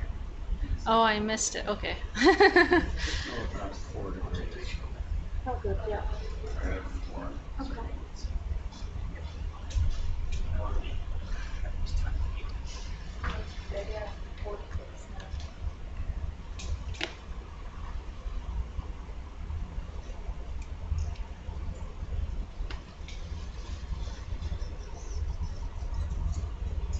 Do you want? No.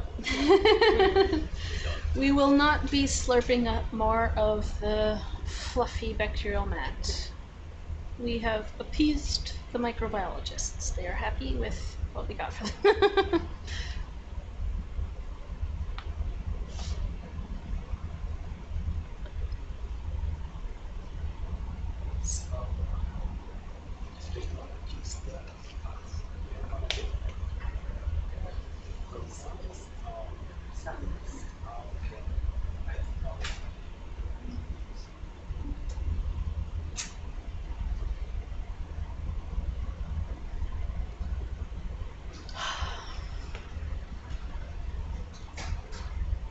Alright, do we see anything that looks like a chimney looking up there? No.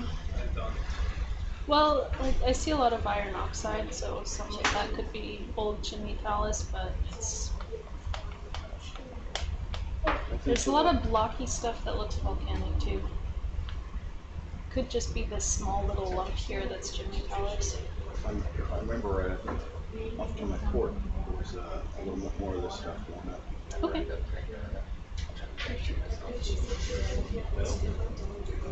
Yeah, I'm wondering, so right here we have this little ridge that sticks out and then some really complicated stuff south of it. I think in there is probably So once we're done here, I'll turn this out. We're good with the sample. Sample is over, so we can store the one and then move on. Do we have a reading? Yes. It's like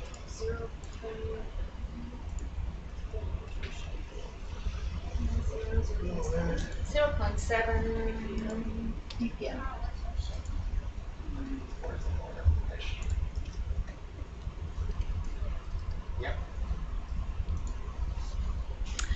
So when I said low concentrations, I wasn't joking. They measured 0.7 ppm methane. I think a lot of that is because we have a lot of dilution from the ambient seawater.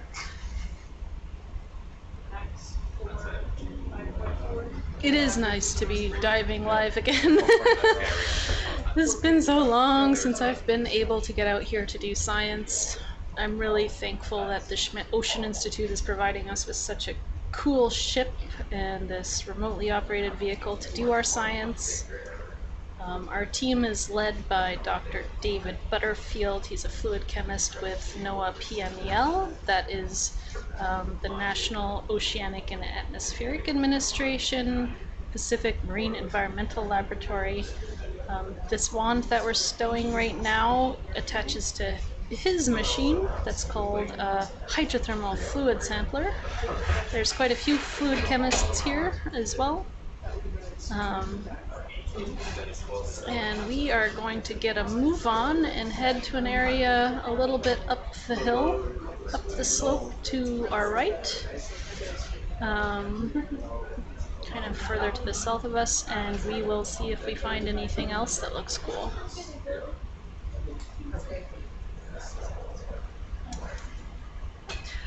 Fluffy white stuff in a cave might be a fungus. Is that the rock you wanted?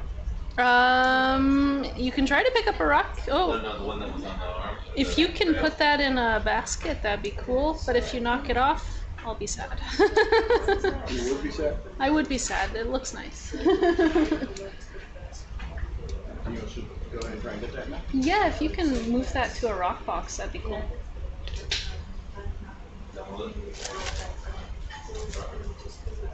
Is this a really crumbly one? Or? It will be delicate, yeah. It's not gonna totally fluff on you, but it will be pretty delicate. So this is a piece of a chimney, an inactive chimney that kind of landed on the ledge here accidentally. So let's see if we can, we can just leave it and see if it survives.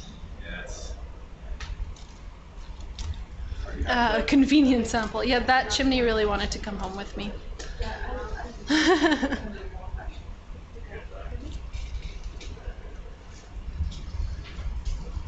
This is only our first ROV dive of this research expedition. It's the first dive on, first science dive on the new ship that the Schmidt Ocean Institute made, the ROV Falkor 2.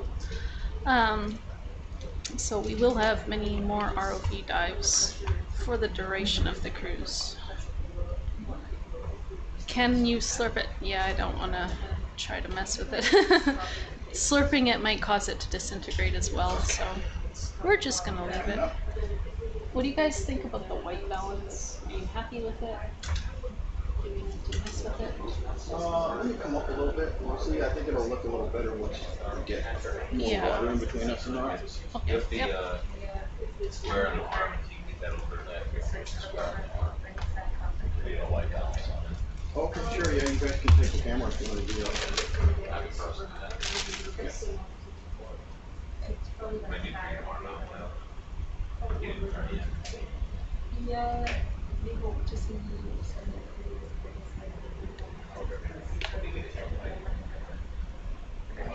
Bring the arm off and leave that in the light. Yeah, we can do that. For the requests for white balance adjustments, we're working on it. And by we, I mean the people to my right, the ROV operators, our pilots who are moving the entire vehicle and manipulating the arms. They have very good coordination. I could never do it. But I'll say we because I'm giving them moral support.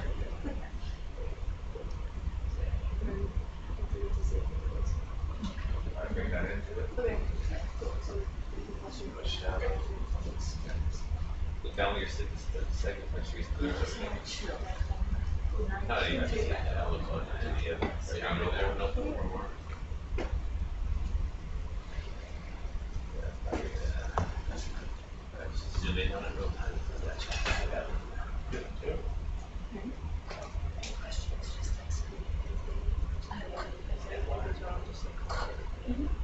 Definitely looks kind of reddish.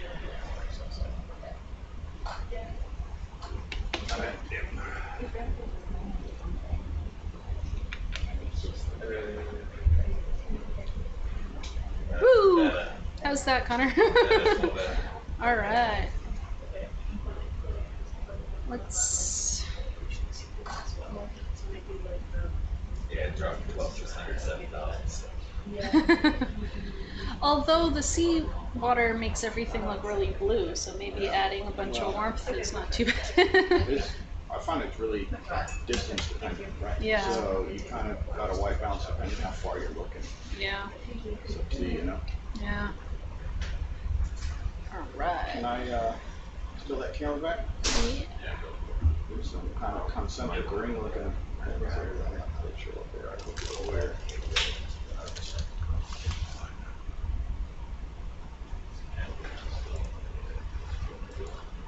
Oh, some manganese oxide looking. Oh, what? That's interesting. Can we get a zoom on that? Yeah.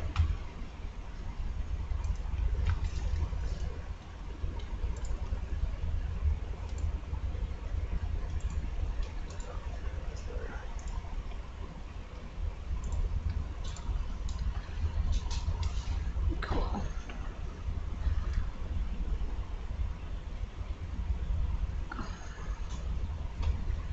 All right.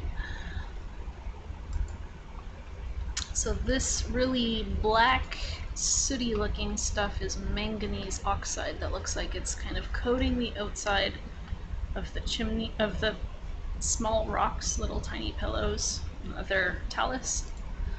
Low temperature venting.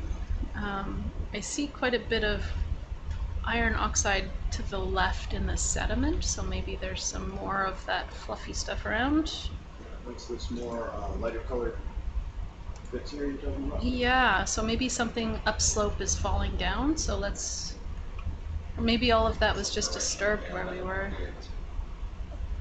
Yeah, lots of bacterial flock in the water there.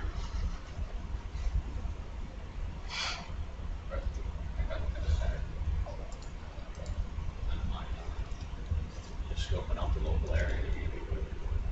I'm starting to move, but it's a pretty steep hill sometimes. So. Thanks for the good wishes for our dive. Hope you get some sleep.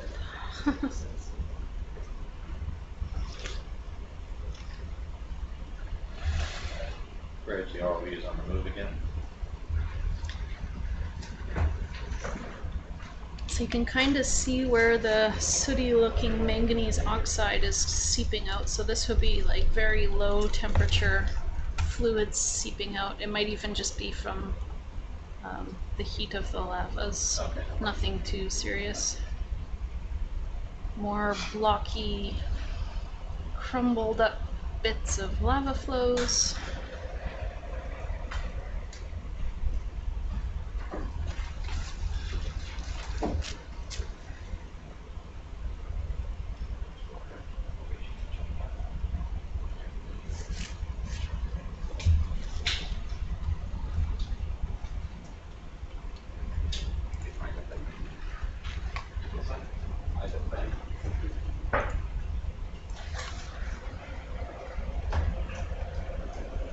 So the next really interesting site, it's going to be a ways away. It's 467 meters Okay.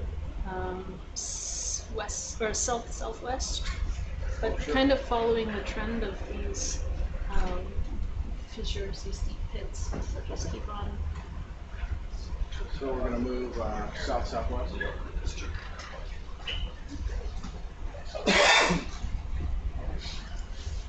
Ooh, cool. This is steep. Very steep. Oh, feel like if I bump this whole thing would come down. Whoa! Very steep.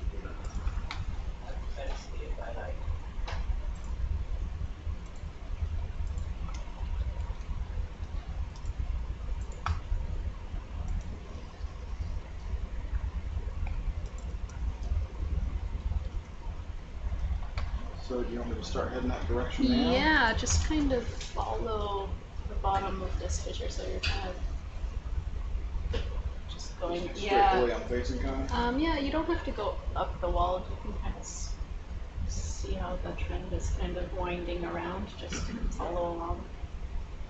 Kind of along the wall so we can see what's exposed. Sure.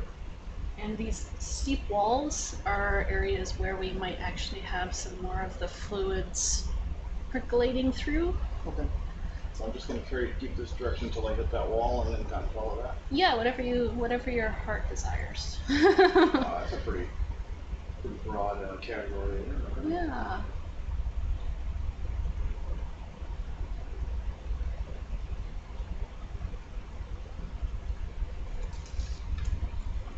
Ooh. Broken up sheet flows now. So sheet flows. Oh, there's a fish hiding.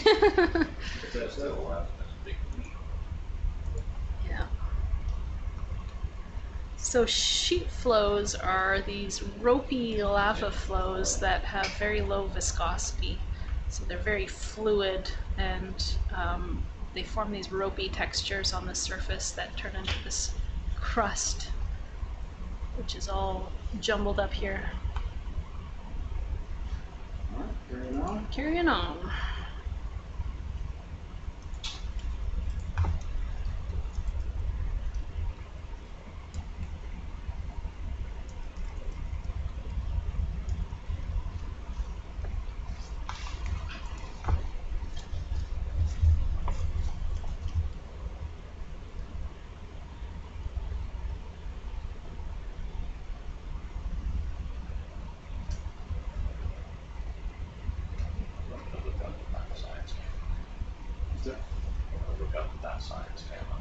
Sure.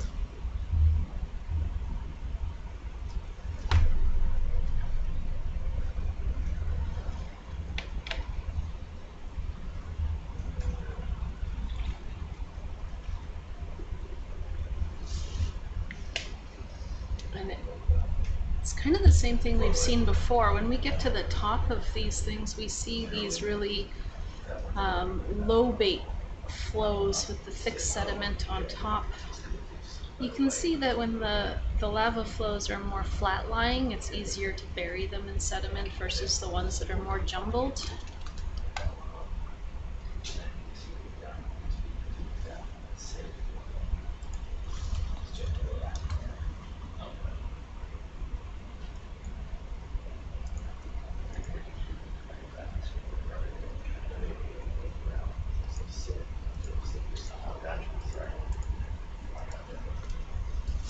Keep the boat moving along more. Sorry. That's all right.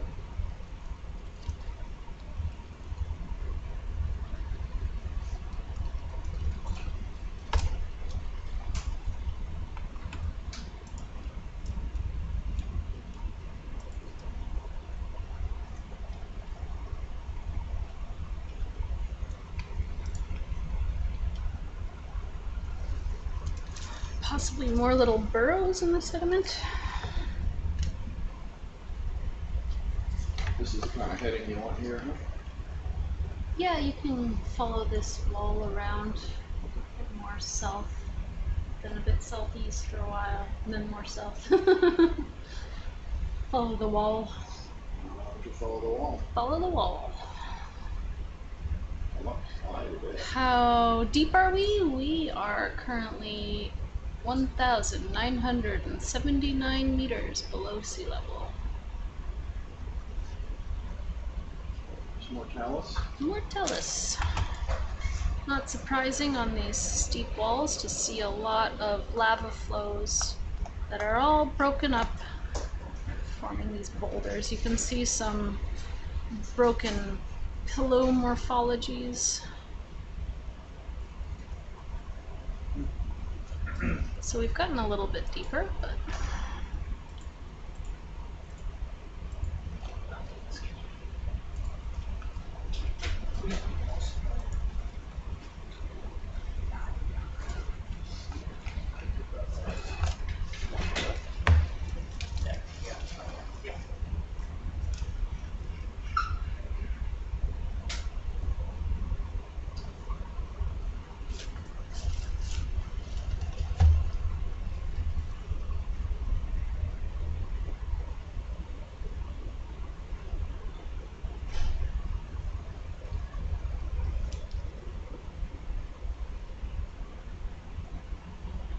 so I think we're actually on top already.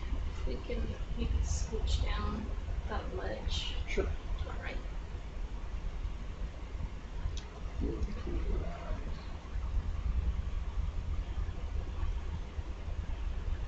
Or just hang out like along the top of it for a while. Oh, that's cool. Oh, wow. Look at that. That is a fissure. That is a beautiful fissure.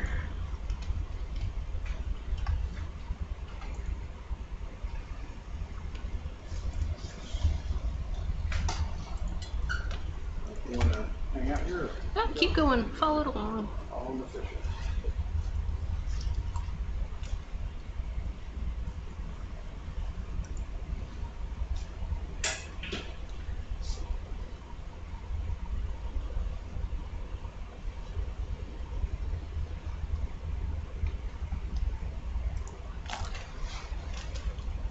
This is one of those bathtub rings.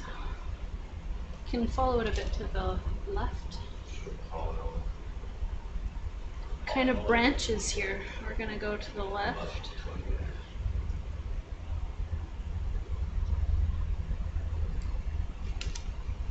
Ooh, that's another. Look at the tiny little pillows on top there. Those are cool. Yeah, cute little pillows. Alright, can we turn southeast? Sure. I'm happy with my views of fissures. Happy with your what? My fissure views, yeah.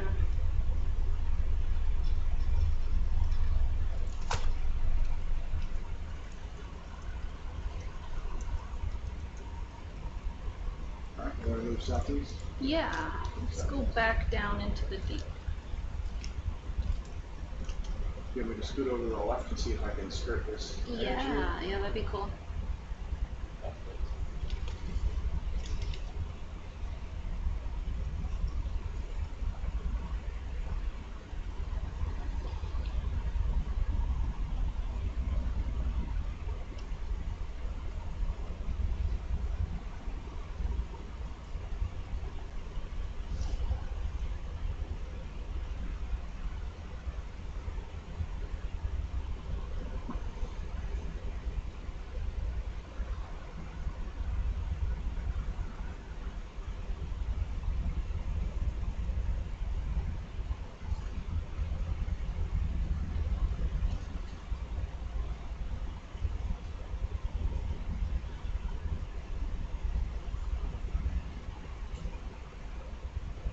It's like that wall is right there, but you can't even see it here.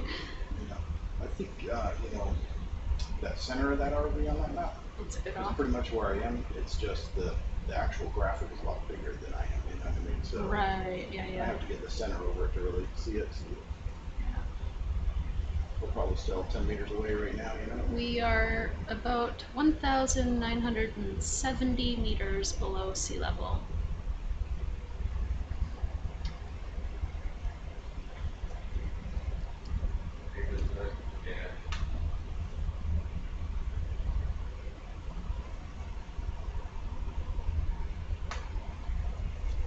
More shells.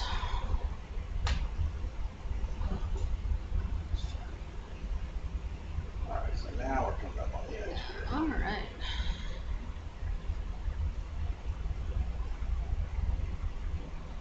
There's the edge. Woo!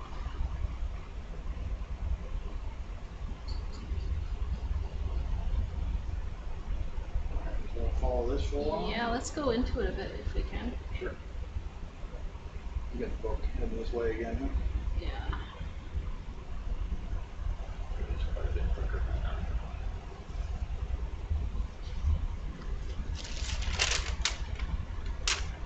Might need to slow down a little bit, catch up. So slow down a little.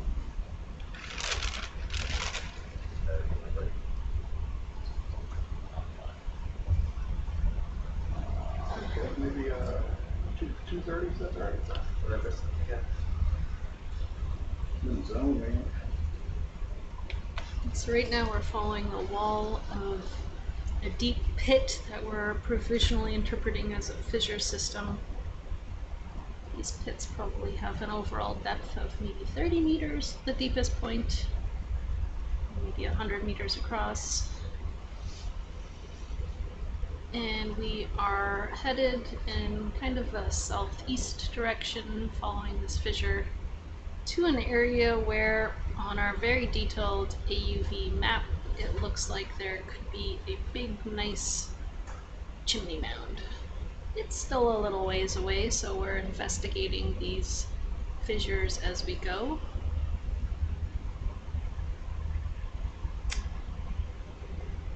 Wow, that's cool. So we're hanging there. Yeah. Get under that. Woo!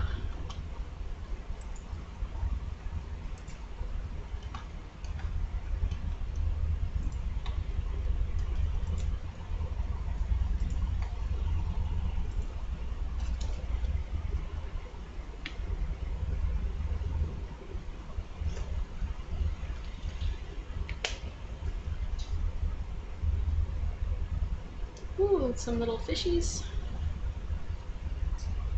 What's up, little fish? Oh, no, they're not happy to see us. He got screwed.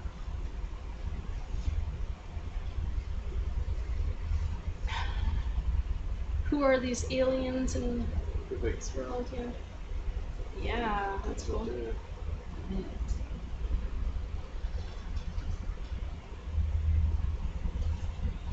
I think off to the left there it's even deeper. I'd be happy to kind of sink down in there and look at the wall. Oh yeah, that's steep.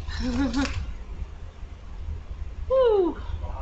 Wow. You see this right there. Yeah, that's cool. Down there a little? Yeah, down there and just keep following along.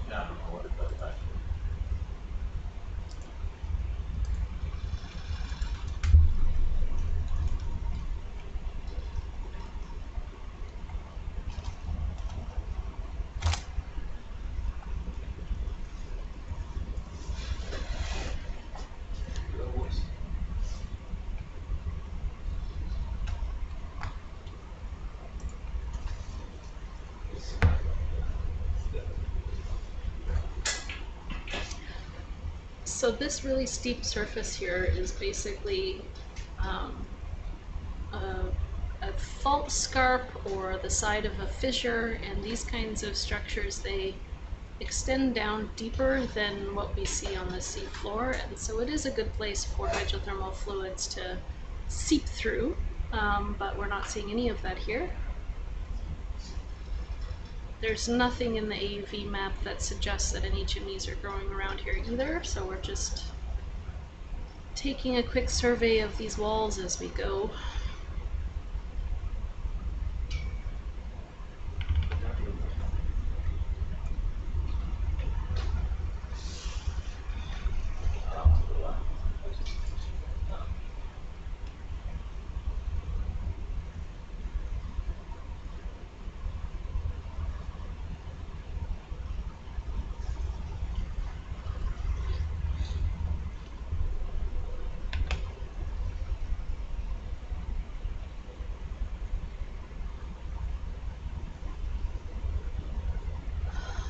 We need some classical music playing to watch this. A little bit of iron oxide staining in those volcanic rocks.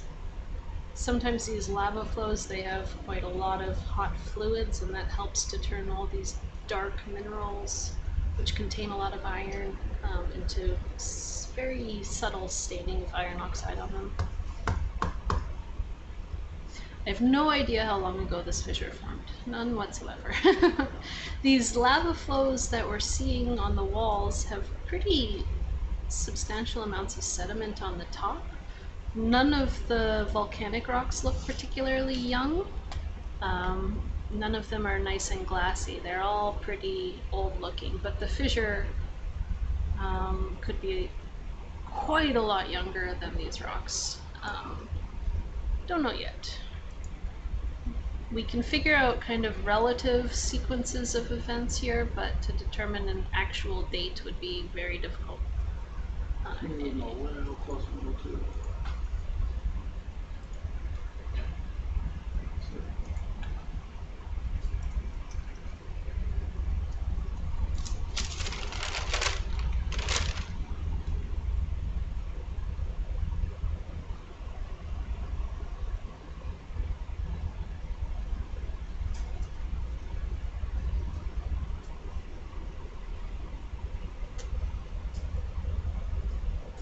So there's a question, is the camera facing down at the seafloor or panning sideways? It's panning sideways. So here we're looking down, now we can look up. So right now we're kind of looking in the direction that the ROV is facing, and we're kind of flying, Kind of crabbing. kind of going a bit sideways. Can we go more to the left? Get into a little bit of the deeper area again. Thank you.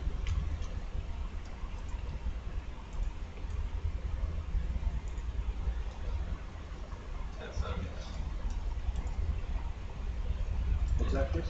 What are the distance between the lasers?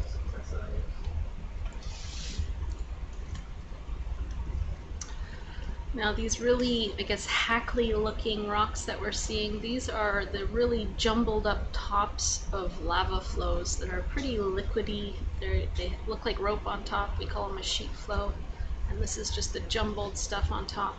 I think the amount of sediment is pretty consistent. It's just that when the rocks are nice and flat, they kind of get covered evenly. And when they're more irregular on the top, then the sediment settles between the things that are protruding.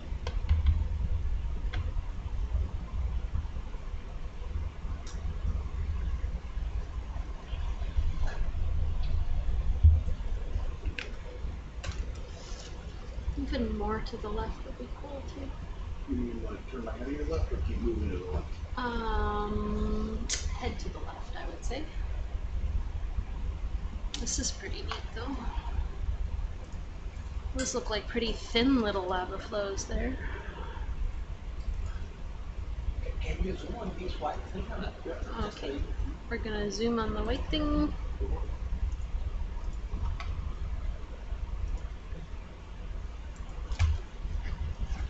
Oh, okay.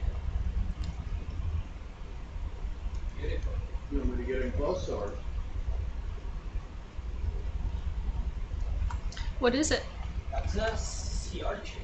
Sea urchin. Yeah, it is.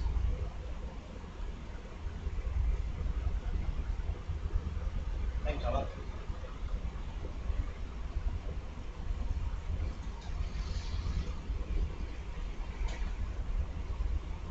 All right, you happy? Carrying on more to the left. Woohoo! So you see on my map there? Yeah. Is this area that we're going to go check out on that map, or is it further to the south? It's a little bit further, yeah. Right there at the, yeah, you see that peak right at the bottom? Yes, that dude right there is where we're going. Okay. Where we want to go if we can get there. I'm pretty sure we can. This is cool.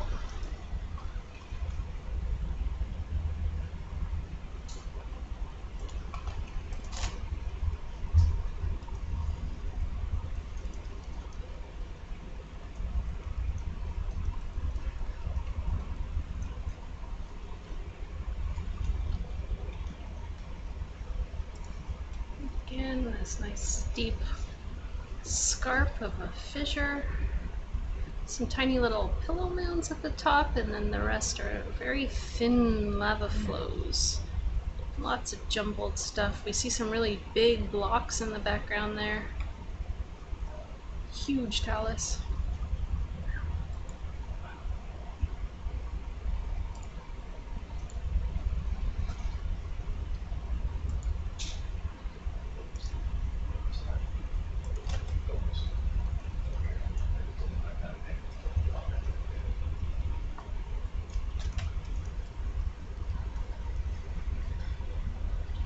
Does the darker brown color indicate height on that map?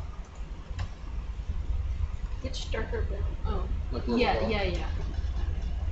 So we're in the pit now, and if we just keep following the fissure at the very end, Pop out right there.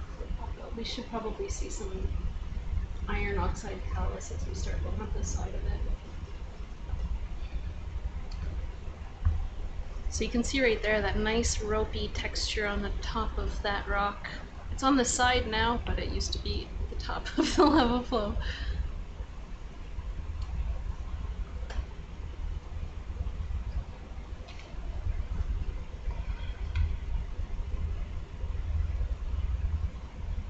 Another shy little fish up there. Some coral stalks.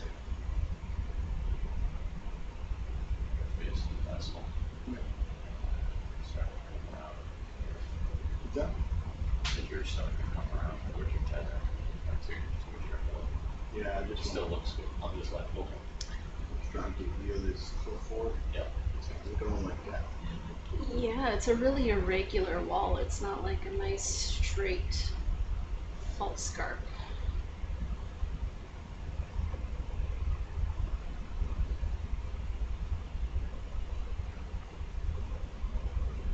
I mean, it could be where the entire top of this volcano was kind of inflated and then the magma's drained away and everything collapsed into it. So it could be more like a collapse pit along a fissure. I don't know. We'll see. Definitely makes for some interesting fun. Yeah, it's very cool.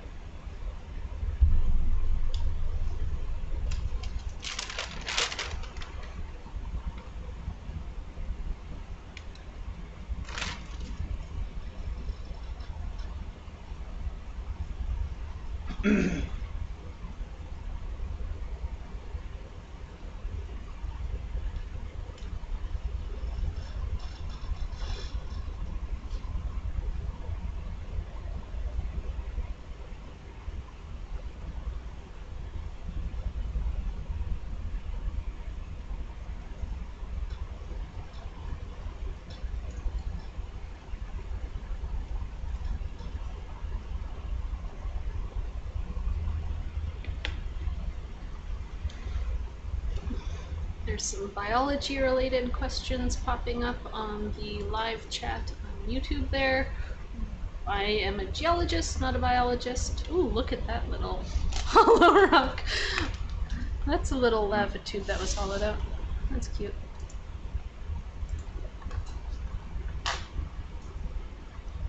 Still works.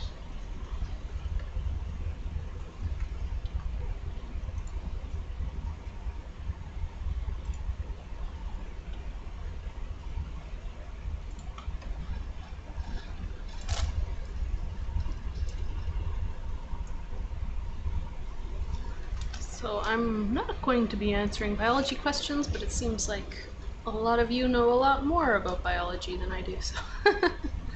But we do have a biologist in the room. We have Joan. He is with the University of Victoria. If you do see some creatures and want to ask some questions, we can get him to come here and chat about what he sees. But right now, the rocks are really cool.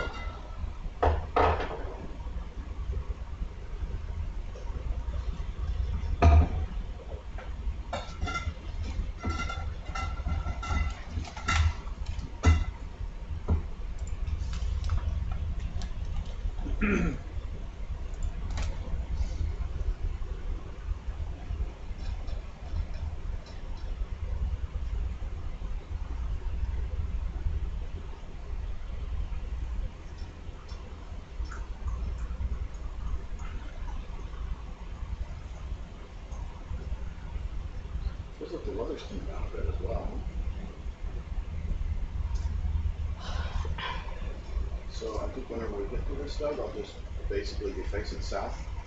If you can bring the boat kind of like where it is now, according to where I am, I'll just swing around to that direction facing east. You know what I mean? I'm trying to follow your track around.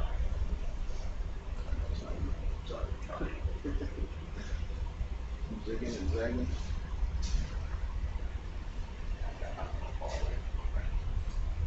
We've got sandy up here. There's a question from Isabella. I don't know if it's addressed to me. Are you a geologist? I am a geologist. I'm an assistant professor of earth sciences at the University of Toronto. And I'm interested in understanding what kinds of tectonic constraints there are on where we can have magmas focused along a mid-ocean ridge and where we can have really big structures forming.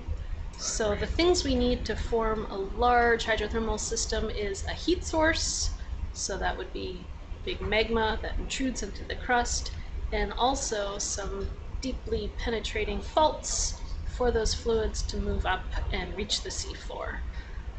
So there are some places where, like this, where there's a pretty large volcano in a bit of an unexpected site. Ooh, iron oxide. So understanding what this volcano looks like, its evolution in terms of volcanism. Oh, there's a little bit of water seeping out over there. Do you want to stop? We don't need to stop, I don't think. It's fine, we can keep going. I think it's going to get more interesting very shortly, my predictions. And then looking at the more regional tectonic environment to try to figure out why is this volcano here, and understand where these hydrothermal systems form. Biologists are particularly interested in finding active sites with some of these organisms that are based on chemosynthesis. The entire ecosystem gets its energy from the rock rather than from the sun. So there's lots of really interesting questions. Oh, this is cool. We have some more of this broken volcanic talus. That guy looks like a tree stump. And then a very steep scarp right ahead.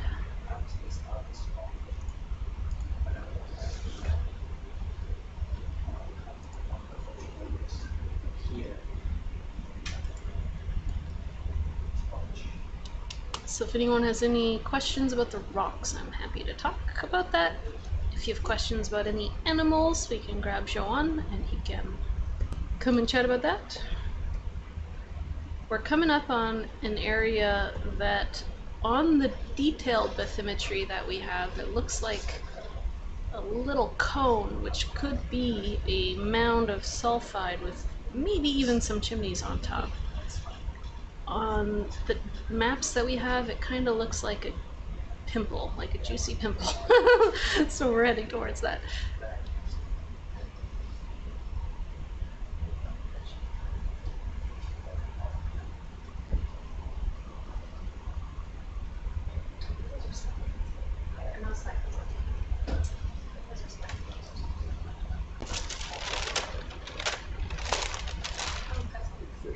Getting pretty close.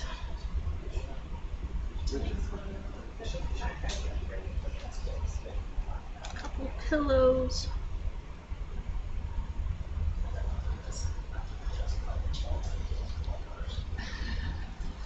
Again, some kind of thin lava flows. I think that's really interesting.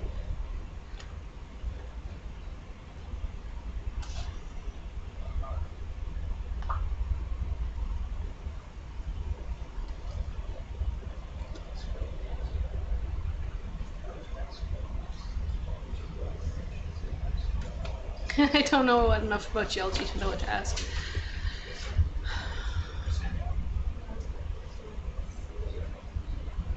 Ooh, I want to take that picture. Look at that. So on the bottom left, we see like a section, cross section, a pillow, and then at the top we see each of these layers is a lava flow. We have really fine and somewhat thicker lava flows on top of one another. This is an area where lavas have just been pouring through and ponding, and then at some point after that, we had these big pits forming. So these pits could be structures, so there was some like tectonic extension where the plates are pulling them apart and causing them to break, or it could be that the lava is really ponded and then the magma drained out from underneath it, going kind of north or south of the volcano, and all of it collapsed. So they could be like collapse features along a fissure too. We need to survey the volcano and interpret some of the bathymetric maps that we have in order to really come up with a good explanation of what we're seeing.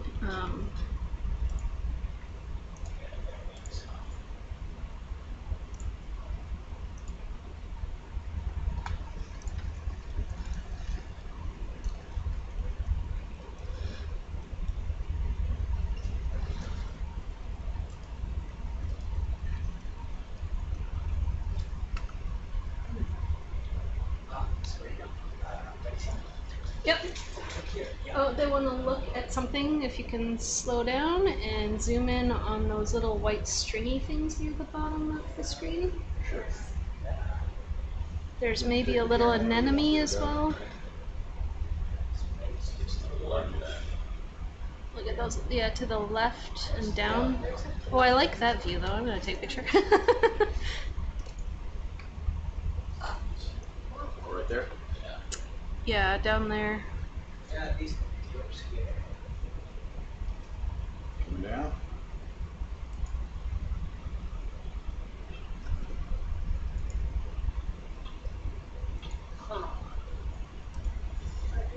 So this looks like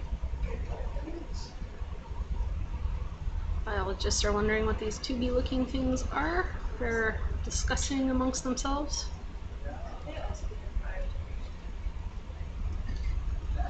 Was it milk or cola or whatever which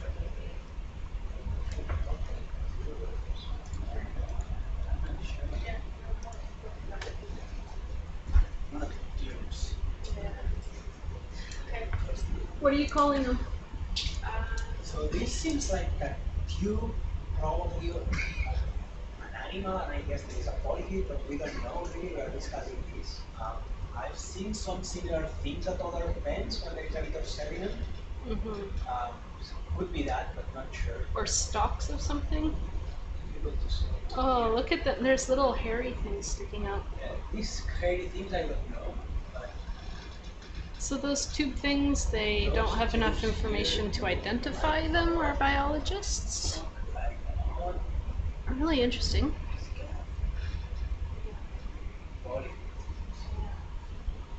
Who do you contact if you find Atlantis?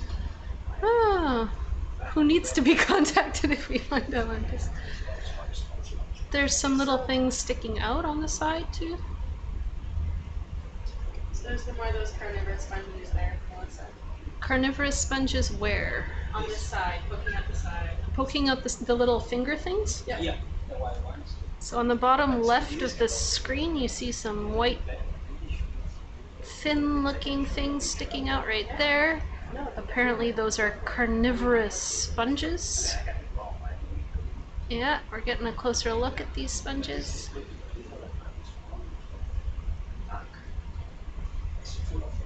Some cool filter feeders. Okay. You mentioned the anemone, but I don't know. Oh no, I think We passed it already.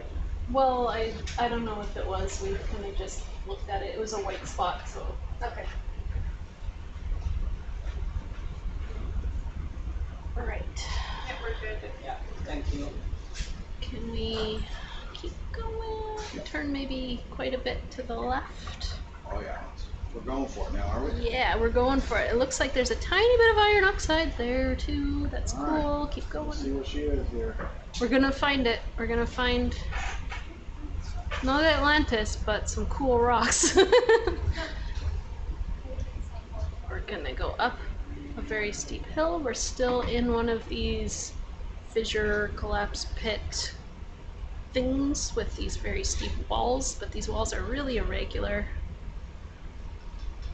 Lots of cool blocky lava exposed. We're keeping our eyes out if we see anything that looks orange. Those sediments at the bottom on the right are kind of a little bit orange, but we want, oh, there's a little bit of orange, so we're looking for iron oxide. I'm hoping that as we head up to the pimple mound, as I'm now calling it, that we'll see more of it. I visited Atlantis and all I got was this cool rock. All I got, yeah. These rocks are really cool. I don't know what you're talking about. Even more to the, like, heading to the left, a lot more like southeast basically from here. We don't want to go up too high yet. We want to kind of follow this contour around maybe. Oh yeah, look at that steep wall. Nice.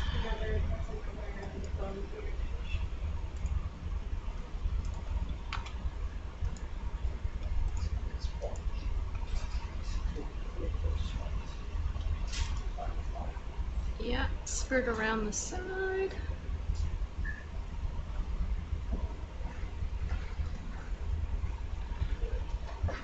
So we're all playing I Spy to see if anything looks hydrothermal. Do we see more smoke in the water? If there's active venting, do we see areas where fluids are coming up? Some of those lighter looking areas ahead might be interesting. So the iron oxide just tells us where, well, it could tell us two things. It usually tells us where warm water is leaking out.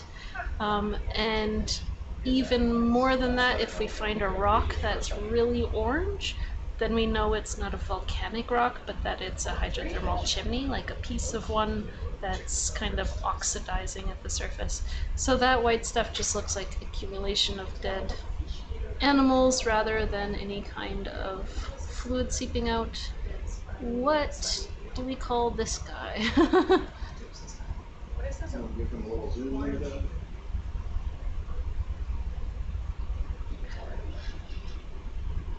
Our biologists are focusing on this pink guy who's pointing straight down. Oh, look at that, pretty. Looks like a feather on the tail. Lots of fish is good, so usually as we get close to an active vent site at least, we start to see more and more creatures. These guys we can find kind of anywhere. What we want are like the vent specific animals, like some shrimp or some mussels. Oh, that's pretty. The internet suggests duckbill eel. Oh, duckbill, yeah. Look, it's full of tubes on these rocks here, here, here.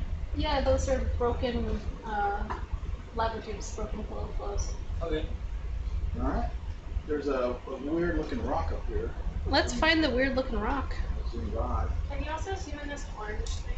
I don't know what it is. On the right? Yeah. There's an orange thing. Oh, I see. Far to the right, yeah. So, by the way, internet people, the biologists liked the suggestion of a duck-billed eel. Is that a claw of something? A claw of a crab? Yeah, it looks like it. Poor crab, he got squished by that rock. Or is that a barnacle? It's like a barnacle. Do you see a barnacle? Where's the barnacle? On the rock on the left? It's like a flow. There is a tube in the middle. There's a tube in the middle of the... This tube is a polychaete tube. That's a polychaete tube, they say. So this crab was having a snack of a polychaete worm, and someone bigger came along and chewed on him. There's some more tubes on the right there. You see those? I think these are all terrible. Yeah. The biologists are saying that it could, the white stuff that we're seeing could be pteropod shells, if that means anything to anybody. I don't know what that right means. In the middle of the screen should be this kind of weird rock. Which rock do you mean? You're right in the middle of my sycamore. Right dead center of the sit. You mean just the rock that looks like that? Yeah, it's like a Yeah, that's just a talus of some ropey. Oh wait. You see what I'm saying? Oh! Got a million little. Yep, go there. Yeah, I don't think it's. There's some tubey things coming out here. So in the middle of the screen there, I'm just going to take a quick picture. That's exactly what we mean when we say ropey lava flow. So that is really, if you look at pictures of like lava flows in Hawaii or something, you can see this ropey texture. It's called hoi hoi on land. On the seafloor, we call it a sheet flow. So this is just a piece of talus from a sheet flow.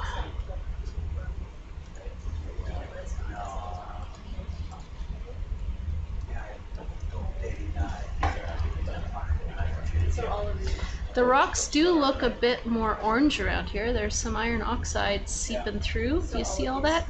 We're going to check our gauges real quick. Yep. Nice. Those tubes. We're just going to pan away as the ROV team is checking some gauges.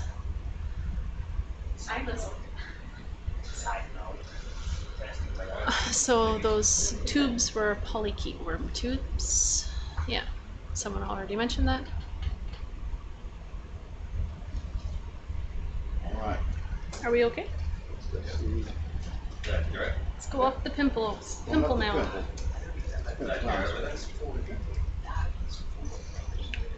We probably won't call it that in our papers. I like temple better. Temple? And it sounds very simple.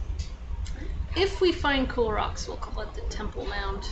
It's way less gross. If it's not cool, then we'll call it the pimple.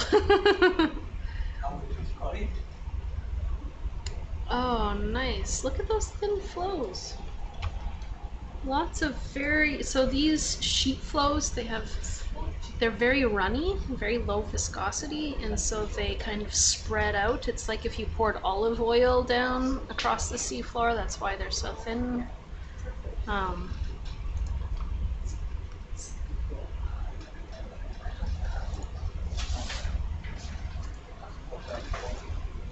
Ooh, lots of jumbled talus.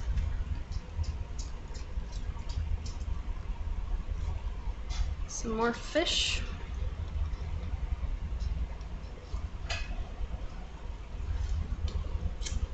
Oh, maybe this is going to be a volcanic cone.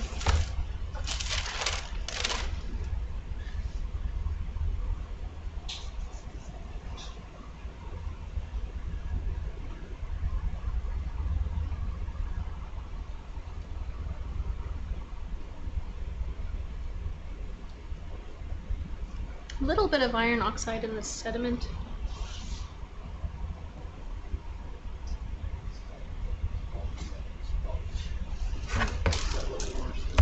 Can you just look a little bit to the right and the camera a little bit to the right? Yeah, I just want to see the iron oxide coming through. All right, so that's jumbled sheet flows with some little bit of iron oxide.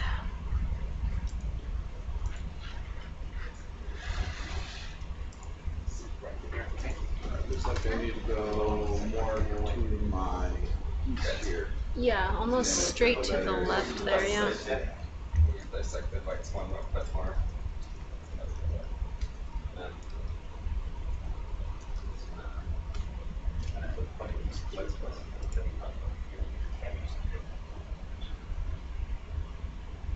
There's the pimple. Okay, well it could be, if there's no pimple, it could be, oh, we're facing the wrong way, that's why. Are we? Are we facing west or east? We're facing east. Okay, maybe it's a depression rather than a pimple, or possibly an error in the bathymetry. It could just be a bad sounding. Yeah.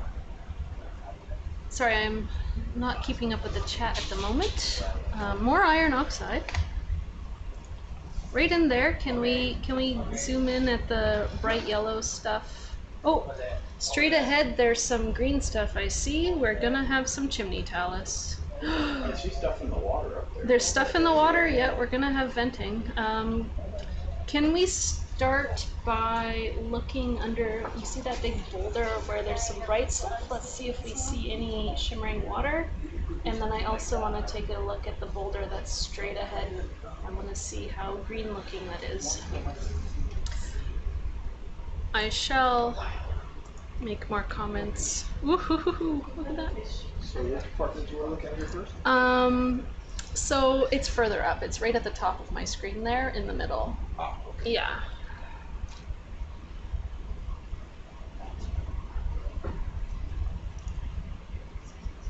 So yeah, if you look back behind this too, you can barely see. You see that large Yeah. group of Oh yeah. colored stuff over there? Okay, right there on the left, that guy down there, the really orange looking rocks, that's what we want to go look at.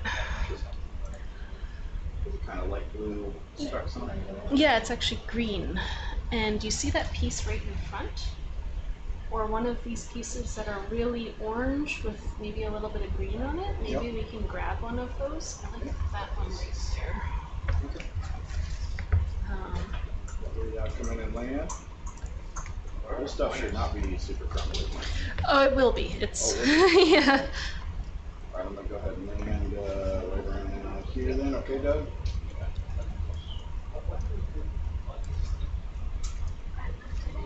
I think your pimple might be kind of cool. Oh, we're getting to the interesting place now. Sulfide chimney talus slope. Think I'm stable there? So she wants to grab that guy. That guy right there, yeah. In one of the sample.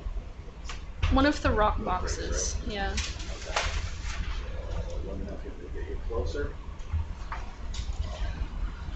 Okay, while they're setting up to collect my rock sample, I can answer some questions. So the volcano itself is a lot of lava flows that are essentially basalt. There's a lot of different lava flow morphology, some of the jumbled stuff. Ooh, cool. Or scoop from under it, maybe? I don't know.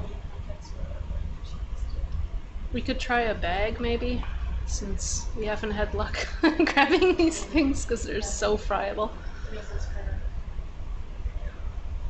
Yeah, lava rocks have really cool textures for sure. A lot of it has to do with how the lava is moving as it's cooling in this water. So we have hot lava meeting the water, forming solid rock pretty instantly. Oh, look at that crust.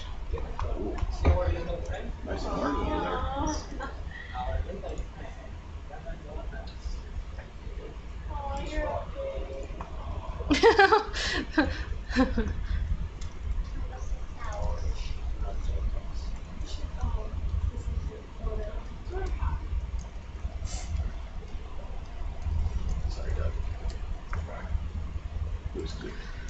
So this thing that we're trying to sample here is not a piece of lava. It is very likely an old piece of a black smoker chimney. It's been sitting on the seafloor for a long time, so all of the iron sulfide minerals have turned into iron oxides, basically rust. Very likely there were some copper iron sulfide minerals, and now we have copper chloride minerals that are kind of greenish, unless I'm just wanting to see green. We'll get it on board and take a closer look.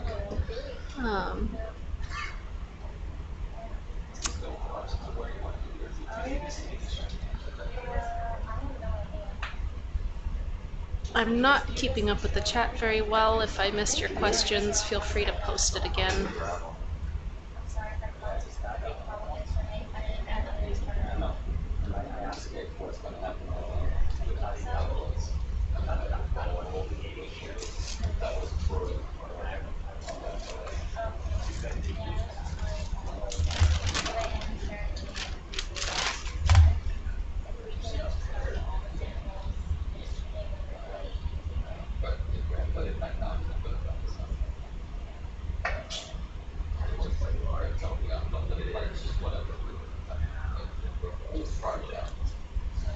Ooh, ooh, ooh.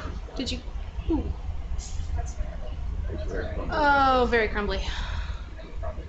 You want me to get you a little closer there, Doug? I think it's kind of gotten far from your reach now.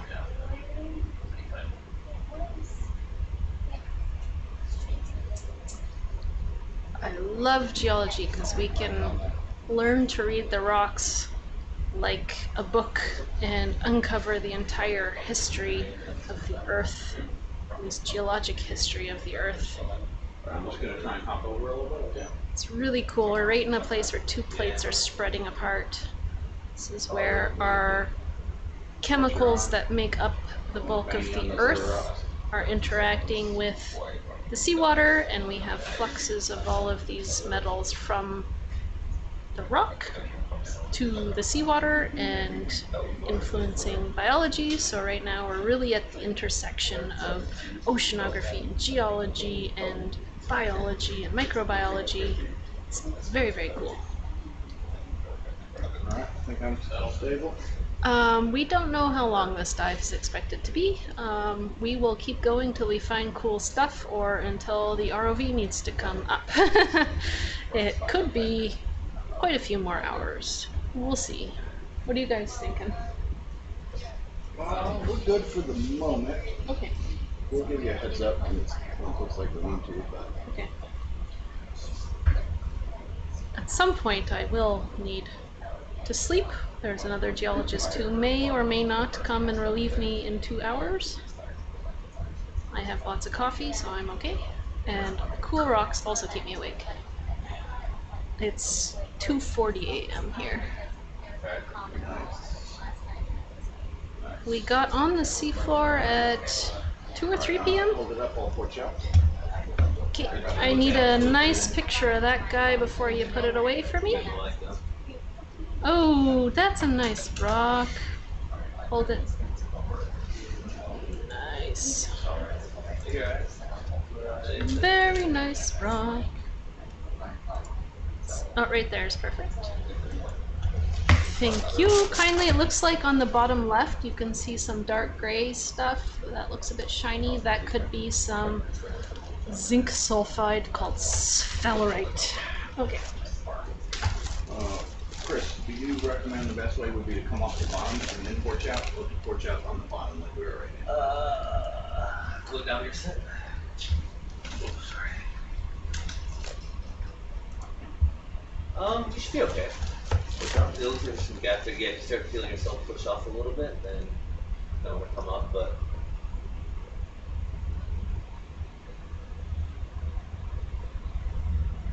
There is a cam on the top of the arm. We have quite a few different cameras that we're looking at, especially as they're trying to sample. They have one looking basically straight down at that view.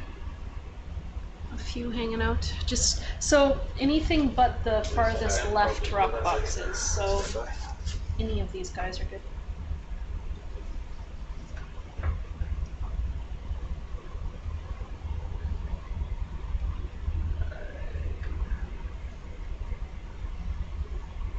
Anything but the furthest left. Yeah. So maybe any of the right rock box on the right. Those are all empty. So. All four on the right, right? Yeah, they're all empty. So whatever you feel like dropping it in. Hopefully it fits. It is a big one.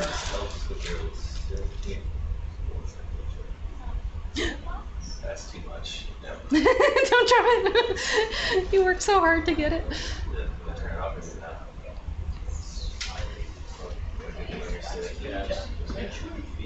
Don't count your samples before they're stowed. Watch that. Shove it in. Oh no!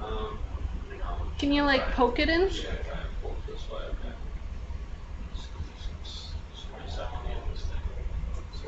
We did too good of a job sampling, it's too big. It's okay if it breaks up as it goes in, as long as we get a piece of it.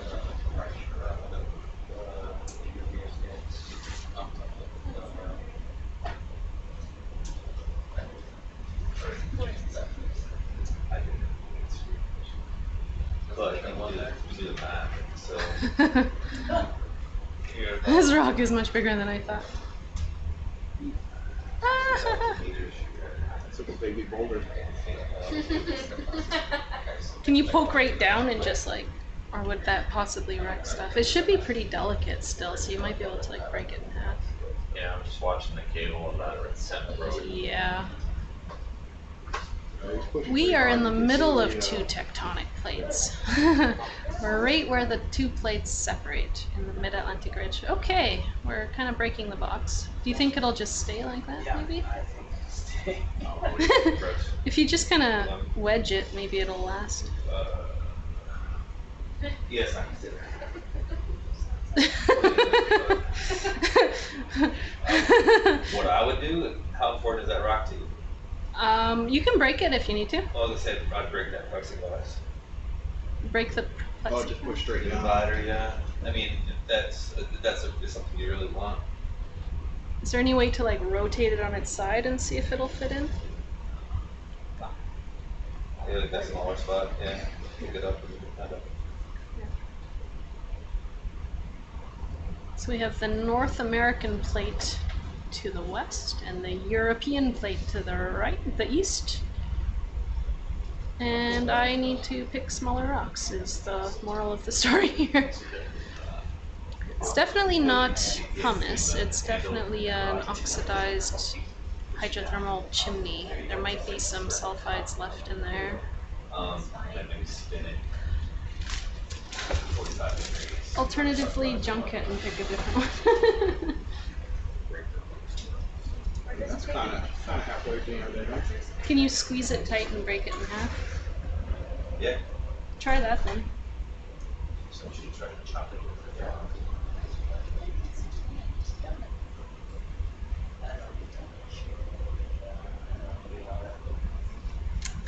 It's a comment. It's not a boulder, it's a rock. Boulder actually has a very specific size definition. So I can't remember off the top of my head, but it's something like if it's greater than 265 centimeters, then we call it a boulder. Don't quote me on that number though. It's all on just there a little bit.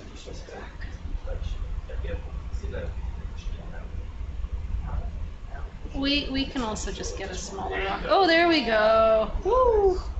I now. Oh! I see shiny bits. A and B, huh? A and C. Got a couple of samples of that one. Yeah. Nice. Yay! Thank you. Great job. It's my favorite sample so far.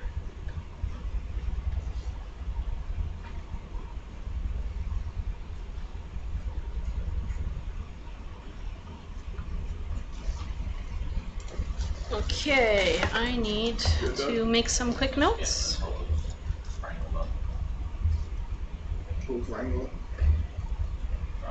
Wait, sample was that? S0491 Geo14. All right. You want to go see that crazy looking wall now? Can you just pause for 1 second while I take some quick notes before I don't want to miss anything?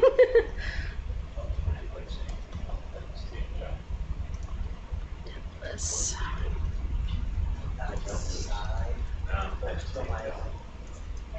Road forward, camel tape.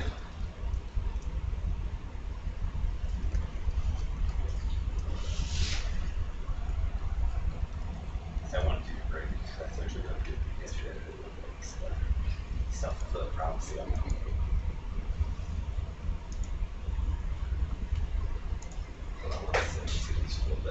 Okay. Can you turn down the brightness a bit, the camera? I got you. green, that's the copper oxide. Copper oxide. Well, copper chloride actually, but.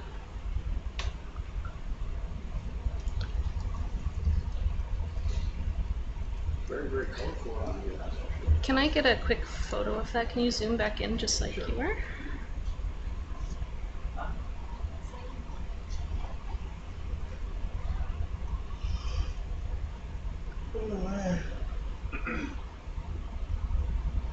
Yeah, right there. Perfect. Got it.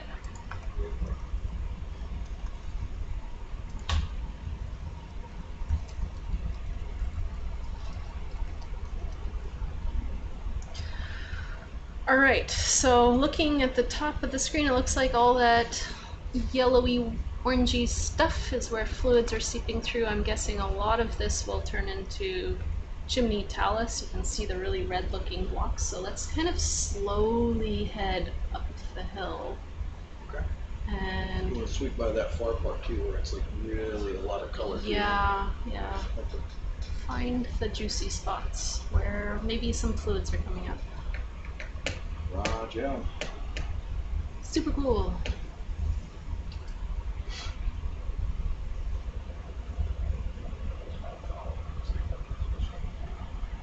I like the look right now, but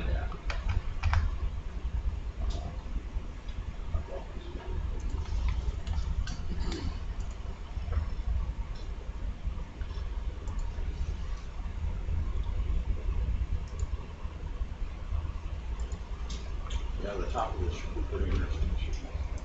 I'm thinking so, yeah. Just grabbing a few notes here.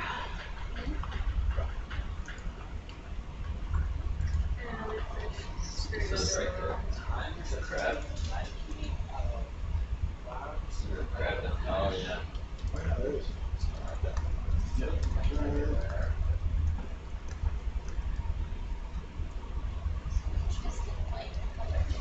You want to zoom on there, Doug? Yeah, you're right. So any of these like bright orange spaces, we might find some more shimmering water too. There's the crab hiding out there. Up in a rock. Alright, I gotta move back a little. Crabby? Crabby. There's some more polychaete tubes right on the far left over there. Ooh, you guys, look at. Alright, I'm gonna back up from this rock face a little. Okay. Oh, do we have anything venting in there? Pretty crusty, huh? So you can really tell some of these big boulders are very red looking. Those are clearly sulfide talus. The rest could be a lot of volcanic stuff. Some of them might have some chimney morphology, so it's kind of a jumble. Camera out. Camera out? Yeah, you're science camera. There's another crab on the left there, close to the fish. There's another crab. Another crab, yep. That's good. There's a gray something there. It looks a little different. See it? The left of this picture. Yeah, I see that. We can zoom on that next, maybe. Alright, internet people, let's keep our eyes open for any shimmering water that we see. Oh, look at those little tubey things. Crabs are a good sign. Maybe there's some active venting around here somewhere. All the really light colored stuff is some bacterial matting, so we have some iron oxide crusts and iron oxide rocks. Yeah, what's that gray thing? Yeah, I'm gonna go overlook.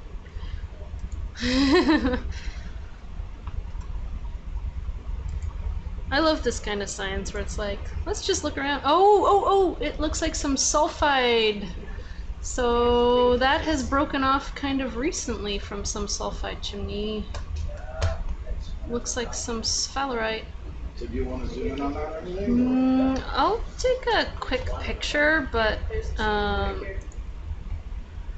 Just give me 1 second.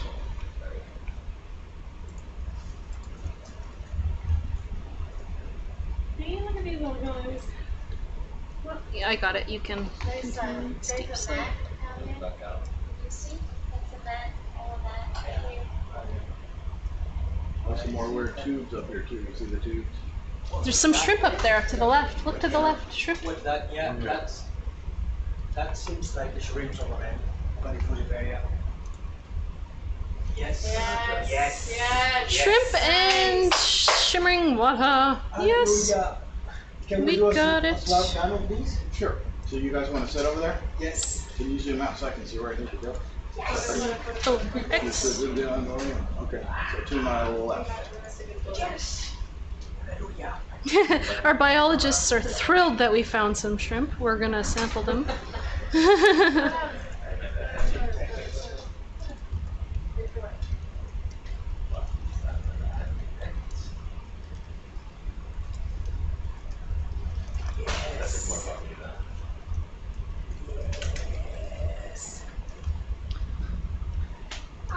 All right, biologists, correct me if I'm wrong, the little white spot on their head is like an infrared detector or no? For this species, I'm not sure. Yeah, they're setting up so yeah. we can zoom. There are several species. Mm-hmm. Those here seems to be the one that hang out at diffusive areas. Mm-hmm. So not at the very, vigorous split fluxes. Mm-hmm. But yeah, that's looking very much as the communities as we see at DAC, where there are no muzzles, but this kind of shrimp assemblages. Mm-hmm. Is this an enemy up here? Sean, I think there's. Do you want to stick the temperature probe in there? Or anything? Sure. Okay, let's see if we can get the shrimp first, because your probe might just scatter them. Yeah. Is this something we would slurp up? Yeah. Okay. With the fine mesh, not the very fine mesh. Yeah, with the fine mesh. Fine mesh. Not need of very fine. So Okay. 2, 4, or Yeah. 6. I've seen a dust drop of Is he stable? All right, so we're looking at these shrimp. We're gonna zoom in, and the biologists are gonna have a look. That's some good flow. Yeah, that's some good heat there. Oh, gross. These animals are disgusting. They're just not. Did that one get cooked in the middle? The one that looks red? Look at their eyes. Anybody hungry? They have really big eyes. So these guys are totally blind as far as I know, but they can detect the heat from these Well, that's the fluid infrared sensor. sites. Yeah, they have little infrared detectors. We are gonna try to slurp up a bunch of the shrimp. They're just taking some pictures and observations. Can you do the temperature before? No, because we don't want to scare off the shrimp. We want to suck up the shrimp. I can't do the measurements if you have too much particles in the water column afterwards. Will they be like super scared? Yes. I think so. I think they'll scatter. Okay, maybe Maybe try take the- sucking as far we can- away from this as yeah. possible. Like start at the shrimp that are at the top. Yeah, I think there's another There's- group of them somewhere there. There's more, Yeah. but there's more venting there. So if Yeah. we scare them off in one place, then we can measure. Put my money on that one now. Yeah, that's gonna be fine for us also, this side. Nice. All right, so we're gonna go for what first? This group that we have right here, but maybe try slurping them up like near the top, and hopefully not disturb too much of the sediment because that'll screw with the fluids people. I mean, we're gonna go for the shrimp first. We're gonna go for the shrimp first because they're gonna fly away if we screw them. Sure. All right, so that'll be the section. So if you print too much. Fine mesh. Fine mesh. Yeah. There's no point doing it now. I'm so far away now. So what do I do to set this up here, Chris? I look over at the What are we trying to do? section sample, fine mesh.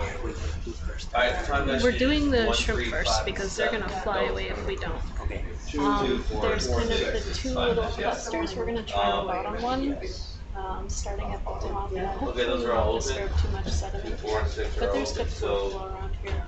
It's just their stuff gets screwed up if we So, is the jar light ground want to faulting or talk on the something? microphone and tell everyone what we're looking at? That looks almost like some milky fluid coming out under that rock too. Alright, biologists are excited. Fluid chemists are excited. I see some green oxidized rocks, so I'm somewhat excited. Actually, a lot of you just smells my ground fault. What we're gonna do? I want to find a big intact So chimney. now what? So The ROV team is setting up to take a suction sampler. They're going to slurp up the see what shrimp. that is. What's that light that's right there? Can you turn that off? It's a lower right there. We turn whatever up here. Lower. The shrimp mummies got babies on their bellies. Okay. You guys see some shrimp babies? Yeah, I do, I think they're brooding and stuff, yeah. I'm just trying to see this jar a little better is all. Hides 2 kilometers below the surface of the ocean next to volcanic vents. Still gets called gross by some scientists. You can tell who's not a biologist in the room. So these are like warm hydrothermal vents. So this is where we have just some warm, clear fluids seeping out. They're probably maybe around 30 or 40 degrees Celsius. We don't have any kind of iron or sulfur in those fluids that are coming out, so they don't look like black smoke. Everyone's talking here, so if you hear a lot of background noise, that's because everyone is getting organized for sampling. 246. Yeah, for the superfine or fine? Yeah. They're not in order, so are they in? Trust me, the biologists love these guys. They're super happy. They do think that they're beautiful and interesting. No, it should be the 6, 8, 7, like I don't think so. There's a question about how often these dives or live streams happen. We haven't done this in a long time because of the pandemic. I haven't been to sea since 2018, but we're excited to be back to sea. This is the first cruise on the brand new ship ROV Falkor 2 run by the Schmidt Ocean Institute. This is our first mission. This is our first ROV dive of our first mission, looking for different kinds of hydrothermal vent sites along the mid-Atlantic ridge. And we will be doing different kinds of surveys. We have some instruments that look for hydrothermal plumes. In the water column, we have some autonomous underwater vehicles that are also looking for plumes and making really detailed maps. And we have the ROV. So over the next 4 weeks, we're going to be doing some more dives. So make sure you have the notifications on from Schmidt Ocean YouTube channel so that you get notified. And they're setting up for the suction to get some shrimp. Yeah, that can go. Welcome to Shrimp Slurp Fest 2023. That's where we're at. That's the camera. That's the camera. So the light is on site in a minute. Yeah, so this is going to be kind of a long dive because we are surveying a volcano that hasn't been described very much. We're finding some interesting stuff. So far, just some warm, seepy areas. And it looks like on this camera I see a scale worm. Joan, do you see that guy down there? That in the left, is that a scale worm? Could be. It's kind of big. It looks kind of like the armor segment. Yeah, we can focus maybe later. I will be able to tell you something more. We really do have a dream job, yes. We do. This is awesome. I can definitely get you closer if you want as well. I have missed the excitement of exploring new places and finding new things. Before you get too close, do we want to turn on the suction first? So that we're- Yep. So that's just this guy and just spin it clockwise. Spin it clockwise. Which suction sampler are we using? Going into 2? Going into 2? Or 4. 4? 4, it's sample 15. Alright. And do you go all the way on this or just part way? Depends on how hard you wanna go.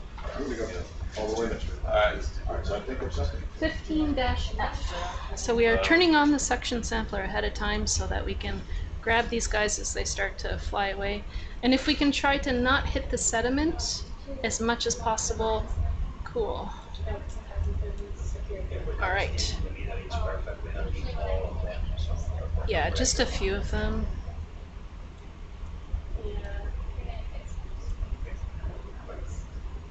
Do we have fish collection permits?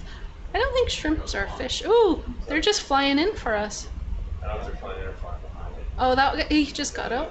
Oh, it's behind. So I want to go down a little bit closer. The world's most expensive Roomba is what this has been called now. That's fair. It's fair. Okay.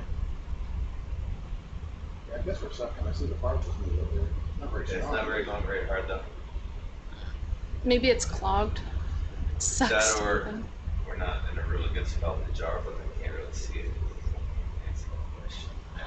On top of that guy.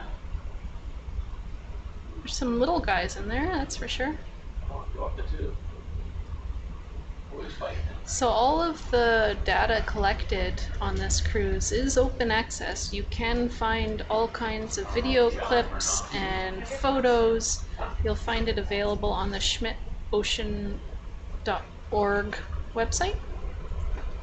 So if you want to see some cool animals, he's getting out. He's getting out. Get in, get in, get in. What's up? It's not really sucking, right? Yeah. Yep. Well, it's all the way out now. We think our suction sampler is not that strong. They are troubleshooting. So these shrimp are feeding on that chemosynthetic bacteria. A lot of this bright orange stuff that we see are different bacterial mats, so they're basically just grazing on that bacteria. That bacteria is living close to these little worm vent seeps. Yeah, so they are moving. My consideration is I don't think it's so hot that the slurp will melt. That's probably will take a few hundred degrees, and this is probably max like 50 degrees. So I think we're safe that we're not going to melt it. If we do melt it, then it tells us how hot it is. Is that a snail at the top? Yeah, those are predators. On the top of the rock on the left, there's a little snail. The biologist very quickly said what the scientific name was, and I did not catch it. Apparently they're predators and scavengers. Need another science boop, they ask? Maybe. It's not moving.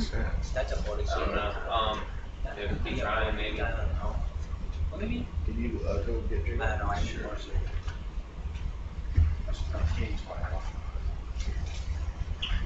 Do you guys see this snail as well? Up there? Oh, yeah.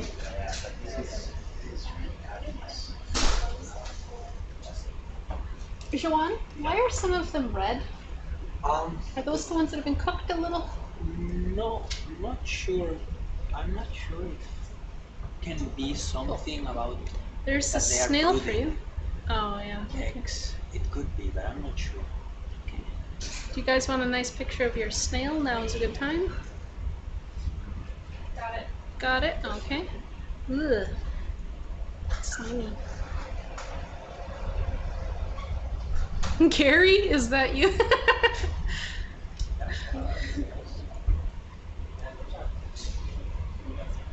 There's a little, one of those fish again too.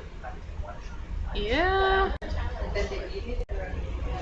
Little fish hiding behind the rocks there. One up there too. Having a nice warm bath. Hot tub. Hot tub. Hot tub volcano.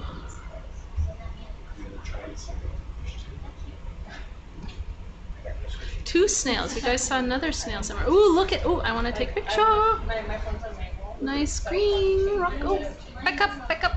Ah, wait. Got it. Yep, got it. I'm learning a lot of geology. There's a ophiolite over there. And a what? An ophiolite. I don't know what an ophiolite is.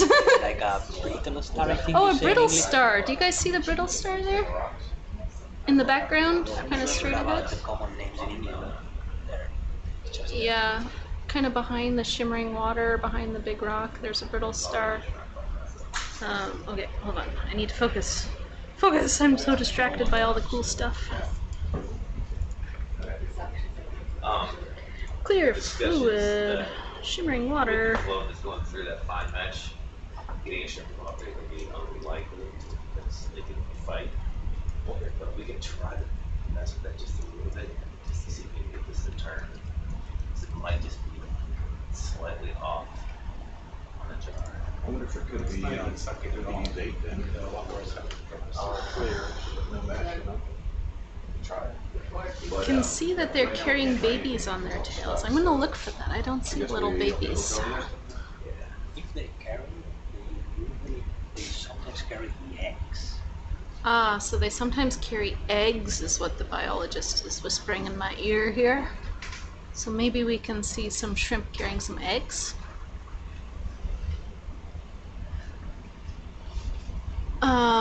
So the zooming and panning is intentional. We're still troubleshooting the suction, why it's not more sucky.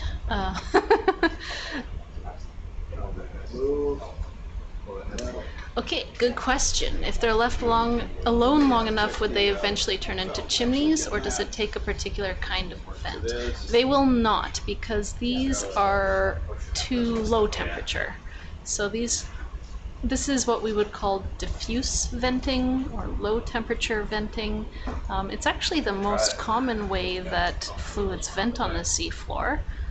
You can see that even they host some cool animals and some bacteria, but we need much hotter fluids in order to move a lot of minerals and elements and metals in the fluids. So if our fluids get hotter and probably a lot more acidic, then we can get them to the seafloor, and as soon as those hot fluids encounter the cold seawater, they dump out all of those metals. And some iron and sulfur goes into the water, and that's where you see that black smoke plume. So this area indicates that something's warm in the area, but we do need something hotter, maybe where more fluids are getting focused. So it tells us we might be in an area where we can find some good chimneys.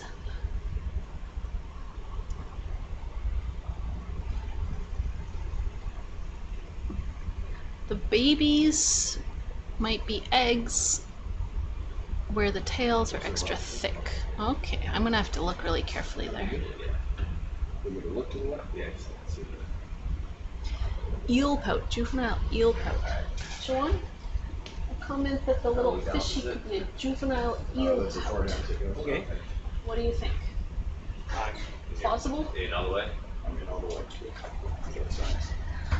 All right, we don't have a fish biologist with us, so eel pout is as good of a guess as that we have. That's what I was thinking too. Oh, Monica's back. She says she's thinking also eel pout. What would make the temperature of the fluid hotter? So basically there's a lot of complex things happening in the subsurface. We need there to be some sort of heat source, like a magma chamber, that needs to drive fluids and get them really hot, and then those fluids need to make their way all the way to the seafloor without getting cooled off, without getting diluted. So we need a lot of really good permeability pathways. So there could be some hot fluids. It could be that the whole system is now cooling off, that it used to be really hot and now it's just kind of waning out. So yeah, not a clear answer, but we'll see if we find some hotter fluids. Hundreds of babies in this economy. Definitely eel pouts. Yep. 7 is easier to get. The biologist, yeah. We actually have a couple biologists in the room now, so if you have more biology questions, we can answer, or they can answer.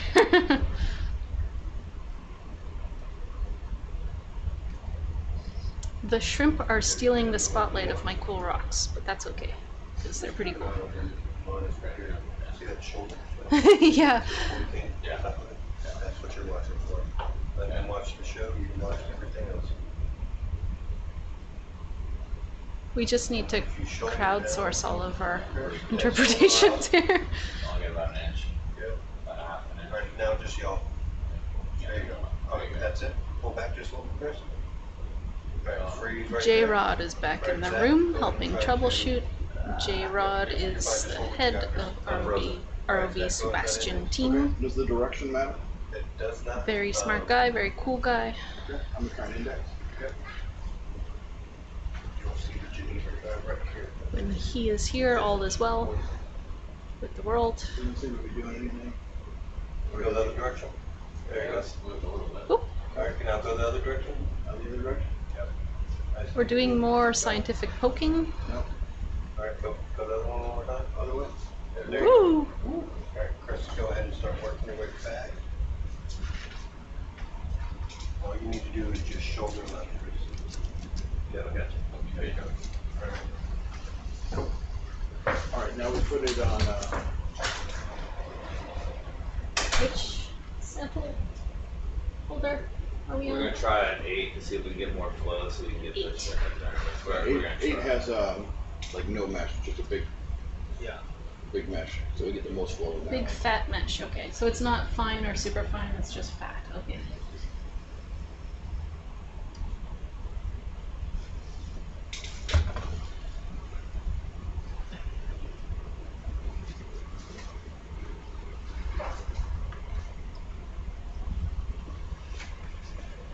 So it's just bio 1.5 for the sample, no F or SF after it.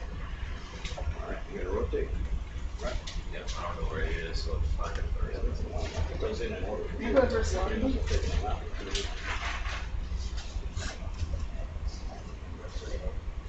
Was that 8 that this one got? 1. Okay. Sure. I'm gonna need more coffee. 3 a.m. Keep rotating. I'm trying, but It's stuck again. Deep sea robot surgery, yeah.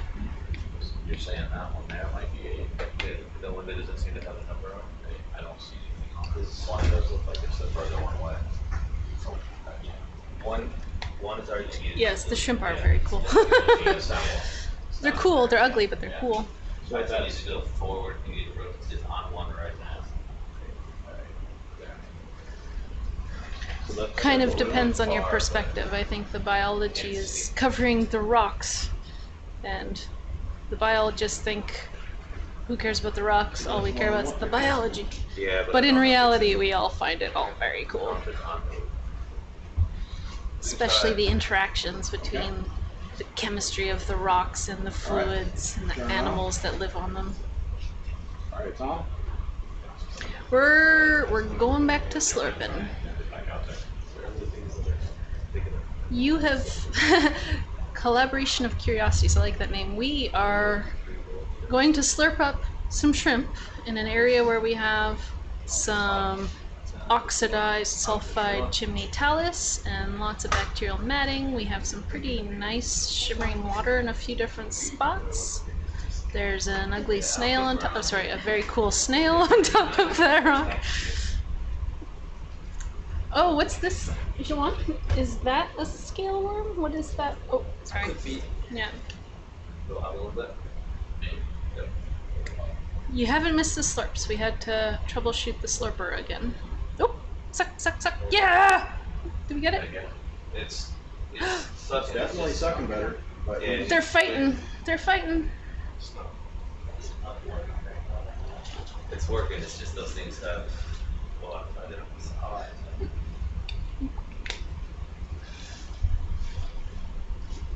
You just need to find the weak ones who can't fight as much. All right. You think you can get down a little closer, get a couple more? Alright. Watch out, just touch. Watch out? Yep. Poor Gary.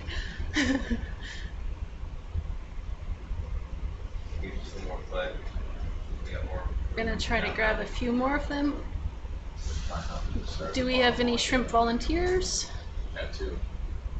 2 more. Got 2. Shrimp are notoriously hard to slurp. Yeah.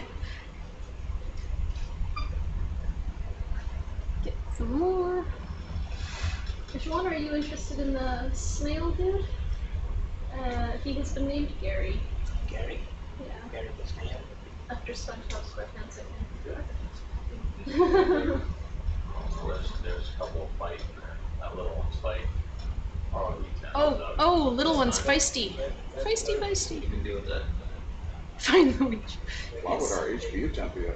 Because we're pushing so hard with everything right now. Okay. We got suction sample going, the arm going, your thruster going, keep it in place. Okay. If not, yeah, it's going to be like that. These guys are just having a snack, and then out of nowhere, they get slurped up by an alien.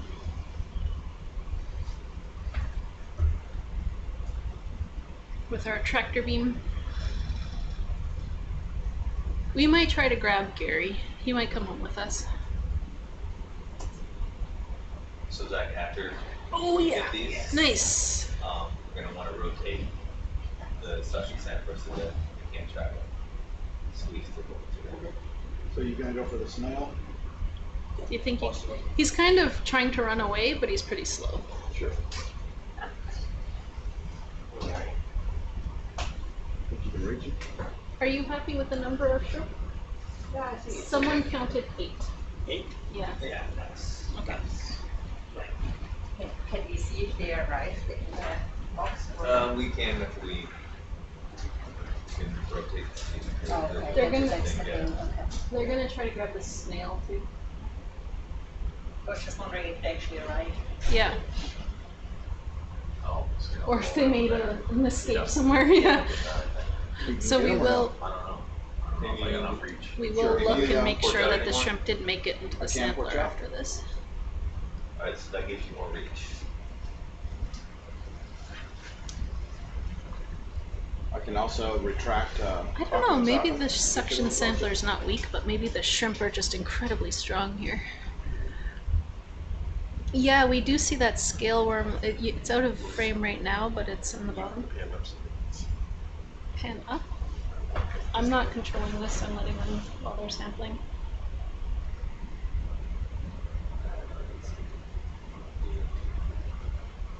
Come on. Yeah, as far as the suction, it's a balance to be able to get what we're going for and not suck so hard that it destroys what we're going for.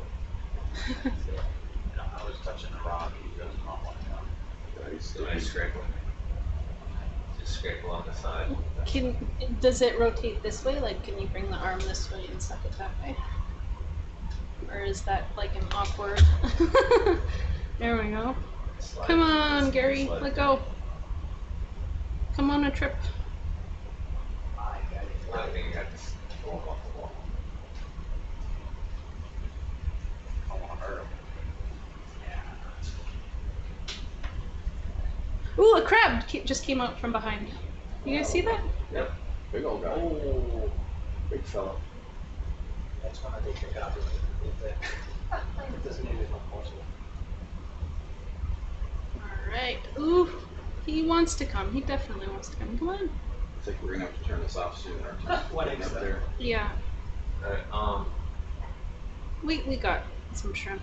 The snail was just bonus, I guess. can you bring report, Yeah. trail in? Yeah. Get off, get off. Oh, Ouch. It's in between 2 rocks now. So running the suction does increase the temperature of the system, and if it gets too hot, then we'll be in trouble. So we might just have to stop slurping just because of the temperature. All right, so if we can just zoom out and you can see there is just see on the walking what are you looking at? You see the crab is making his escape. There's the little scale worm down there.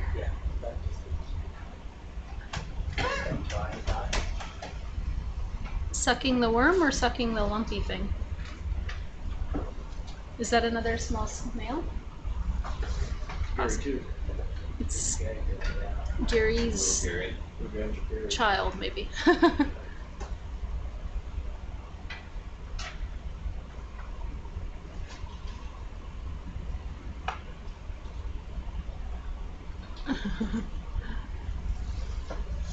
Precision sampling.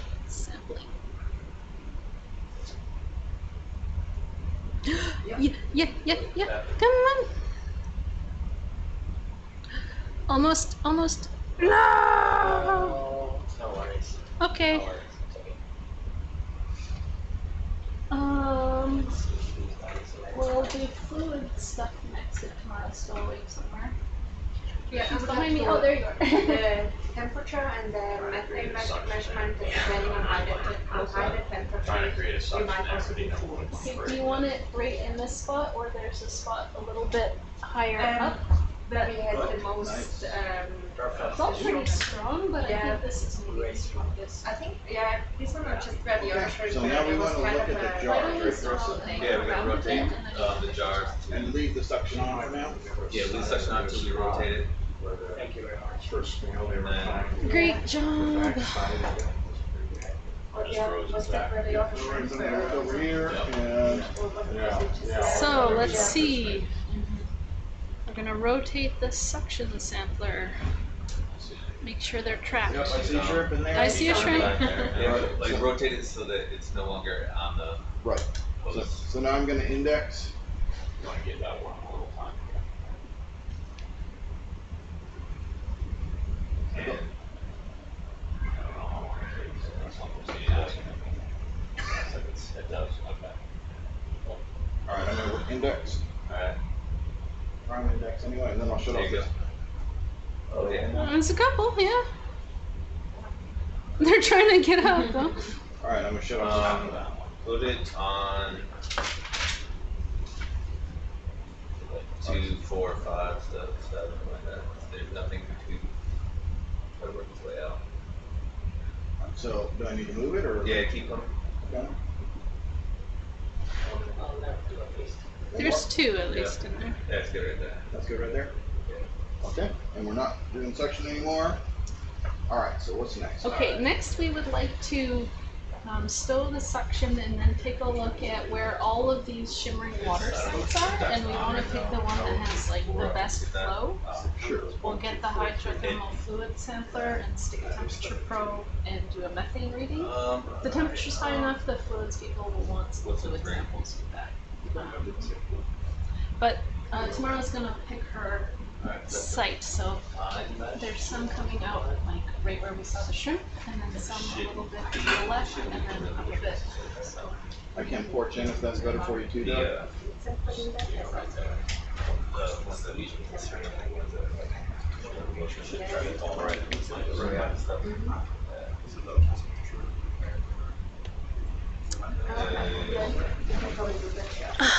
I think some of the shrimp were just stuck in the tube.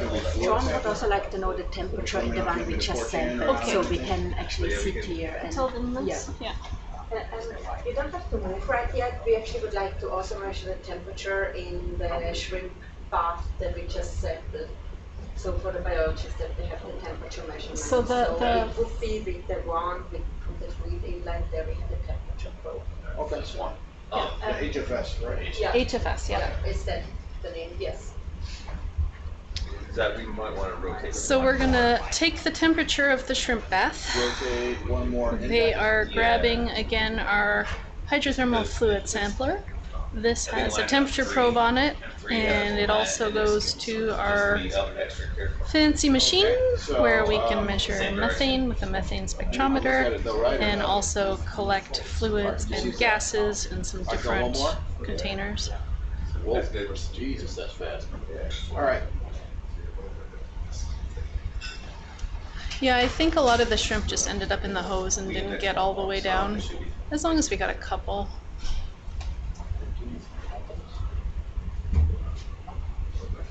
All right. Any guesses on how hot this is going to be? 5. 5 degrees is one guess.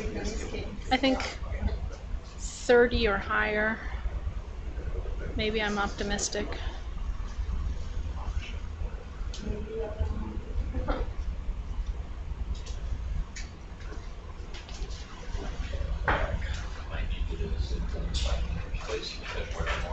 Sure.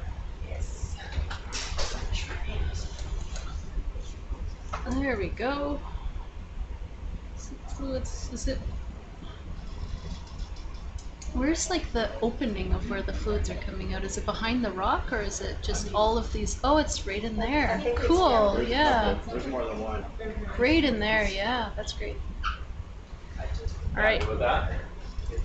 I don't need to go all over the Yeah, we're not quite in it yet, I think. Distortion on the actual one. Touching the rocks now. Poke the. They're definitely in it. You're in it? Yeah, you can see the wave on Yeah, there's no temperature yet. We're trying to get right in that shimmering water area without picking up too much sediment. It's pumping, I can see It's the pumping, yeah. okay. We're gonna take a temperature reading. It's not right. Can we go a bit to the right? And down a bit.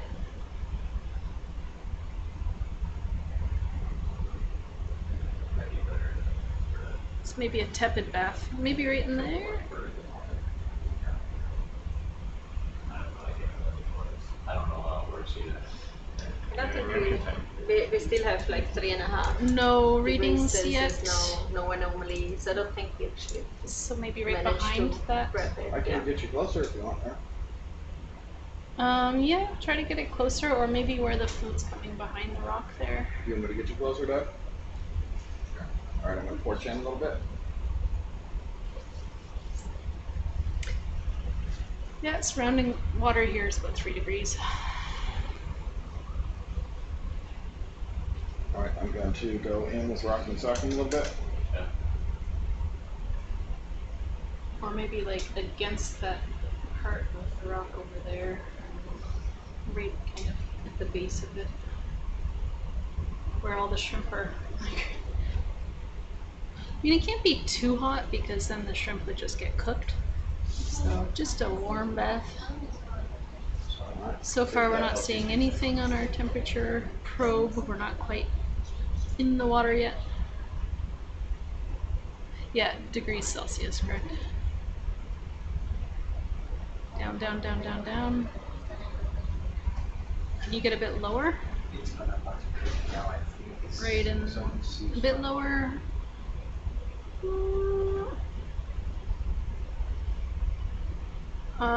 Anything there, guys? Nope. Even though it looks good now, actually, on the screen. And look, so maybe move towards us a little bit with the probe. No, nothing. Nope.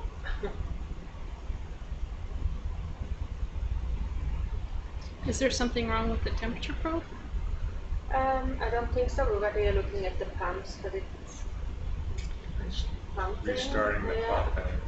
Okay, and what we have the exhaust there also. So. What about sticking it in right at the base of the rock on the left there, where the shrimp are kind of feeding out of? Like On the edges of the rock. No. Sorry, up. Oh, do you guys? Yeah. Where? So like right around there. Yeah, that left rock. Yeah. Maybe something in there. Looks like there's some little holes. A little further up.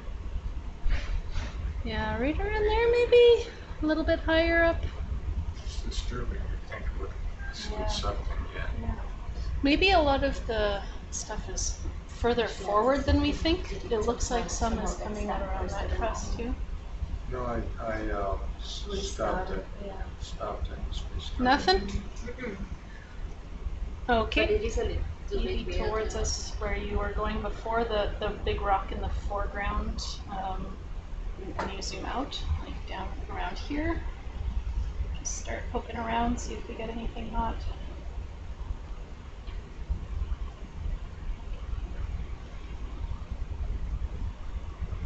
It's really hard because it looks like the fluids are coming from anywhere. It is hard, yes. Yeah. Yeah, it's probably further back.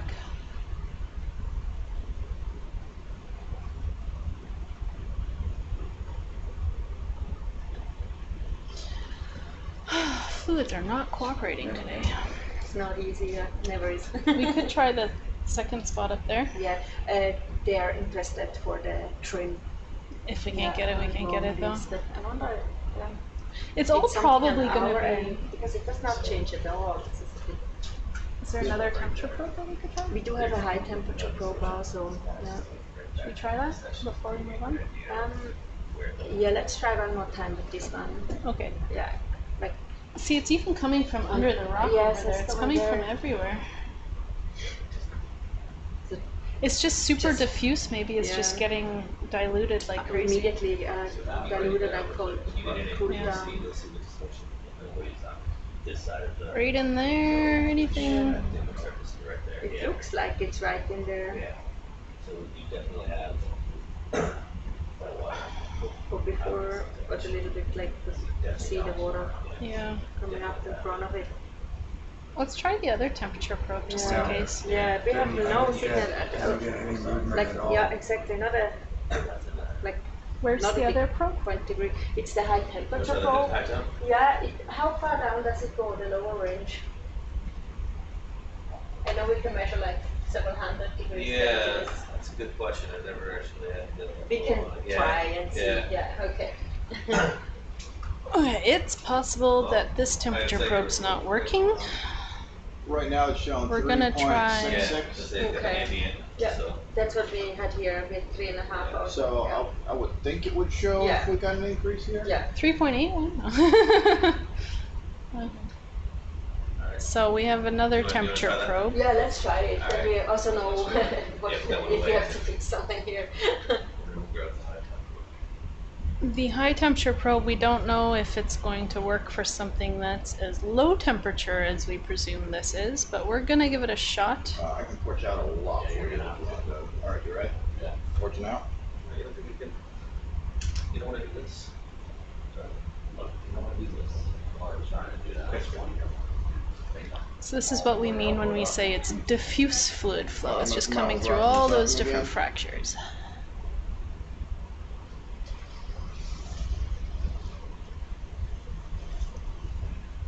All right, torching out a little more.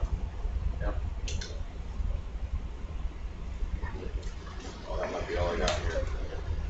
That's all I got.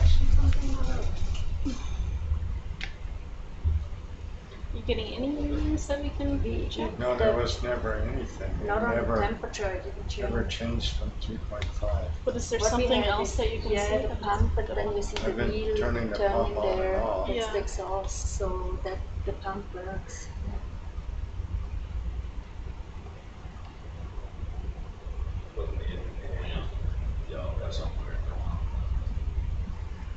Yeah, we don't want to push the probe into the sediment, that's for sure.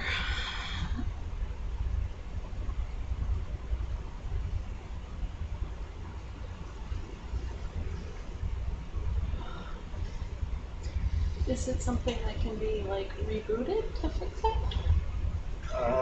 Looks like your handle is I gone could through reboot the whole computer. I sent wake ups to the phone just in case, but it was. It looked like it was nothing. If this doesn't say if it's more middle, then maybe it's. Yeah.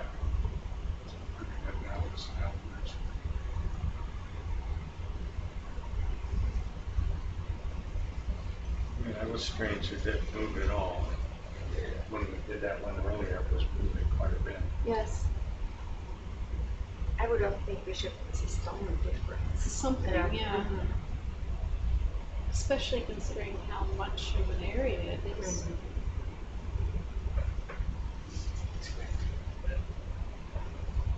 Oh, the handle's stuck in there, huh? Yeah, I was trying to work it out. Ooh. Look at how good these guys are at manipulating these things.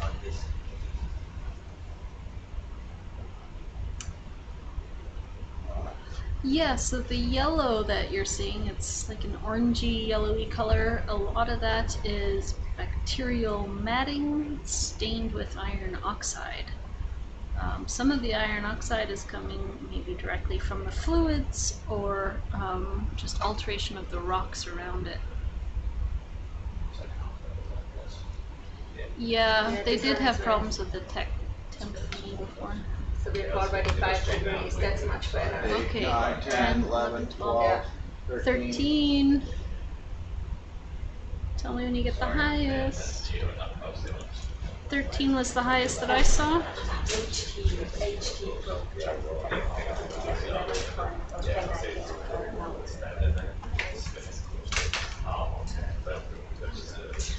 Everybody happy with that? 13 was the highest you saw? Yeah. You want to stay on the surface? You know, Do you want to try to probe the other little site up there, maybe tomorrow? Yes. Can we stick the probe up there? Do we need to get closer, or can you reach? We'll try, I might have to. It's a long probe. What's that? Yeah. Yeah, it's like this. Yeah. Another you gotta keep going. question There. is to do. I think it's starting to come up now. Okay. Keep going.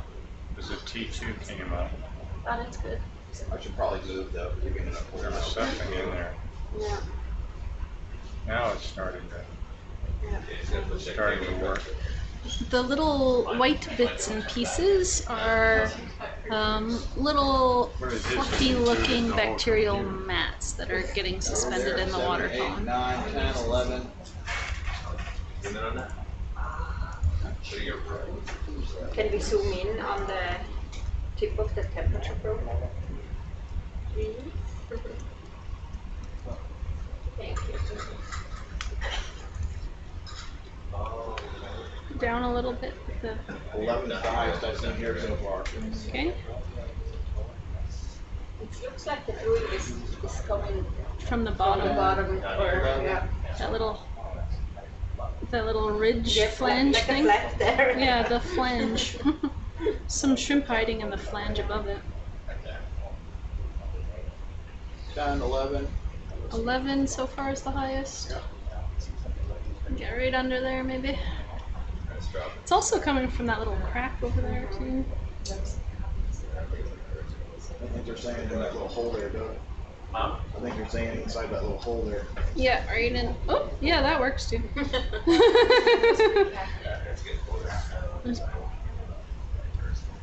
So this probe we don't sample fluids through, so we can kind of shove it a bit Because more now it easily. looks like it's going. Working, okay. Yeah, it's fine. There you go. 14, 16, 18, 20, 23, 27, 30, 35, 41, 45, 50, 52. Oh. That's actually 56. okay. 56, nice. Oh, 58, 60. 61, 61. Well,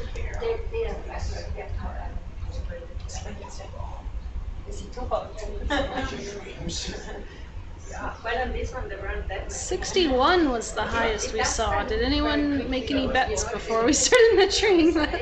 put it down very fast. So the gradient is quite high. But yeah, it's up. Yeah, and I've been processing it.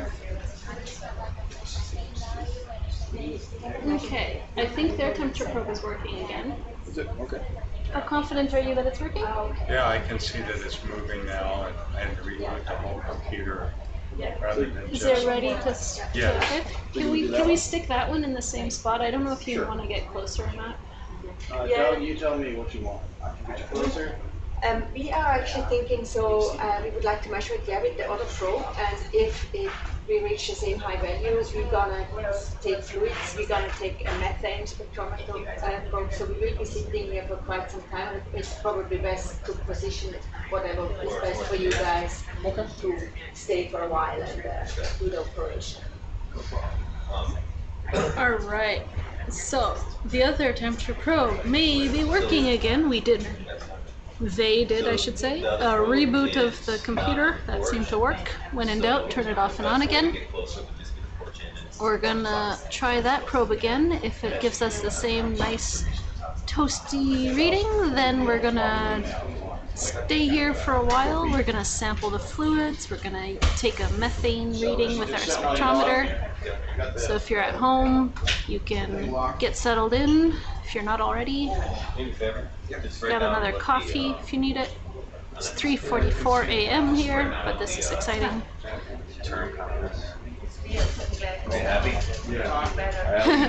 37 is pretty good bet. Anyone bet higher than 37 degrees? I thought it'd be around 50. I feel vindicated.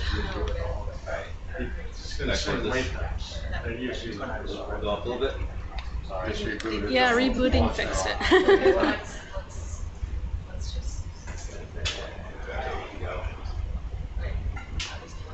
Kind of warm in here, huh?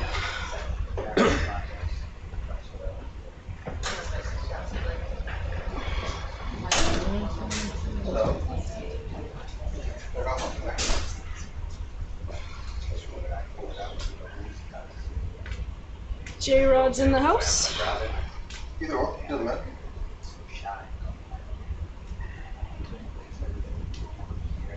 What's that?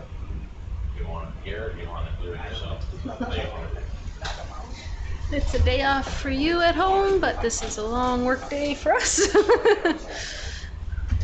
Hard to complain when the work is so interesting, though. Started this dive at about 2 p.m. and it's almost 4 a.m. Still going strong. Temperature above us, and depending on the situation, take a Ooh, early morning viewing. Breakfast in a nice event. Well, the way the temperatures are high temp flow, but if they're high temp flow, it's just the same. So I'm sure it is. I believe I might have liked it. Come out a little bit. Okay. Just a second. I think it is a little. Filtered and unfiltered.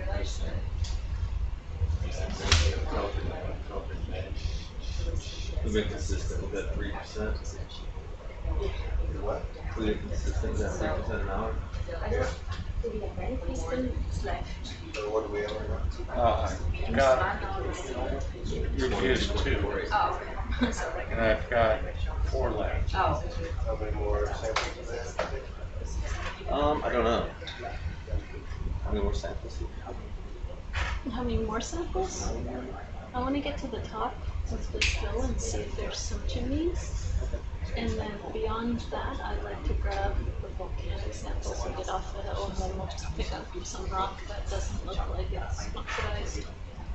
And then store it, and then if you want, I mean, at any point if you need to go up, that's fine. We'll work right now. I'm going to torch in and rock and sock them and give you a little closer to our goal. Show me the goal.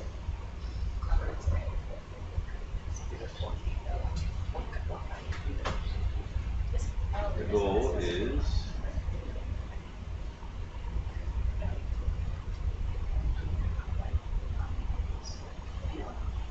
that area right there where you can see this.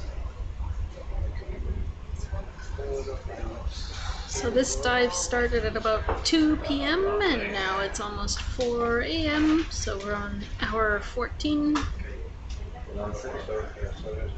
I've been up since 10:30 a.m. running on coffee and scientific excitement right now. Alright. Torching in.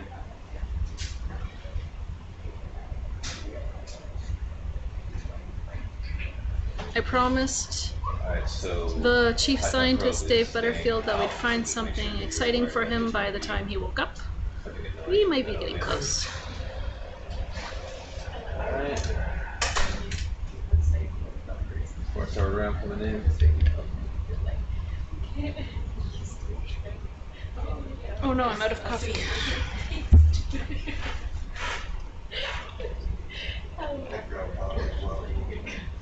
You might be able to get there, just keep an eye on H1 for me. Yeah, host. Yep, you See got how much of a loop I got? Mm-hmm. Okay. Yep, you good. Right now. There we go. Is it working? 4.2 right now. The temperature. Okay.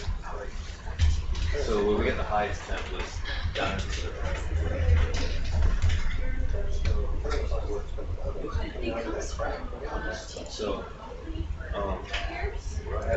like it's right here. 4.5, 4.6.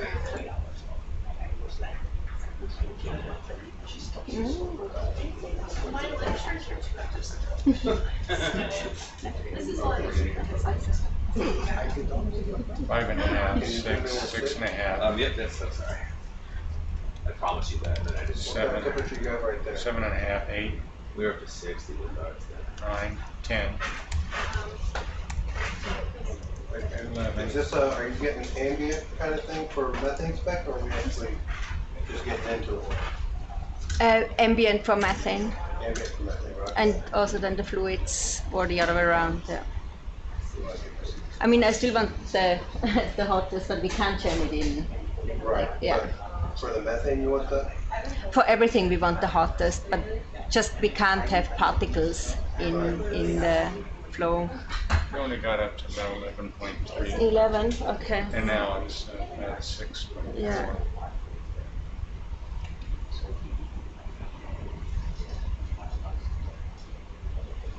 And we were this high off the ground? 9, No, we were out. 10, 11, That's how 12, 13, what temperature you got there? 14, 14, 14 degrees.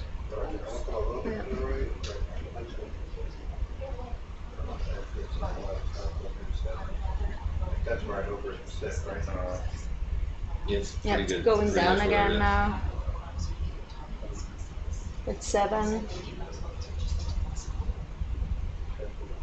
6. It looks like I'm falling over at 6. 7, yeah. Back up again. There's a big crack down here. Yeah, this, we had 14 again, yeah. Okay, I'm gonna check this spot right here, because that looks like a pretty close Yeah. spot.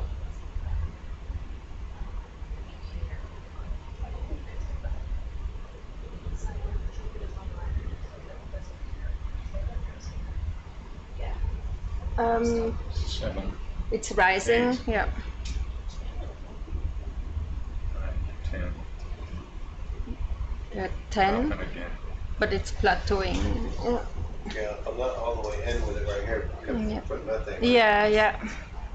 So it was hotter when I was further away from us? Yes. In that other area? We had 14 was our max, and right now we are back at 11 actually. All right, I'll go back to that area that had Yeah. a little bit hotter temperature, right back here.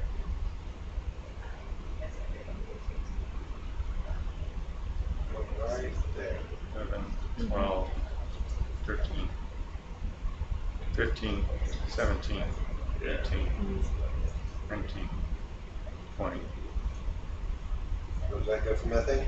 I think so, yeah. All right. I'm frozen right there. Yeah. For fluids, it's okay. Yeah, it's 21.9.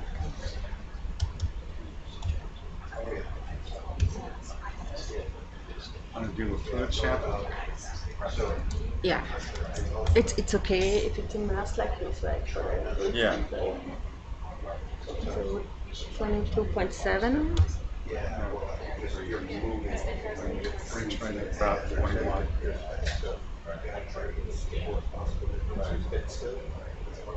I don't know.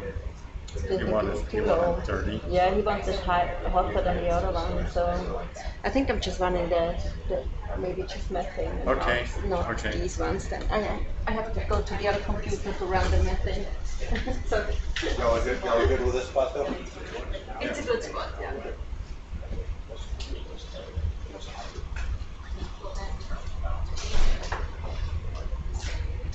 Yeah, came back up a little bit. Came back about.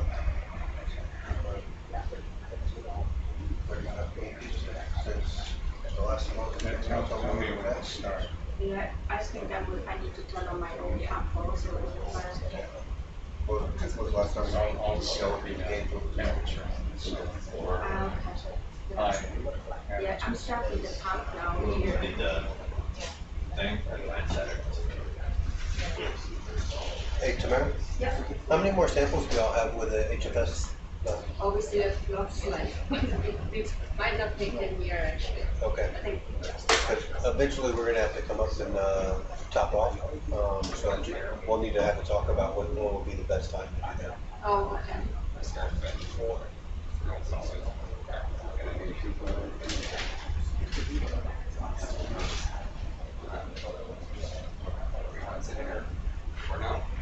Y'all been having fun here? Here's around 20. Y'all catching strips? You say 1.5? Yeah. Still swimming. Just sort of starting. No, I've just asked now to get it. I Just started?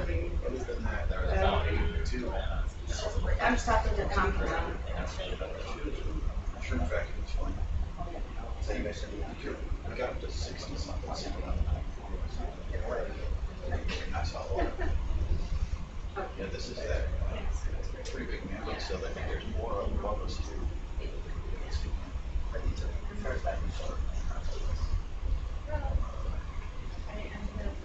It's not upset.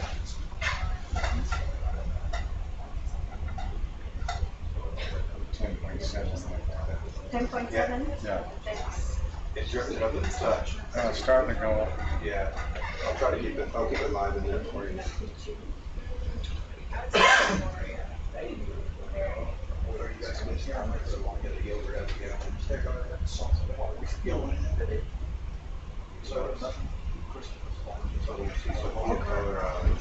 little discolored yellow. Yeah, later on this morning. She can bring me the water here first. Oh, you're supposed to come here. Yeah. And that was key. Did it get back up or? Yeah, it's sitting at 15 degrees. Starting to drop a little bit now, 13.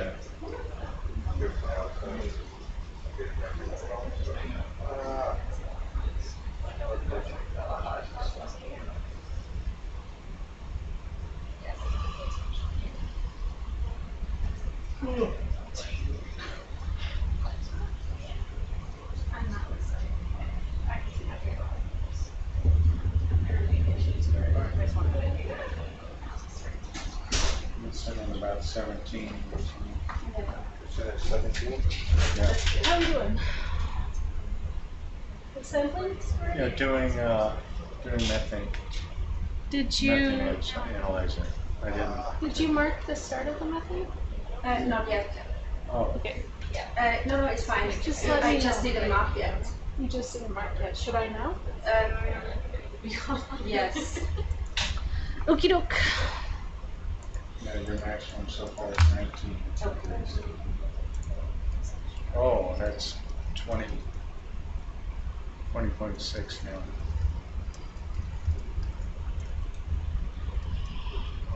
Oh, man.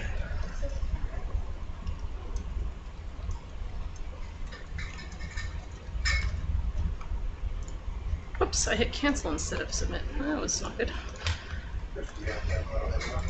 I do.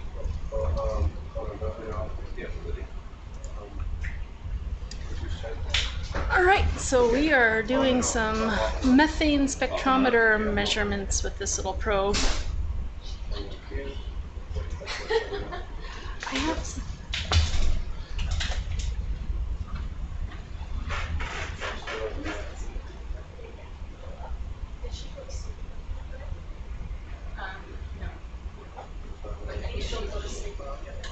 She's gonna try to stick it out.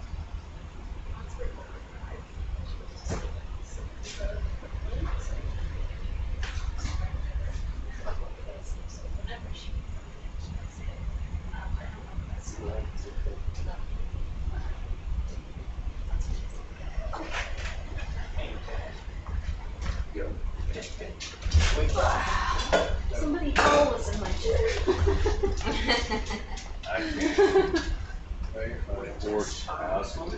In there one? Yeah, that's stuff.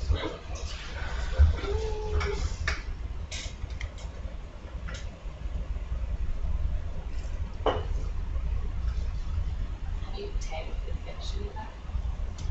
This species following us. Wow.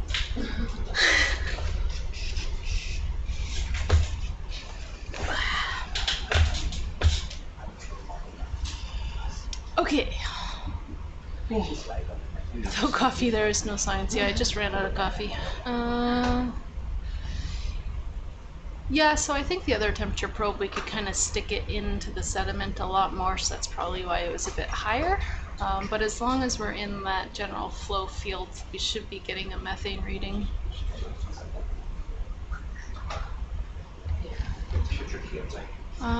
Some talk about a worm. Which worm are we looking at here? The one on the bottom? Just looks like a tube there.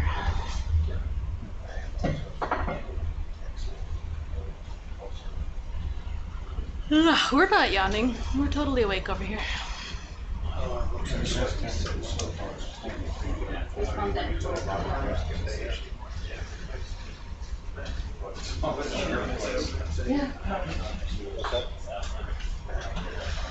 Alright, so this submarine robot, it's a remotely operated vehicle. It's on the seafloor, and there's some pilots sitting next to me. One is flying the vehicle and the other is operating the manipulator arms, so it takes two of them to run it. We are currently at a depth of 1,964 meters below sea level on the top of a flat top volcano where there's lots of really cool lava flows and some fissures and fractures of the rock, and some areas where we have this kind of warm, I would call it low temperature venting, where we have this shimmering water. In these areas we're also seeing some broken pieces of old sulfide chimneys. So these chimneys grew a long time ago and then broke off and now are just oxidizing at the seafloor. We haven't seen any really good black smoke, although some of the chimneys were still standing. They still seemed pretty old. So how far away is the ROV able to go from the ship? There's some scenarios that can make it different, but I've been about 250 meters away. Mm-hmm.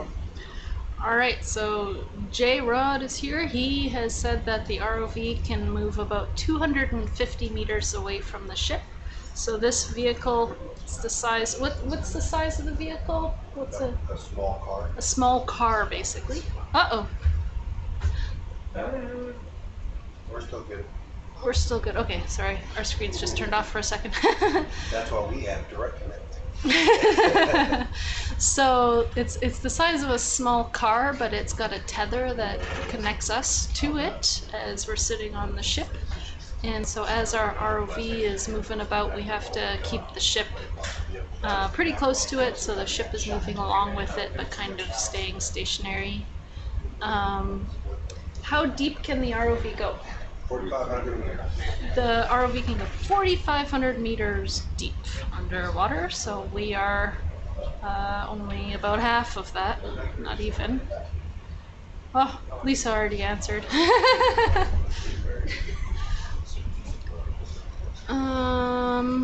Any other questions about the ROV that the ROV team here can answer? Away is correct, yes. Not down.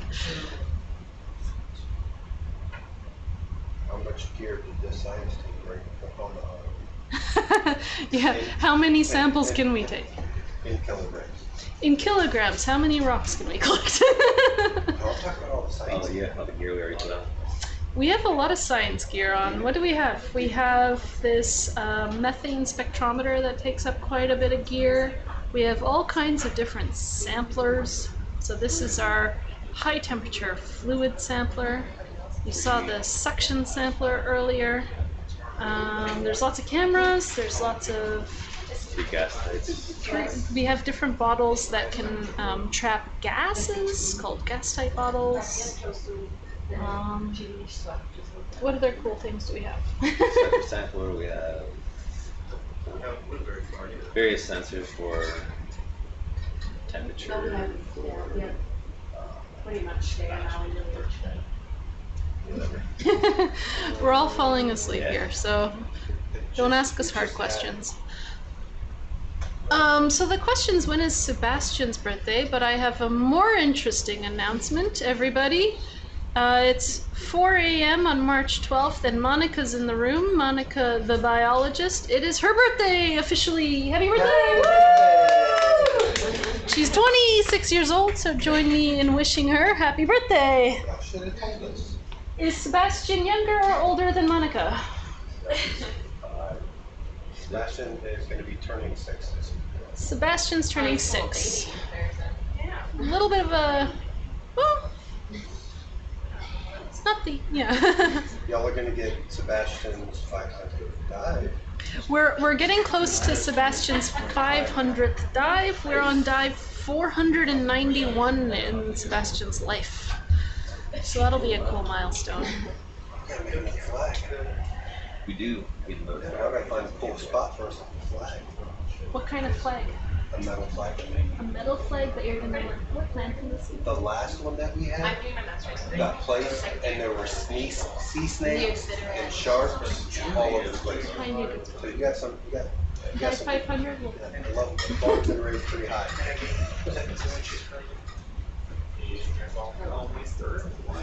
My definition of cool might be different than your definition of cool, though. Well, I mean, you give me something that looks like Lord of the Rings, that's geology preference person myself, so I trust you. Okay. Yes, it's hard to write. What kind of, what kind of watershed? The internet is wishing you happy birthday.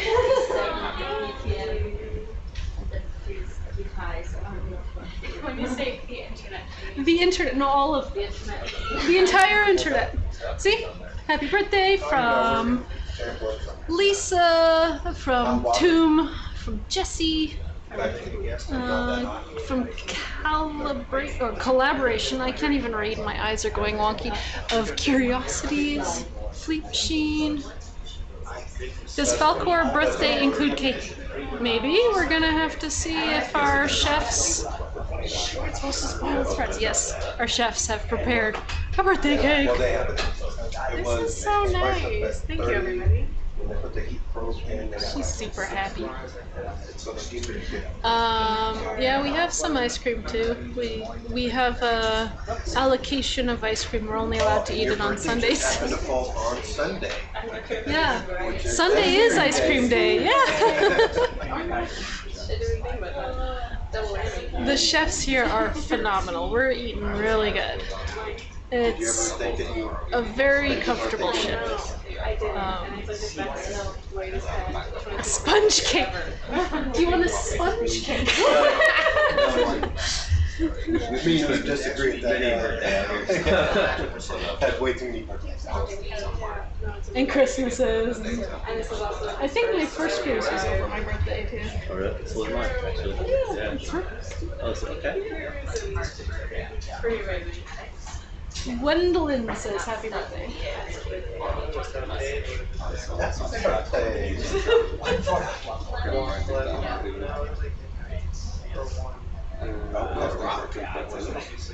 We got a rock sucked into the spectrometer. How are we doing tomorrow? Still on it. Still looking good?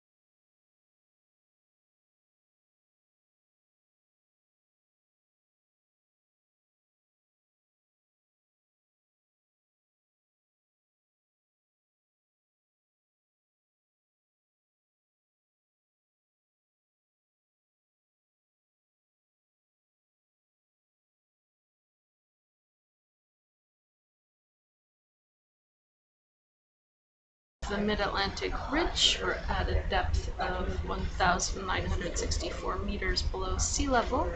We're on a pretty large volcano.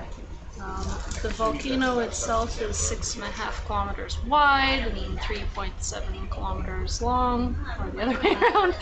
It's 4 a.m. our time on the ship. This volcano, it's pretty tall. It's 1,800 meters above the surrounding seafloor, and at the top of it, off the summit, it's pretty flat, so we call it a flat top volcano. We've been seeing lots of cool lava flows, lots of sediment on those flows, so they're probably pretty old, and these flows have had a long history of being faulted and broken apart and fissured. I think we're going to do the rest of our samples here. Rest of what samples? So we have a large volume cylinder and then 2 RNA filters, but really we just need the cylinder mainly. Okay, so he's going to take his, I mean it's not pumping yet, so he's going to take his filtered bag, and then we can do the cylinder and what's the other one? We have 2 RNA filters that are 14 and 15 on the HFS. So, because if we're only going to be down for 2 more hours, then we won't be able to get any samples, basically. Yeah, we're not going to be down. We're on hour 14 already. Scout or something over there. I restarted several times, so I think I'm just going to move If we down need to go up sooner, we need to go up sooner. step at a time, see what happens. 50 hours, I think we have to iterate and check it out. So, cylinder, hold on, I just want to note down what's coming up so that I don't miss that. One HFS, and then the other HFS I just did is that one just to make sure. RNA filter 1 and 2. So those are actually going to be ports 14 and 15 because we used 12 and 13 on Because it won't take us long to top off. It's not a question, it's up to you guys. If you want to just stay right here and then come up, do what you have to do, and then come right back down. If you want to stay in this area, it's up to you. We might do another entire dive, but it doesn't necessarily need to be right away. It would be good to press, but that'll be Dave's call. As far as our side of things, we should be ready to go back in pretty quickly. So. Okay. If we can't get these, then that's okay, but really we just So I think previous, yeah, so I I think we can't called it move RNA down. F1A and F1B. Just as the samplers And so I'm aren't going ready. to call this F2. A and 2B. You can't even find the right hour thing, wake up. Oh, one. Oh, sorry, I missed the little number in here. So I'm just noting these down, and once we collect them, then we will. That sounds good. The cylinder is port number 9 on the monitor. I know, I just can't move the valve. I need to be ready. The quality of the cylinder is port number 9, so honestly, if we can get 1 RNA filter in the cylinder, that would be beautiful. But if we can't even get 1 RNA filter, then just the frame is just not. We'll do the cylinder first then. Okay, and then depending on if they have to come up or not. It doesn't sound like it's a rush, so we're going to do Like that house and what you are. Like you're just gonna bust around like filter crazy. A, then we'll do the cylinder, then we'll try the RNA filters because it's all through the same thing, and then we're going to try to take the missiles. So. Okay, that's perfect. Yeah, because I actually don't need black smoker fluids, we need the reduced fluids, and so if we continue, leave this spot, find a black smoker, everyone's interested. Probably not going to find black smoker, but we're probably not going to go to another diffuse learning spot for sampling before we have to come out. Oh, yeah. So I'd rather just do this, finish it. We have that information all the way in place. Okay. Great, perfect, thank you so much. Yeah, I got you. Just right click, just tell it to right click. That'll work. Any point somewhere to go. Marker and click. Well, and you want to do their thing, you can come up now and just come back here and just dive. Have some time to. Yeah, if I initialize the whole thing, I might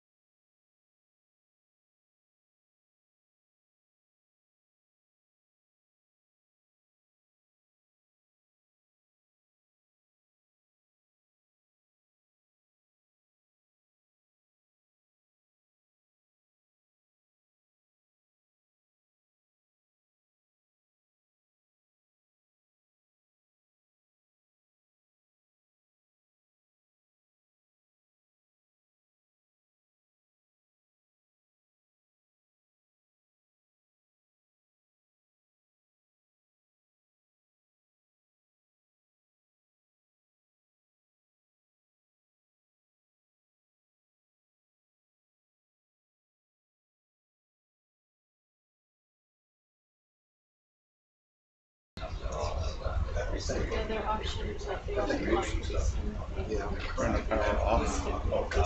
start the next time. And the carbon comes this way. We can even drop a physical marker. We're on that pimple shape thing. I'll show you. You're on the what? We're on that target that we located originally. Oh, the big We're on mound is the chimneys or tall chimneys. So far we're kind of right on the side of it still, I think.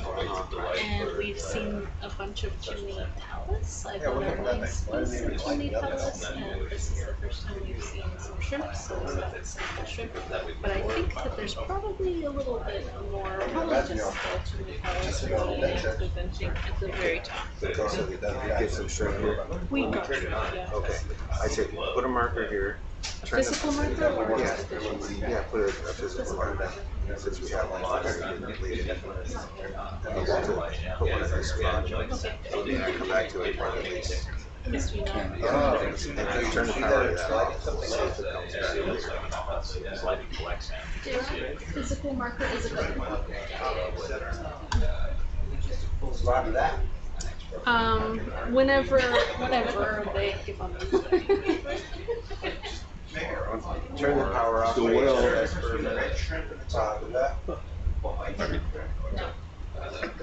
She said that they're gonna do all of their sampling here as well.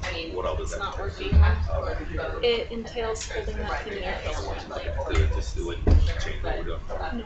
It's the same machine, just different. Different tubes. Different tubes, so it's just Yeah, if they can get it I'm running a little working. low on magic juice. If it's not working, we might jump to the disk and we have a marker maybe come back here. Let's see.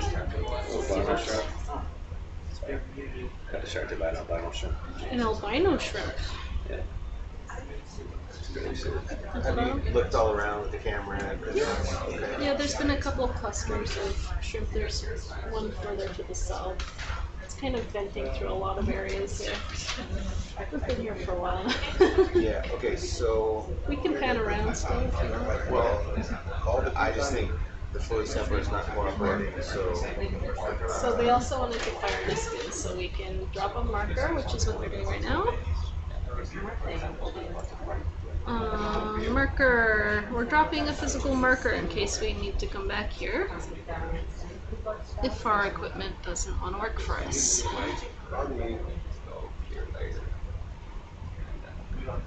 What's the number on that one? Looks like 280, but I will confirm. Cool. So this marker has a little floaty tag, so that when we're 2-8. Yep, 280. Okay.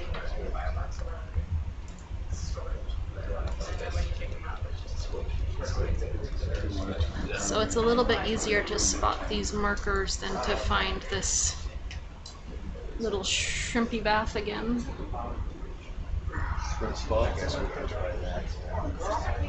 Ooh, it's climbing over.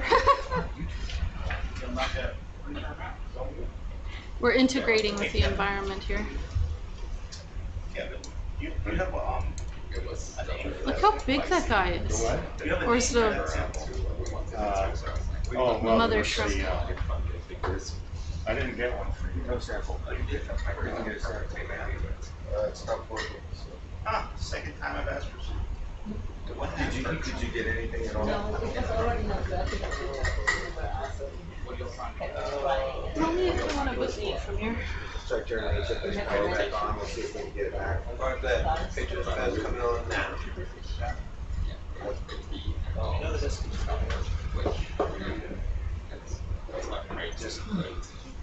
Just let it sit for a minute or remember. Close the line.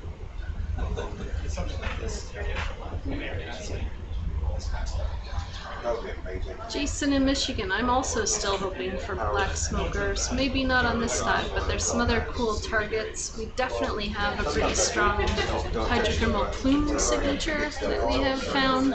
The question is whether or not we prioritize continuing to dive here versus exploring to the north while the weather is good to try to find these alkalic carbonate chimneys like the Lost City field. So we will see what our chief scientist decides for our next dive.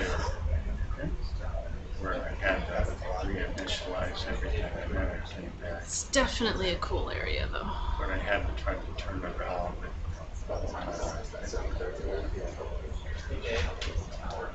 I know. Yeah. But I like these.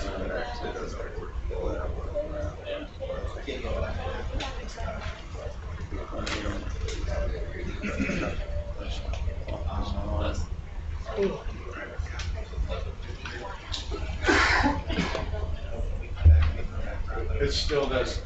It still doesn't. Okay, let it.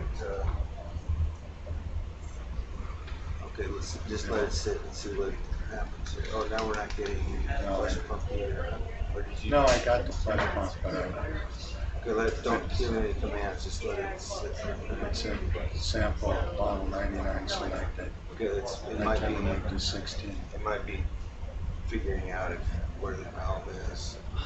If it is, it'll come back in a minute. Yeah, you're hearing a lot of noises in the background because people are working on troubleshooting. There's a lot of conversation about that. More people have woken up to come and help the troubleshooting and see what we're up to. And a lot of planning for what to prioritize next. So if you're hearing a lot of chatter, it's just everybody planning and trying to figure out our best move going forward. So the ROV team is taking a nice break, just hanging out here while we try to figure out our stuff. Whatever, I'm hard at work. It's working. It's working! It's working! Woo! Alright, so tell me when you start doing a fluid sample. You're going to do the filter bag 16 first? Yeah, it's Hey Dave. temperature's gone down quite a bit. Yeah, you want me to come to the right a little bit? I'm a little bit out of low. Yeah, it's at 9 degrees. Alright, try that. Alright, the hydrothermal fluid sampler is back online. We're going to try to get right back into that flow.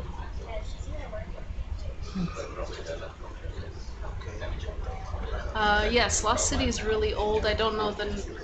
It looks like the shimmering water leaves as soon as you get there. How's that? How's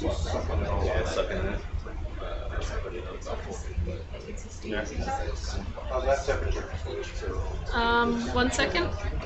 Well, we're at 21. We're at 21. Yeah. It's okay. You want hotter than that, or are you happy with that? Happy with that for now. Go with that. Let's just let it sit there for a second.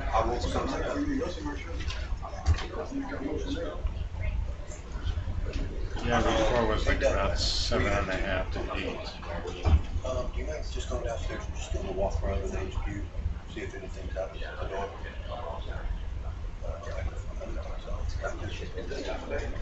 Yeah, just do a walk around, just in the HQ. Okay, well that looks good. Okay, we're good. Okay, start sample. Hold steady. Fluid sample start. Is it weird that, like, because you shave your beard, I just noticed like you have a face protection? So this is still filter bag 16? We should probably take it on.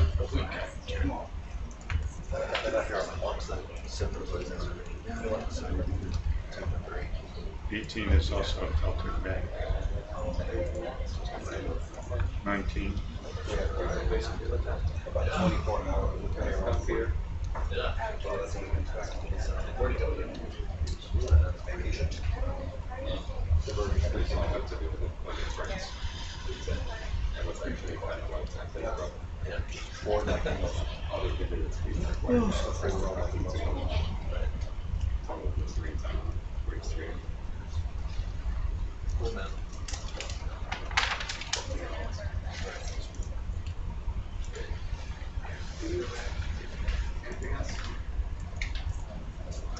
Alright, so I have some information here. I need temp max, temp average, pump volume. Yeah.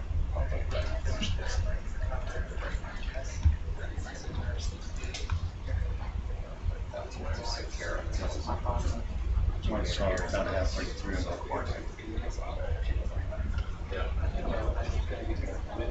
Trying to figure out what everything is. I'm surprised. No, it's down here. Okay, so that's the petroleum temperature average. Okay, I see. Don't the sample Also jars has such similar in the main lab? Suction sampler for the biology team. Yes, I'm gonna have to ask the crew in the corner there. The shrimp is like, let me get in on that. Is it still going up? Yeah, 20, 24. Mm-hmm. We're gonna do another bag after this. Okay. I don't know if they want a large volume sample or not. I don't think we have time for that. Okay. They want a sample of the cylinder at minimum. Large volume. The 4-liter cylinder. At a minimum, plus RNA filters if you have the chance. So, do we have time? Yeah. I mean, they're gonna pull up soon, but it doesn't sound like they're in a rush. Okay, so that sample's done. Okay, hold on. What is the best volume? So, 453. Max temperature is 24.4. Average 21.5. 21.5. I'm going to go to bed 19. Hold on one second. Okay, so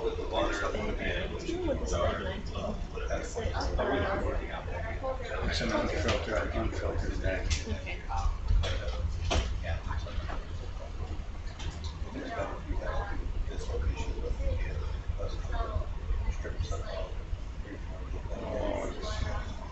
There we go.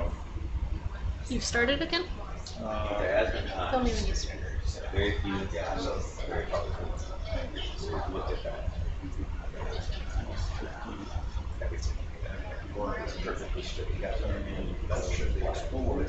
Start it. Got it.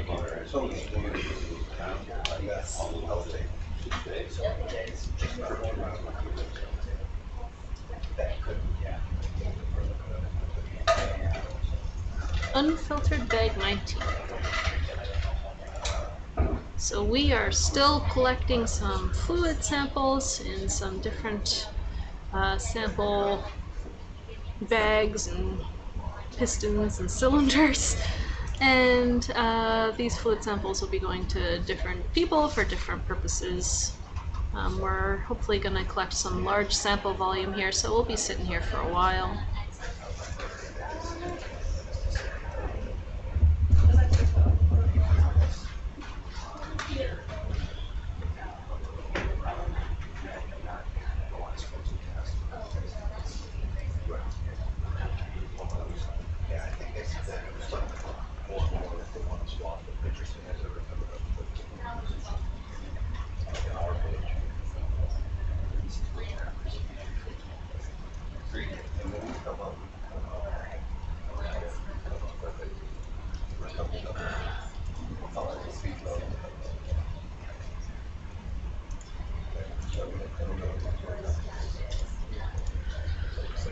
Okay, our pump volume 458. Halfway there. So we're halfway there. Yes, and also that's why I wanted to put that in. Have a look at And then after this will be the cylinder. Yeah, what position is it on? Port 9.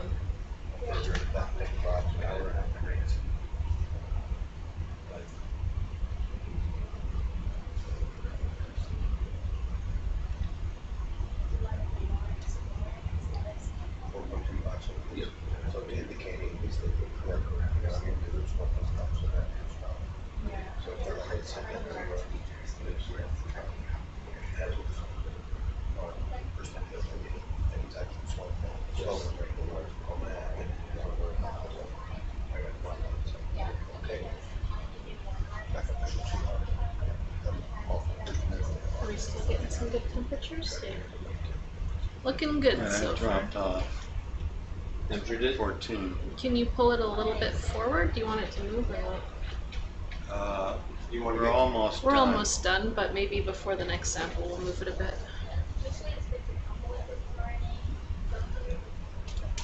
Starting to come up. Well, 15.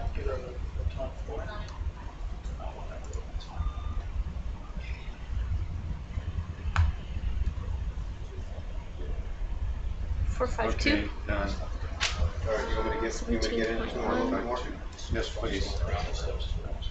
3.9. Cool. 23.9 average.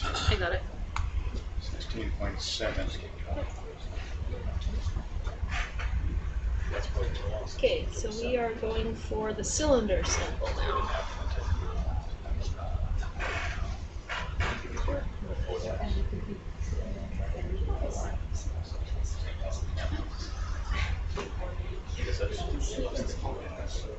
That's number 9. Yeah, no, I just needed to close out those other ones.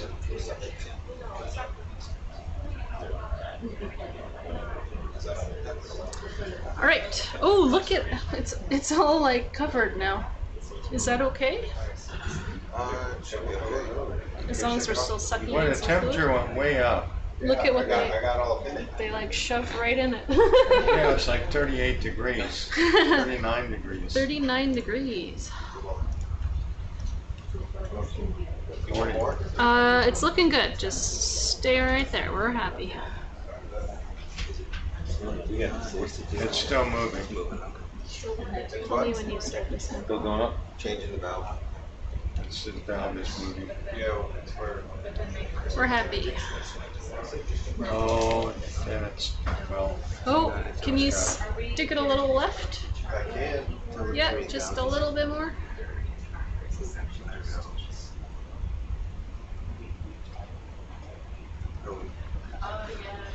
Temperature looks good.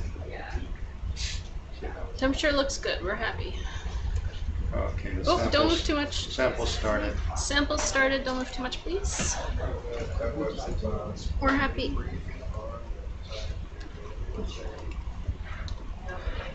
Oh, it just dropped off. It dropped off. Yeah, he moved a little bit there. He'll get in there.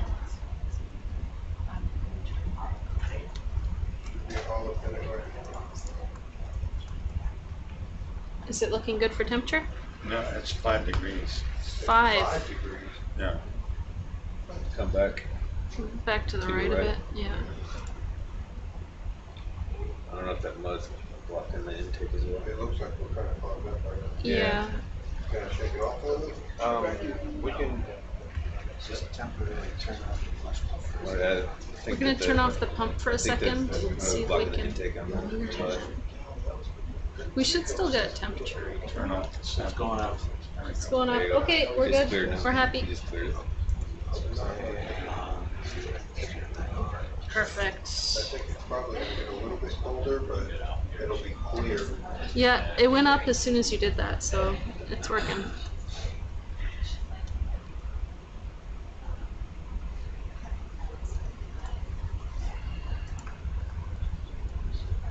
That's about 10 degrees. You want him to get lower again? Yeah, lower was where it was hot. Right, yeah. Yeah, go where it was hot. Yeah. Tell him when it's good. It's still dropping. Still dropping. 6.0. How's that? Poke further backwards, maybe?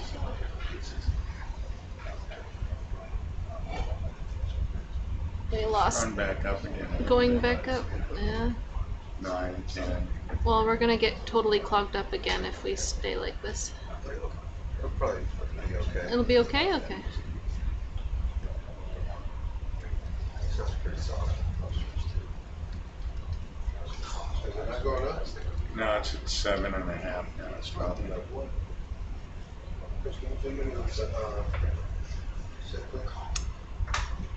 Yeah, we're trying to get the probe in the place where we have the hottest temperatures. We had some really good readings for a while, and then we kind of lost them. So now, now we're shoving the probe. 16. 16, we're getting hotter. 20. When in doubt, just 22. 22. Well, it's still going up. Okay, that's good. We're happy. 38, 39. Trying to really get in the hot hydrothermal fluids. 32. Current temperature 32. Still going up.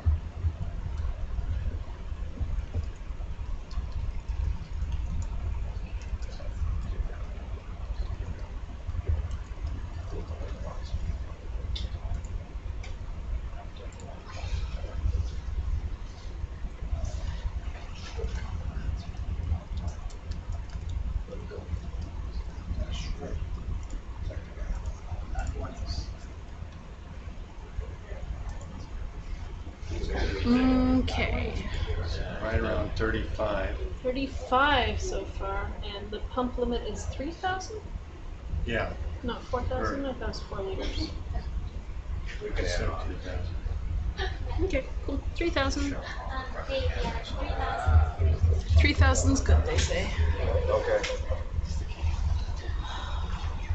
Where do you read the current temperature from? Ah, there. 37. 38.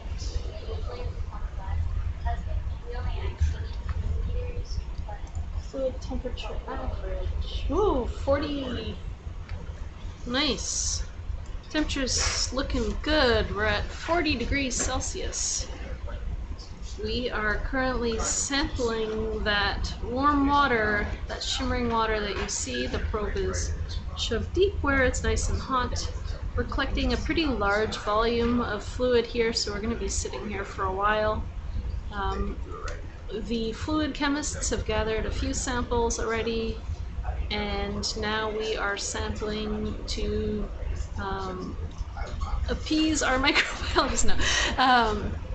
Our microbiologists are going to look at all of the microbial communities that are living in this warm water. They can even do RNA sequencing right on the ship, but they do need quite a lot of fluid volume in order to do that. Yeah, there's a lot of this very light orange colored material that we see. That's all iron stained bacterial mats. We do see some shiny rocks in the back, those gray areas. That to me looks like some sulfide minerals that contain zinc sulfide called sphalerite. In this area we see a lot of old dead chimneys that are all oxidized and weathered at the seafloor. We haven't seen any really good intact chimneys, no black smokers yet, but this is pretty cool. These diffuse areas are at the right temperature for a lot of microbes to live. If it gets too hot, then it's more challenging.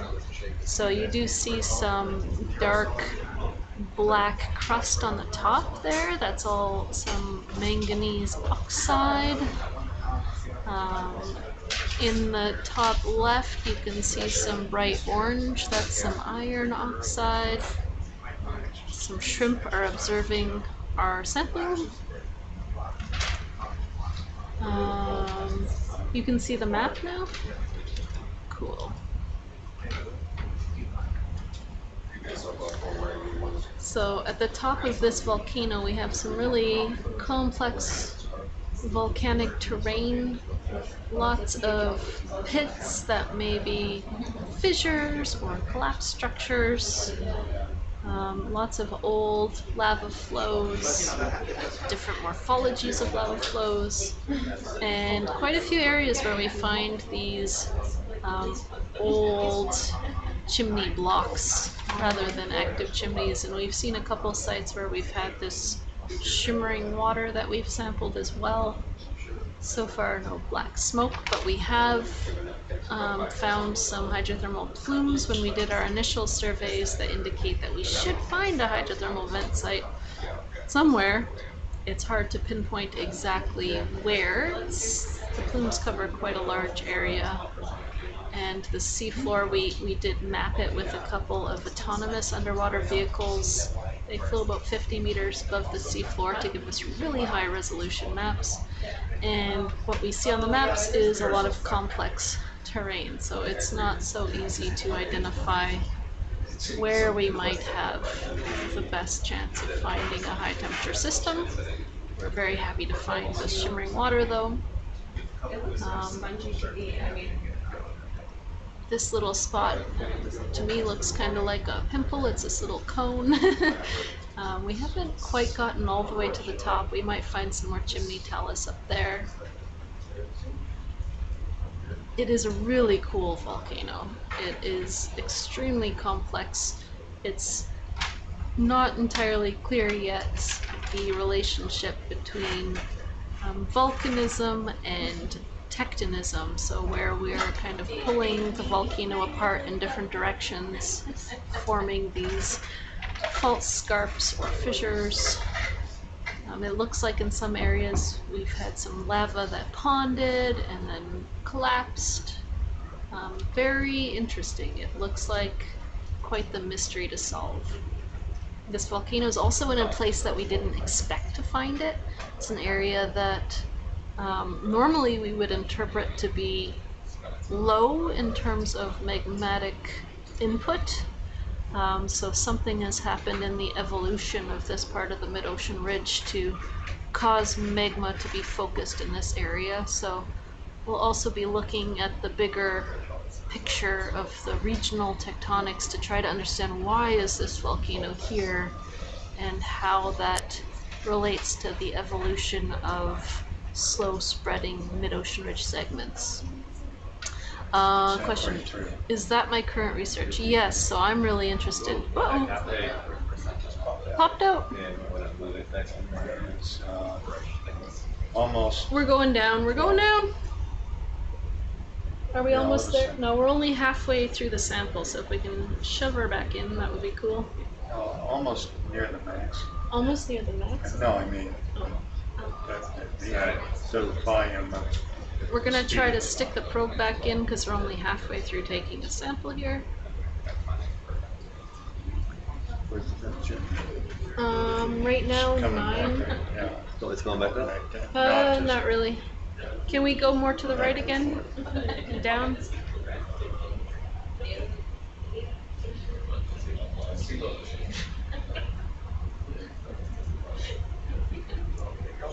Show the right of it.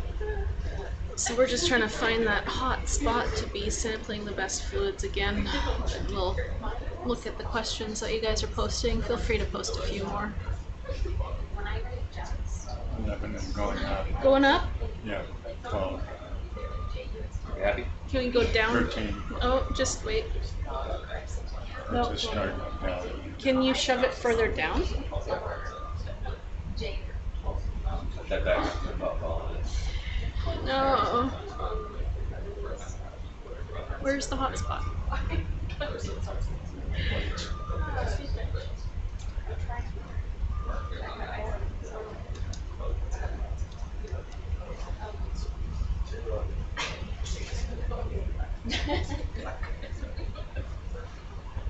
What are we at? 6? No, we're out of it, man. Oh, right there, maybe? That looks good. Going up yet? 8, 8, 9. 9. So you're right a little bit. 11, 12. Yeah. Yeah. I'm trying to find that sweet spot again. Oh, it has to go. Yeah, we retreat to the top. Yeah. We're going there. I think that's maybe as warm as we're going to get for the rest of the sample, though. We're, if almost convenient, you could also just fire the instruments right now. We have to let go of the probe. There you go. All right. we'll do it. It's a right arm, left arm issue. Yeah, it's a right arm only operation from distance. Okay. Cool. Okay. Trying to stay in this hot spot, so I'm a bit distracted. It looks like it's getting clogged up again too. Can you knock? No, probably not. Probably can't knock it off. That might be why it's cool, because there's so much debris on the intake. What's it at right now? 5. Yeah, we'll try to clean the edge of the tip off and see if we can get it. It's only at 5 degrees right now. Yeah, there they go. They took the tip off. Now we're gonna try to keep sampling here. I stopped the flush pump Stop the flush for a pump. short period of time. They got the debris off.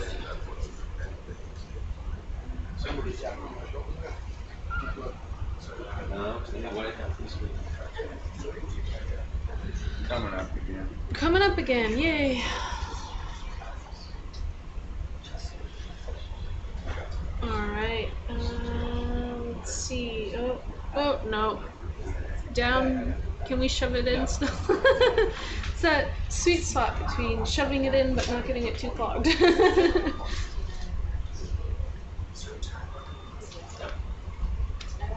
Alright, Very strange sample.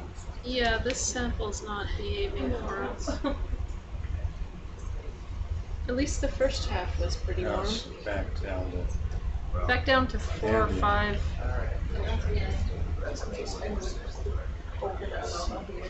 too bad. 700. Maybe going up a little? Yeah. Oh. Right under that lip there was pretty good. I wonder if whenever it spreads out like it did, 'cause it was kind of focused, it just gets cooled off. It's just been going up. Yeah. I think it works best when it's like pushed right against the surface there though. Yeah. Yeah. Almost 4 to 2. Yeah, chat, I'm ignoring it so we can get organized here, but then I'll start answering the questions. There we go. Right there looks okay. So we can hold it there for a little bit longer. Okay, some chat questions. My research looks at the tectonic and volcanic evolution of spreading centers, including spreading centers in subduction zones and mid-ocean ridges like we have here. Trying to understand the different factors that focus magmatism and cause large hydrothermal systems to develop. So I'm a geologist. There was a question, is this a future igneous province? No. So for what we would call like a large igneous province, those are huge outpourings of basalt, basically giant magma provinces. And for that, we think that you need to have a hot spot, basically a mantle plume, which we don't have here. The temperature is, the highest temperature we reached was 40 degrees Celsius. Sphalerite doesn't necessarily indicate a fossil vent because there are other kinds of processes that can cause sphalerite to precipitate, other kinds of ore deposits that contain sphalerite. But if you see something with some chalcopyrite and sphalerite, maybe some pyrite, and there's a lot of volcanic rocks around, maybe it would be a fossil vent. Serpentine around, probably not. So when we are looking at the serpentine, we're looking more for the carbonate chimneys in modern settings. I don't know how well preserved those would be in the geologic record though. We have only really found the large Lost City carbonate chimney field. We're hoping to find another. Right now we're looking at more of a classic acidic hydrothermal system. So after we're done diving here, we'll head north and start looking at areas that are prospective for carbonate chimneys. So this isn't a carbonate vent. No. So we are on kind of a classic volcano. We have interest in finding both kinds of hydrothermal systems. So we have these ones where the magma underneath the volcano is heating up all the seawater and circulating it through that ocean crust, and then that is venting at the seafloor.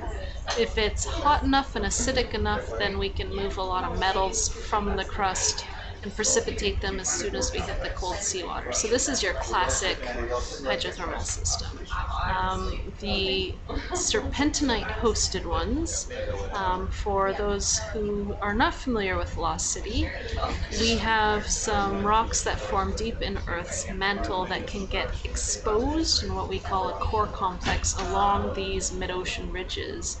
And when we expose these rocks that are formed under high pressure, sorry, I need to pause my commentary to make some notes here.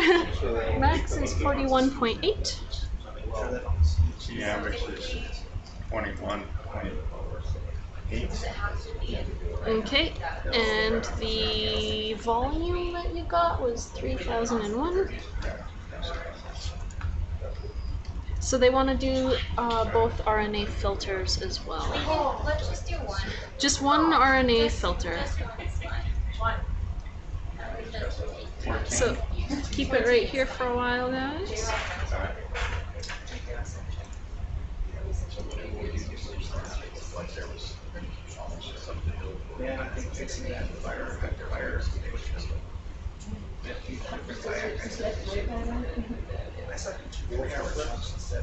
Seriously, 1 hour and 30 minutes. How much volume?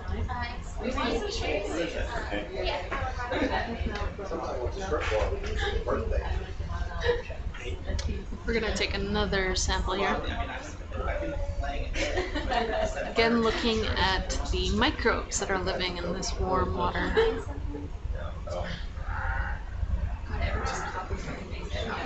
We're definitely not going to cause an eruption. It would be kind of cool if it did, but no, it's not going to happen.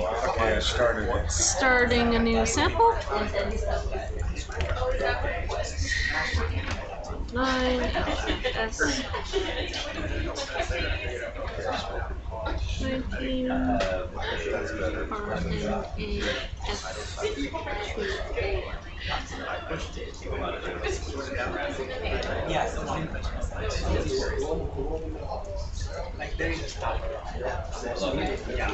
Facilities man, but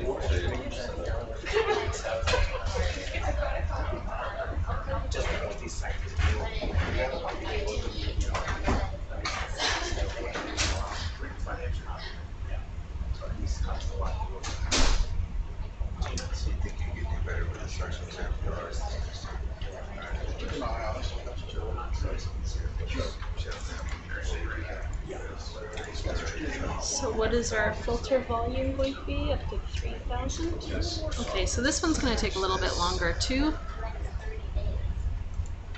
We are recording lots of information as we're sampling here, so if I'm not addressing questions in the chat, just hold tight. As soon as I get a moment, I can. Clear. Temperatures can be